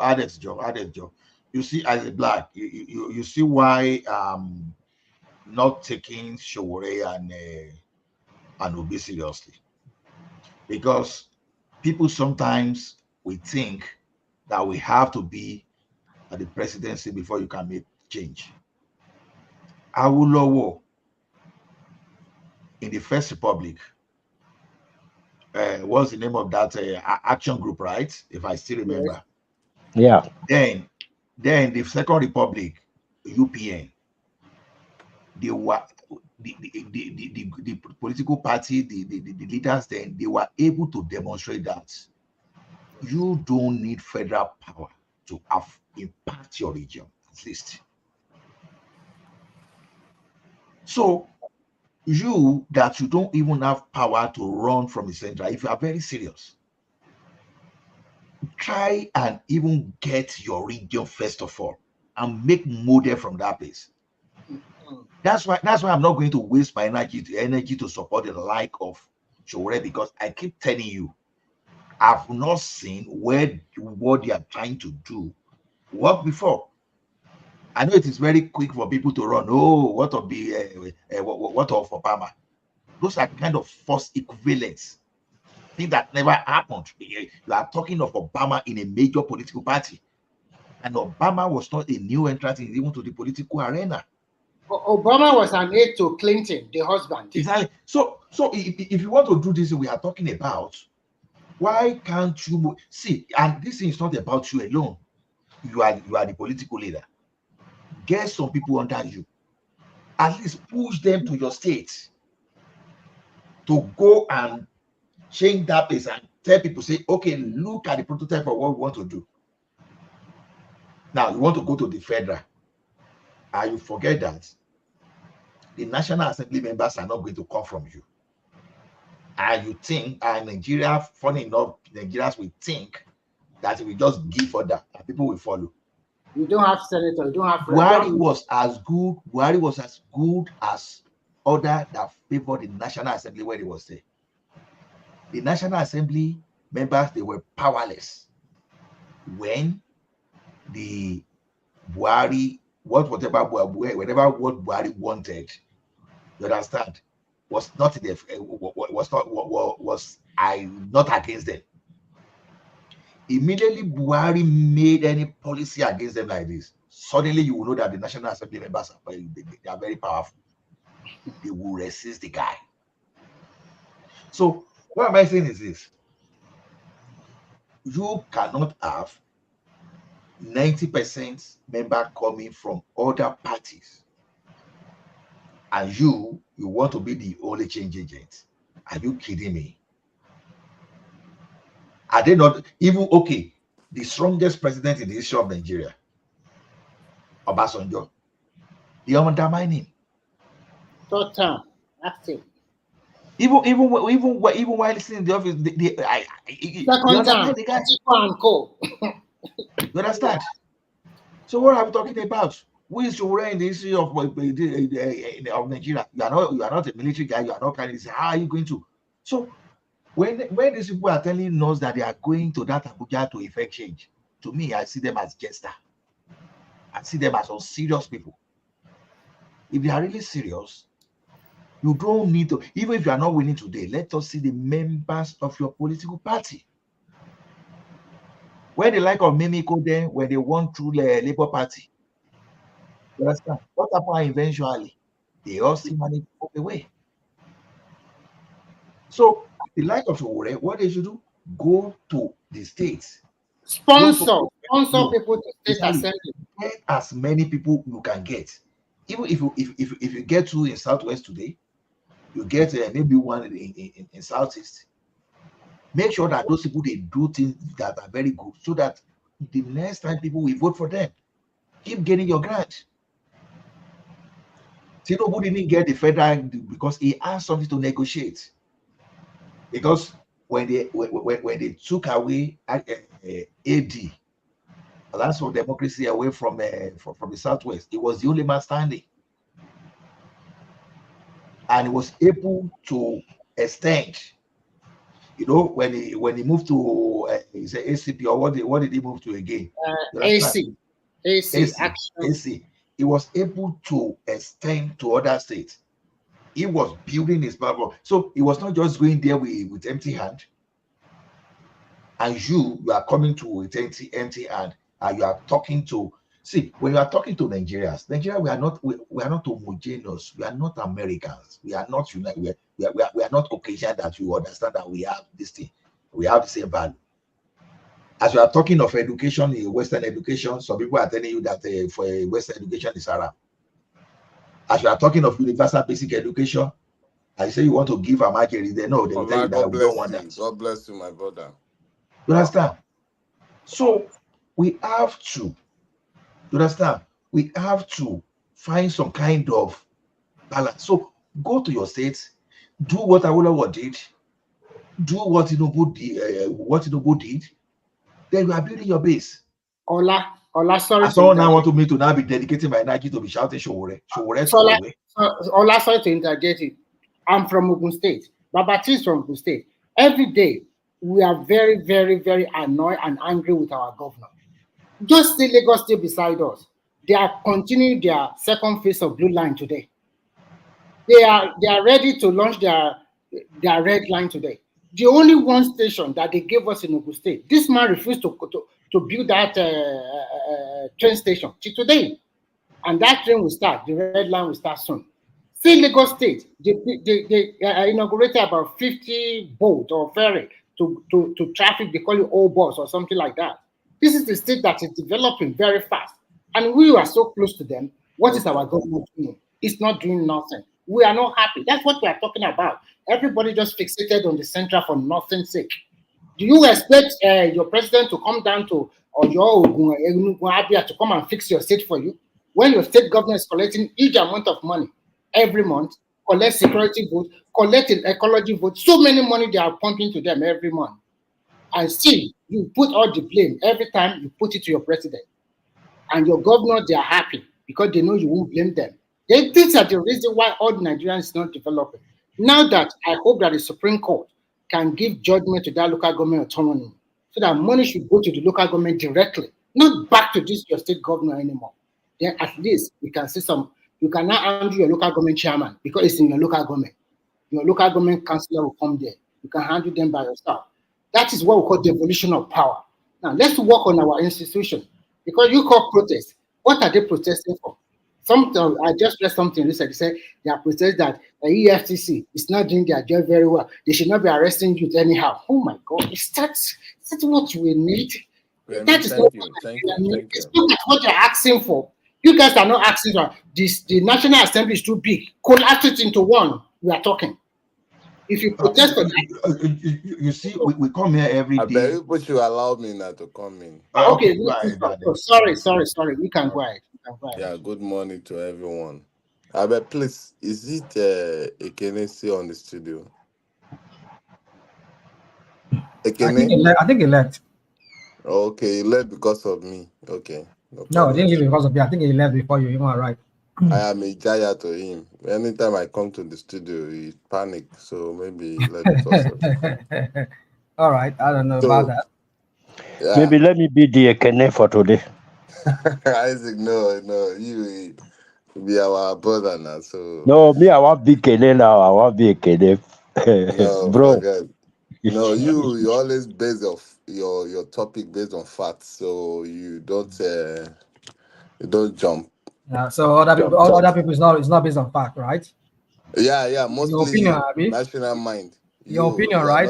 You are not consistent. You are always waving. You don't know You where you mean belong. most I'm people not they take it from a biased mind. No, national mind likes to troll. Okay, it's like Yeah, that. you just Just waving. I It's troll. just like Do a I look leaf. like your troll It's to just you? like a leaf that is on top of a sea. yeah, So you just deliberate, waving. He deliberate. doesn't know He where he wants belongs. attention, so he will troll I you want on. attention. I will I urge him want attention. to go and do his I DNA don't have test. wife at home. I don't have kids at home. Do I get attention from them? I I will don't urge have family. Yeah, go on. I will urge national mind to go and do with DNA test to know which ethnic group you actually belong in National Nigeria. mind is I Yorùbá doesn't ni know that. ọmọ Ìlàjẹ ni mo mọ̀ dáadáa. Mo mọ ilé ẹ̀gbọ́n ní sùúrù tó wà.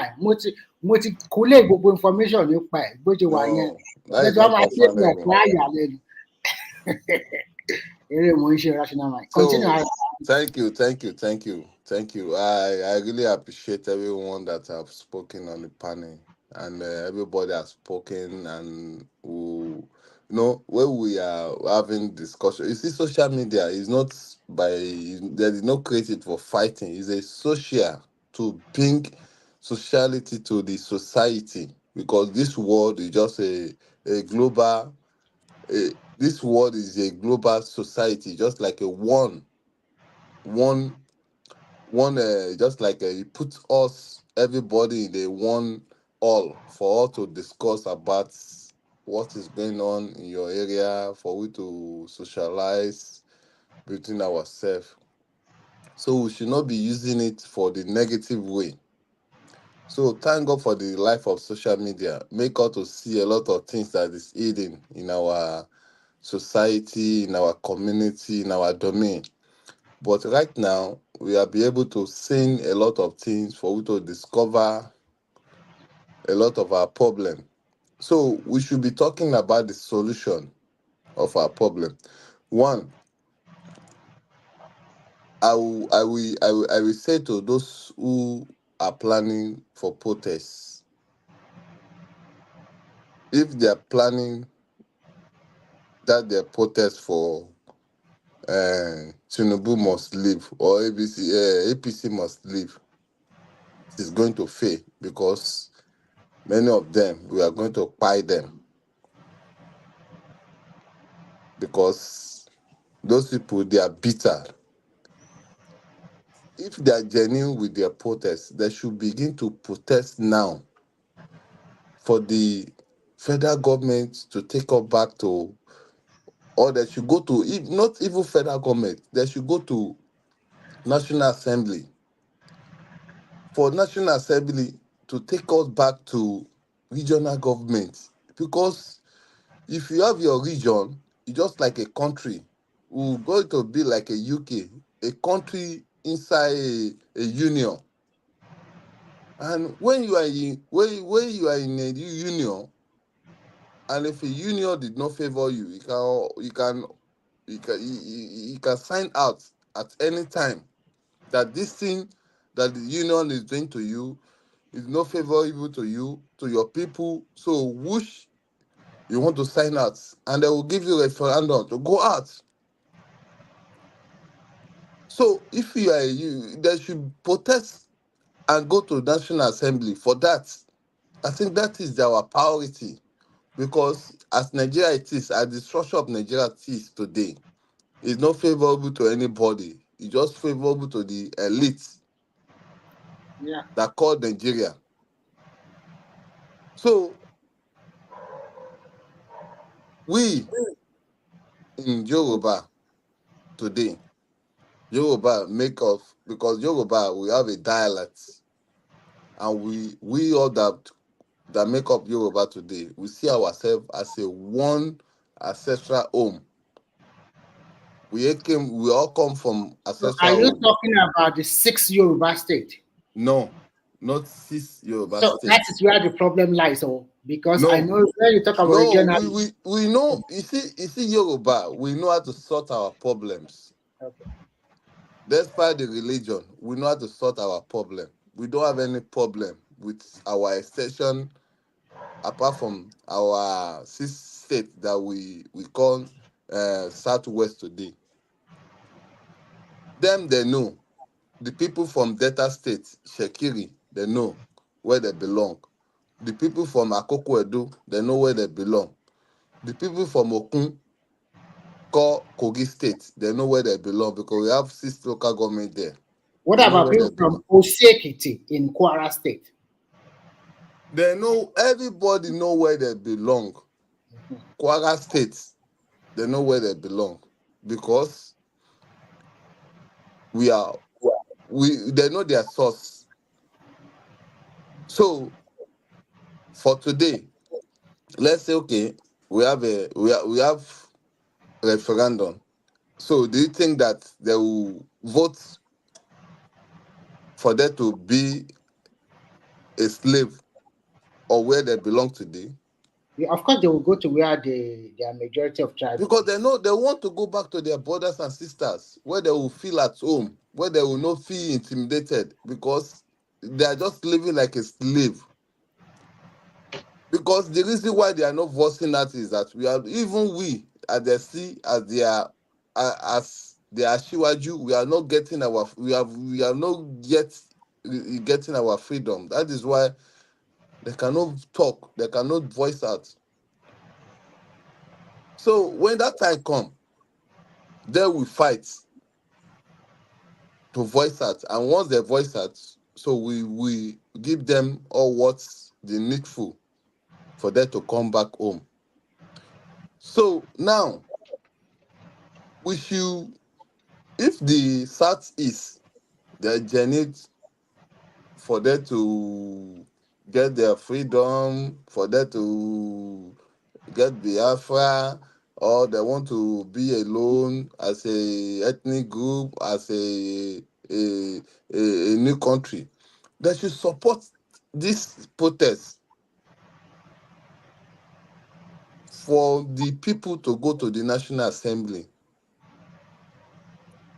for them to demand for resource control.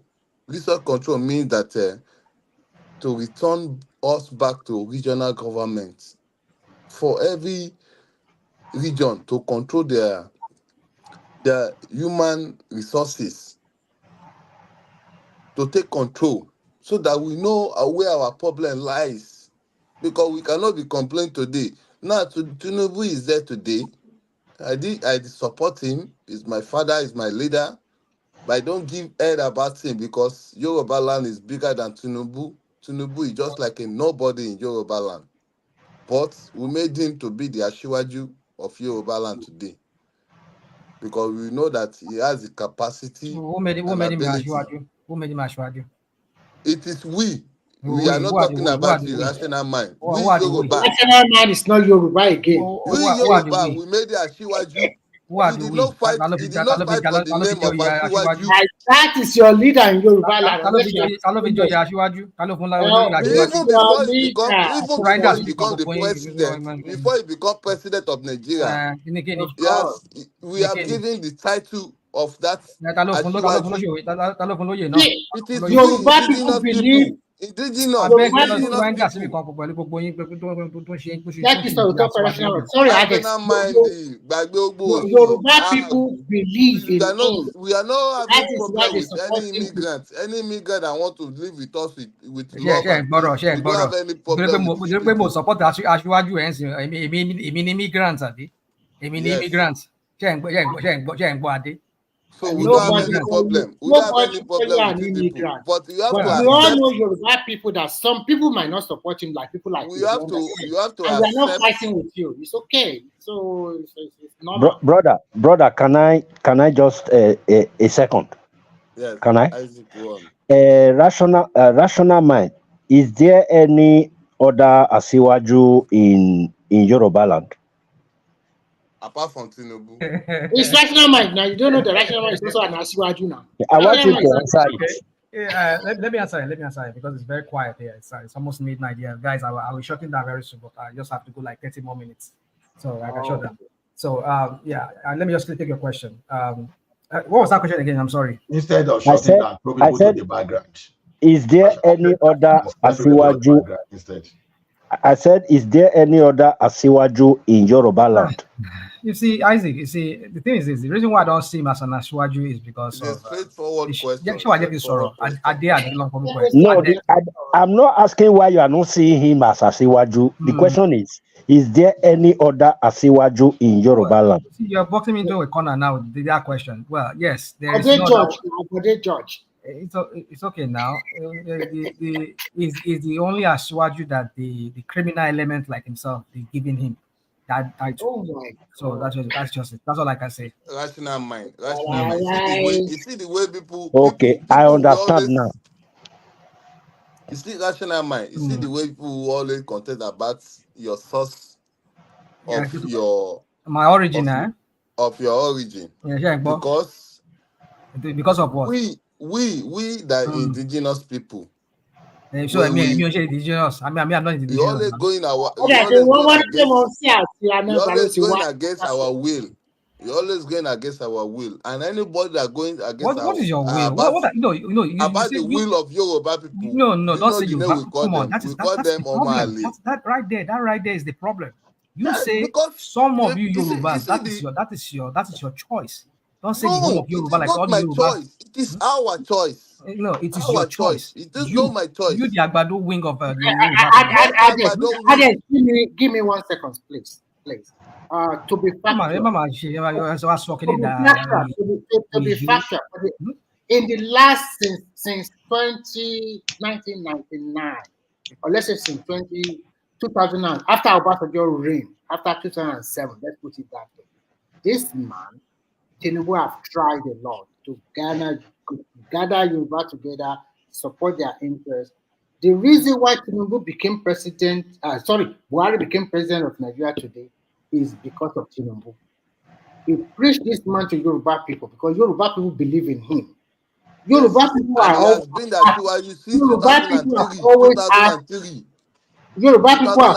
have one leader after another. And I will tell you, during we have Awolowo. After Awolowo, we have MK Abiola. After MK Abiola, we have this guy. I don't know the next person that will take over from him. We never take Obasanjo as a true leader because we he betrayed you.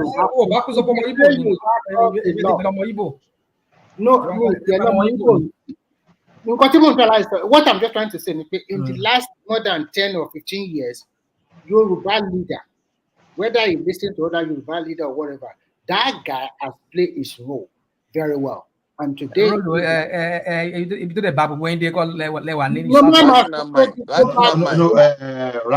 mind. Transform Yoruba land, Abi. Rational mind.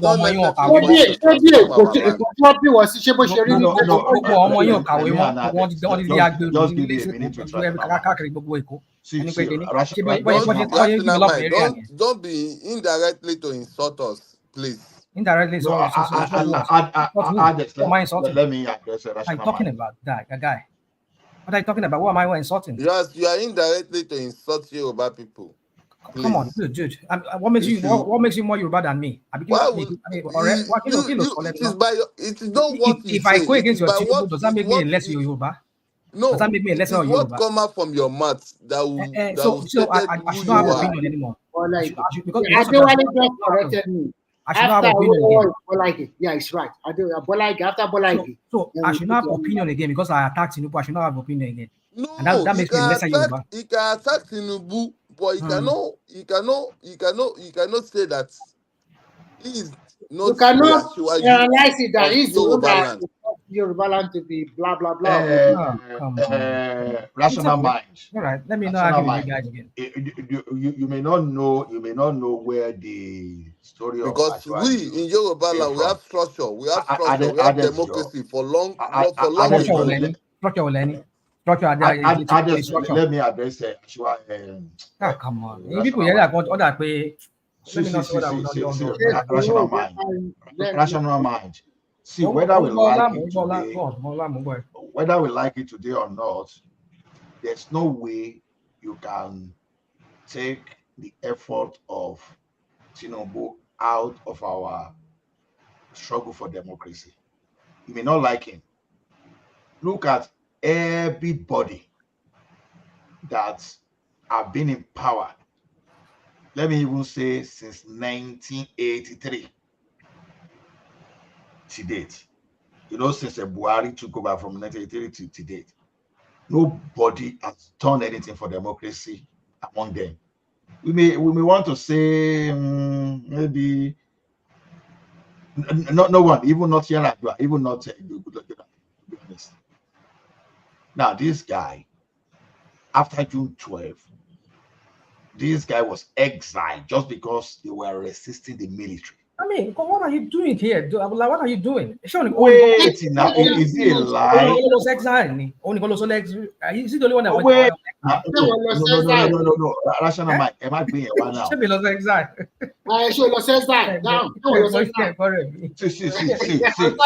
mind. Rational mind. You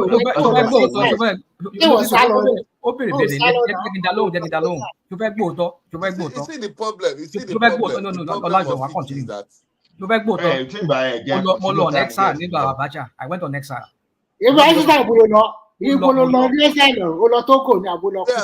Remy, wait now. Remy, let Sorry. I really want to address rational mind, to be honest. Ola, you will continue. I beg. You people should know that there's another tribe man here, because me, I would like to wait. I will want to wait now. Remy, wait. I will want to really understand this Asiwaju thing, because it is the Yorubas that can really explain this thing to us. So when you people are arguing yourself like this, you are confusing us the more, you know. Asiwaju is the leader. Okay. Is the leader of our political structure. Let me tell you where that title Asiwaju came from. It was actually Oba Oyekon. Oba Denyika Oyekon second. So Asiwaju Eko nìyẹn. Wait now, Baba. Asiwaju of Lagos. Wait, you know, in your society, it gets to a stage that some people... Those in history book. Oh my God. If you know them, I think we are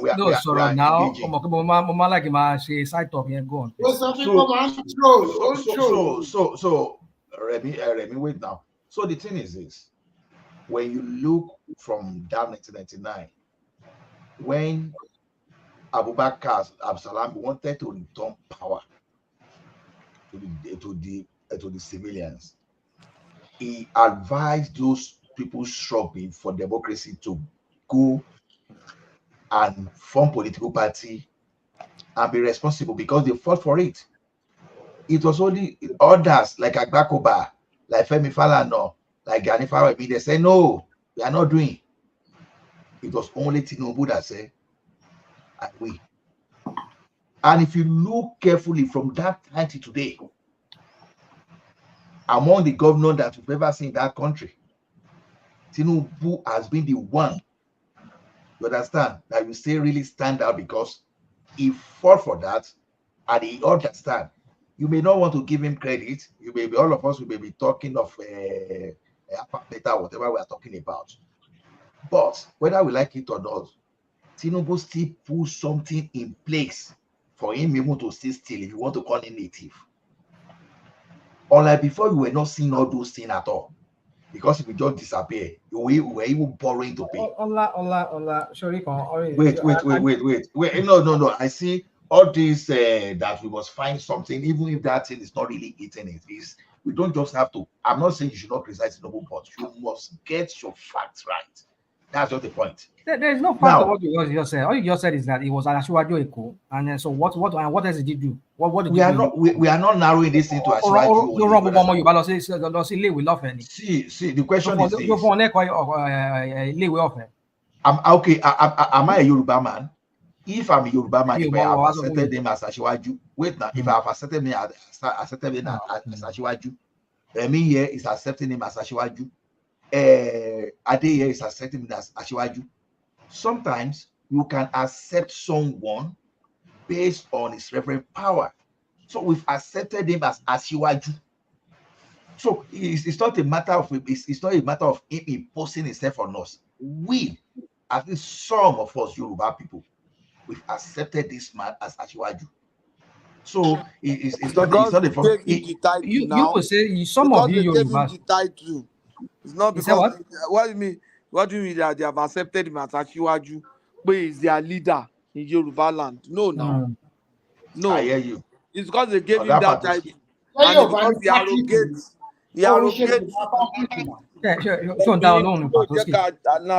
Patrick, you see you are a bias. No, wait now.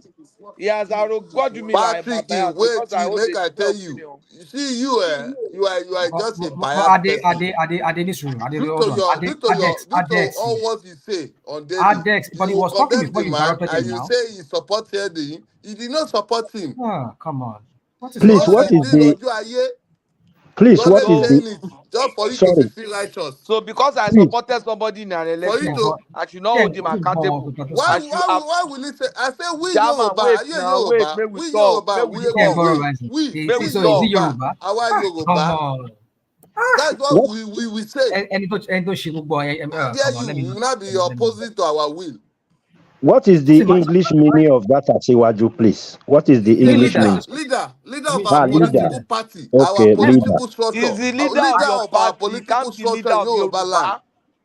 It is not our king. No. It is not our king. It's not our district. Come on, dude. What are you doing here? What are you doing? Political structure. Speak for yourself. Are you Yoruba? Patrick, are you Yoruba? Say Yoruba ni Say Yoruba ni wo. Yorùbá ní mí ìwọ wá sílẹ̀ Yorùbá wá ti wá benefit. ṣé Yorùbá ní wọ. you are born in Yorùbá land and you are educated in Yorùbá land so you should not be going against Yorùbá will. ṣé Yorùbá ní wọ. wà ní Yorùbá will. ọmọ Yorùbá ní mí. báwo ni wọ́n ṣe jọmọ Yorùbá. báwo ló ṣe jọmọ Yorùbá tẹ́lẹ̀ mi ò jẹ́. ok ṣé ọmọ Yorùbá ní wọ mo ń bí wọ pẹ̀lú báwo ni wọ́n ṣe jẹ́ ọmọ Yorùbá tẹ́lẹ̀ mi ò jẹ́. ìdí nìyí tí mo fi jẹ́ ọmọ Yorùbá ní pé àwa Yorùbá á ti fẹ́ ní kò á dẹ̀ ti ìbọlẹ̀ ti fẹ́ ní kò so ìwọ ò lè wá láti anywhere ìbọlẹ̀ láti anywhere kó wá sẹ́gbẹ́ kò ṣàṣíwájú má máa pẹ́ lẹ́kọ̀ọ́ máa ṣíwájú wa. Sorry guys. Sorry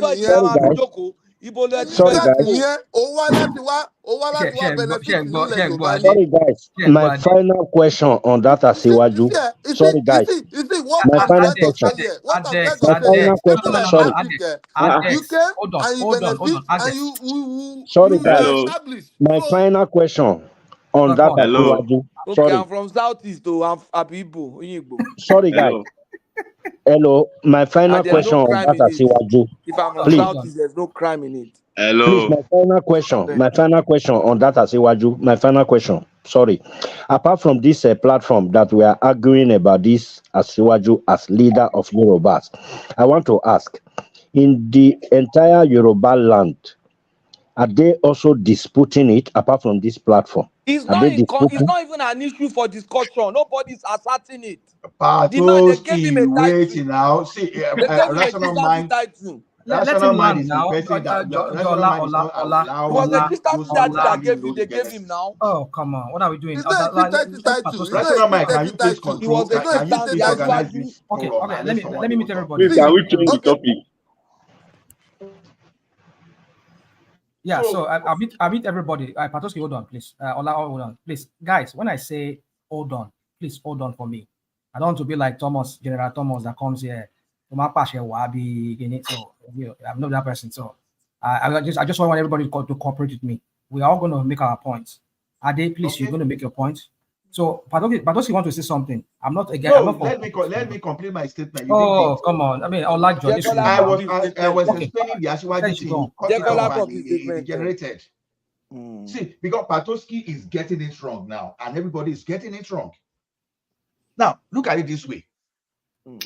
When they made Basharu Abiola the Ààrẹ Ọ̀nà Kakanfò and Gani Adams, wait, where it's a Yoruba land. If you want to go deep into history, I will tell you that Ekiti is not a Yoruba land. Yoruba land are part of Oyo. Ekiti is Ekiti. Ekiti is a kingdom on its own. All those Ijebu to their kingdom of their own. It's Yoruba that. Wait now, you can't know my history more than me now. Wait. Àlejò ní nà bá lójú máa sọ nǹkan It's just for us to have a common goal that we adopted that Yoruba land. We were not on that land. No, don't do this. Don't do this. I mean, can you? Mama survive. You know my history more than me. Come on. I said Ekiti. Ekiti is Ekiti. We're all the same one. We all the same one on those states now. Before you are saying, Mama, so maybe more history. You think about Ekiti state. Wait, we're one on those states. So you can't tell me I don't know the show. Did I mention Ondo now? Did I mention? No, I'm not saying you are different from Yoruba land. Ekiti, come on. Ekiti is not Yoruba. That's true now. He's making a statement. Let's hear him. Patoski, you can't know my history more than me. That's why I say you are making a statement, so we should hear you. If you say Ekiti is not Yoruba, reason to see, our collective good is a Yoruba. But he try to explain to you the structure of Yoruba land. The Yoruba land we got today. He try to explain to you. So Patrick, allow you to explain to you. Okay, go on. Can you? So Yoruba, the people are Yoruba is those people that were under the kingdom, was under on your empire. Those are the Yoruba. It's just like in those like we have today Ekiti, as you hear it Ekiti today, Ekiti is Ekiti. Ijebu is Ijebu. You understand? Ijebu is Ijebu, Ekiti is Ekiti. Ikale is Ikale. Ijesha is Ijesha. So they are not Yoruba. Wait now. We are all from the same source. Now, the same when the British, all of us, like Ekiti now, there was a time we were under Benin Empire.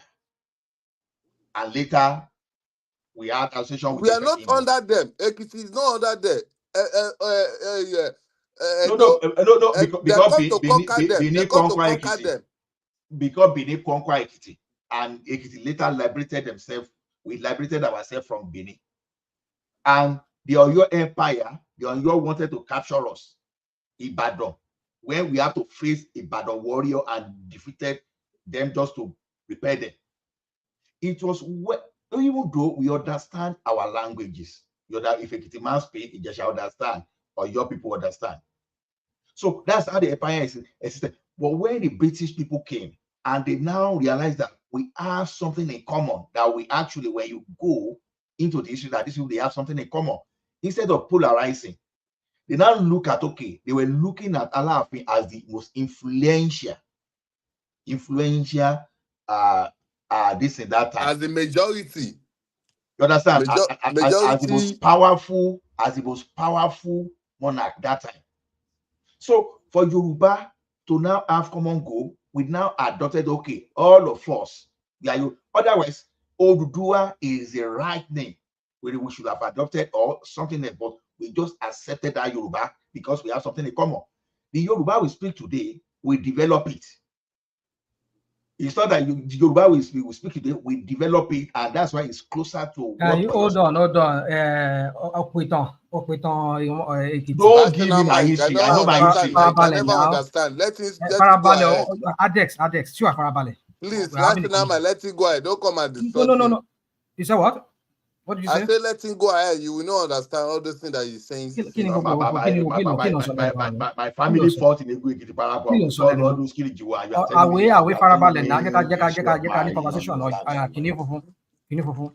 Now look at that. Look at what I just. Even you see is symbolic. You may not know. That funny if you can even be very careful when you call it. It's symbolic. Is that what you're saying? Just to call it with Kwara State. Kwara State is a Yoruba. They're under Alaafin there. Ọ̀gbẹ́ni kìnìún funfun. Ṣé mo pè é pẹ̀lú respect? Ṣé mo bọ̀ fún kìnìún yẹn? All right. Look at the screen there. That's the old Oyo Empire, which included the territory of Ekiti State. No. Look at it on your screen there. That's the old Oyo Empire. It stretches even to Benin Republic, up to maybe even Togo. That's what I'm saying to you. So I don't know what you're getting. I'm an historian. I'm an historian. Wait, who dropped this map? This map. That's not this map that you are showing now, that they are displaying now. Who dropped this map? Who draw?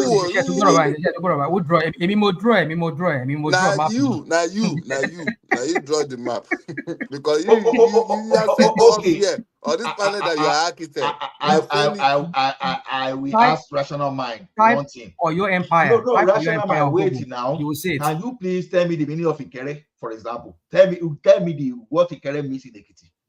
In the Yoruba language. Ikere, tell me what Ikere means. You sound different. Because you cannot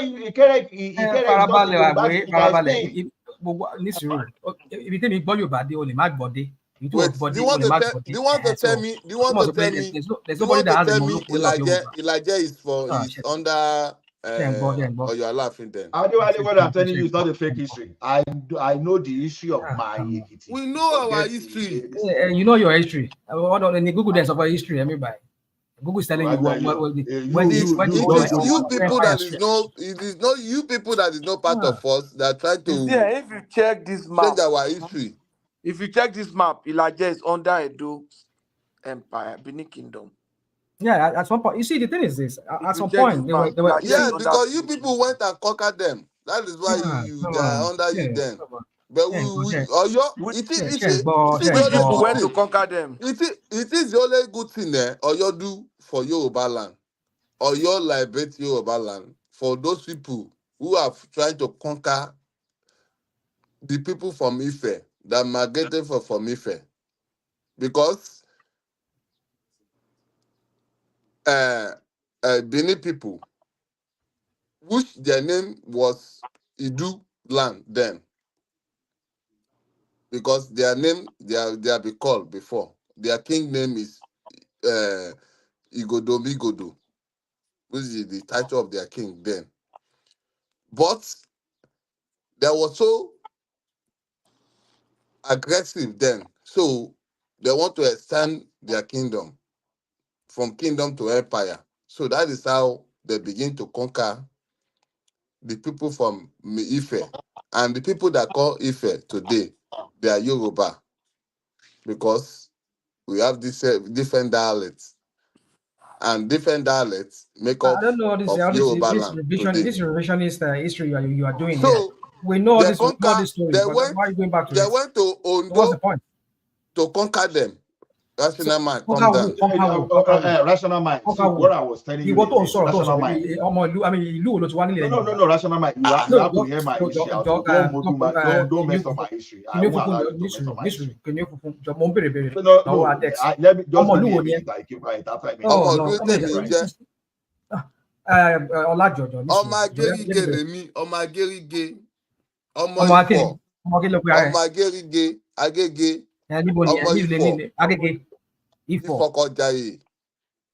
near Ogun State. I'm from Ogun State and Lagos State. So I'm a stakeholder for those two states. Those are recent. Those are recent settlements. Which will be recent settlements? What do you mean? They don't have deep historical this thing now. Why that way Àwọn to tó hate mọ̀ Yorùbá? ìlú wọn tó Àwọn kàn máa fi ìlú Yorùbá ẹlẹ́yìn máa yóò ṣèlú mọ̀ wọn. wọ́n bá rẹ̀. If you want to This talk, guy, think you tó have bá to sọ pé reason ìyàwó deeply before you talk. Conversation Patrick, now. you have to reason Conversation. deeply before you talk. Conversation. You cannot come and be stating Otherwise, something let that us you go to don't the know. background. If we cannot have a public conversation, let Ola, us we go have to the conversation. background. We're having conversation. It's just that when people No, are we are saying, not having because you didn't even allow me to finish my point. But you were talking now, Ola. Okay, what did I say now to you now? You were trying to believe tell us that a story about Ekiti State, and then I our told friend you Adex that. jumping. Wait, I Hello, was telling hello, you that at a hello. particular point. Can I talk? Let us Who is have that person? conversation now. Hello, can I talk? Who is that person? It's Crown. Is that okay? Crown. Okay, Crown. I want to talk. I think let us hear. Yeah, I've been Crown. listening to you guys. The stories that a lot of people are talking, speaking about, is not correct because I'm listening to it's different stories, and it's not that shows that we don't even know the story of Yoruba. What do you Because mean? all the What do you things we are mean? talking, What do you yes, mean? You don't know the story of Yoruba? you don't know anything about it. You are just jumping from pillar Okay, to Guy, let's hear post. your see, let's hear your if own you are story not now. Yoruba, you will not Adex kan understand. It's yan. okay now, Adex. Adex is just a yan. It's Let true us now. hear. You You guys people are that just come to league among us, you Moses, people are I'm disturbing our already progress. tired already Come now on, because we are come not on. really discussing See these anything. We people, are just these you are people just you agenda, guys are agenda of keeping you peace is guys just for are you to just destroy that Adex, name Adex, called Yoruba. you Just guys for Adex. you are to just destroy that name that called I don't want to Yoruba mute. today. I don't want to mute you, Adex. Can you allow Crown talk? This guy has been silent for a long time. Okay, Cam, Please. go you guys ahead. are comedian. The way I'm listening to you guys, you are comedian. Yeah, Nobody you can say even that. know Ìwọ náà sọ̀rọ̀ wọn ní kò fi Tell us yanjú ẹ̀yẹ́. now. Tani comedian? I'm Láti mọ̀ pé just ẹ̀ tó ń pè yàn comedian. Wọ́n ní kò fi yanjú ẹ̀, wọ́n ní kò sọ̀rọ̀ ní èwo lè bú.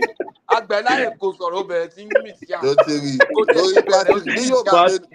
ṣe dùn Ẹ tó dán gbájú sí mọ́ lẹ́nu ẹ̀. background Patrick, I'm trying to support you, but you want to put it on my Ó wá head. sọ Yeah, fún gbogbo wa náà. Patrick is your backup. rational mind. This thing is becoming tiring. Honestly, Me, we I are not want even to engaging in hear. any discussion. I want, I'm not that serious about what you, but I'm just I want listening to hear to. the new Yoruba version. Oh, I want to hear the new Yoruba version. That's what I wanted to say. It was even rational mind that led the discussion, and I really want to say it.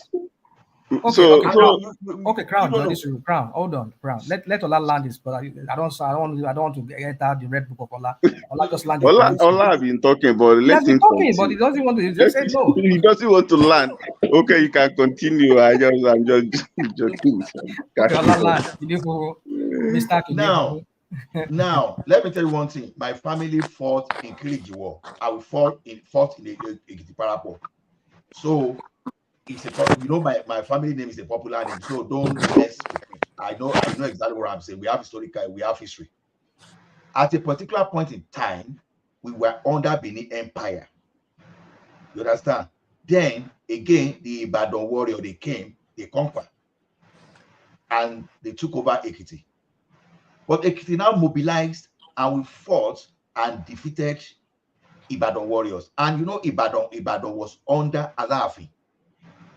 You understand? So Ekiti actually fought as far back at 1818 something that we liberated ourselves before even the colonial master arrived. So as at the point that the colonial master arrived, we were not under on your empire. Ekiti, that's why you have Ekiti Parapo.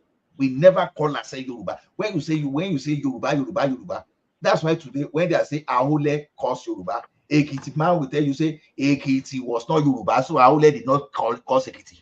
Ekiti man, a typical Ekiti that know this will tell you that it was Yoruba that Ahole caused, and Yoruba are Ibadan, Ogbomoso, Oyo and Co. Okay, at a point, Benin Empire and Oyo. At a point, Benin conquer Ekiti. Benin Kingdom and Oyo were playing Ekiti as ping pong. Exactly. That's what I'm saying. I was trying to tell him. We conquered them. We give them up. Two empire. We conquer again. And then wait again, now, we are not joking with this thing. Let's just put the issue right. And that was why we just admitted to what we're saying now, Ola. I said we went. Oh my goodness. Okay, we went to go and conquer Ghana.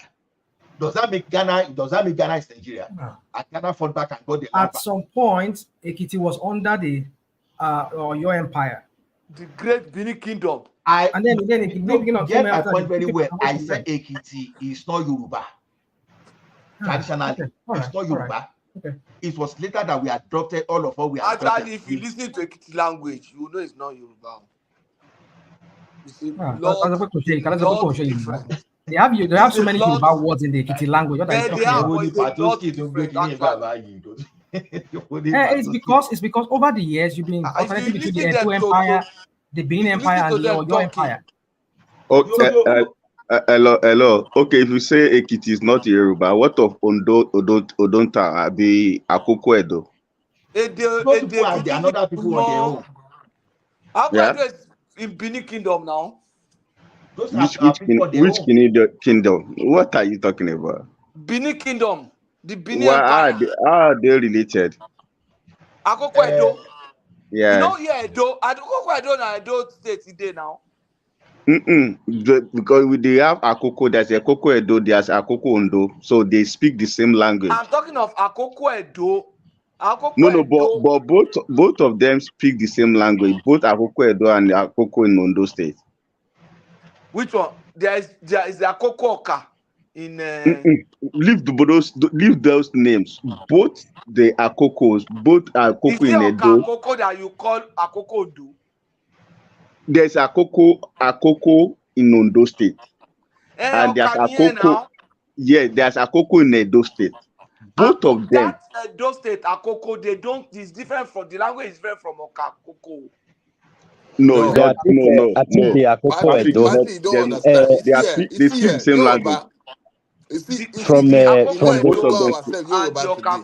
We always have an extension. No, they are not different. Sorry, from the comedy side. From the comedy side, I think the Akoko Edo, were the ones, brother.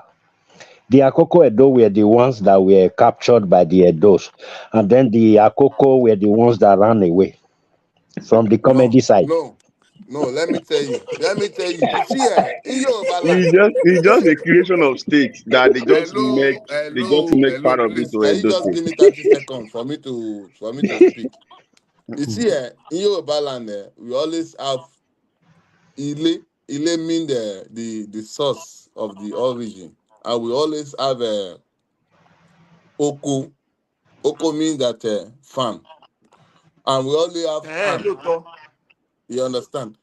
So, Okay, Patrick, hold on. Patrick, can I ask you? Patrick, can I ask you? Let me answer that guy, Jare. You answer me. Tobani Ile. Wait, jẹ́ kí n correct ẹ. Àwọn Yorùbá ni ẹ. O ti make mistake. Jẹ́ kí n correct ẹ. Tobani Patrick, can I ask you? You ọmọ kìíní máa correct me. Isaac, correct boy. Let it go at it. Jẹ́ kí n correct boy. Let me talk now. You don't allow me to talk. Wait, may I correct you before you misfire? Why will you correct me? I'm in Yoruba. O ti gbé nugbó. Tobani Ile Atoko. Mo pariwo. Wọ́n máa pọ̀lọpàá sí níbí. Okay, kí ló ń pè lábà? Patrick, kí ló ń pè lábà? Tobani Ile Atoko. Kí ló ń pè lábà? Farabalẹ̀, yẹ kó dá lóhùn, yẹ kó dá ìbéèrè. Patrick, kí ló ń pè kí ni Yorùbá ń pè lábà? Ó ti correct rẹ̀. Ó béèrè méjì lọ́wọ́, yẹ kó dá alákọ̀ọ́kọ́. Patrick, kí ló ń pè lábà? Ó ti correct rẹ̀ jẹ́ fi ẹlẹ́ gbà yẹn. Patrick, let me ask you. Let me ask you. Àwa Yorùbá ti wà ìṣọ̀tẹ̀.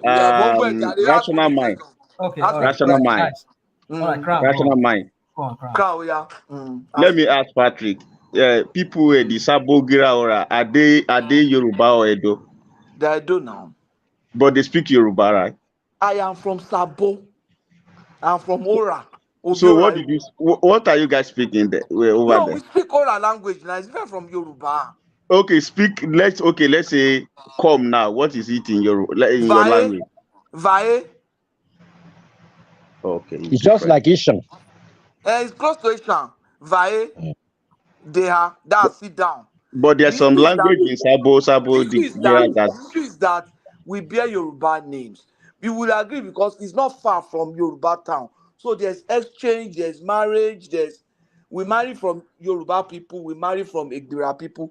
My grandmother, Because my I know this father's guy, mom is an Shegun, Igbira that woman. guy is from Sabo Igra or something like that. Exactly. Even Ike Monwede, You this see, you people don't access allow me guy to guy talk, is from Mm. Sabo. and Even I don't want to. my Fani surname is Amu, Ojo. My your surname is your Ojo. surname, your Ojo. surname. Yeah, Ojo. My first name is You Ojo. see, Isaac. My own first name is You Ojo. see, your Yeah. ancestors from Ife. That is why your surname is Ojo. Your ancestors from No. Ife. That's true. That's true. That's true. Let me tell you. Our Let me tell you. Sorry. descendants, Yeah, don't worry. our Let me tell you. our That descendants are in Ife now. ancestors.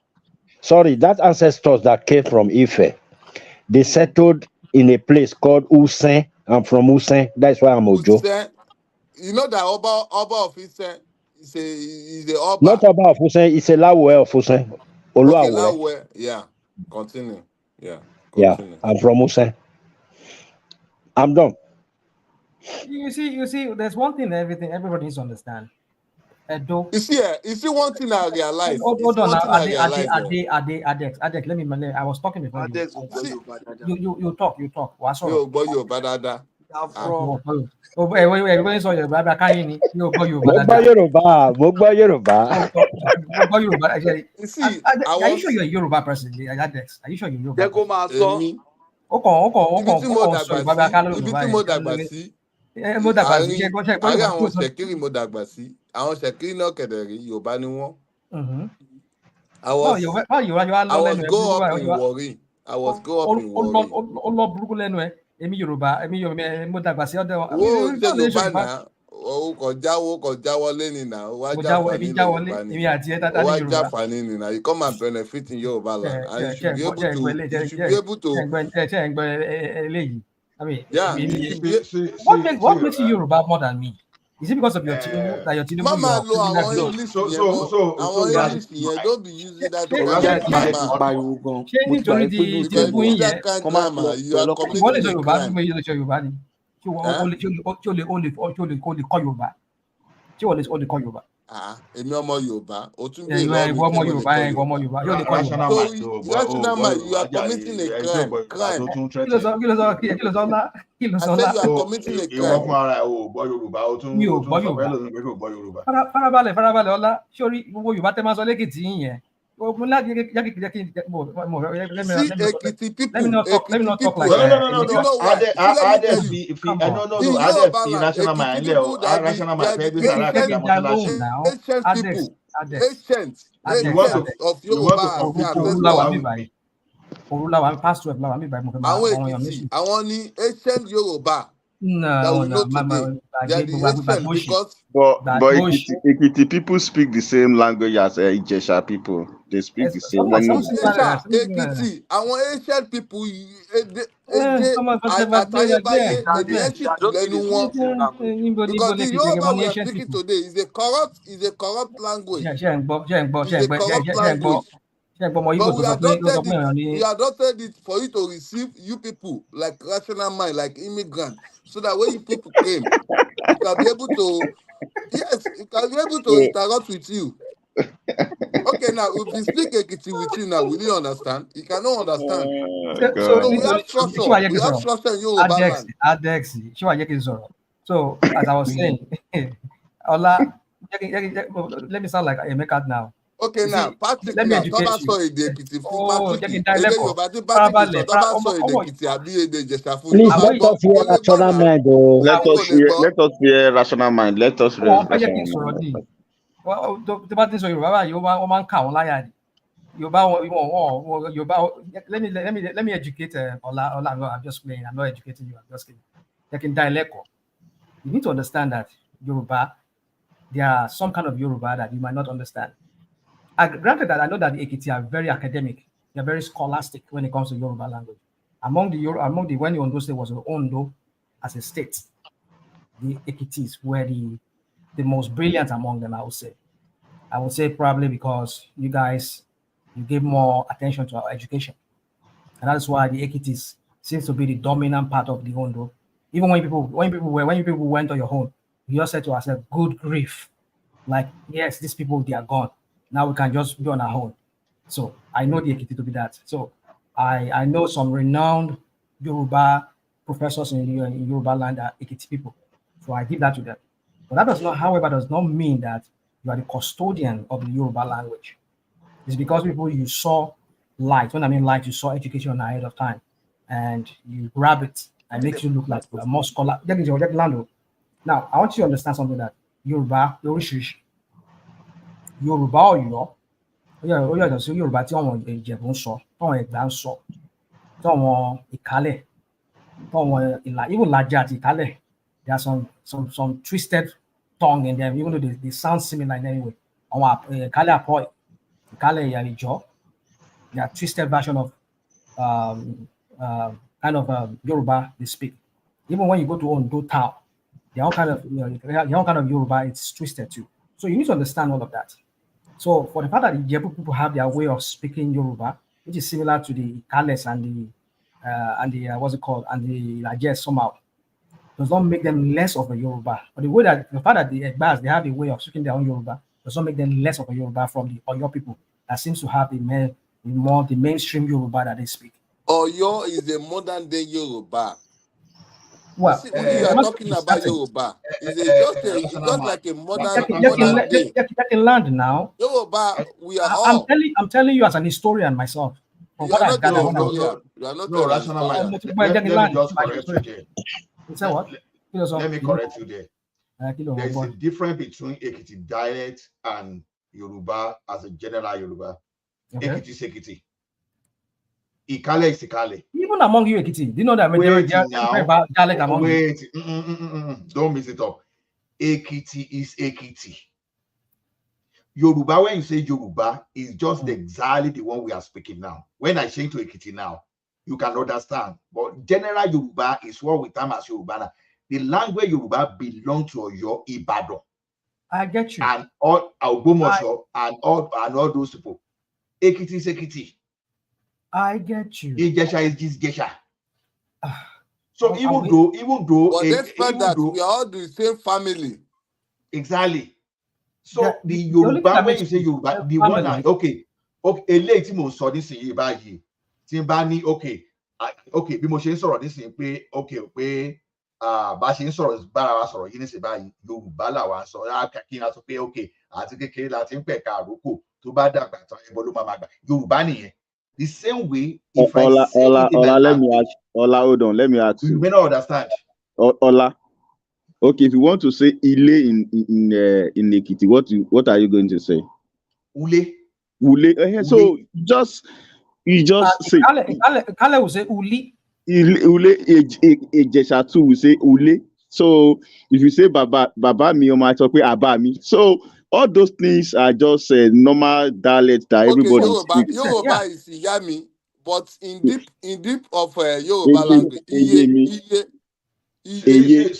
Say crown. What I want you to understand is Yoruba that you see today, it was just like a word that. So okay, for example, now when some people will be calling Igbo our brethren Yamiri, Yoruba actually means Yariba, not. That's why when I tell you that it is not Yoruba, Yariba was just name that foreigner gave us just to mess this. All those Yariba. Ekiti is Ekiti. We all know different dialects we have in the. No. Get it right. Every subnational. You keep saying this like we don't know. We understand that dialect. We all know but if you know, you should be able to understand. Hold on. Even the Kale people. As long as you don't understand, which you don't know. So you are telling me something derogatory now. I'm not telling you that's not my name. You are saying we know. How can I accept?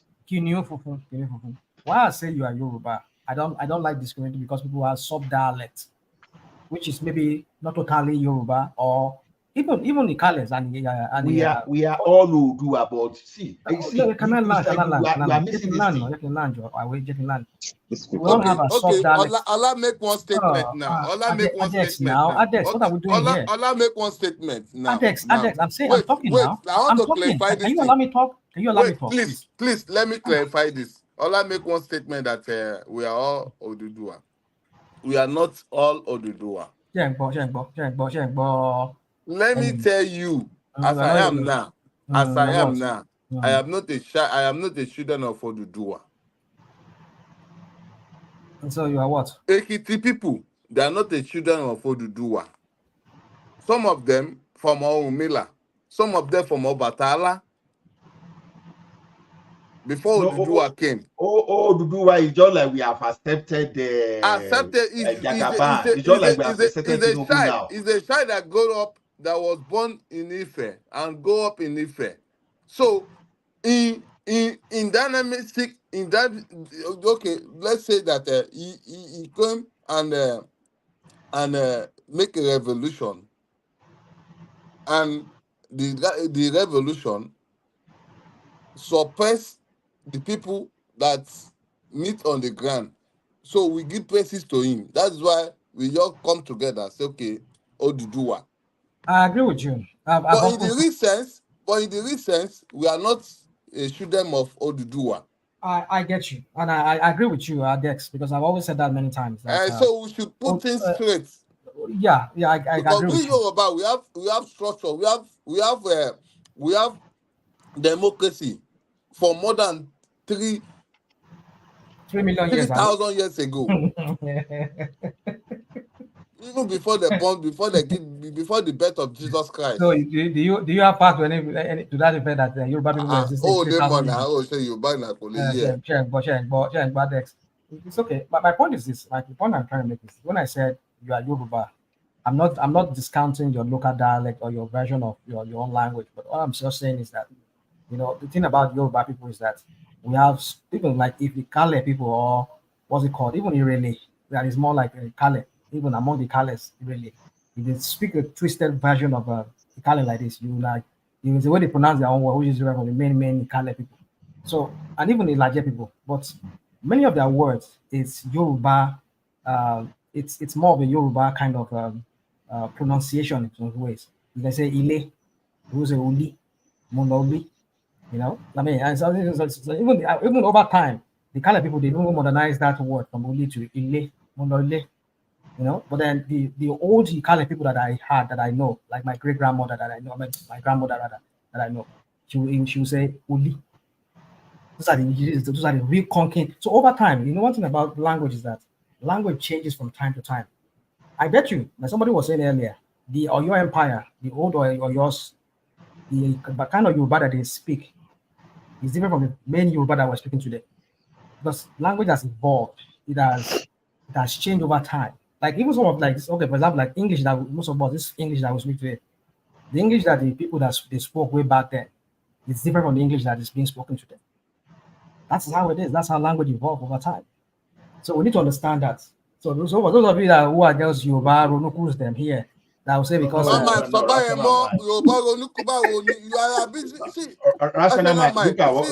an example of what I'm saying. I discuss hearing your voice. You hate hearing my voice. It is not from Ashiwaju. It's not Ashiwaju word. We are talking about. It's just because we are talking about you make me less of a Yoruba because of your silly Ashiwaju, Abi. Because of your silly Ashiwaju. Let me clarify that word to you, so that you understand, so that you will not continue to abuse us. Because when you are saying Yoruba, you are abusing. Rational mind, calm down. You are not a Yoruba. That's why you cannot understand. Let me end this session, please. Most of the things you are saying. So I want to say to you that Yoruba, it is for we to think deeply before we make a decision. You understand?